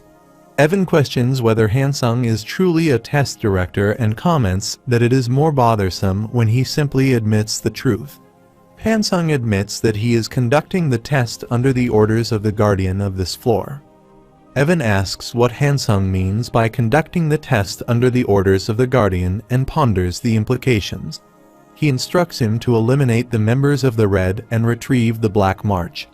He questions whether Jahad should not handle the mess they left behind. Evan then calls Curtin, giving him 1 minute before he leaves. Curtin acknowledges the instruction and departs, requesting Blueberry's support. Hansung, observing this, thinks that Evan is quite bothersome. Simultaneously, Yuri is engaged in a fight with Ren. Evan intervenes, addressing her as Lady Yuri and asking her to stop. He states that while he does not mind if she kills him, it would complicate matters if she is assisting Anok's daughter. He informs her that Curtin is on his way and questions whether she did not bring him for situations like this. Yuri responds that being a princess is a tiresome job. She is unimpressed and tells Ren to do as he wishes. Endorsi and Shibisu are shocked to hear and ask what she means. Yuri seizes the Black March and departs, stating that it is time to go. Endorsi tells Yuri to wait, asking where she is going and requesting her to hit him if she is truly leaving. He expresses surprise and amusement, noting that she would not disobey Jahad's orders and considers it a wise decision. He laughs, returns to his task, and continues to laugh as Curtin arrives. Curtin announces that he will fight Ren, and tells him not to laugh in such a manner. Yuri recognizes Curtin's voice and encourages him to proceed. Ren, looking over his shoulder, trembles as he recognizes Curtin and realizes that he is the wave controller, known as the Cutter. Ren laughs, commenting on the unexpected presence of a Cutter, and noting that he brought his team, the princess. He remarks that this approach leaves no evidence, making it impossible for him to file a report, and admires the princess's fearlessness. He reveals that the person he is searching for is Bomb, the irregular, and gleefully admits that he sent the bull to confront him. Ren expresses regret over wasting such talent, but asserts that the irregular cannot be allowed to survive, adding that even killing Bomb won't be enough. He taunts Bomb that he will not make it out alive. He says that even killing him won't stop it, as they might have noticed this is just one of the skins he uses. His real body is already far away. Laughing, he promises they will meet again before disappearing. Yuri, exasperated, calls Evan, declaring that she can no longer tolerate the situation. She resolves to end the absurd game and tear the entire stage apart. On the other side, the mountains cracks, and Kun, confused, inquires about the situation. Meanwhile, Evan tries to stop Yuri. Yuri questions what she should stop and criticizes the test as nonsensical from the start.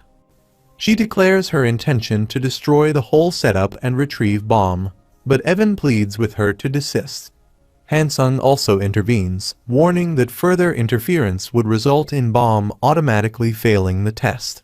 Yuri, learning that Hansung is the test's director, vows to deal with him afterward.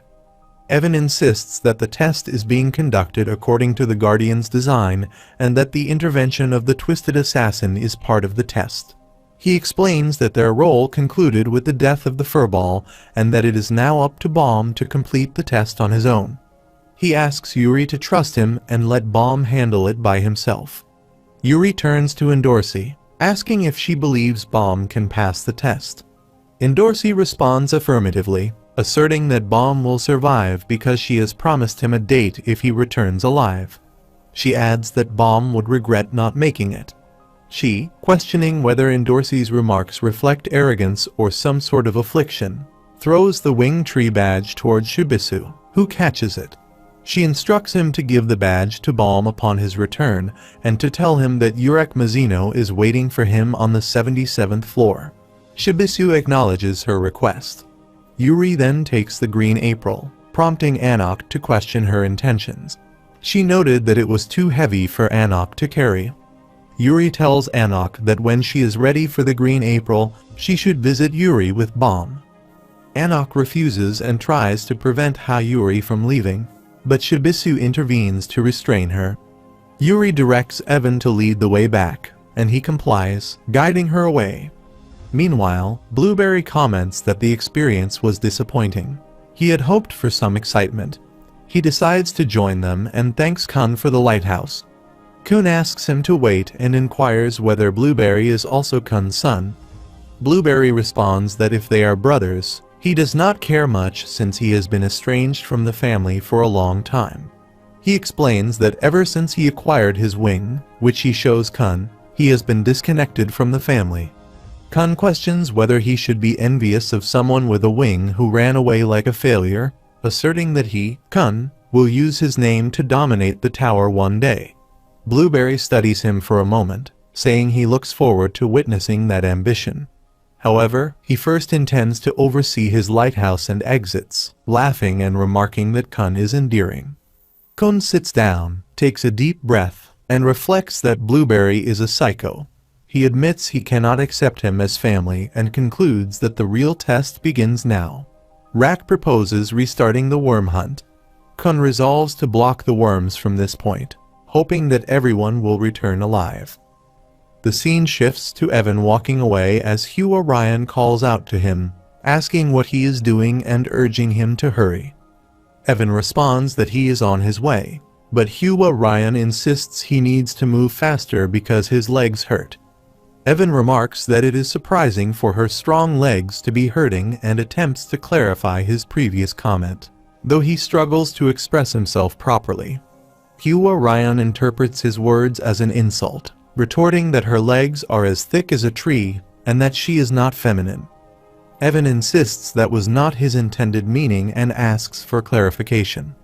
Hua Ryan demands he come over within 10 seconds or face dire consequences, calling him a mushroom in the process.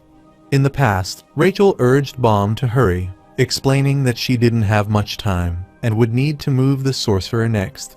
She remarks that she hadn't anticipated this option and was expecting the game to conclude quickly, but for some reason, Bomb's games seem to drag on. Apologizing, she suggests they stop for the day and resume tomorrow, emphasizing that she has something important to do and needs to leave early. Bomb questions why the game isn't finished yet and asks if she can't stay until after the game ends. Rachel responds that she cannot. He then asks if he can accompany her, expressing his desire to finish the game. Rachel reiterates that only chosen individuals can ascend the tower and apologizes, saying she wants to take him with her but cannot. She promises to play more games with him next time and urges him to hold on until then, giving him a hug. Feeling despondent, Bomb throws the game pieces, lamenting that there is nothing he can do alone. Bomb returns to the present, glancing at his pocket device and muttering that he needs just a bit more to finish the game. He asks Rachel if her legs are okay, and she confirms that while she can't walk, the pain has subsided. He promises that after the test, they will ascend the tower together, and that he will be her support. Rachel then inquires if Bomb understands why she wants to go up the tower. He responds that she wants to see the stars. She presses further, asking if he knows why she desires to see them. Bomb reflects on this, realizing he doesn't truly know her reason. He apologizes, admitting that he doesn't understand why she wants to see the stars, although he always considers his stars to be her. Rachel asks if he remembers what she told him in the cave. Bomb confirms that he does, recalling her descriptions of a world filled with light and happiness, where there were fruits on trees gifted by the gods and daily festivals. Rachel describes it as a place where the chosen people danced and played, a place devoid of darkness. Bomb reflects on how he once dreamed of sharing a joyful life with Rachel in that ideal world, but he was not chosen. Despite that, he reassures her that he is content now, as he is with her. He admits that the tower is scarier than he anticipated, but he feels fine as long as he is with her. Rachel questions if he hasn't changed at all, and Bomb acknowledges that he has. He mentions cutting his hair, changing his clothes daily, learning to control Shinsu, and meeting many people like Miss Yuri, Kun, Rak, Indorsi, and Hats. He also notes that he has had to let go of many people. Rachel observes, however, that despite these changes, he still struggles to do things on his own and often cries, calling him a wuss. Bomb finds her comment harsh, but defends himself by saying he has grown stronger and gained some muscle. Rachel laughs, noting that he is still scared of many things, to which Bomb protests, saying he is not. Rachel apologizes, admitting it's all her fault and expressing her deep regret. As they sit in a circle, an attacker approaches them. Bomb quickly gets up and checks on Rachel, who confirms she is fine. Bomb, thinking it might be the bull, wonders how it could be there.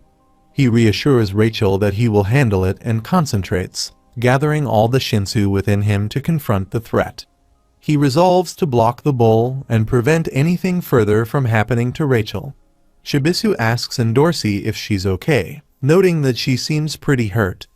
Indorsi replies that while she feels like her insides are about to spill out, she's managing fine. Shibisu questions whether she is truly okay. Indorsi inquires about the situation up there, if she doesn't need to go help the others, and Shibisu explains that there are enough chasers remaining and doubts they would make a significant difference. Indorsi then asks about the lizard, and Shibisu responds that she is just lying there, likely upset about losing the green April. Indorsi confirms this. He inquires if she thinks Bomb is doing. She says don't know, but honestly, she doesn't think he's okay. Shibisu asks for clarification, noting that this is different from her earlier statements. Indorsi explains that her previous confidence was based on the belief that Bomb could stop the bull.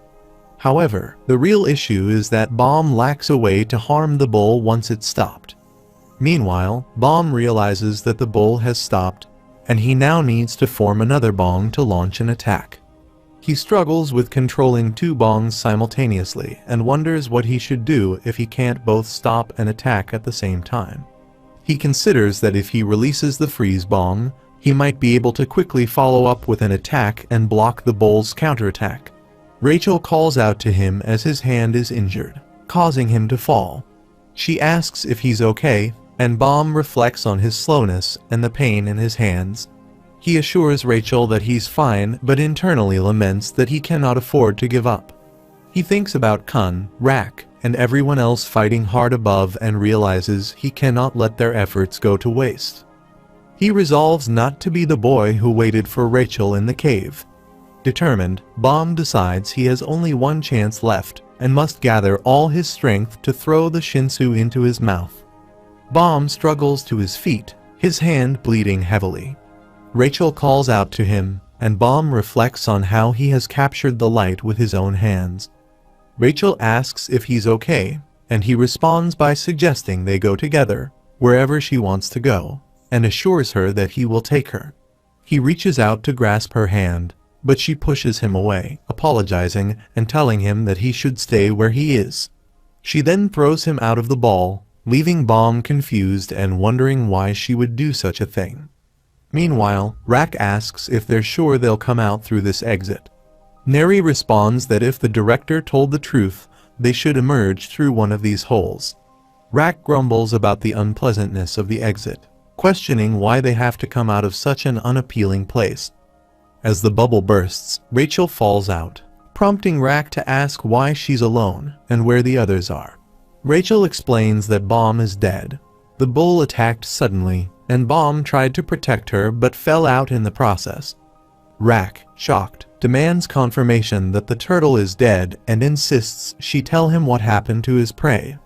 The scene shifts when they all gather at the pool. Kun then interjects, recalling that the director had mentioned all the regulars should be present. He wonders how this could be the case, with Neri explaining that Kun, Endorsi, and Rak are not participating in this event. Kun confirms that he knows and isn't surprised. They never participate in such things. Neri asks how Kun can speak so indifferently and urges him to understand their feelings. Kun apologizes but asserts that he's not in the mood to sympathize with anyone. Shibisu intervenes, telling them both to stop and emphasizing that now is not the time for conflict. He stresses that what's important is focusing on the future and suggests they think about their next steps. He adds that since the test is over, they need to figure out what to do next. Pericule interrupts, asking if they passed the test. Hats questions whether that really matters, and Pericule insists it does, pointing out that it should be obvious. He expresses regret over the deaths, but underscores that they all took the test to advance in the tower. He concludes that the dead are gone, and those who are alive should focus on moving forward and ascending the tower. Hats demands to know why Pericule keeps saying he is dead and questions whether Pericule truly wants to die, pointing his sword at him. Pericule, bewildered, asks what this is about. Do he thinks he survived that fall? Hats accuses Pericule of spreading nonsense and tells him to stop. Lero Ro steps in, reminding them that he was instructed not to fight during the break, and tells him to put his sword away. Hats reluctantly sheaths his sword. Pericule says he has a question. Lero asks what it is. Pericule then inquires whether they passed the test or not. Hats questions why he keeps asking that. Pericule responds that he is curious and insists on knowing whether they failed the test. Lero Ro confirms that they did. Pericule, relieved, acknowledges the news. However, Hats expresses disbelief, insisting that both Bomb and Rachel were supposed to return for them to pass. Lero Ro explains that, before the test, Bomb had personally requested a favor from the Guardian. Bomb asked that if he were to die during the test, the rest of his team should still be allowed to ascend to the next floor, regardless of the test results. Kun reacts with concern, asking if this means Bomb is really dead. Lero Ro confirms that, unfortunately, Bomb is indeed dead. He apologizes, explaining that after the wine glass was emptied, They searched everywhere but couldn't find any sign of him. He admits there's very little chance that Bomb survived. Rachel collapses unconscious, and they quickly take her to a room to treat her. Later, Shibisu observes that the situation must be especially shocking for her. He notes that she probably feels responsible for Bomb's death, especially since she injured her legs and lost her friend. He empathizes with how it must feel as if her whole world has collapsed. Hats then proposes a suggestion, stating that they all owe a debt to Bomb. Although it's hard to believe he's dead, Hats feels it's right to honor Bomb's last wishes. Neri asks if Hats means they should help Rachel ascend the tower, and Hats confirms this. Shibisu agrees, acknowledging that while he might not be of the greatest help, he can't just leave Rachel in this state. Convict says to him, too, as a knight, he can't leave Rachel alone, and Alexei says he agrees, he is in, and another one says, well, if he says so, he will cooperate. Another one says him too, it's better than going alone, and Pericule says him too, and he also wants to help Rachel when Hats says no thanks. They both start fighting, and Pericule asks why he has not let him in, but Hats blocks his way and says no way. Shibisu goes closer to Kun and asks if he will join them, and Kun says, of course, he can't let things end like this. Whatever happens, he will take Rachel to the top of the tower for Bomb. Shibisu says okay, then it's all settled now, and he will talk to everyone who's not here. Kun thinks Bomb, don't worry, he will make his wish come true. At night, when Rachel is still unconscious, Hugh Orion comes into her room and tells her about becoming the heroine of this story. Hugh Orion asks Rachel how she feels about walking the path of a heroine, and Rachel responds that she's just a bit tired. As she reflects on her exhaustion, Rachel drifts into a flashback. In the memory, Bomb calls out to her, grabbing her belt as they both lose their balance and fall. Bomb lands on top of her and urgently asks where she's going. Rachel replies that she's going up the tower, reminding him of what she once told him: if she ascends the tower, she can reach the outer world. She speaks of being able to see the blue sky during the day and the starlight at night, declaring that she's tired of living in the darkness and is determined to climb the tower. Rachel then gently grabs Bomb's face, apologizing as she tells him to forget about her and let her be reborn. Bomb, desperate, refuses and begs her not to go, insisting that if she leaves, he will follow her until his dying breath. In response, Rachel uses a magic spell and falls unconscious. Later she wakes up and sees Bomb disappear. Rachel looks around, confused, wondering if she's inside the tower, and asks if the figure before her is the fairy of the tower. She recalls reading about a fairy in a book, a being that leads children up the tower, and assumes this must be him. Introducing herself, she says she's Rachel and that she has come to climb the tower. But Head-On coldly replies that it's not her. He repeats, with emphasis, that she is not the one chosen by the tower. Rachel, taken aback, asks what he means.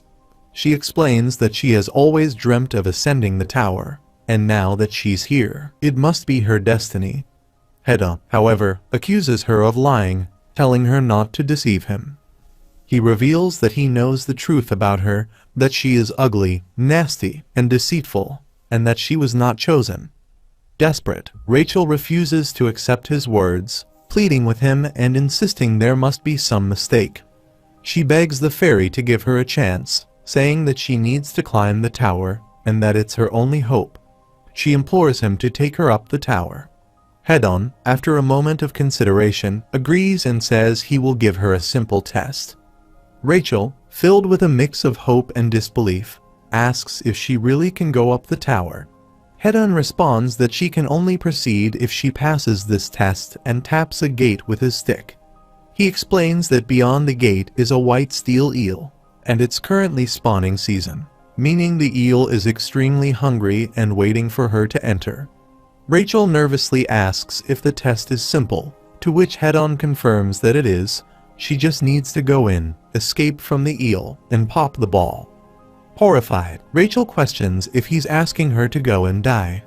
Head-On calmly replies that he told her to enter and pop the ball, nothing more. Rachel argues that it's essentially a death sentence, wondering how she could possibly escape from such a huge monster and still manage to pop the ball. Frustrated, she accuses Head-on of wanting to get rid of her because she's not the chosen one. Head-on then asks if she's refusing to take the challenge. Rachel hesitates, admitting she doesn't want to die, but insists that if the fairy gives her a real chance, she will take it. At that moment, Head-on announces that a guest has arrived and, if she isn't going to take the test, asks her to step aside as she's becoming troublesome. Kneeling on the ground, Rachel thinks of Bomb, realizing that he has also entered the tower. As Bomb arrives and prepares to take the test, Rachel worries about what he's trying to do. She panics and asks if he is really taking the test. She tried to stop him, pleading with him not to go. She cries out for him to stop, desperately begging him not to take the test, and breaks down in tears. Bomb enters the tower, and Head-on asks if she saw everything that the boy has gone up. He then inquires what she plans to do. She responds that it isn't fair. Head-on, puzzled, asks what she means by that. She explains that Bomb received help from that girl and obtained that strange weapon. Head-on replies that she knows those things aren't what really matters and asks if it isn't important to at least try. He points out that, unlike her, Bomb wasn't afraid to confront that monster. Head-on praises Bomb, saying he was brave and special, charging at the monster like a hero out of a fairy tale. He was truly impressive. Head-on then turns to her, stating that, on the other hand, he doesn't think she deserves to ascend the tower. Enraged, she demands to know why Bomb, that boy, was chosen instead of her. She was the one who wanted to climb the tower. She questions why he was chosen, repeating the question in frustration, and starts to cry, accusing Bomb of taking everything from her. Seeing her distress, Head-on asks if she would like to make a deal with him. He offers to make her the heroine of this story if she agrees to do him a favor. After some time, Hansung and Rachel sit together as Hansung prepares coffee. He mentions that he heard from Head-on that she, Michelle Light, might be feeling exhausted after the first test. However, he notes that perhaps she isn't, given that her new companion from Head-on, the one called the Ghost, is by her side, a name that seems fitting. He hands her the coffee and tells her to drink it before it gets cold. As Rachel starts to say something, Hansung interrupts, explaining that she doesn't need to worry about how to pour it. He advises her to tear off one end of the packet and pour it into the mug, noting that the taste will vary depending on how firmly she grips it.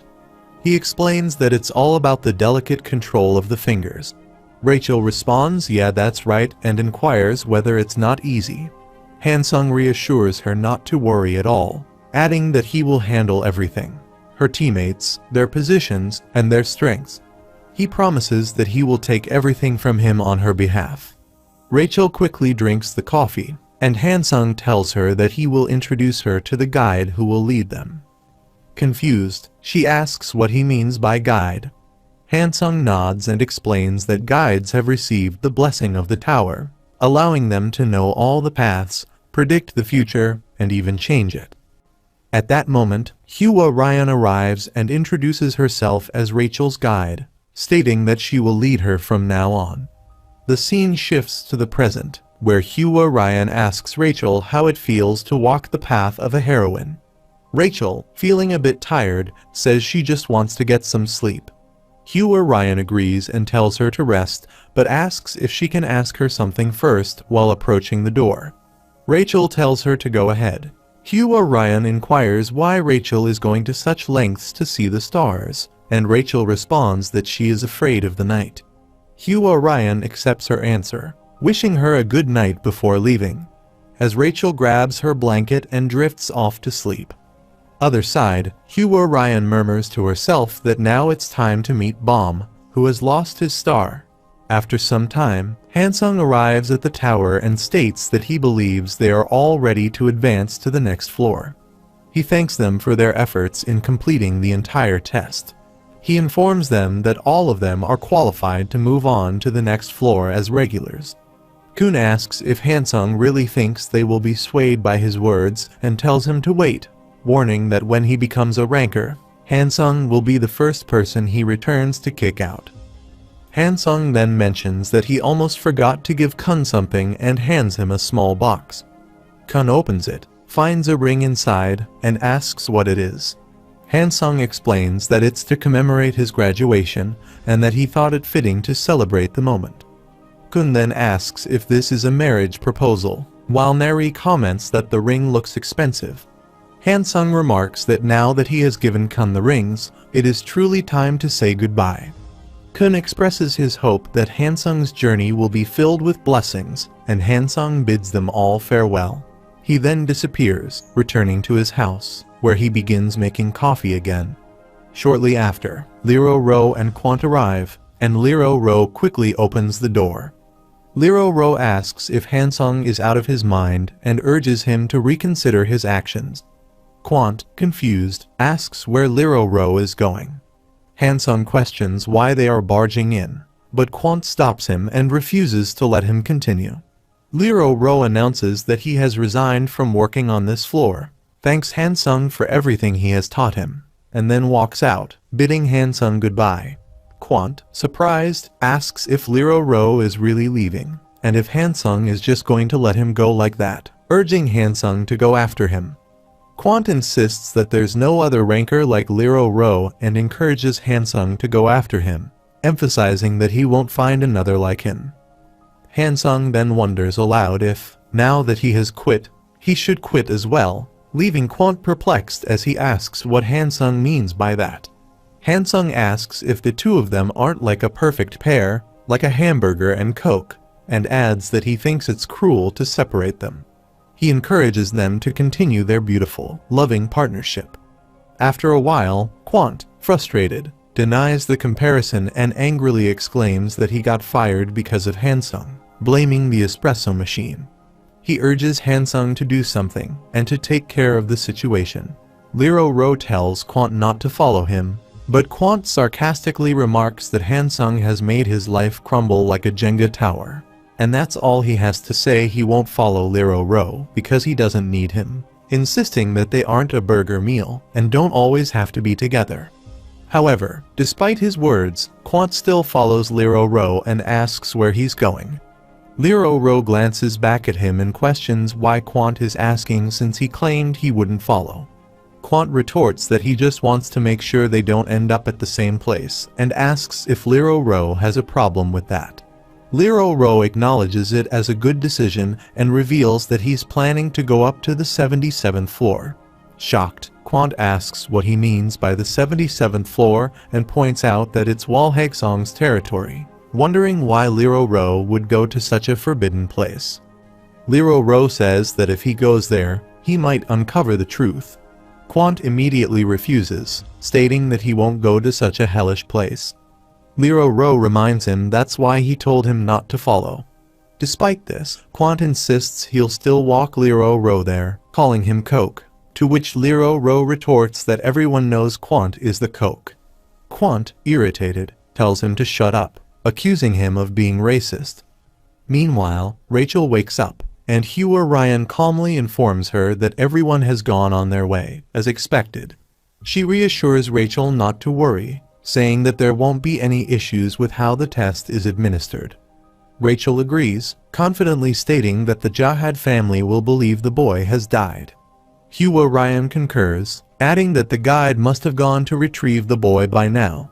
She then remarks that Rachel looks awful and asks how it feels to be betrayed. Rachel recalls a flashback of Baum being severely injured. He expresses confusion about the pain in his heart and wonders why Rachel betrayed him. Hua Ryan reassures Baum that the boy will continue to make his way up the tower and invites him to follow, promising to reveal everything. She sits near Baum, urging him to go up the tower as promised, saying that what he wants, and what they all want, is waiting there.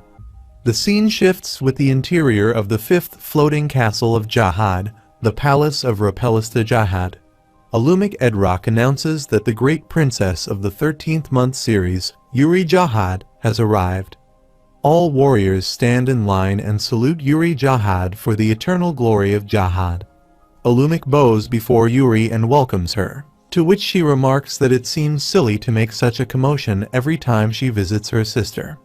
He responds that he will keep that in mind, and she notes that she believes she has heard that before.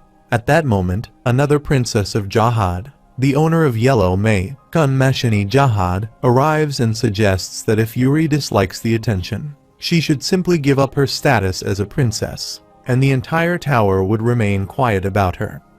Yuri asks when she arrives, and Mashini responds that she has been there for a while, congratulating Yuri on reclaiming the Green April. She adds that their father is very proud of her. Yuri laughs, calling it a coincidence, to which Mashini sarcastically replies that finding one of the 13-month series weapons by chance is indeed fortunate. Yuri laughs again, acknowledging the truth in her words, as Mashini asks just how lucky she is. Mashini remarks that carrying 2 of the 13-month series weapons must be too heavy for a kid like her, offering to carry one for Yuri if she wishes. Yuri responds that she thinks Mashini is too old for that and suggests that perhaps she should hand over Yellow May to her instead. Mashini questions how Yuri dares to speak that way to her older sister, to which Yuri replies that she learned it from Mashini herself. Alumik Edrock laughs, noting how well they still seem to get along, and suggests that they move to the living room for some tea, which he will prepare immediately. Mashini declines, saying she has work that needs to be done, while Yuri also refuses, stating she has no interest. Mashini then adds that perhaps Alumik should prepare some hot chocolate for Yuri instead, as she is still too young to drink anything bitter. Alumik confirms, and Mashini remarks that she will see Yuri next time, if she is still alive for the eternal, before walking away. Yuri comments that this is how Mashini handles things, and she retorts, telling her to stop being such a fanatic. Alumik then asks if Mashini is always so energetic, to which Yuri responds with a tired agreement, adding that it makes her dislike her even more. Yuri changes the subject, asking where her sister is and whether she is still locked in her room. Alumik confirms, stating that it seems to have worsened and expressing concern. Yuri acknowledges this with a simple she sees. After a while, Alumik knocks on a door, announcing that Princess Yuri has arrived. Yuri glances at a board and wonders what is written on it. Her sister, from inside, tells him to let Yuri in. Alumik bows and says that he will return once the tea is ready. Yuri thanked him, and as he started to walk away, she called him back, requesting a cafe mocha with lots of syrup and whipped cream. Alumik simply replies that he will bring hot chocolate instead and leaves. Yuri opens the door and enters, finding her sister lying on her bed, snacking. Yuri greets her, noting that she hasn't changed at all, and asks if she could at least turn on the lights. Her sister responds that she can't, as it's too difficult to concentrate with the lights on. Yuri sits down, shrugging it off, while her sister congratulates her on retrieving the Green April. Yuri, smiling, says that everyone has been saying that, and her sister laughs. Her sister remarks that Yuri is the first princess to obtain 2 of the 13-month series weapons since Garam, and suggests that she might as well try to collect them all. Yuri declines, saying that she knows she isn't interested in such things. Her sister laughs, asking what brings Yuri here. Yuri replies that she has a favor to ask. Her sister, curious, inquires about the favor, suggesting that it might be related to an irregular she had once been searching for. She mentions the boy who entered the tower 5 years ago, but supposedly died while taking the test on the floor of tests. Yuri responds that if her sister already knows, there is no need to ask. Her sister chuckles, pointing out that the boy is dead. Yuri firmly disagrees, saying he wouldn't just die like that. She pleads with her sister, confident that she can find him. She insists that she truly wants to find that boy, adding that if her sister could feel her heart beating for him, she'd understand. Standing up from her chair, Yuri emphasizes how handsome he is. Her sister sarcastically suggests that Yuri should see a doctor, but eventually relents. With a sigh, she agrees to give it a try and begins searching for the boy through her lighthouse. Yuri, suddenly excited, asks if her sister is really going to do this. Her sister confirms but adds that she has a favor to ask in return. Curious, Yuri asks what it is. Her sister reveals that she, too, desires something deeply and proposes that Yuri should get it for her. She asks how that sounds, suggesting it is a fair exchange. Yuri, frustrated, agrees, saying darn it, alright. Her sister replies with a triumphant gotcha. Yuri, suspicious, asks what she means by that and questions what she's trying to pull. Her sister only laughs as a Lumik arrives at the door, knocking and announcing that the tea is ready in the dining room. Yuri responds that she'll be there soon. Her sister assures her that she will catch up shortly but needs to finish clearing the current level first. Yuri nods, reminding her about the hot chocolate and not to take too long to find him. Her sister confirms with a laugh, saying that's nice, gotcha, as if savoring the moment. She adds with excitement that this is where the real story begins, no more boring times. For now, the important figures are about to appear, and soon, the Prince of Jahad will return. Laughing again, she says she can't wait and feels so thrilled, almost going crazy from the anticipation. She adds that this is the reason she can't leave her room. The story opens on the 20th floor of the tower, where it is explained that this is the place where regulars are once again sorted. It is noted that those who have passed the easier tests on previous floors are likely to give up here due to the extreme difficulty of this test and the high cost of retaking it. The narrator continues, stating that the dreams of those who fail become prey for the monsters hidden in this place.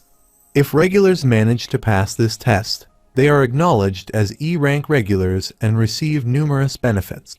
However, passing is as difficult as threading a needle. Despite the test's immense difficulty, it is said that he will not be stopped. At that moment, a voice through a pocket device confirms that access is complete. Yao Wangnan arrives, declaring to himself that it is time to crush them, believing he was born to be the king of this tower. Suddenly, an attack strikes him, causing him to fall and catch fire. Yiwa watches and reflects that Wang Ninya, the future king of the tower, has failed the 20th floor test. After a while, Wang Nin sits in his room, applying ice bags to his wounds, trying to heal himself. He feels considerable pain, noting how much it stings and tingles, cursing the flames that failed him once again. Reflecting, he thinks of himself as the regular Wang Ninja, the repeater of the 20th floor test, and then stands up. Putting on his clothes, he mutters that he almost passed this time, blaming it all on that girl. He questions why she didn't throw fire at her own teammate, swearing that when he becomes king, he'll hire her to cook BBQ, telling her to stay put, calling her a crazy flamethrower. Meanwhile, Kim Lurker arrives at his door, laughing as he opens it. Looking at Wang Nin, he says it is time to pay back his debt. Wang Nin immediately starts running, attempting to escape Lurker's impending attack. As Lurker prepares to strike, an icy hand suddenly appears, throwing Wang Nin to the floor and attempting to smash his face. Lurker approaches him, tauntingly asking if he really thought he could escape by simply changing his room and phone number. He reminds Wang Nin that he had warned him, that they are always nearby and know everything, including what he ate that day. Wang Nin, in exasperation, calls them insane stalkers. Lurker, unfazed, asks how his dear customer's test went. Wang Nin retorts that perhaps Lurker should be more careful when asking such questions. Lurker responds that Wang Nin shouldn't be so cocky, saying it would take him hundreds of years to pay back his debt. Wang Nin, desperate, replies that he'll repay everything once he passes the test. He promises to give Lurker all his money, residence rights, everything, and asks him to just trust him. Lurker smirks, noting that Wang Nin still hasn't given up. He agrees to give him one last chance, withdrawing his icy hand. Wang Nin coughs from the suffocation and thanks him. Lurker, however, hands him a paper and says to sign it. Confused, Wang Nin asks what it is, and Lurker explains that it's a special beauty and diet service for VIP customers like him. Wang Nin, puzzled, asks what he means and glances at the paper, noticing that the diet includes items such as kidney, lung, liver, heart, and eye. Horrified, Wang Nin asks if Lurker is just trying to sell his organs. Lurker, feigning innocence, replies that it's not organ sales, it's a package guaranteed to make him super slim. Wang Nin retorts that he'd be too slim, reduced to the weight of his spirit alone. Lurker, unfazed, asks if Wang Nin is giving up then, adding that he's bound to pass the test next time anyway, isn't he? Frustrated, Wang Nin grasping his hand, glaring at the paper before angrily signing it. Lurker takes the signed paper, saying fine, he will send the money tomorrow and hopes Wang Nin passes the test. Otherwise, all that will be left of him are bones. Laughing, he walks out, calling for his underlings, dumb brutes, to follow. As they leave, newanime secretly glances at him and asks what he is muttering. Wang Nin replies that it's just a noodles delivery.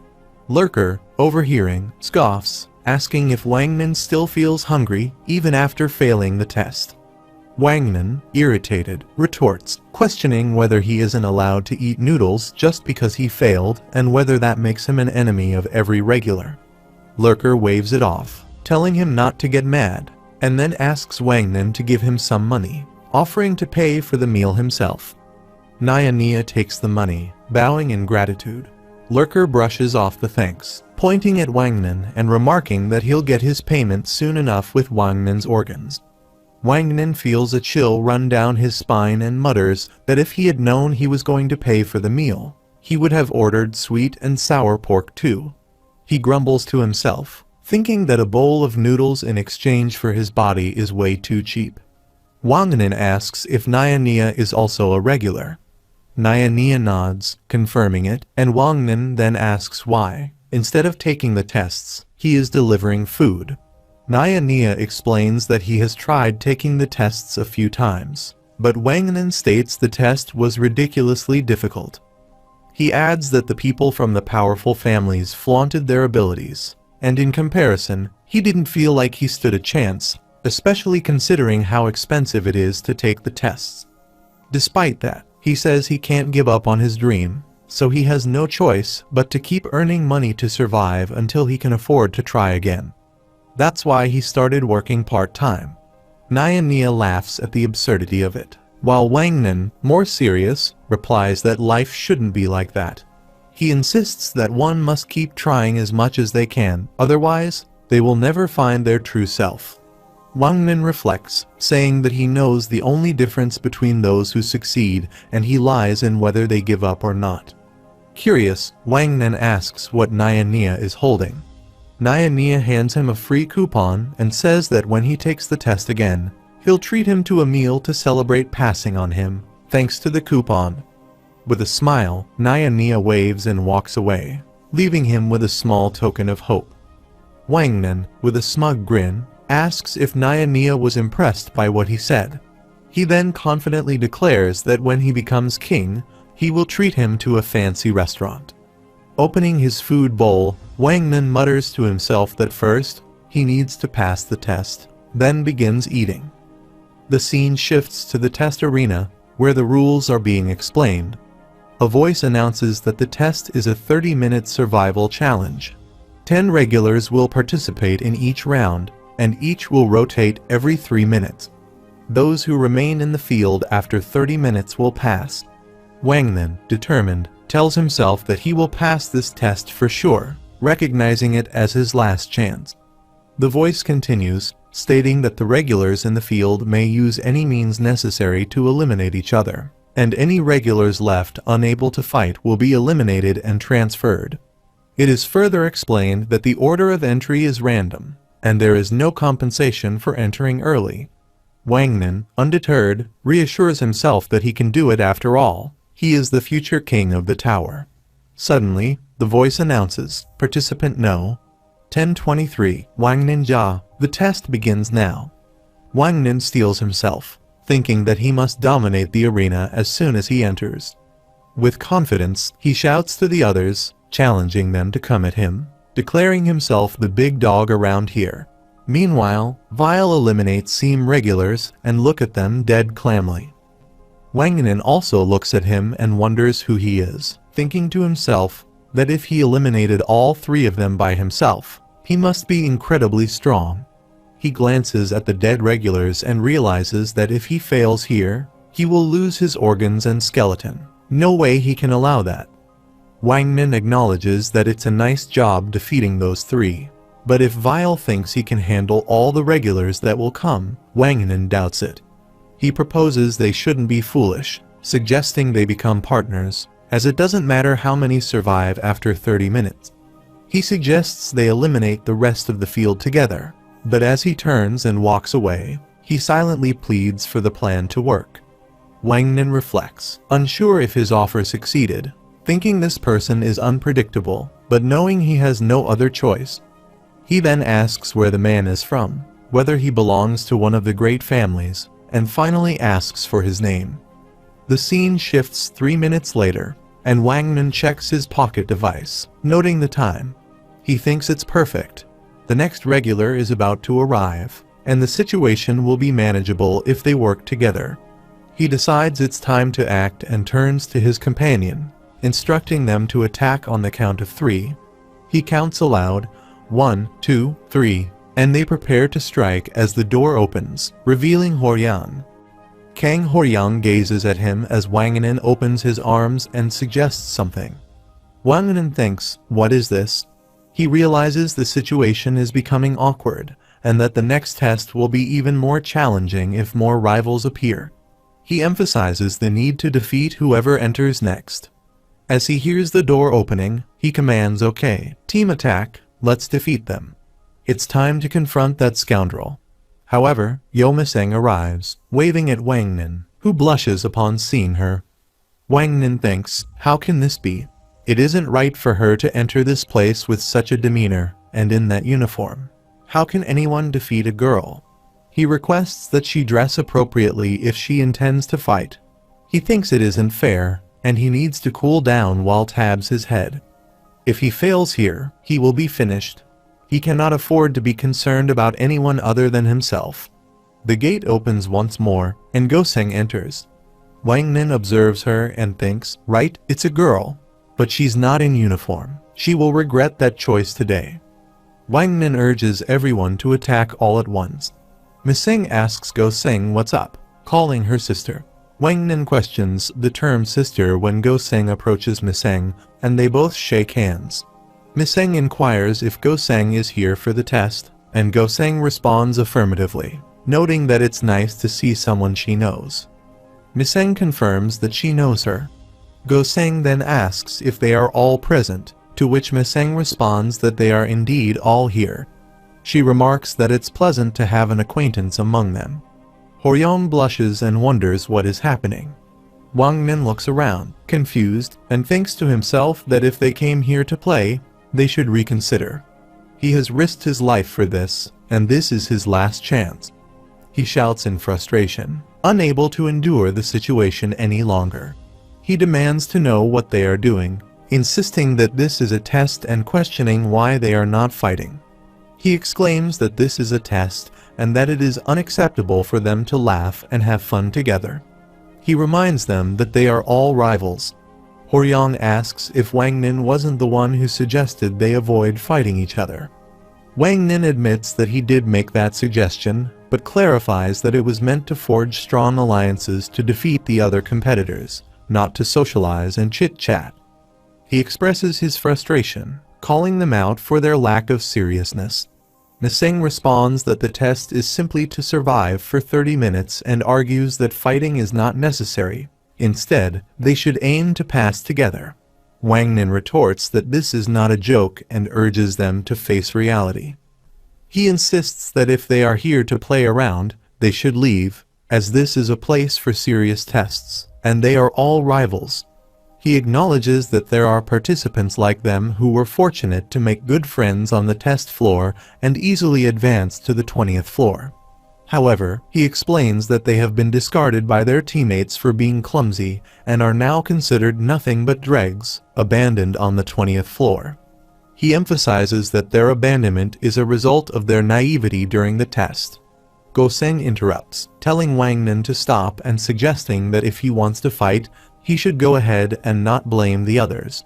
Wang Nin agrees, asserting that they came here to fight, not to complain. He questions how they could behave this way. Miseng apologizes and begins to cry.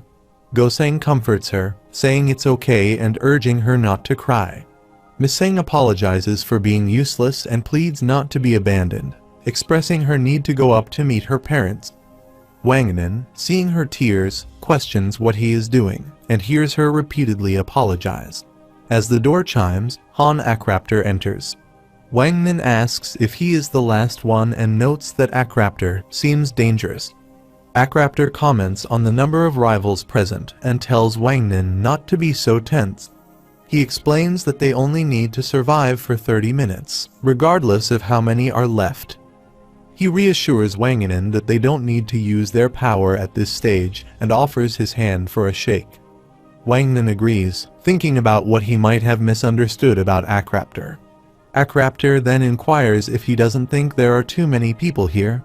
Wangnin asks what he means by that. Akraptor replies that they will all be rivals in the next test, and that having so many survivors is not ideal. Wangnin agrees, acknowledging the point. Akraptor suggests that they should vote, proposing that the two people with the most votes should leave the room. He asks how that sounds as a fair solution, and indicates he will vote for Miseng. He then tells Wangnin to proceed. Wangnin calls him a jerk, and Goseng questions why he doesn't get to decide. Akraptor proposes that they could fight to determine who survives, suggesting it might be a better option than drawing blood if that's not acceptable. He then directs everyone to continue, pointing towards Horyong. Wangnin comments on Akraptor's appearance, calling him a foilhead, and votes for him. He suggests Wangnin should vote for someone who appears strong, questioning the benefit of eliminating Miseng, whom he considers insignificant. He criticizes Wangnin for being a poor leader. His suggestion is met with skepticism. He then proposes a vote for each of them. Horyong remains silent, not casting a vote. Vile speaks up, stating that they will all fail the test because of him, causing everyone to look at him in surprise. Akraptor declares that if Vile is serious, he will eliminate them and brandishes his spear, pointing it directly at Vile. He challenges Vile to attack him. Vile responds by blocking Akraptor's attack and attempting a counterstrike, while also trying to evade further assaults. He manages to deflect and disrupt his attack. Akraptor questions the commotion, and Wangnin reflects on how Vile had been silent until now. Wangnin wonders why Vile would engage in such a disadvantageous fight, considering the odds are 5 against 1. He ponders what Vile could be thinking. Vile decides to walk away, with Horyong following him. Horyong tells Vile to stop, noting that he is uncertain of Vile's strength, but asserts that no one on the 20th floor would be easy to defeat. Horyong warns that Vile is merely making it easier for future competitors and urges him to cease his actions. Vile replies that this isn't a fight and accuses Horyong of simply targeting them all indiscriminately. Horyong warns that Vile will regret his actions and prepares to attack. At that moment, a bright flash erupts between them, halting their confrontation. He asks what is happening, and Akraptor responds that he missed his attack, apologizing for almost hitting him and expressing his regret. Wangnin is bewildered, thinking that this situation is crazy but might actually work to his advantage. If they fight and eliminate each other, it could be beneficial for him. Vile launches an attack on Horyong, landing a punch that Horyong counters. Akraptor laughs and joins the fray, attacking with his magical spear. Horyong curses at him and charges at him, but he evades the punch, insisting that his previous attack was a mistake. Horyong retorts that it is now his turn to make a mistake and strikes at him. Wangnin observes, finding the situation advantageous, as the fighters are turning on each other and could potentially eliminate one another. As Akraptor continues to attack Horyong, Vile uses his wave controller to intervene. The others watch in surprise. Wangnin inquires if Vile is using a wave controller, and Goseng recognizes the pattern, questioning if he is a thug. Wangnin asks Goseng what she means by thug. She explains that she believes it is the symbol of the Slayers group, which thug members have been known to wear. He is skeptical, questioning how a FUG member could be here on the 20th floor, given their notorious powers and reputation. Goseng admits her uncertainty, but warns that if Vile is indeed a FUG member, they are all in grave danger. He contemplates whether Vile planned to eliminate them all from the start. Akraptor exclaims in frustration, realizing that Vile's cocky demeanor now makes sense. The door to the test area chimes, and another person enters, questioning why so many are still present. He notes that there was one more person expected and advises everyone to be cautious. Vile charges at the newcomer, and a blast erupts in the room. As the smoke clears, he watches as Vile emerges from the haze. Akraptor refers to Horyang as a teddy bear, declaring that he has changed his mind and suggested that they team up to defeat Vile. Akraptor and Horyang position themselves in front of Vile, who blocks their path. He instructs Horyang to impede Vile's movements so he can finish him off in one shot. Horyang agrees and charges at Vile, who counters with a punch. Vile announces that Horyang's attack is futile due to his shield, and he commands him to proceed with his attack. He praises Horyang as a good teddy bear before launching his assault. Vile blocks his strike and attempts to counterattack. He curses at him, noticing a magical ball forming in front of him. Wangnin observes the situation, noting that Vile is not a match for him. Miseng and Goseng cling to each other, trembling in fear.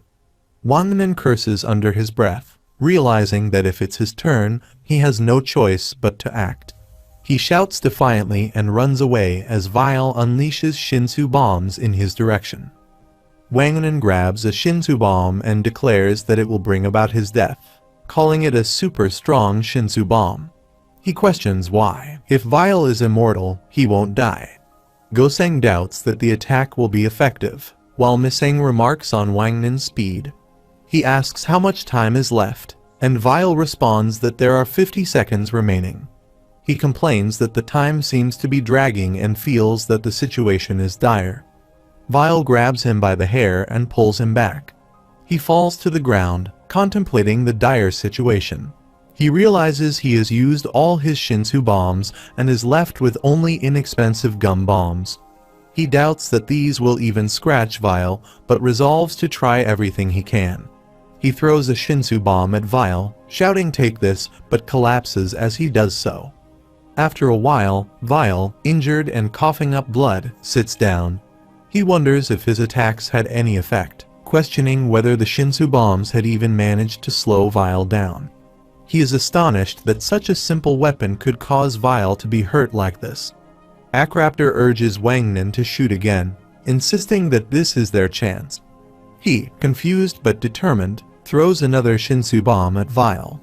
As he does, tentacles emerge from the ground, and Wangnin thinks to himself, wondering what is happening.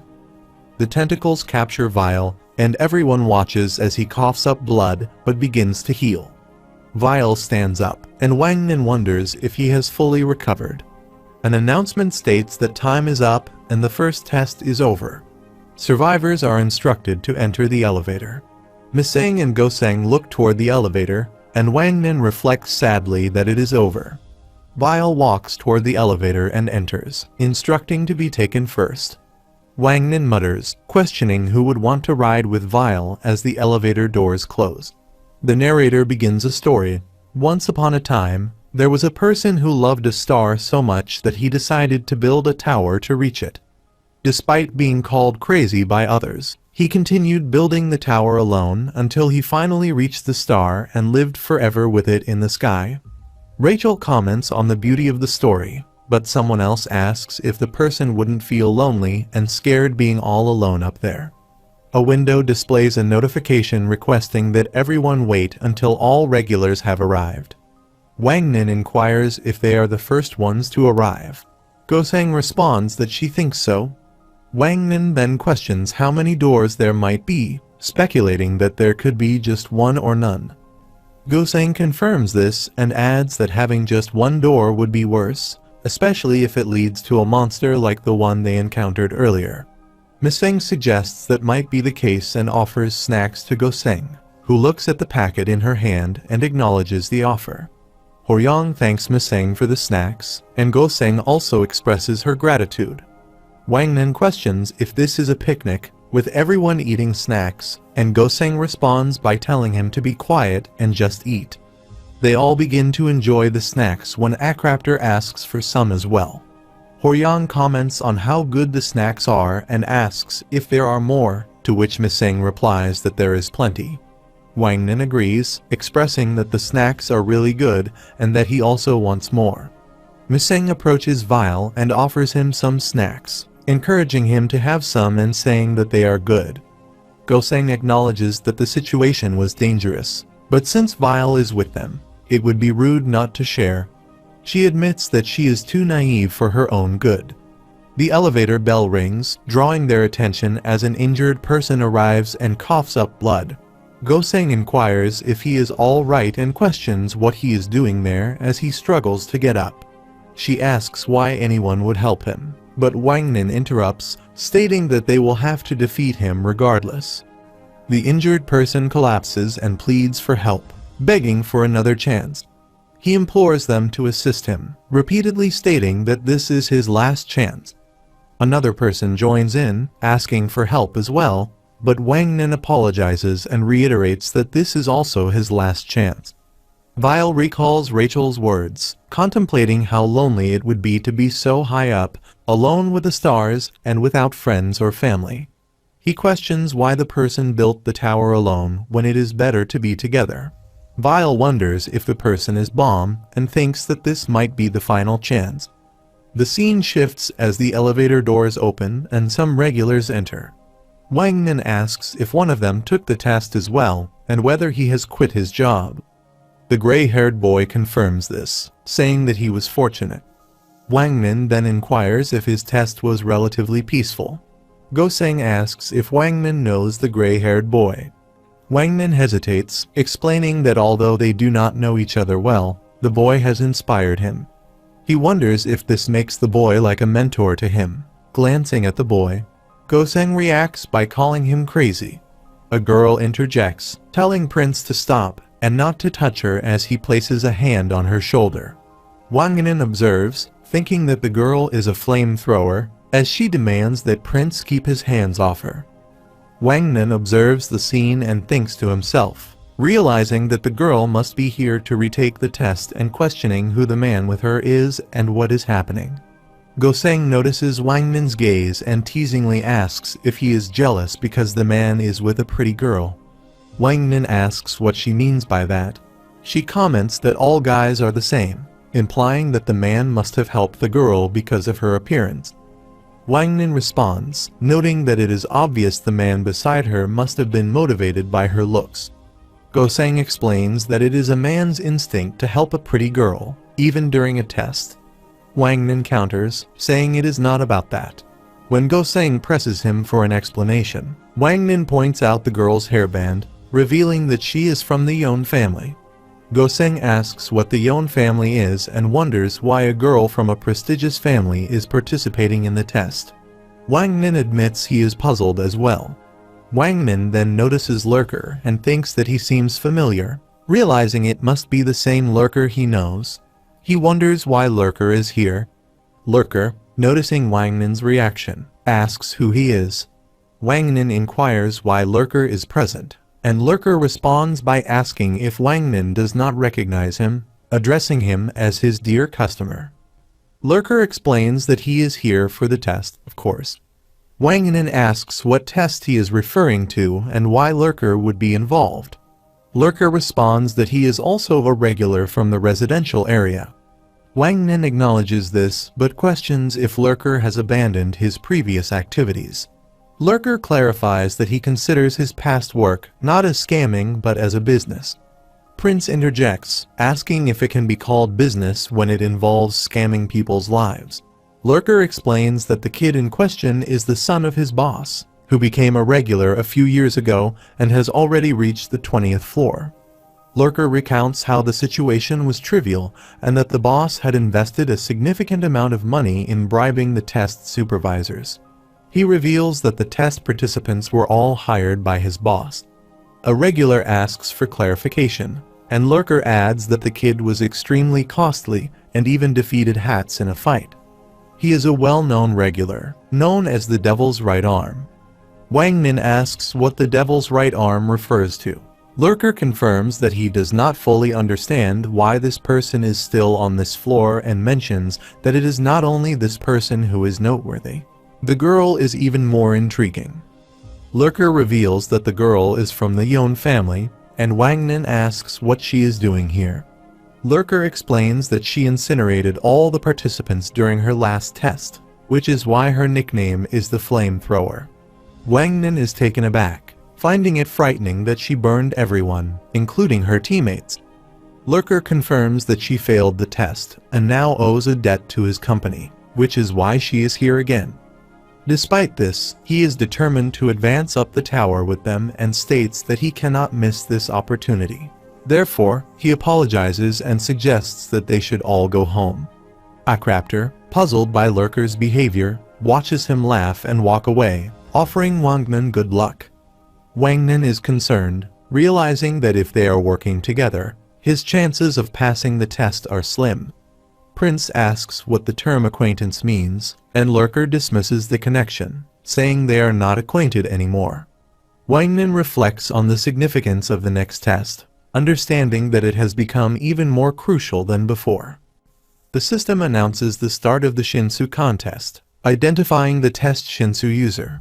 Mule Love arrives, greeting the regulars and introducing himself as Love, the person in charge of the test.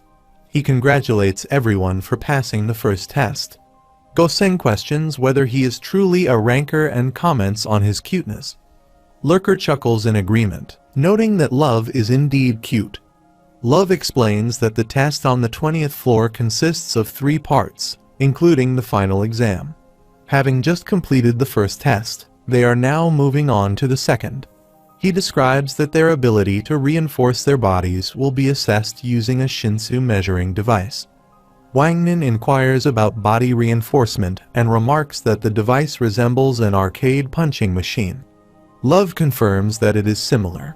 He further explains that once they have reinforced their bodies with Shinsu and struck the machine, their scores will be displayed on the board along with their ranks. Wang Nin thinks to himself that this seems like just a power gauging test. Love announces that 8 regulars will be selected for the next exam after this test and instructs everyone to begin. Wang Nin thinks to himself that this test is not suited for him. Love instructs the regulars to come up in the order displayed on the board. Wang Nin checks the list and notices that his name is listed at number 10. He realizes that the test is limited to 8 participants and concludes that his chances are slim, feeling that everything might be over for him. He wonders why they would set up a test like this, speculating that it might be designed to eliminate those who aren't naturally talented. He reflects that, although he wasn't born with innate talent, it is not his fault. Prince expresses his disappointment, stating that the test is boring and that he expected something more impressive from the 20th floor. He dismisses the level as a child's game, mocking the regulars and suggesting that they might be losers. He proposes a game to make things more interesting and offers a wager, stating that whoever finishes first will win his yon. Yua questions what Prince means and expresses that he might owe him some money, but his actions are going too far. Lurker agrees, acknowledging the situation. Prince asks Yua if she is not interested, noting that she can be freed if she finishes first. He questions her confidence and suggests that if she's unsure, she should not regret her decision. Wang Nin observes and wonders if they are just having fun. Yua accepts the challenge, warning that Prince shouldn't regret it. Horyang laughs and comments that even members of great families can be influenced by money. He reproaches Prince for not understanding that he is making others uncomfortable. Prince retorts, saying he has no obligation to care about regulars who are about to fail. He tells Horyang not to ruin his day and warns him to leave before he gets beaten up. Horyang curses at Prince and asks what he means by that. Horyang then flares his punch and strikes the machine, achieving a score of 1. He remarks that his mother never taught him manners. Prince laughs, impressed by Horyang's performance, and acknowledges that the test will be more interesting than he initially thought. Ripdevil, meanwhile, cracks his hands, preparing for what's to come. Ripdevil asks Hworyong if he has ever seen the devil and declares that he will show him. As he cracks his hands, he approaches the machine and transforms his hand into a giant devil's hand. Prince comments that Ripdevil must be the devil's right arm. With full force, Ripdevil punches the machine, achieving the top score of number 1. Akraptor remarks on his immense strength, and Prince applauds, noting that Ripdevil is impressive and worth every penny. Hworyong acknowledges Ripdevil's performance as very good. Prince then asks what's happening and suggests that he, Prince, should be the one to stop the test, referring to himself as Teddy Bear. She steps up next and Prince expresses doubt, thinking it will be difficult for her to surpass the record. He adds that his score is also his. She, however, apologizes for underestimating Prince, and with a punch, she hits the machine and also achieves the number 1 score. Prince is astonished and asks if she has surpassed 20,000, given that she barely touched the machine. She responds that with this score, the debt between them is settled. She thanks Prince for providing her with a free test, but he interrupts, saying that he is next and the test is not over yet. She asks if he truly believes he will surpass her score. She comments that she can imagine the score of someone who hires others to help him climb the tower. Lurker encourages Prince to go for it as he approaches the machine. Yon, now free from her debt, watches as Prince punches the machine, achieving the highest score. Lurker notes that Prince's score is incredibly high, and she, seeing this, thinks it's impossible. Prince's guards cheer and praise him, and Yon asks if he really achieved that score. Prince looks at her and clarifies that they are not taking him up the tower. Rather, he is taking them with him, and she should stay by his side. Yon pleads for one more chance, claiming she can perform better. Love, munching on a chicken leg, informs her that there are no retries. Prince laughs and gives up, returning to his place, still amused. He turns to her and asks what's so funny. Akraptor asserts that everything is meaningless, and that they are all losers without realizing it. Prince, puzzled, asks what he means by that. Akraptor responds by pointing out that he, Akraptor, is the strongest regular present. Prince questions this claim, seeking clarification. Meanwhile, Vile approaches the machine and delivers a powerful punch, achieving the highest score. Prince, observing this, wonders if Vile's score might reach 100,000 and scrutinizes the patterns on his shirt. Love remarks that the technique used is the floral butterfly piercing technique and inquires if it is associated with the fug. Love announces that the test is now over and asks all the regulars to step forward. Wangmin looks at the list and finds himself ranked 15th. Love then declares Vile the first place winner and calls him to come forward. Wangmin silently curses, thinking to himself that Vile must be incredibly strong, feeling envious of his ability to ascend the tower. He reflects on his own repeated failed attempts to do the same. Goseng tells Wangmin to pull himself together and stop crying. Wangmin insists that he is not crying, but Goseng scolds him further, pointing out that he is making Miseng cry. He sniffles, trying to hold back tears, while Miseng also begins to cry. Goseng, frustrated, tells both of them to stop. Love continues, explaining that the next step is for Vile to choose 7 teammates to take the test with him. As everyone gathers again, Wangmin, confused, wonders what he just heard. He realizes that it's not the top 8 who will pass, but rather Vile who gets to choose 7 others. Prince, equally shocked, angrily asks what the test is for, demanding an explanation. Love clarifies that the purpose was to determine the strongest among them. Prince protests, reminding Love that he had said he would choose the top 8. Love orders everyone to be quiet, reminding them that he is the administrator. He then instructs Vile to choose 7 regulars. Wangmin, hopeful, thinks that this might be another chance for him. Prince hurls insults at him, but Wangmin wonders if Vile would really choose him from among all the strong competitors, doubting it. When Love calls on Vile to make his choice, Wang Nin suddenly steps forward, declaring, regular number 1023, Wang Ninja, as he introduces himself to the group. Inwardly, he tells himself he cannot give up now. Goseng, puzzled, asks him what he is doing. Wang Nin takes a deep breath and announces that he possesses more than just strength, boldly proclaiming that the era of the 10 great families will end with him. He declares that he will have no regrets, introducing himself with confidence.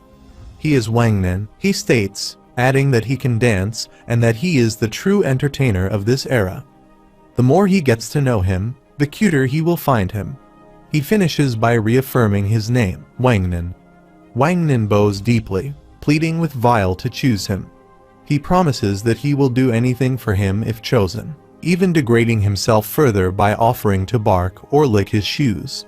Please, choose me, he begs. Prince, watching in disgust, remarks that Wang Nin has no pride, declaring it would be better to take the test again than stoop to such levels. How shameful. Wang Nin, undeterred, thinks to himself that Prince can try the test as many times as he wants, but today he is determined to ascend the tower.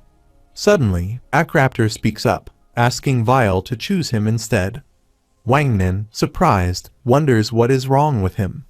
Akraptor then explains that his daughter is waiting for him, and she must have grown a lot by now. He insists that he has to see how much she has grown. Wang Nin immediately dismisses this as a lie, thinking, don't lie. He accuses Akraptor, telling Vile not to trust him, and that he is absolutely lying. Wang Nin goes on, sarcastically questioning whether anyone could believe there's a girl out there who looks like Akraptor, calling it completely unrealistic. He demands to know why Akraptor is lying and advises him to look at himself in the mirror.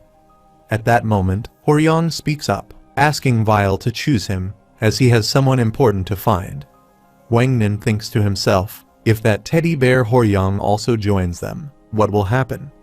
Meanwhile, Akraptor continues pleading, asking Vile to take him as well, claiming that he misses his parents. Wang Nin protests, calling it unfair and telling Akraptor to stop crying and get off Vile, his supposed master. Akraptor responds firmly, she's his daughter, referring to his earlier claim. Yiwa suddenly interrupts with a sharp command for everyone to shut up and tells them all to stop. Miseng then calmly suggests that Vile should take her as one of his teammates, pointing out that while everyone has their own sad stories, it would be wiser to choose based on strength. She introduces herself as a member of the Yiwa family and a fisherman, then asks Vile who else he plans to choose.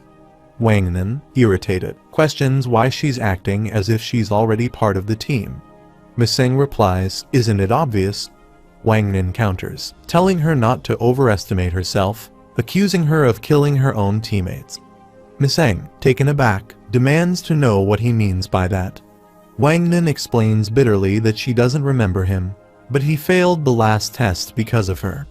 He recalls how she burned so many people that she probably wouldn't even remember him at all. Wang Nin insists that Vile shouldn't choose Yiwa, accusing her of barbecuing everyone, including her own teammates. Yiwa tries to interject, but Wang Nin cuts her off, sarcastically asking, other than killing his teammates, what's her power? Tell us. He laughs when she hesitates, taunting her for having nothing to say. He adds that she should leave before she ends up killing the rest of them and get out. Yiwa, irritated, snaps back, calling Wang Nin a smelly male monkey and asserting that she has bigger breasts. Wang Nin raises an eyebrow, replying with mock amusement, breasts? Really? Well, if they're that big, he challenges, then let's see she proves it. Wang Nin confirms his disbelief and thanks her for the absurdity of the argument, while thinking to himself, damn. Everyone's desperate for a chance here. He silently prays for Vile to choose him. To everyone's surprise, Vile suddenly announces that he won't be choosing any teammates.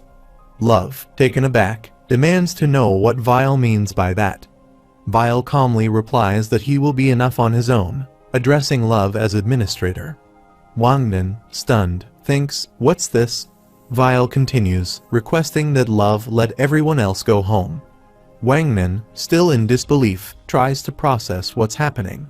Not choosing any teammates, What the hell is that? Love, clearly frustrated, reminds Vile that the exam is for teams only, and that he must select 7 others. Vile remains unmoved, stating that there is nobody here who can be his teammate. Vile declares that he doesn't want to choose unqualified teammates. Yuwa, offended, interrupts, asking what he means by saying nobody here can be his teammate. She accuses him of being full of himself. Yeah, the big gangster with a symbol of thug, she sneers, questioning how he can eliminate people who might pass with him. She challenges him, mocking the thug symbol as fake, and tells him he should be embarrassed. Vile responds calmly, it's not fake. He introduces himself as Vile, a nominee for the Thug Slayer. He goes on to say that he lives to kill Jahad and his family. As the system suddenly notifies the 20th floor that the strongest regulars are about to end, the atmosphere shifts. Yuwa, shocked, asks if he's really telling the truth. Vile confirms, stating that because of this, she can't be his teammate. In fact, he adds, he is her enemy.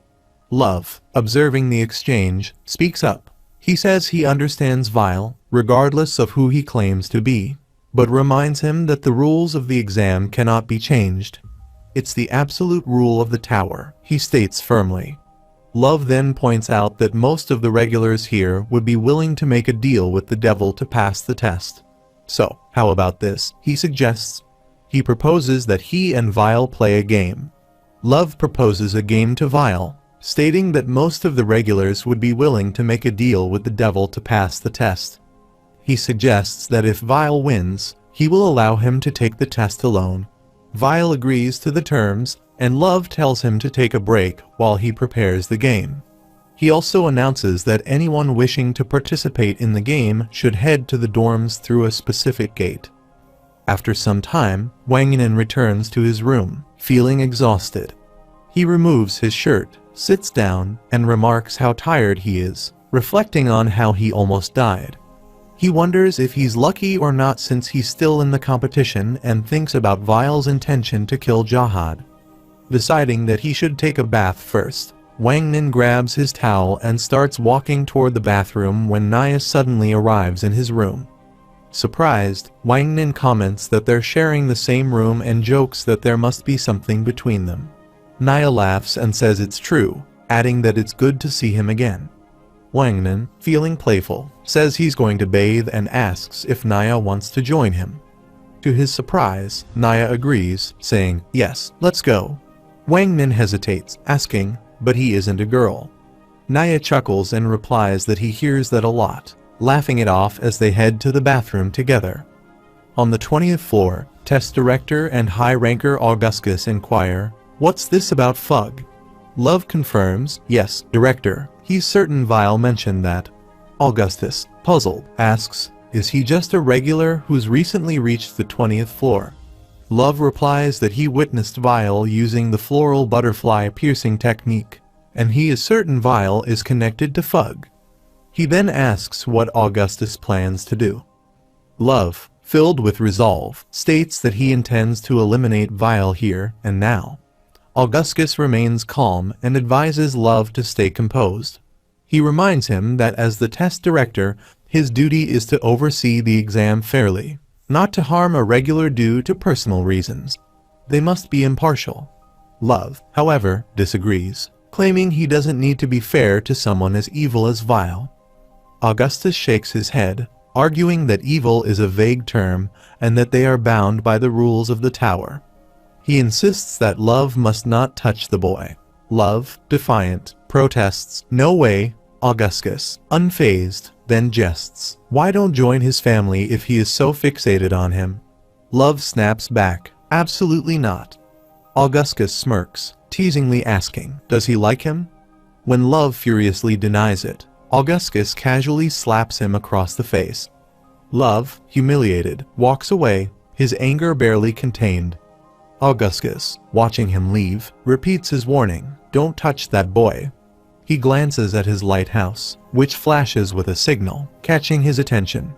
The scene shifts to room 601, where Yuwa undresses and mutters to herself that the regular being a Fug cannot be true, it must be a lie. she settles onto her bed to relax, pondering why he would display that Fug symbol, and finds it difficult to comprehend. She contemplates the possibility that he might indeed be affiliated with Fug. If anyone discovered that she was teammates with a Fug, she would be expelled from her family. Despite this, she resolves not to abandon the test. She considers whether she should align herself with him initially.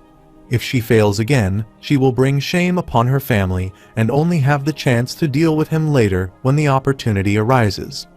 The door opens, and she wonders if her roommate has arrived, only to find Vile entering the room. She greets him, puzzled as to why he is using this room. Observing him, she notes that he does look somewhat feminine when he lets down his ponytail. She thinks that if he were a girl, she should first act friendly towards him. Yewa then suggests that she is about to take a bath and invites Vile to join her. Noting that he must be sweaty after the test, she proposes they bathe together. Yewa introduces herself, stating that her name is Yewa. She reveals that she entered the tower when she was 14 and, although it is embarrassing to admit, she is one of the super elites. She proudly mentions that she achieved the best score on her floor's tests and reached her current level in less than 5 years, all without any assistance from her family. She assures Vile that if he chooses her, he will not regret it, and then laughs, wondering if she has been talking too much. She suggests that they discuss more about themselves once they are inside. As they approach the bath area, Yewa observes Vile entering the men's washroom, prompting her to drop her towel. In the spa room, Horyong and Akraptor are relaxing in the spa and receiving scrubs. Akraptor comments that things are becoming increasingly strange with Fug's involvement. Horyong agrees, and Akraptor continues, questioning if they end up on the same team with Vile, whether they will be seen as anti-jihad. Horyong responds that he thinks so. Akraptor, somewhat satisfied, says it's not bad, while Horyong remarks that it's not bad indeed, though a worker continues to scrub him vigorously. Horyong then calls out to Akraptor, asking if he really has a daughter. Akraptor explains that during the first test, he was not attempting to disqualify Miseng, but rather to ensure she didn't get hurt. He refers to Horyong as a teddy bear and inquires if Horyong is interested in the girl with glasses. As they prepare to bathe, a spa attendant arrives at the door, informing them to return later. Wangnan and Naya are relaxing in the pool when Akraptor, Horyong, and the others arrive and join them. He asks Akraptor about his daughter, to which Akraptor responds threateningly that he will kill Wangnan. He then asks Akraptor what he thinks the next exam will be. Akraptor expresses hope that it will not be as foolish as the previous one. He questions whether the test will be challenging, or if they are simply going to fail again. He comments that he would have failed the first exam if not for his help. Akraptor retorts that he was merely lucky and advises him not to be arrogant. He dismisses his remarks, stating that he just wants to relax. At that moment, Lurker, Prince, and Rapdevil enter the pool area. Prince, impressed, remarks on the size and quality of the pool, but suggests they go elsewhere because the water is too dirty. Lurker agrees, acknowledging Prince's suggestion. Wangnan warns them not to go there, urging them to look carefully at who is present. Prince attempts to speak when Lurker questions why they don't simply enter the pool. Prince responds by asking if Lurker is afraid of the Fug member, to which Lurker replies that it is not the case. Prince, frustrated, tells Rapdevil to join him and leave the coward behind. Lurker, irritated, calls Prince Sir with disdain, expressing his annoyance. Wangnan remarks that it must be a lot of work to deal with someone like Prince. Rapdevil and Prince then enter the pool, and they notice Vile already present there. Prince comments on the warmth of the water, then asks Vile what his name is. Vile provides his name, and Prince expresses his dislike for Vile's attitude, stating that he does not like him at all. Prince accuses Vile of being arrogant simply because he scored high on a trivial test. He warns Vile to remember that Yon is still his, and he will defeat Vile in the next test to reclaim her. Vile, intrigued, asks if Prince is the devil's right hand and inquires whether he has defeated Hats. Rapdevil confirms this. Vile acknowledges the information and says he looks forward to meeting the devil himself. He then exits the pool. Rapdevil inquires where Vile is going, asking if he is ignoring him. Wanganen rises from the pool, expressing his contentment with the bath, noting how good it feels and how he wishes he could live there. He then asks Naya if she is enjoying herself as well. Naya laughs and confirms that she is, questioning what's wrong. Wanganen, opening his cabinet, realizes that he cannot find his ring. He mutters that it is nothing, but he suspects he left it in the bath. He tells Naya to head back first, as he begins searching for the missing ring. Naya agrees and leaves. Wanganen, frustrated, thinks about the possibility that someone else might find his ring. Vile arrives and presents Wanganen with the ring, asking if this is what Wanganen is looking for. Wanganen, surprised, asks where Vile found it. Vile explains that it was on the ground when he walked in. He then remarks that the symbol on the ring is the crest of Jahad, right? Wanganen quickly responds, saying it's just fashion, a trend, and that wearing the Jahad crest is part of the latest style, acting as if it's common knowledge. As they talk, Prince storms in, shouting Fug and demanding Vile's attention. He angrily asks if Vile is ignoring him, and if he wants to die for disrespecting the great prince. Prince then challenges Vile, asking if he thinks this is a joke, and taunts him, urging him to fight and see who wins. Vile, unfazed, hands the ring back to Wanganen and tells Prince to bring it on, saying he will defeat him. Before leaving, Vile warns Wanganen to be careful with the ring, noting that it seems precious, and then calmly walks away. Prince, furious, shouts at him to stop, but Vile continues walking, ignoring him completely. Wanganen collapsed onto the couch, exclaiming how terrified he was. Naya, noticing his state, asks what happened. Wanganen brushes it off, saying it was nothing, then asks Naya if he's getting bored. He mentions that he wishes there was a TV or something to pass the time. Naya responds by telling him there's no TV, but there is a remote. Wanganen curiously asks where it is, and Naya points out that it's in the drawer.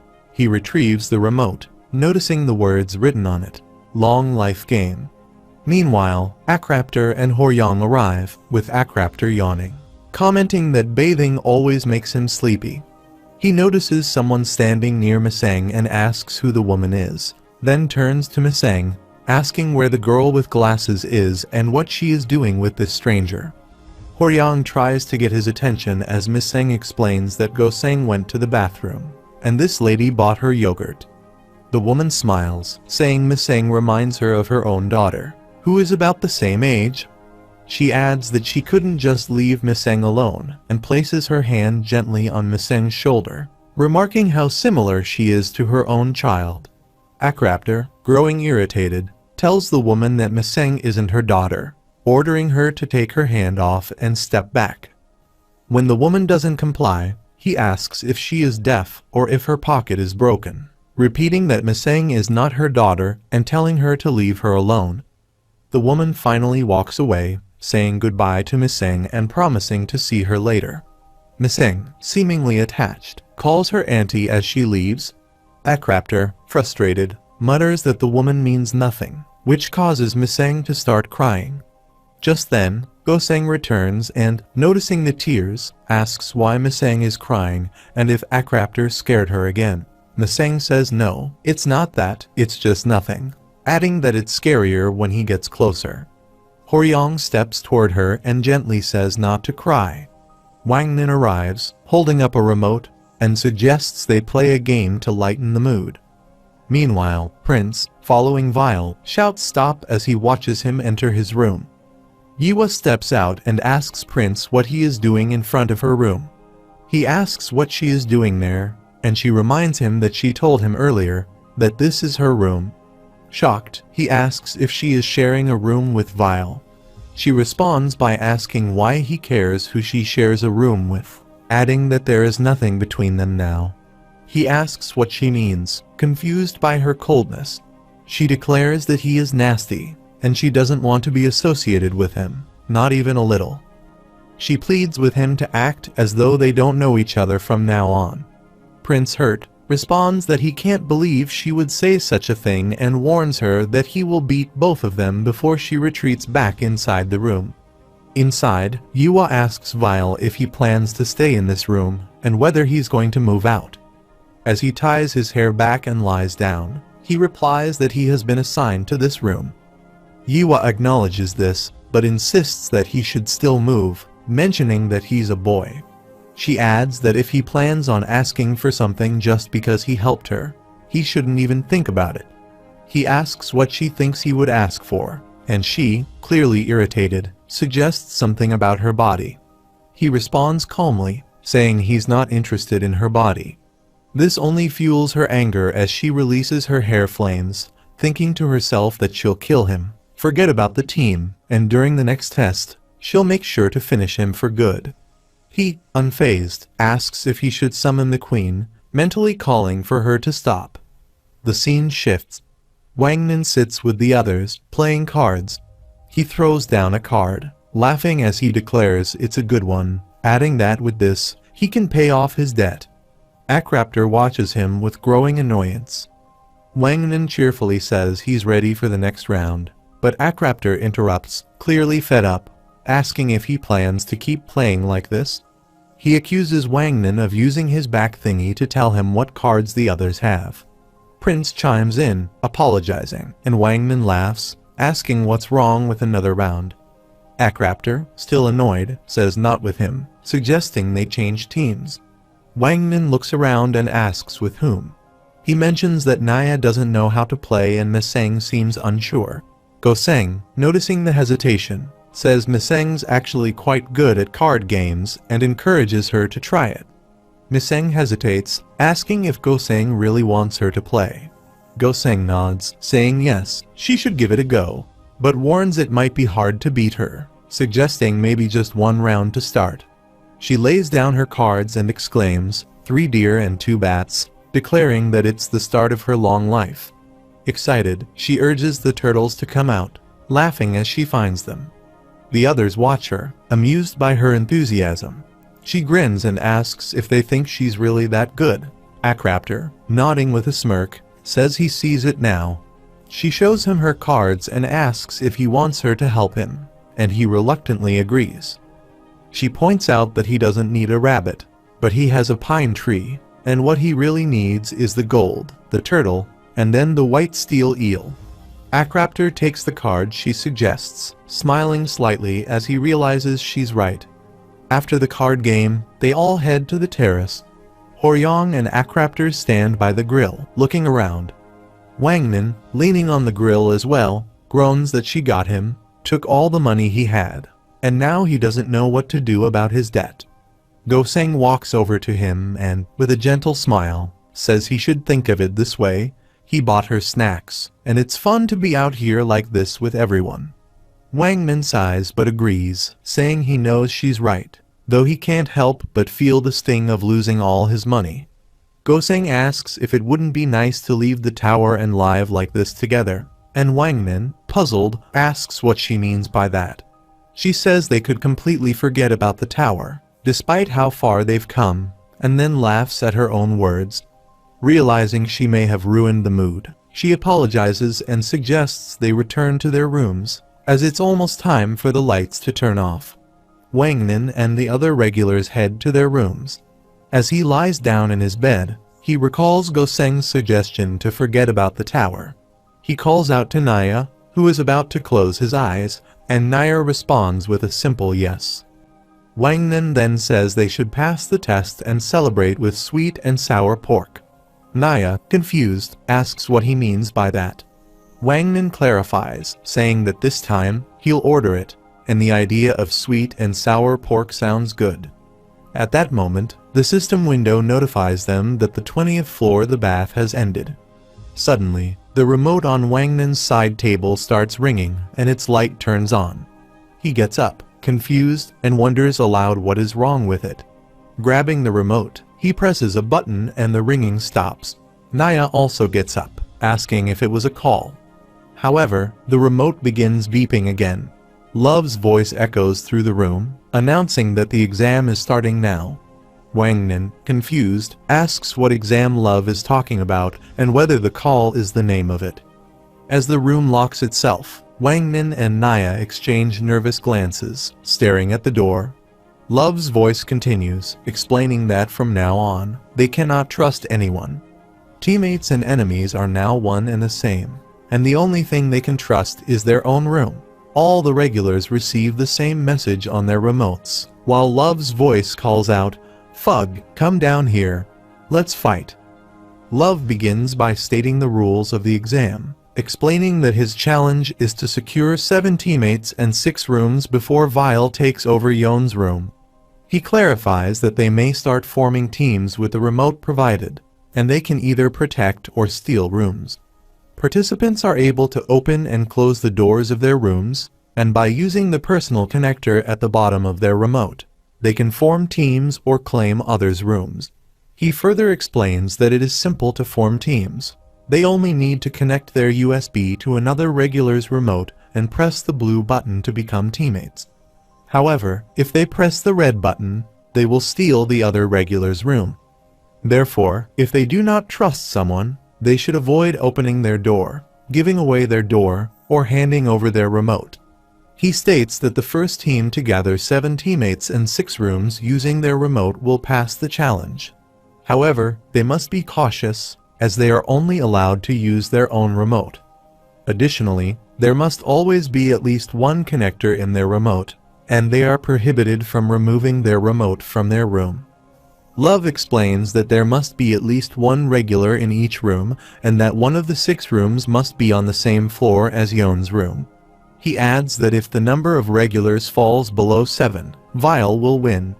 Furthermore, if Vile reaches this location, steals the connector from him, and makes it to Yon's room, Vile will also win. He then signals the start of the test. Meanwhile, Wangnin reflects on the complexity of the situation. In summary, he states that before Vile takes over the flamethrower's room, they need to secure 5 more rooms and 5 more teammates, excluding him and another person.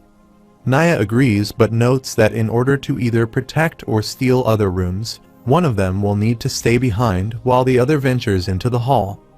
Naya also raises the concern that if Vile is out there, they will have to fight him, and Wangnin acknowledges that this is true for everyone. They are either teammates or enemies. Naya agrees, and Wangnin outlines their plan, mentioning the high room and asking if he should hide there. However, Wangnin cautions against rushing, comparing their strategy to a tiger waiting for its prey. He suggests they wait patiently and strike when the time is right, but then hesitates, wondering what will happen if Vile manages to steal his room.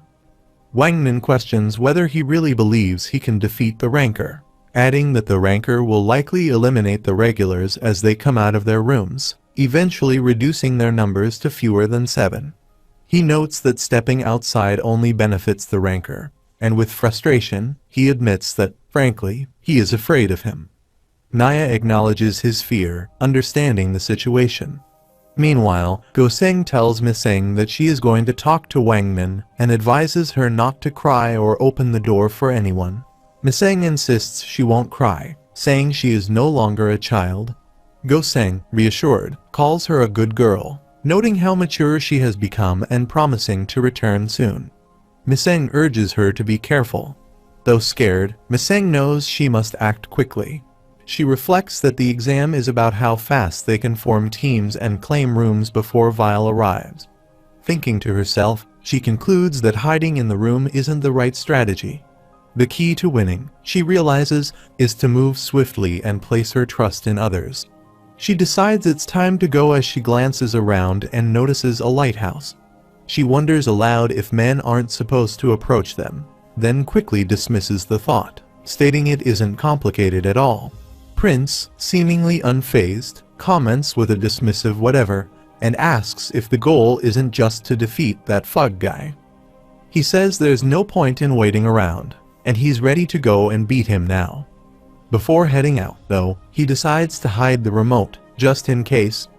As the elevator beeps, Prince glances in that direction. Rapdevil arrives, asking if Prince plans to leave the door open. Prince responds that he can't close it. Rapdevil questions what will happen if someone breaks in, to which Prince replies that's his responsibility. Even if he loses, he'll hide the remote so that the room isn't lost. He instructs Rapdevil to close his eyes, and Rapdevil complies. Following Prince's instructions, Rapdevil closes his eyes while Prince carefully hides the remote, assuring him that no one will find it. Once done, he tells Rapdevil to open his eyes. He orders Rapdevil to keep the room secure while he goes to deal with the Fug scoundrel. As Prince heads inside the cupboard, Rapdevil sits outside on a chair, ready to guard the room. At the same time, Yiwa stands in front of Vile, resolute, saying she can't let him proceed. She questions whether he plans to eliminate the other regulars as he moves forward and declares that she won't allow him to do that. She insists that everything would be resolved if he stopped being so stubborn, asking why they have to participate in this ridiculous game. If he simply agreed to take teammates, everyone would end up happy. Vile repeats her words, "Everyone ends up happy," she said, and she confidently replies, "Of course, if he just chose 7 teammates." But Vile counters, stating that it's impossible to make everyone happy, and that there's only one way to make one person happy. He reaches out his hand, demanding the remote. Yiwa, frustrated, accuses him of being willing to make the rest of them fail, calling him a bad guy. She activates her flame-throwing power, warning him that she will stop him with her abilities if necessary. She cautions him to give up now, emphasizing that her flames are uncontrollable. She adds that even her family's rankers struggled to suppress them. As she attacks him with her flames, Vile calmly tells her to stop. She steps closer, raising her power, but he swiftly taps her on the shoulder, disarming her with a deft motion. Grabbing the remote from her, he apologizes, stating that she must fail here. Vile declares that they must all fail as he presses a button on his remote, while she attempts to grab something. She thinks it's over if she allows him to leave like this, urging herself to move when the remote slips from his hand and falls to the ground. She pleads silently for someone to stop him and yells after him, asking where he is going, as Vile opens the door. Prince rushes at him with his sword, challenging him to defeat him first if he intends to leave. Vile evades the attack effortlessly, but Prince quickly retrieves his own remote, presses a button, and smirks, declaring that Vile can no longer escape. Prince readies himself for a confrontation, prepared to strike, while Vile calmly walks out and continues down the hallway. The scene shifts to room 201, where Missing sits, gazing at her remote. Hesitantly, she presses a button. A knock sounds at the door. She asks if it is Go-seng, but a voice replies that it is the auntie, Young-suk. Missing asks if it is the yogurt auntie, and the woman confirms, saying she has come to be friends with her. She asks for the door to be opened, pleading softly. Missing hesitates, responding that Go-seng had instructed her not to open it. Young-suk presses further, asking if Missing can't trust her, insisting that she came for her, and that she should be trusted. Missing wavers, saying it isn't that simple. Young-suk interrupts, warning that someone is approaching and urging her to open the door quickly. She repeats, "They are coming, someone is coming," and begs Missing to open the door. Missing, growing anxious, replies to wait, asking her to hold on. The scene shifts to room 301, where Akraptor comments that this situation seems troublesome. He expresses that this kind of exam isn't suited for him, finding the rules too complicated. He believes it would be simpler if they just fought each other and imagines how much of a headache it must have been to set this all up. He concludes that they are just looking for trouble. Turning to Horyang, he asks what he should do, calling him a teddy bear, and notes that it's boring just sitting around. He suggests Horyang should go see the Go-seng if he wants, offering to protect the room in the meantime. Akraptor reassures him that he won't betray him, urging him to go after her. Horyang replies that he should go, leaving Akraptor confused, asking what he means by that. Horyang explains that he is concerned about Missing. hinting that whatever happened between Akraptor and his daughter has caused him to treat Miseng like a daughter. With a hint of self-reflection, Horyong admits that he thinks it's foolish. Horyong says that even if it's foolish, he feels he should go if he believes it's the right thing to do. Akraptor, however, replies that he isn't that foolish. He won't risk his life for a kid who has nothing to do with him, admitting that there are limits to his stupidity. Horyong resigned and said that in that case, he wouldn't go out either.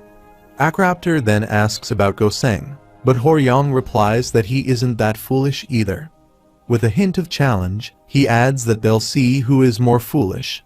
Akraptor heads to room 201, knocking on the door.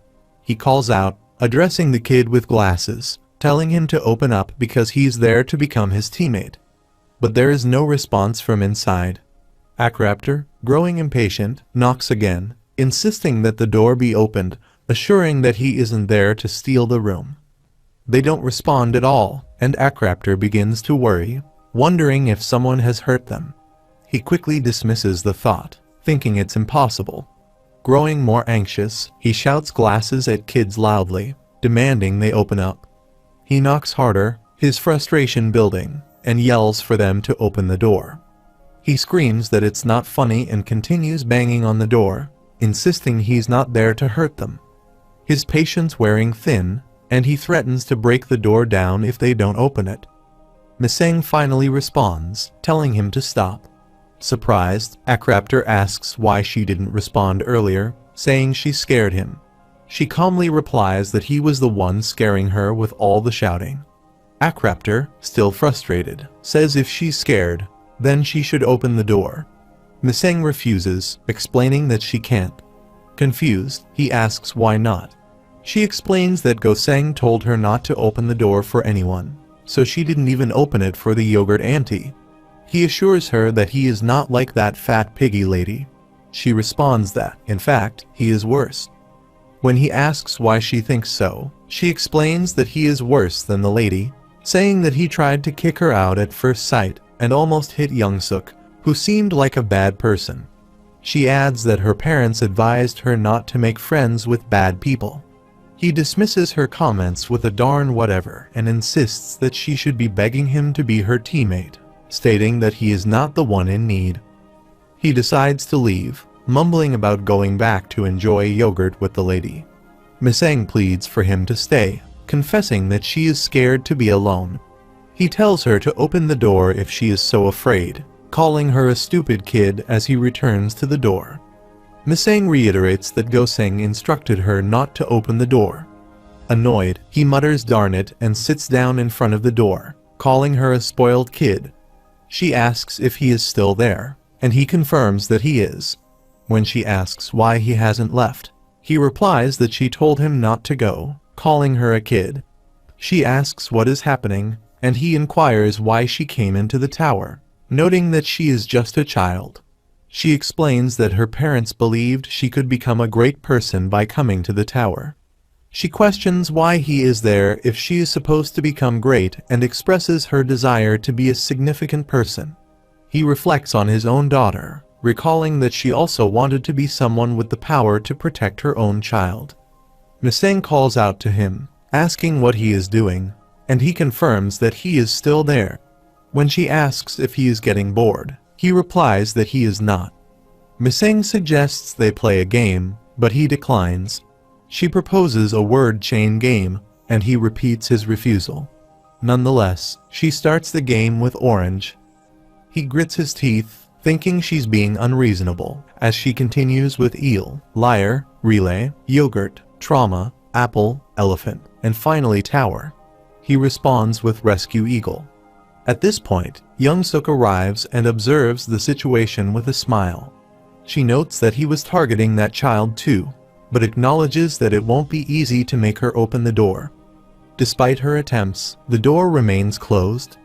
Miseng suggests that they should become a team, thinking that having the same target would make it easier to deal with the little one. This idea seems to frustrate him further, and he grits his teeth, calling her a swindler. Miseng, confused, asks what he means by a swindler. He rises and addresses her as a lady, expressing his distrust of women who wear more than 2 rings. Miseng questions whether he is truly going to team up with that kid. He moves closer to her, confirming that while the kid is useless, he doesn't think she is any more useful. As he speaks, a flare emerges from her ring. She screams that he will regret his words and unleashes a fiery attack towards him. He narrowly escapes the blaze, calling her predictable and questioning if she is married. Angrily, she vows to kill him and attacks again. He swiftly stabs her hand, causing her to scream. He then grabs her mouth, moves closer, and tells her to be quiet so the kid won't hear her. With her subdued, he drags her away. In room 501, Rapdevil sits with his eyes closed. Hearing noises from outside, he opens his eyes to investigate. A lighthouse beams intensely as Goseng descends the stairs, panting heavily. She reaches the door and remarks on the length of the hallway before knocking. She calls out to Wangnan, announcing herself and urging him to open the door quickly.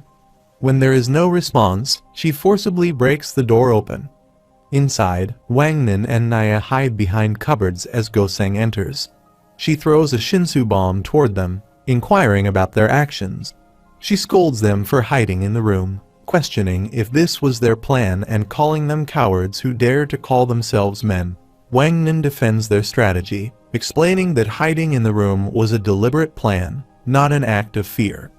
Goseng dismisses his explanation and demands the remote. Wangnan, startled, asks why she needs the remote. Goseng accuses him of not trusting her, to which Wangnan replies that it's not about trust, but the necessity of the remote.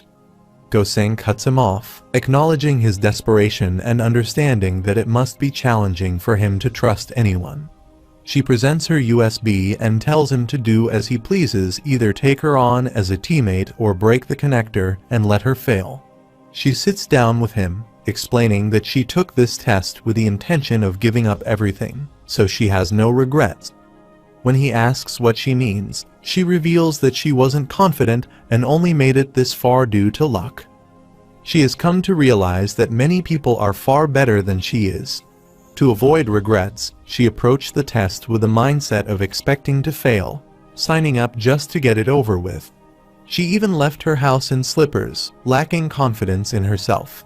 However, meeting Miseng and others, and somehow passing the test, made her rethink her approach. She admits that watching him fight inspired her to change. She wants to trust herself a bit more, just as he seems to. When he suggests that she sees him as a mentor, he simply responds with a thumbs up and tells him to dream. At the same time, Prince sprints through the hallways, demanding to know where the tricky Fug scoundrel is. He accuses him of using tricks to run away and calls out for him to come back and fight. On the other side, Lurker is rushing towards him. Prince, noticing him, asks if Lurker has seen the Fug on his way. Lurker, out of breath, responds that this isn't the most important matter. When Prince presses for clarification, Lurker reveals that he just came from his room and that Rapdevil is dead. Prince then asks about his own status, to which Lurker grimly confirms that he is also dead. Prince, shocked, demands to know what that means. The scene shifts to Akraptor sitting in front of the door once more. Miseng continues the word chain game, providing the words ghost, trumpet, Taurus, switch, and hen. Akraptor responds with natural, and when she adds lost and Tectrix, he inquires about the term Tectrix, stating that it exists. He mentions having tied up young Suk near him while she tries to speak. Miseng then provides the word xxlophone, causing Akraptor to glance at Wangnan and her. Wangnan waves his hand dismissively and declares that she has won, asking if she kicked him out. Akraptor responds curtly that it is none of his business and tells him to get lost. He giggles, taunting Wangnan about how scary he seems. He adds that, according to his observation through the lighthouse, it appears that he can't even go to the bathroom without Miseng's intervention. Akraptor questions him about this, and he defends himself, asserting that he is not hiding out of fear. He insists that he was not afraid of Vile at all, but Akraptor retorts that it is evident since a girl had to drag him out of his hiding spot. He insists he is not afraid of Vile, boasting that he would dance a jig in front of him. Akraptor responds by telling him to stop bluffing. Wangnan then claims he could even sing a song in front of Vile, to which Akraptor replies that he could play a sonata in front of him. Just then, someone emerges from the elevator, and both men turn to look, recognizing the person as Vile. Both Wangnan and Akraptor, irritated, knock on the door. Wangnan calls out to her, urging her to open the door because he is in danger. Akraptor adds that she should open the door because Goseng is here. She responds by saying it's her, and she quickly opens the door. Wangnan and Akraptor tumble into the room, and Miseng runs to embrace her. The two share a heartfelt hug. Goseng asks Miseng if she is afraid, to which Miseng responds negatively. Goseng reassures her, stating that she is stronger than these cowards. Akraptor and Wangnan, both breathing heavily, express their relief, with Akraptor noting that he almost died. Wangnan inquires where Miseng saw Vile, and she mentions that Vile has just reached their floor, implying that they were unable to stop him earlier. He, sitting against the wall, reflects on the situation, acknowledging the difficulty of stopping such a powerful foe. Miseng questions whether she can truly trust this guy, while Akraptor speculates that everyone upstairs must be dead and admits his fear of Vile. He mentions that he has a sense that Vile is the type to challenge rankers, which he finds intriguing. Goseng agrees with Akraptor, noting that his rapid arrival and indifference to the lady outside indicate that he must be highly capable. She emphasizes the need to act quickly. Akraptor adds that, before Vile returns, they must outpace the others and secure the rooms faster. Goseng acknowledges that while they were swift to form a team, they still have the advantage. Wangnan agrees, pointing out that they have already assembled a team and are closer to the flamethrower's room, asserting that no one can compete with them. Meanwhile, Prince and Lurker arrive at the location of Rapdevil's dead body. Prince inquires about who could have committed such an act. Simultaneously, Vile descends the stairs and heads towards the men's bathroom, where Love is already waiting. They exchange glances as Vile approaches. Vile explains that he chose to fight Love rather than contend with the other regulars.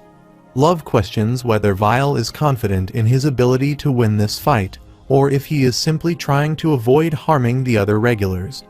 Vile asserts that he will explain further, revealing that he has observed that the newest Slayer, Karaka, has received special missions from Fug during his tests. These missions included tasks such as killing a specific regular, assisting a particular regular to pass, or ensuring that everyone else fails the test. Vile expresses his frustration, stating that these missions are designed to undermine the rules of the test. If he cannot respect the rules, then Vile cannot respect him. He then grabs a USB and inserts it into a machine, which begins to whir. Love explains that he will give Vile 3 chances to catch a connector thrown from this pitching machine. If he fails to catch the connector within these 3 attempts, he will be out of the contest. Love tells Vile that if he fails the test, he will be eliminated. However, if Vile forfeits, he will be allowed to take the test with the teammates who pass.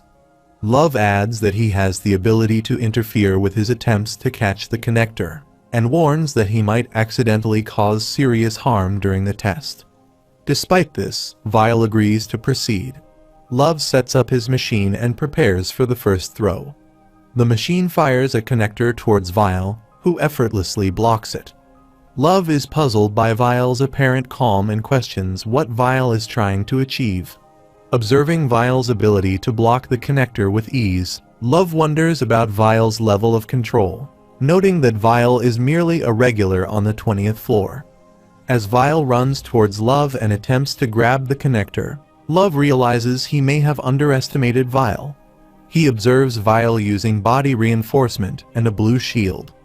Angered, Love rushes forward to kick the connector away. The connector cracks against the floor and embeds itself into a wall.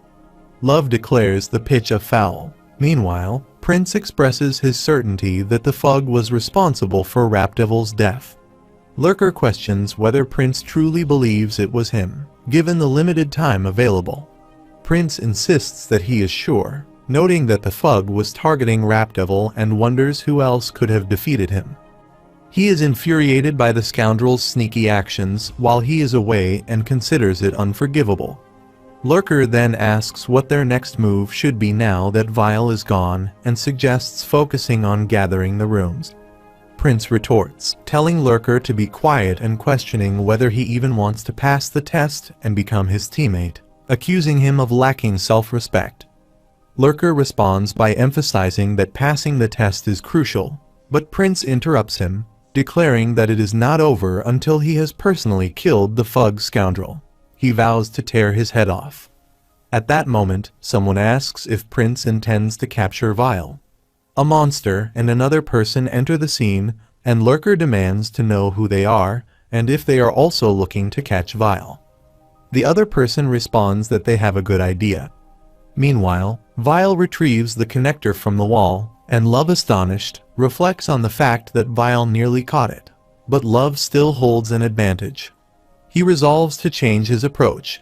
Having learned Vile's tactic, Love is determined to ensure that Vile will never catch the connector again. Love announces the second pitch, and the ball is fired once more.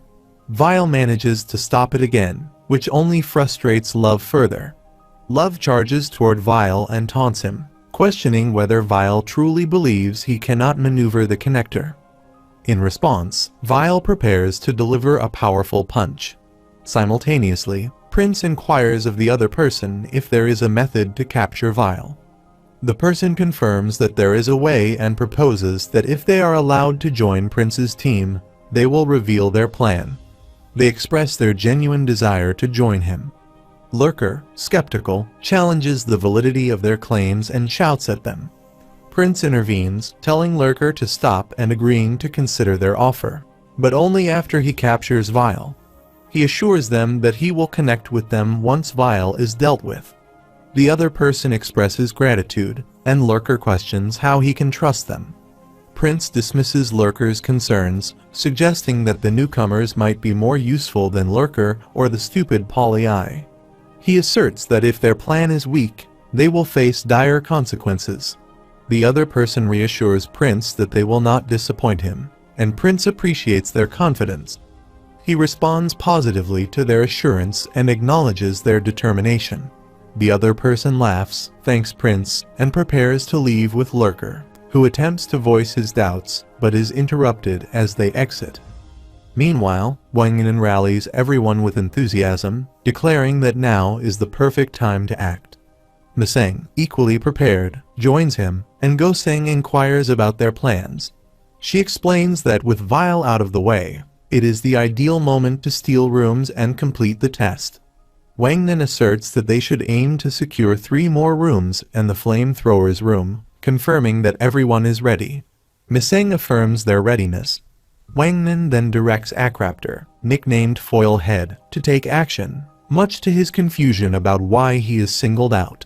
She reassures Akraptor that if they succeed, Wangnan will reward him with sweet and sour pork. Akraptor, intrigued, asks if Wangnan is serious about this offer. She confirms her love for the dish, and Wangnan mentions he has a coupon for it. Pleased, she expresses her excitement. Akraptor questions whether he is the one who must fight. At the same time, Naya overhears a conversation on a pocket device, where someone proposes a celebration at Naya's restaurant after the test, mentioning sweet and sour pork and inviting Akraptor to join. Meanwhile, Prince stands in the hallway with the other person, demanding to know the plan for capturing Vile. The other person explains that the strategy is simple: hide in Yon's room, and when Vile returns, they will attack him together. Prince, skeptical, questions why he should wait around and implies that he is no fool. He expresses his ability to freeze people and doubts whether this plan will work, given the challenge of getting close to Vile. The other person assures Prince that they have a solution for that issue and presents a can of Boong Boong drink. Prince asks about the nature of this drink, and the other person explains that it is no ordinary beverage. This drink contains 1,000 times more caffeine than coffee, significantly boosting one's resistance to Shinsu. Prince, intrigued, asks if the claim is genuine. The other person confirms, stating that drinking this will enhance Prince's abilities, making it possible to defeat Vile. Prince, encouraged, takes the drink and laughs, imagining that this might indeed be the key to overcoming Vile. However, he hesitates momentarily, wondering if he might be deceived by the other person. Prince, wary of the potential deceit, wonders if the drink might be tampered with. Yeon's name suddenly comes to mind, and he smiles, deciding that he should give the drink to her instead. He resolves to head to Yeon's room first. Meanwhile, Vile engages in combat with Love, who is attempting to evade Vile's strikes. Love, considering Vile's aggressive strategy, realizes that if Vile's plan is indeed to target him, he will not make it easy. As Love prepares a counterattack with a powerful punch, Vile blocks it and becomes frustrated, acknowledging that although he managed to stop a rancor temporarily, it wasn't for long. Vile then makes a swift retreat, with Love in pursuit. Love, noting Vile's impressive abilities, recognizes the challenge of fighting a rancor and prepares to use his remaining moves. As Vile tries to grab the second connector, Love rolls into position and delivers a quick, decisive blow to prevent Vile from securing it. Vile once more uses his shield to force Love back. Love, frustrated, calls for a fastball and launches another attack, but Vile grabs his shoulder to halt him, blocking the punch with his other hand. Love questions if Vile believes he can truly block his attacks, and, with a surge of strength, pushes Vile away. Vile attempts to stop himself but collides with the pool's boundary, causing it to break and sending water flooding everywhere. Both Vile and Love are swept up in the torrent. As the water recedes, Love seizes the opportunity to deliver a powerful strike, leaving Vile sprawled helplessly against a crumbled wall. Love looks down at him and commands his giant hand to take control, declaring, "That was just a strike, Fug." Yua sits in her room, feeling frustrated. She mutters about how annoying Vile is and wonders if he is looking down on her. She questions how he dares to humiliate her and then just leaves. Despite her anger, she contemplates that maybe he isn't entirely a bad person. He didn't kill her, and he doesn't seem evil. She lies down on her bed, trying to convince herself that he is, in fact, a bad guy despite his seemingly nice appearance. Prince arrives at her door and knocks. When Yua asks who it is, he replies that it is Prince. She asks who he is, and he explains that he thought she might be thirsty, so he brought her a drink. He enters her room and hands her the drink. Suspicious, she asks if he put something in it. Prince reassures her, saying there is no way he would harm his teammate, and points out that the can is unopened and he only has one, so she should leave some for him. Yua opens the can, rationalizing that she's just thirsty, and thanks him. As she drinks, Prince laughs to himself, thinking how naive she is and anticipating the effect of the drink. Suddenly, Yua shouts in distress and begins to vomit. Prince asks what's wrong, and she complains that something is affecting her body. At that moment, another person arrives and laughs, revealing that he knew Prince would give her that drink. Yua, distressed and furious, lashes out at Prince, demanding to know what he put in the drink. Prince smirks and taunts her, suggesting that someone from a prestigious family like hers should handle being a host with grace. Meanwhile, Love chimes in, agreeing that she is indeed the best host for their purposes. At that moment, an unnamed green parasite transforms into a liquid and wraps around Yua, intensifying her discomfort. Prince, enraged, vows to kill everyone involved in this deception, and asks how dare the drug dealers try to fool him. When the other person questions his intent to kill, Prince clarifies that he might need to kill Yua first, as she is feeling something strange happening within her body. In another scene, Vile manages to rise, and Love reflects on Vile's past.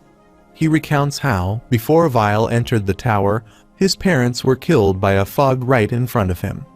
Love speculates that Vile's quest for revenge might be driving his actions, suggesting that Vile could be seeking to kill him to avenge his parents. Love questions Vile's right to lead the test and asks what motivated him to align with the Fug. Vile's response is that he has someone he needs to meet at the top of the tower. Love asks Vile if he seeks revenge and remarks that the truth will be revealed when he sees her. As they both focus on the machine, Love declares that this is the final pitch. If Vile fails to catch it, he will fail the test. Love inquires if Vile has any regrets, to which Vile nods in response. Love then orders the machine to fire the third and final connector, determined to finish Vile with this shot. He observes that Vile is using his blue shield and notes that Vile is imitating his technique. Love decides to use a ray shot to counter Vile's attempt to grab the connector. As Vile activates his shield, Love rushes to stop him. Love thinks that Vile is trying to copy his breaking ball technique and is prepared to break his own ball to prevent Vile from succeeding. Vile counters with a powerful punch, and Love, realizing the intensity of Vile's attack, considers Vile's actions as reckless. Simultaneously, Prince rushes through the hallways with Yiwa trailing behind him. He reflects on what has been done to Yon. She attacks on him while he enters into another room to escape from her attack, and he decides to strategically retreat to his own room, preparing for the impending battle. Prince closes the door behind him, feeling the strain on his back. He mutters about needing to close the door, and then activates his lighthouse's visible mode, turning his attention to the remote within.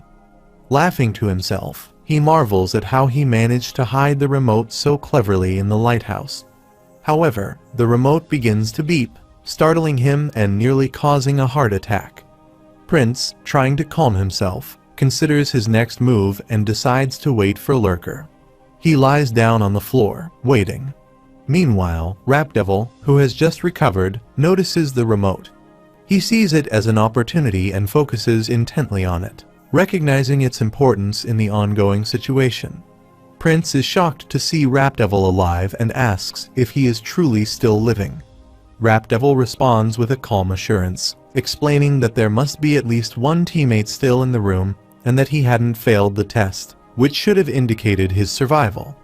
Prince, suspicious and frustrated, accuses Rap Devil of teaming up with the drug dealers to trick him and questions whether Lurker was also involved in this deception. Rap Devil reveals that the entire situation was part of a plan he orchestrated. He recalls when Lurker, having come in after he left, inquired about his whereabouts. Lurker, having heard that Rap Devil hid the remote and went after Vile, suggested betraying Prince and joining their side.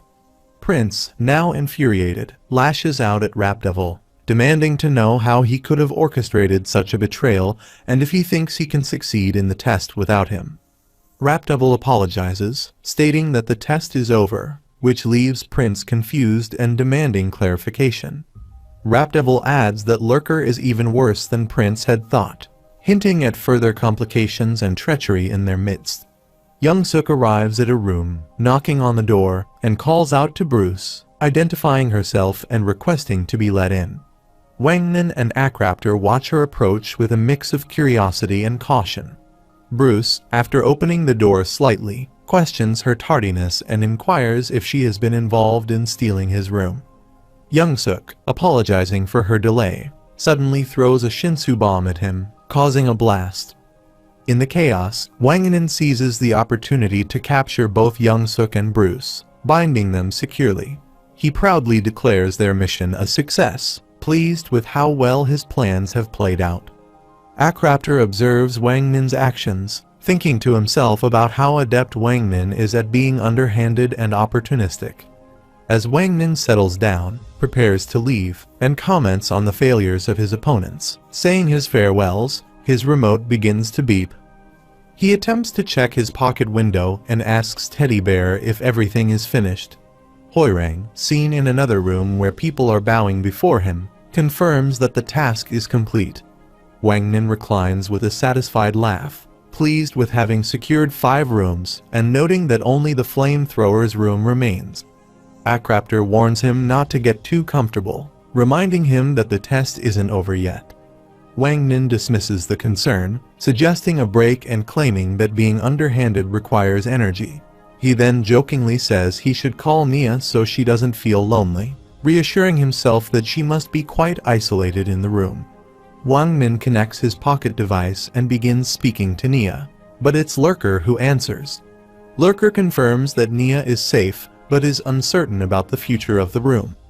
Wangnan is puzzled and questions how Lurker ended up there and what he's doing. Lurker casually explains that Nia let him in, implying that Nia was complicit in his arrival. Wangnan, still skeptical, presses Lurker for clarification. But Lurker only laughs and confirms that his words are truthful. Lurker instructs Nia to explain the situation, leaving Wangnan bewildered.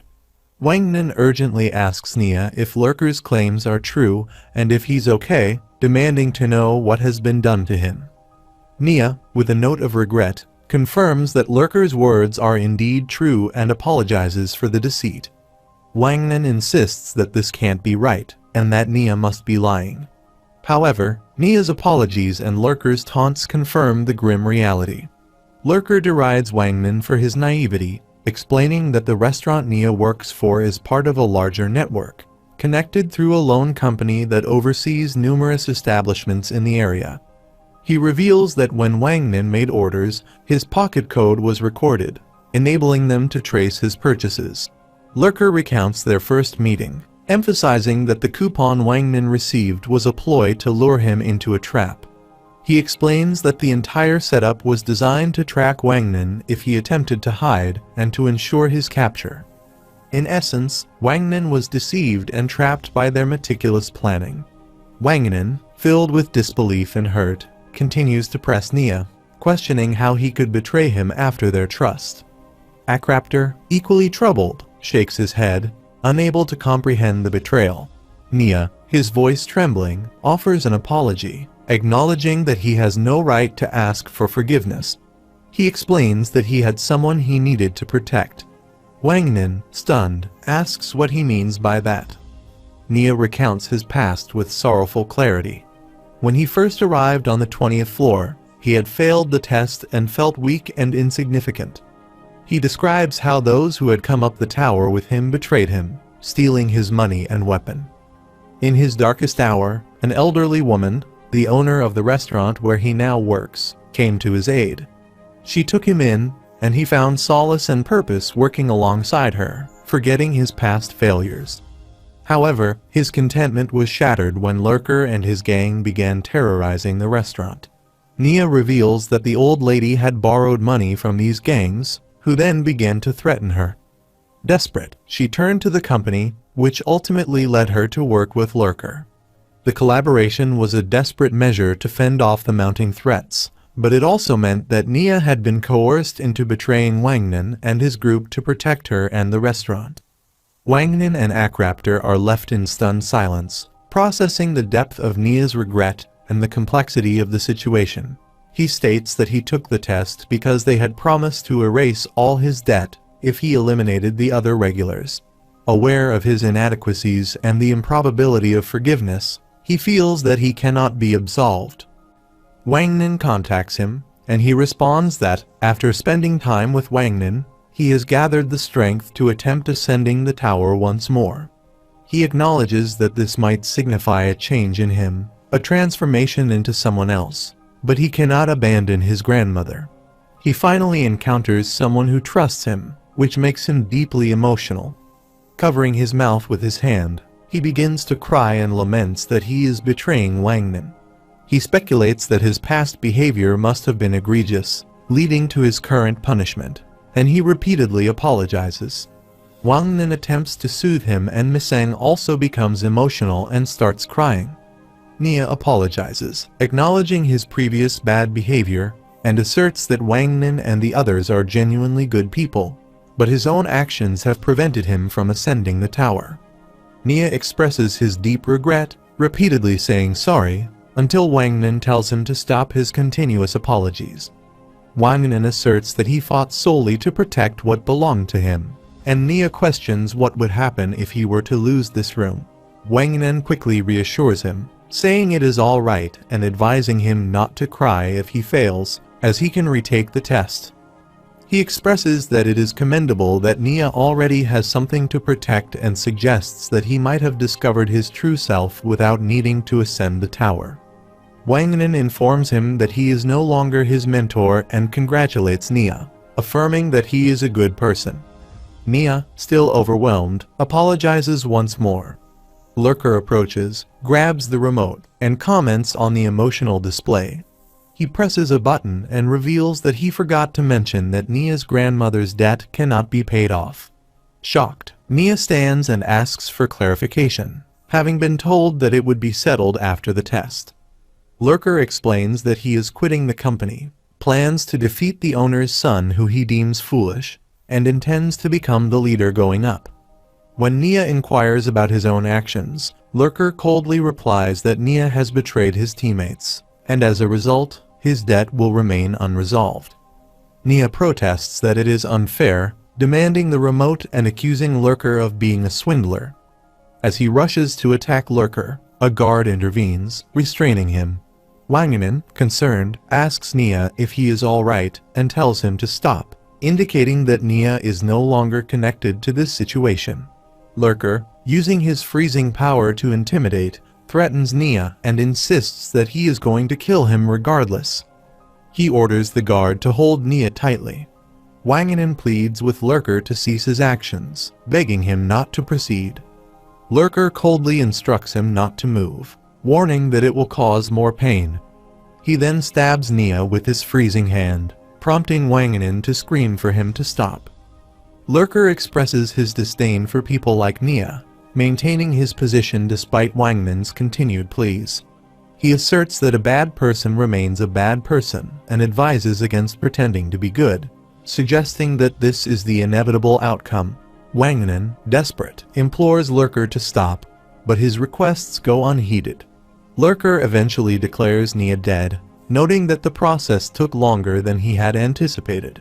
He wipes his hands clean, remarking that they had become dirty, as Nia collapses on the floor, covered in blood. Wanganen, enraged, vows to kill Lurker and unleashes a torrent of abuse. Lurker, with a mocking tone, asks how Wanganen plans to kill him, reminding him that they already have 7 teammates and control over 5 rooms. Wanganen becomes emotional and begins to cry. Lurker continues, stating that Lady Yon has been possessed by one of his teammates, and his foolish boss is locked in his room, helplessly waiting for his remote to be stolen. If they manage to obtain that remote, Lurker says, they will win the test, and he will ascend the tower as the victor while Wanganen will remain a debtor. He urges Wanganen to wake up and face reality, calling him a dear customer and stating that his struggle is over. Wanganen, however, insists that it is not over yet. He silently thinks of Vile, hoping for his return, and then rushes out of the room. Akraptor, noticing, asks where he is going, but Wanganen is resolute in his thoughts, determined to sacrifice everything to bring down Lurker. Meanwhile, Prince stands in front of Rapdevil, laughing as he taunts him. He tells Rapdevil that if he defeats him, none of his plans will matter anymore. Mocking Rapdevil's confidence, he accuses him of being weak and prepares to attack. However, Rapdevil quickly counterattacks, pushing Prince back with force, showing his superior strength. Prince cries out in pain, collapsing to his knees, while Rapdevil mocks him, saying that this is no arcade punch game, but a real fight. He demands that Prince hand over the remote before he dies. Meanwhile, Akraptor, worried, questions where Wanganen has gone, placing a hand on his face in frustration. He mutters that only one person should be moving around right now and wonders how Wanganen could have just run out like that. Goseng, clearly distressed, asks what they should do now, especially if Lurker was right and the test isn't over yet. Horyang, after a brief pause, suggests they abandon the room, to which she asks in confusion what he means by that. He calmly explains that he plans to give up his room in order to save Prince, as it is the only way he sees them having a chance at victory. He argues that staying behind to protect the rooms offers no hope of winning. She protests, saying that he can't go alone. Horyang, resolute, insists that they can't afford to lose more than one room, and he must go alone. He speculates that Wanganen has likely gone to find Vile. As she calls out to him again, he responds with a somber reflection, stating that when people feel abandoned by their god, they often turn to the devil. If Vile returns and manages to save Prince, He believes the outcome of the test might change dramatically. At the same time, Vile and Love continue their intense battle. Vile strikes again, but Love blocks the attack, his mind racing. Love marvels at Vile's abilities, thinking he's a monster. Even for a ranker like him, it had taken decades to master such techniques, yet Vile had copied them after seeing them only once. As Vile rotates his punch for another strike, Love reflects on how, despite Vile's immense strength, his skills are still unrefined. But he can't help but wonder if Vile climbs the tower, how far he will go. Love's thoughts turn to the potential Vile holds. If Vile were to use his powers for good, how much could he achieve? The idea excites him, and he even looks forward to witnessing it. As Vile charges forward again, Love swiftly grabs his hand, thwarting his movement. Vile attempts to reach for the connector, but Love is quicker, snatching it from him. Holding it up, Love taunts him, saying that perhaps Vile had forgotten that he, too, possesses the ability to freeze. Love shows Vile the connector, declaring that the game is over, though he admits that he doesn't want to see Vile fail this way. He considers it a waste of Vile's incredible talents.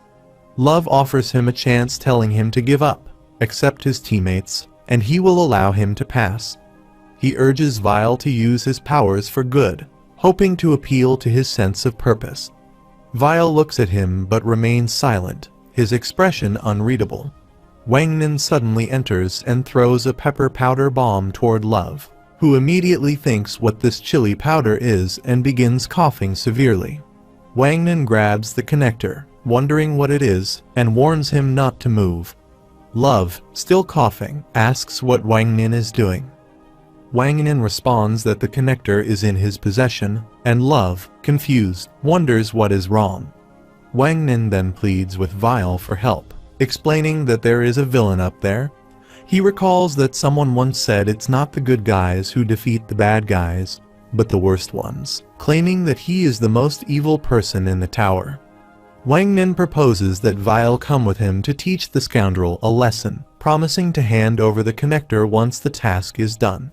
Love asks what he is talking about, warning that if he gives the connector to Vile, the other regulars will not pass this test.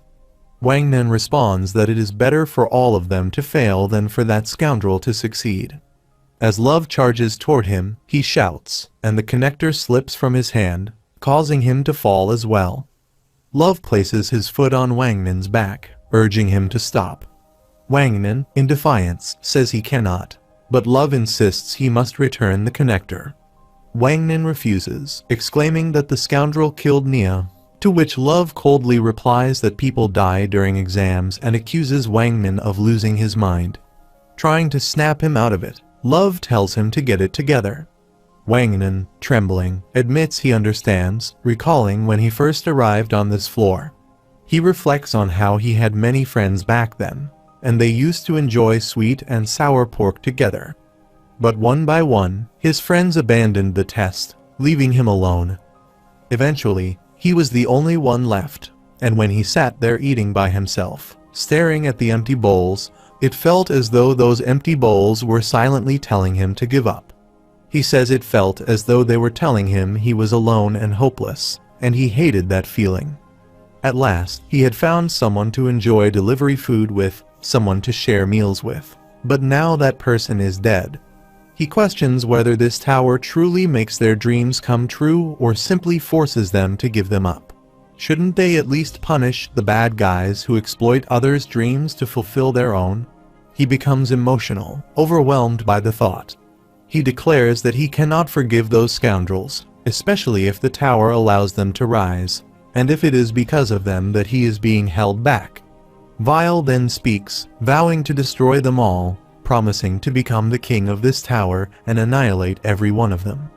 Wangnan, with fierce determination, says that even if he has to make a deal with the devil, he will.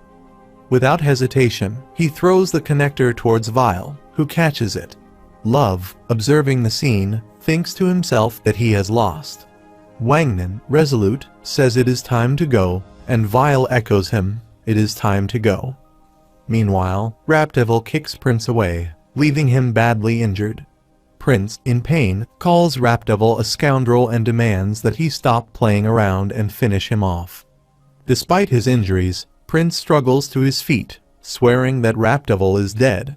He angrily asks how Rapdevil dares to drag this out, vowing that he will regret it. Just then, Lurker knocks on the door, asking if Prince is still alive. Hearing this, Prince reacts with shock and anger, recognizing Lurker's voice. He accuses Lurker of being a traitor, asking if he came just to watch him die.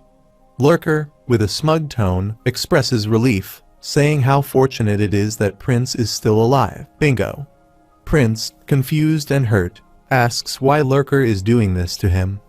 Lurker casually replies that there is no special reason. He mocks Prince, calling him a dumb and loyal servant, the best soldier handpicked by his father, with a cute girlfriend from one of the 10 families. As he speaks, he places his hand on Yua's shoulder, further taunting Prince. He coldly explains that Prince doesn't deserve all that, and that's it. With a final command, he tells Rapdevil to finish Prince off. Prince, filled with rage, swears that if he survives, Lurker is dead and he will kill him. Lurker, uninterested, simply says goodbye as Rapdevil prepares to strike again. However, just outside the room, Hworyong arrives. He swiftly punches one of the guards, throwing him aside, making his presence known just in time. Lurker stares in shock as Hworyong arrives, declaring that he's not too late. Lurker, still surprised, asks who Hworyong is. Calmly, Hworyong replies that he's his enemy and charges to attack. Before he can reach Lurker, Yeon steps in, using her flare powers to block his path and push him back. Lurker, unfazed, sarcastically apologizes, mocking Hworyong for his bravery in coming alone to help his teammates. He sneers, claiming he fights dirty and hides behind girls. He orders Yeon to fry Hworyong, and she continues attacking him with her flames. As the heat intensifies, Hworyong realizes that at this rate, he might have no choice but to seriously harm them. Lurker then commands Yeon to stop, and she obeys, ceasing her flare attack. At that moment, Vile appears and swiftly rushes to engage them. His presence immediately provokes Yeon, but Vile dismisses her, stating he has no interest in her, which only enrages her further. With a quick move, Vile places 2 fingers in her mouth, triggering her fury. She shouts at Vile, calling him a fool, acknowledging that even rankers struggle to control their powers once they are unleashed. Ignoring her taunts, Vile skillfully extracts an unnamed green parasite from her mouth, neutralizing her. With a swift motion, he kicks him away. Yeon collapses to her knees, coughing violently. Lurker, bewildered, asks what is happening and calls out to Vile, instructing Rapdevil to steal the remote now that Vile has returned. Rapdevil agrees and moves to comply. Prince, furious, curses Rapdevil and attempts to press the button. Rapdevil struggles to grab it from him. At this moment, Hworyong bursts through the door, and Lurker, enraged, hurls insults at him as he retreats. Hworyong declares that he will take care of the situation and chases after Lurker. He questions why Lurker was allowed to escape and whether he thinks he can win in a fight. Hworyong dismisses Lurker's bravado as insane and challenges him, asking if he has ever encountered a real devil. Rapdevil, confused, asks what Hworyong means by that. Hworyong responds that he will show him, and Rapdevil reveals the devil he refers to as he transforms his right hand, displaying a formidable power. He challenges Lurker to see who the real devil is. In response, Lurker urgently commands someone to close the door and snatches the remote from another person who inquires about the commotion. Lurker presses the button, questioning the rush to act.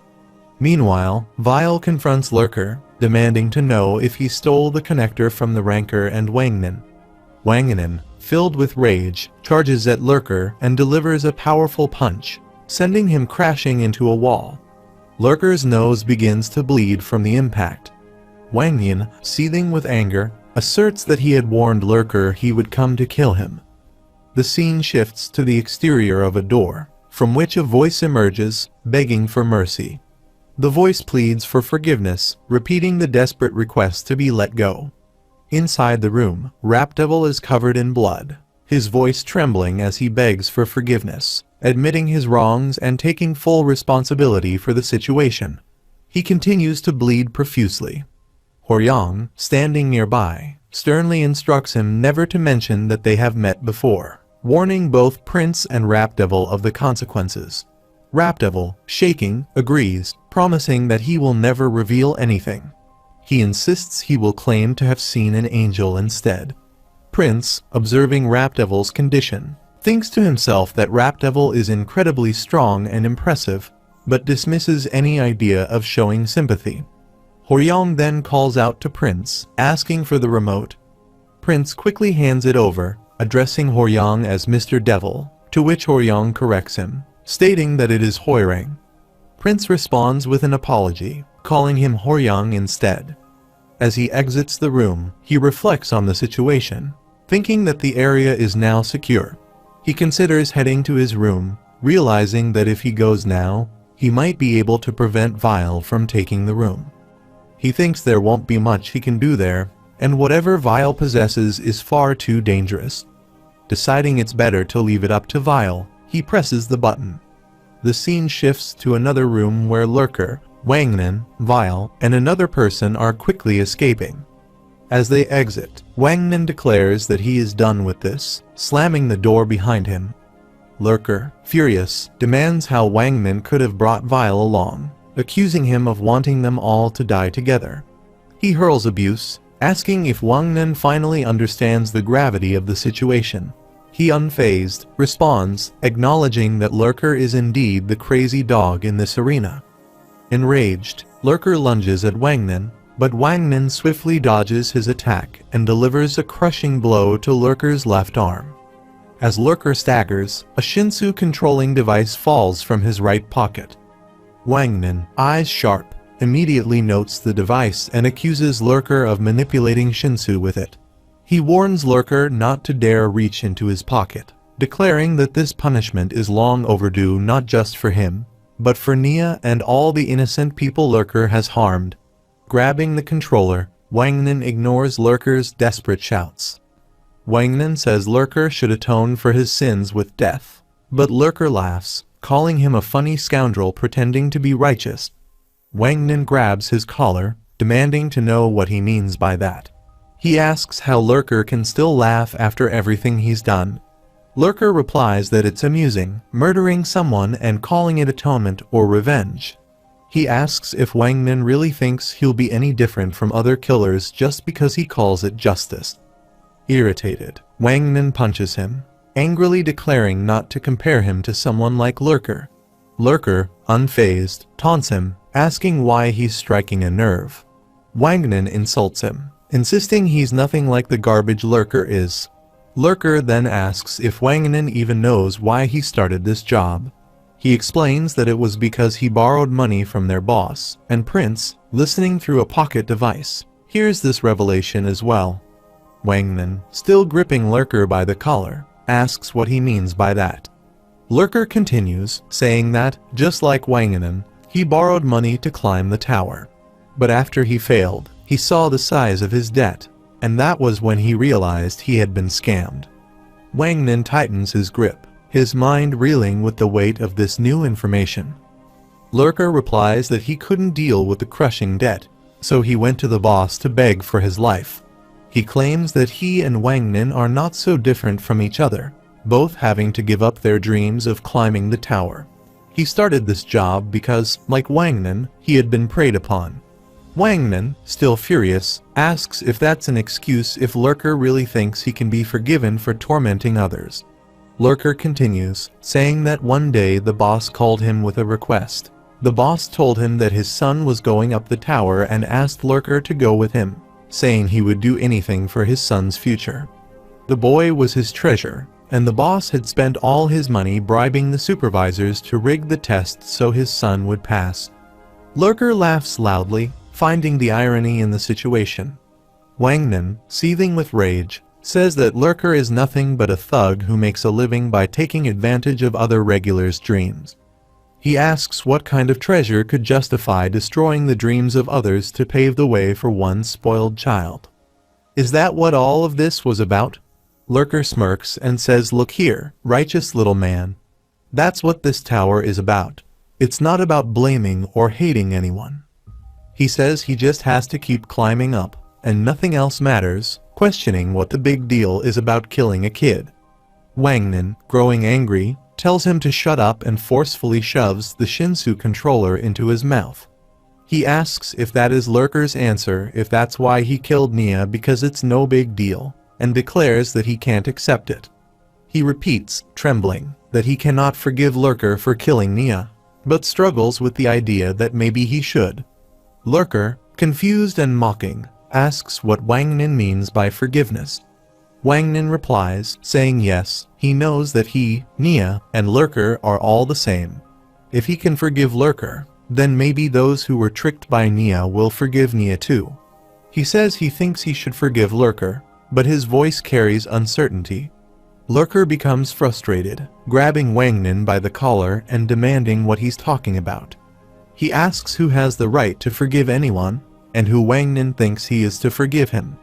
Lurker tells him to just kill him, insisting that he has no right to offer forgiveness and that nobody in the tower does either. Wangnan, smiling secretly, suddenly punches Lurker, throwing him away. He stands tall and says he will change everything. He declares that he will become the king of the tower and will change everything about the tower that made Lurker and the others what they are. He says he will ensure that no one else ends up like him or Nia ever again, and that this is the dream driving him to climb the tower.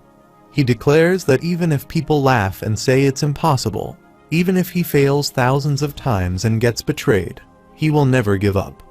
He states that a man should hold tight to his dreams and passion, and tells Lurker to understand that from now on, he should live a better life. He adds that this is the chance Nia has given him. Leaving Lurker behind, he walks away, thanking Vile and telling him that he can finish it now. Calmly, he sits on the bed and presses the button. A beeping sound rings in the background as an announcement is made, declaring that the exam is over. The winner of the exam is Vile, and 7 other regulars are named as having passed. Wangnan, Gosengyo, Misengyo, Hoyang Kang, Akraptor Han, Prince, and Yewoyon. Congratulations are extended to all 8 who passed. Then, a remote appears with 2 connectors, and a notification shows that regular Wangnanya's connector has been successfully connected. The narrator describes that the test has ended and Vile has seemingly stolen the room by connecting it with the connector he gave him. However, in reality, it wasn't Vile's connector, it was Wangnan's. He reveals that he secretly swapped their connectors, allowing their team to pass the exam. After the test, Wangnan rushes to Nia's room, hoping for a miracle, but the door remains shut and refuses to open. Later, the group gathers in Yon's room to celebrate their victory, congratulating each other on passing the test. Yon, visibly tired, asks why they all decided to come to her room after the test and wonders if they could celebrate elsewhere. Goseng, trying to lighten the mood, reminds her that they are all on the same team now and offers her a drink. As she moves the drink toward Yon, Yon turns her face away, declining, saying that right now, the cans make her feel queasy. Goseng remarks that Wangnan amazed her with his boldness, tricking Vile like that. Miseng gives him a thumbs up, adding that she also thinks he is amazing. Embarrassed, Wangnan blushes and downplays his actions, saying it was nothing. Miseng laughs and mimics the action of swapping the connectors, saying she just swapped them when Vile wasn't looking, like a magic trick. His connector and Wangnan's, ta-da! She giggles and asks, what's that? Later that night, he stands by the porch, staring at the sky, lost in thought. Suddenly, Vile steps out of the darkness. Wangnan turns to him, his expression weary, and greets him respectfully, addressing him as Lord Vile. Bowing in front of him, he apologizes, admitting that he tricked him, and pleads with Vile not to kill him. Vile asks why he forgave him, to which Wangnan replies that he also wants to be forgiven by others so that he can continue to climb the tower. He confesses that he had ignored those in need, tricked people, and even killed some. He realizes now that he isn't much different from Vile. Wang Nin admits that he might end up killing even more people than Vile has, who knows. With a humble tone, he continues, asking Lord Vile, now that they are a team, to please consider saving him and taking him along. He begs for his mercy, hoping for a chance to move forward together. Vile asks what Wang Nin wants to change about the tower so desperately. Wang Nin hesitates for a moment before replying that it's nothing grand, just that the tower frustrates him. He explains that the tower creates walls between people, dividing them, and all he wants is to make a place where everyone can smile under the same roof. He dreams of a wider sky, a place where there are no boundaries separating people. Meanwhile, in Augustus's office, Love enters with a heavy heart. Augustus addresses him sternly, saying that instead of reporting in, Love decided to sneak into an early morning exam to take revenge for himself, and as a result, a regular died. He calls this act inexcusable. Love, bowing his head in shame, responds that he's sorry and will take full responsibility for the incident. He declares that he will resign his post as a test administrator. Augustus, unimpressed, remarks that if Love was seeking revenge, he should have at least won. Losing to a regular is nothing short of embarrassing. Love attempts to offer an explanation, but Augustus cuts him off, warning him not to offer lame excuses. He goes on to reveal that the entire tower already knows about the incident and is buzzing with excitement over this amazing slayer. He says that instead of achieving revenge, Love has only given Vile more publicity, stirring up excitement among criminals in the tower.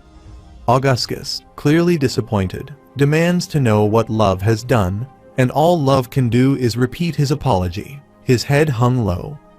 Augustus responds calmly, saying that fortunately, Vile didn't kill him, and he now has teammates, so despite whatever Love's original plans were, the outcome isn't as bad as it could have been. He advises Love to let go of his resentment, release it all, and start over.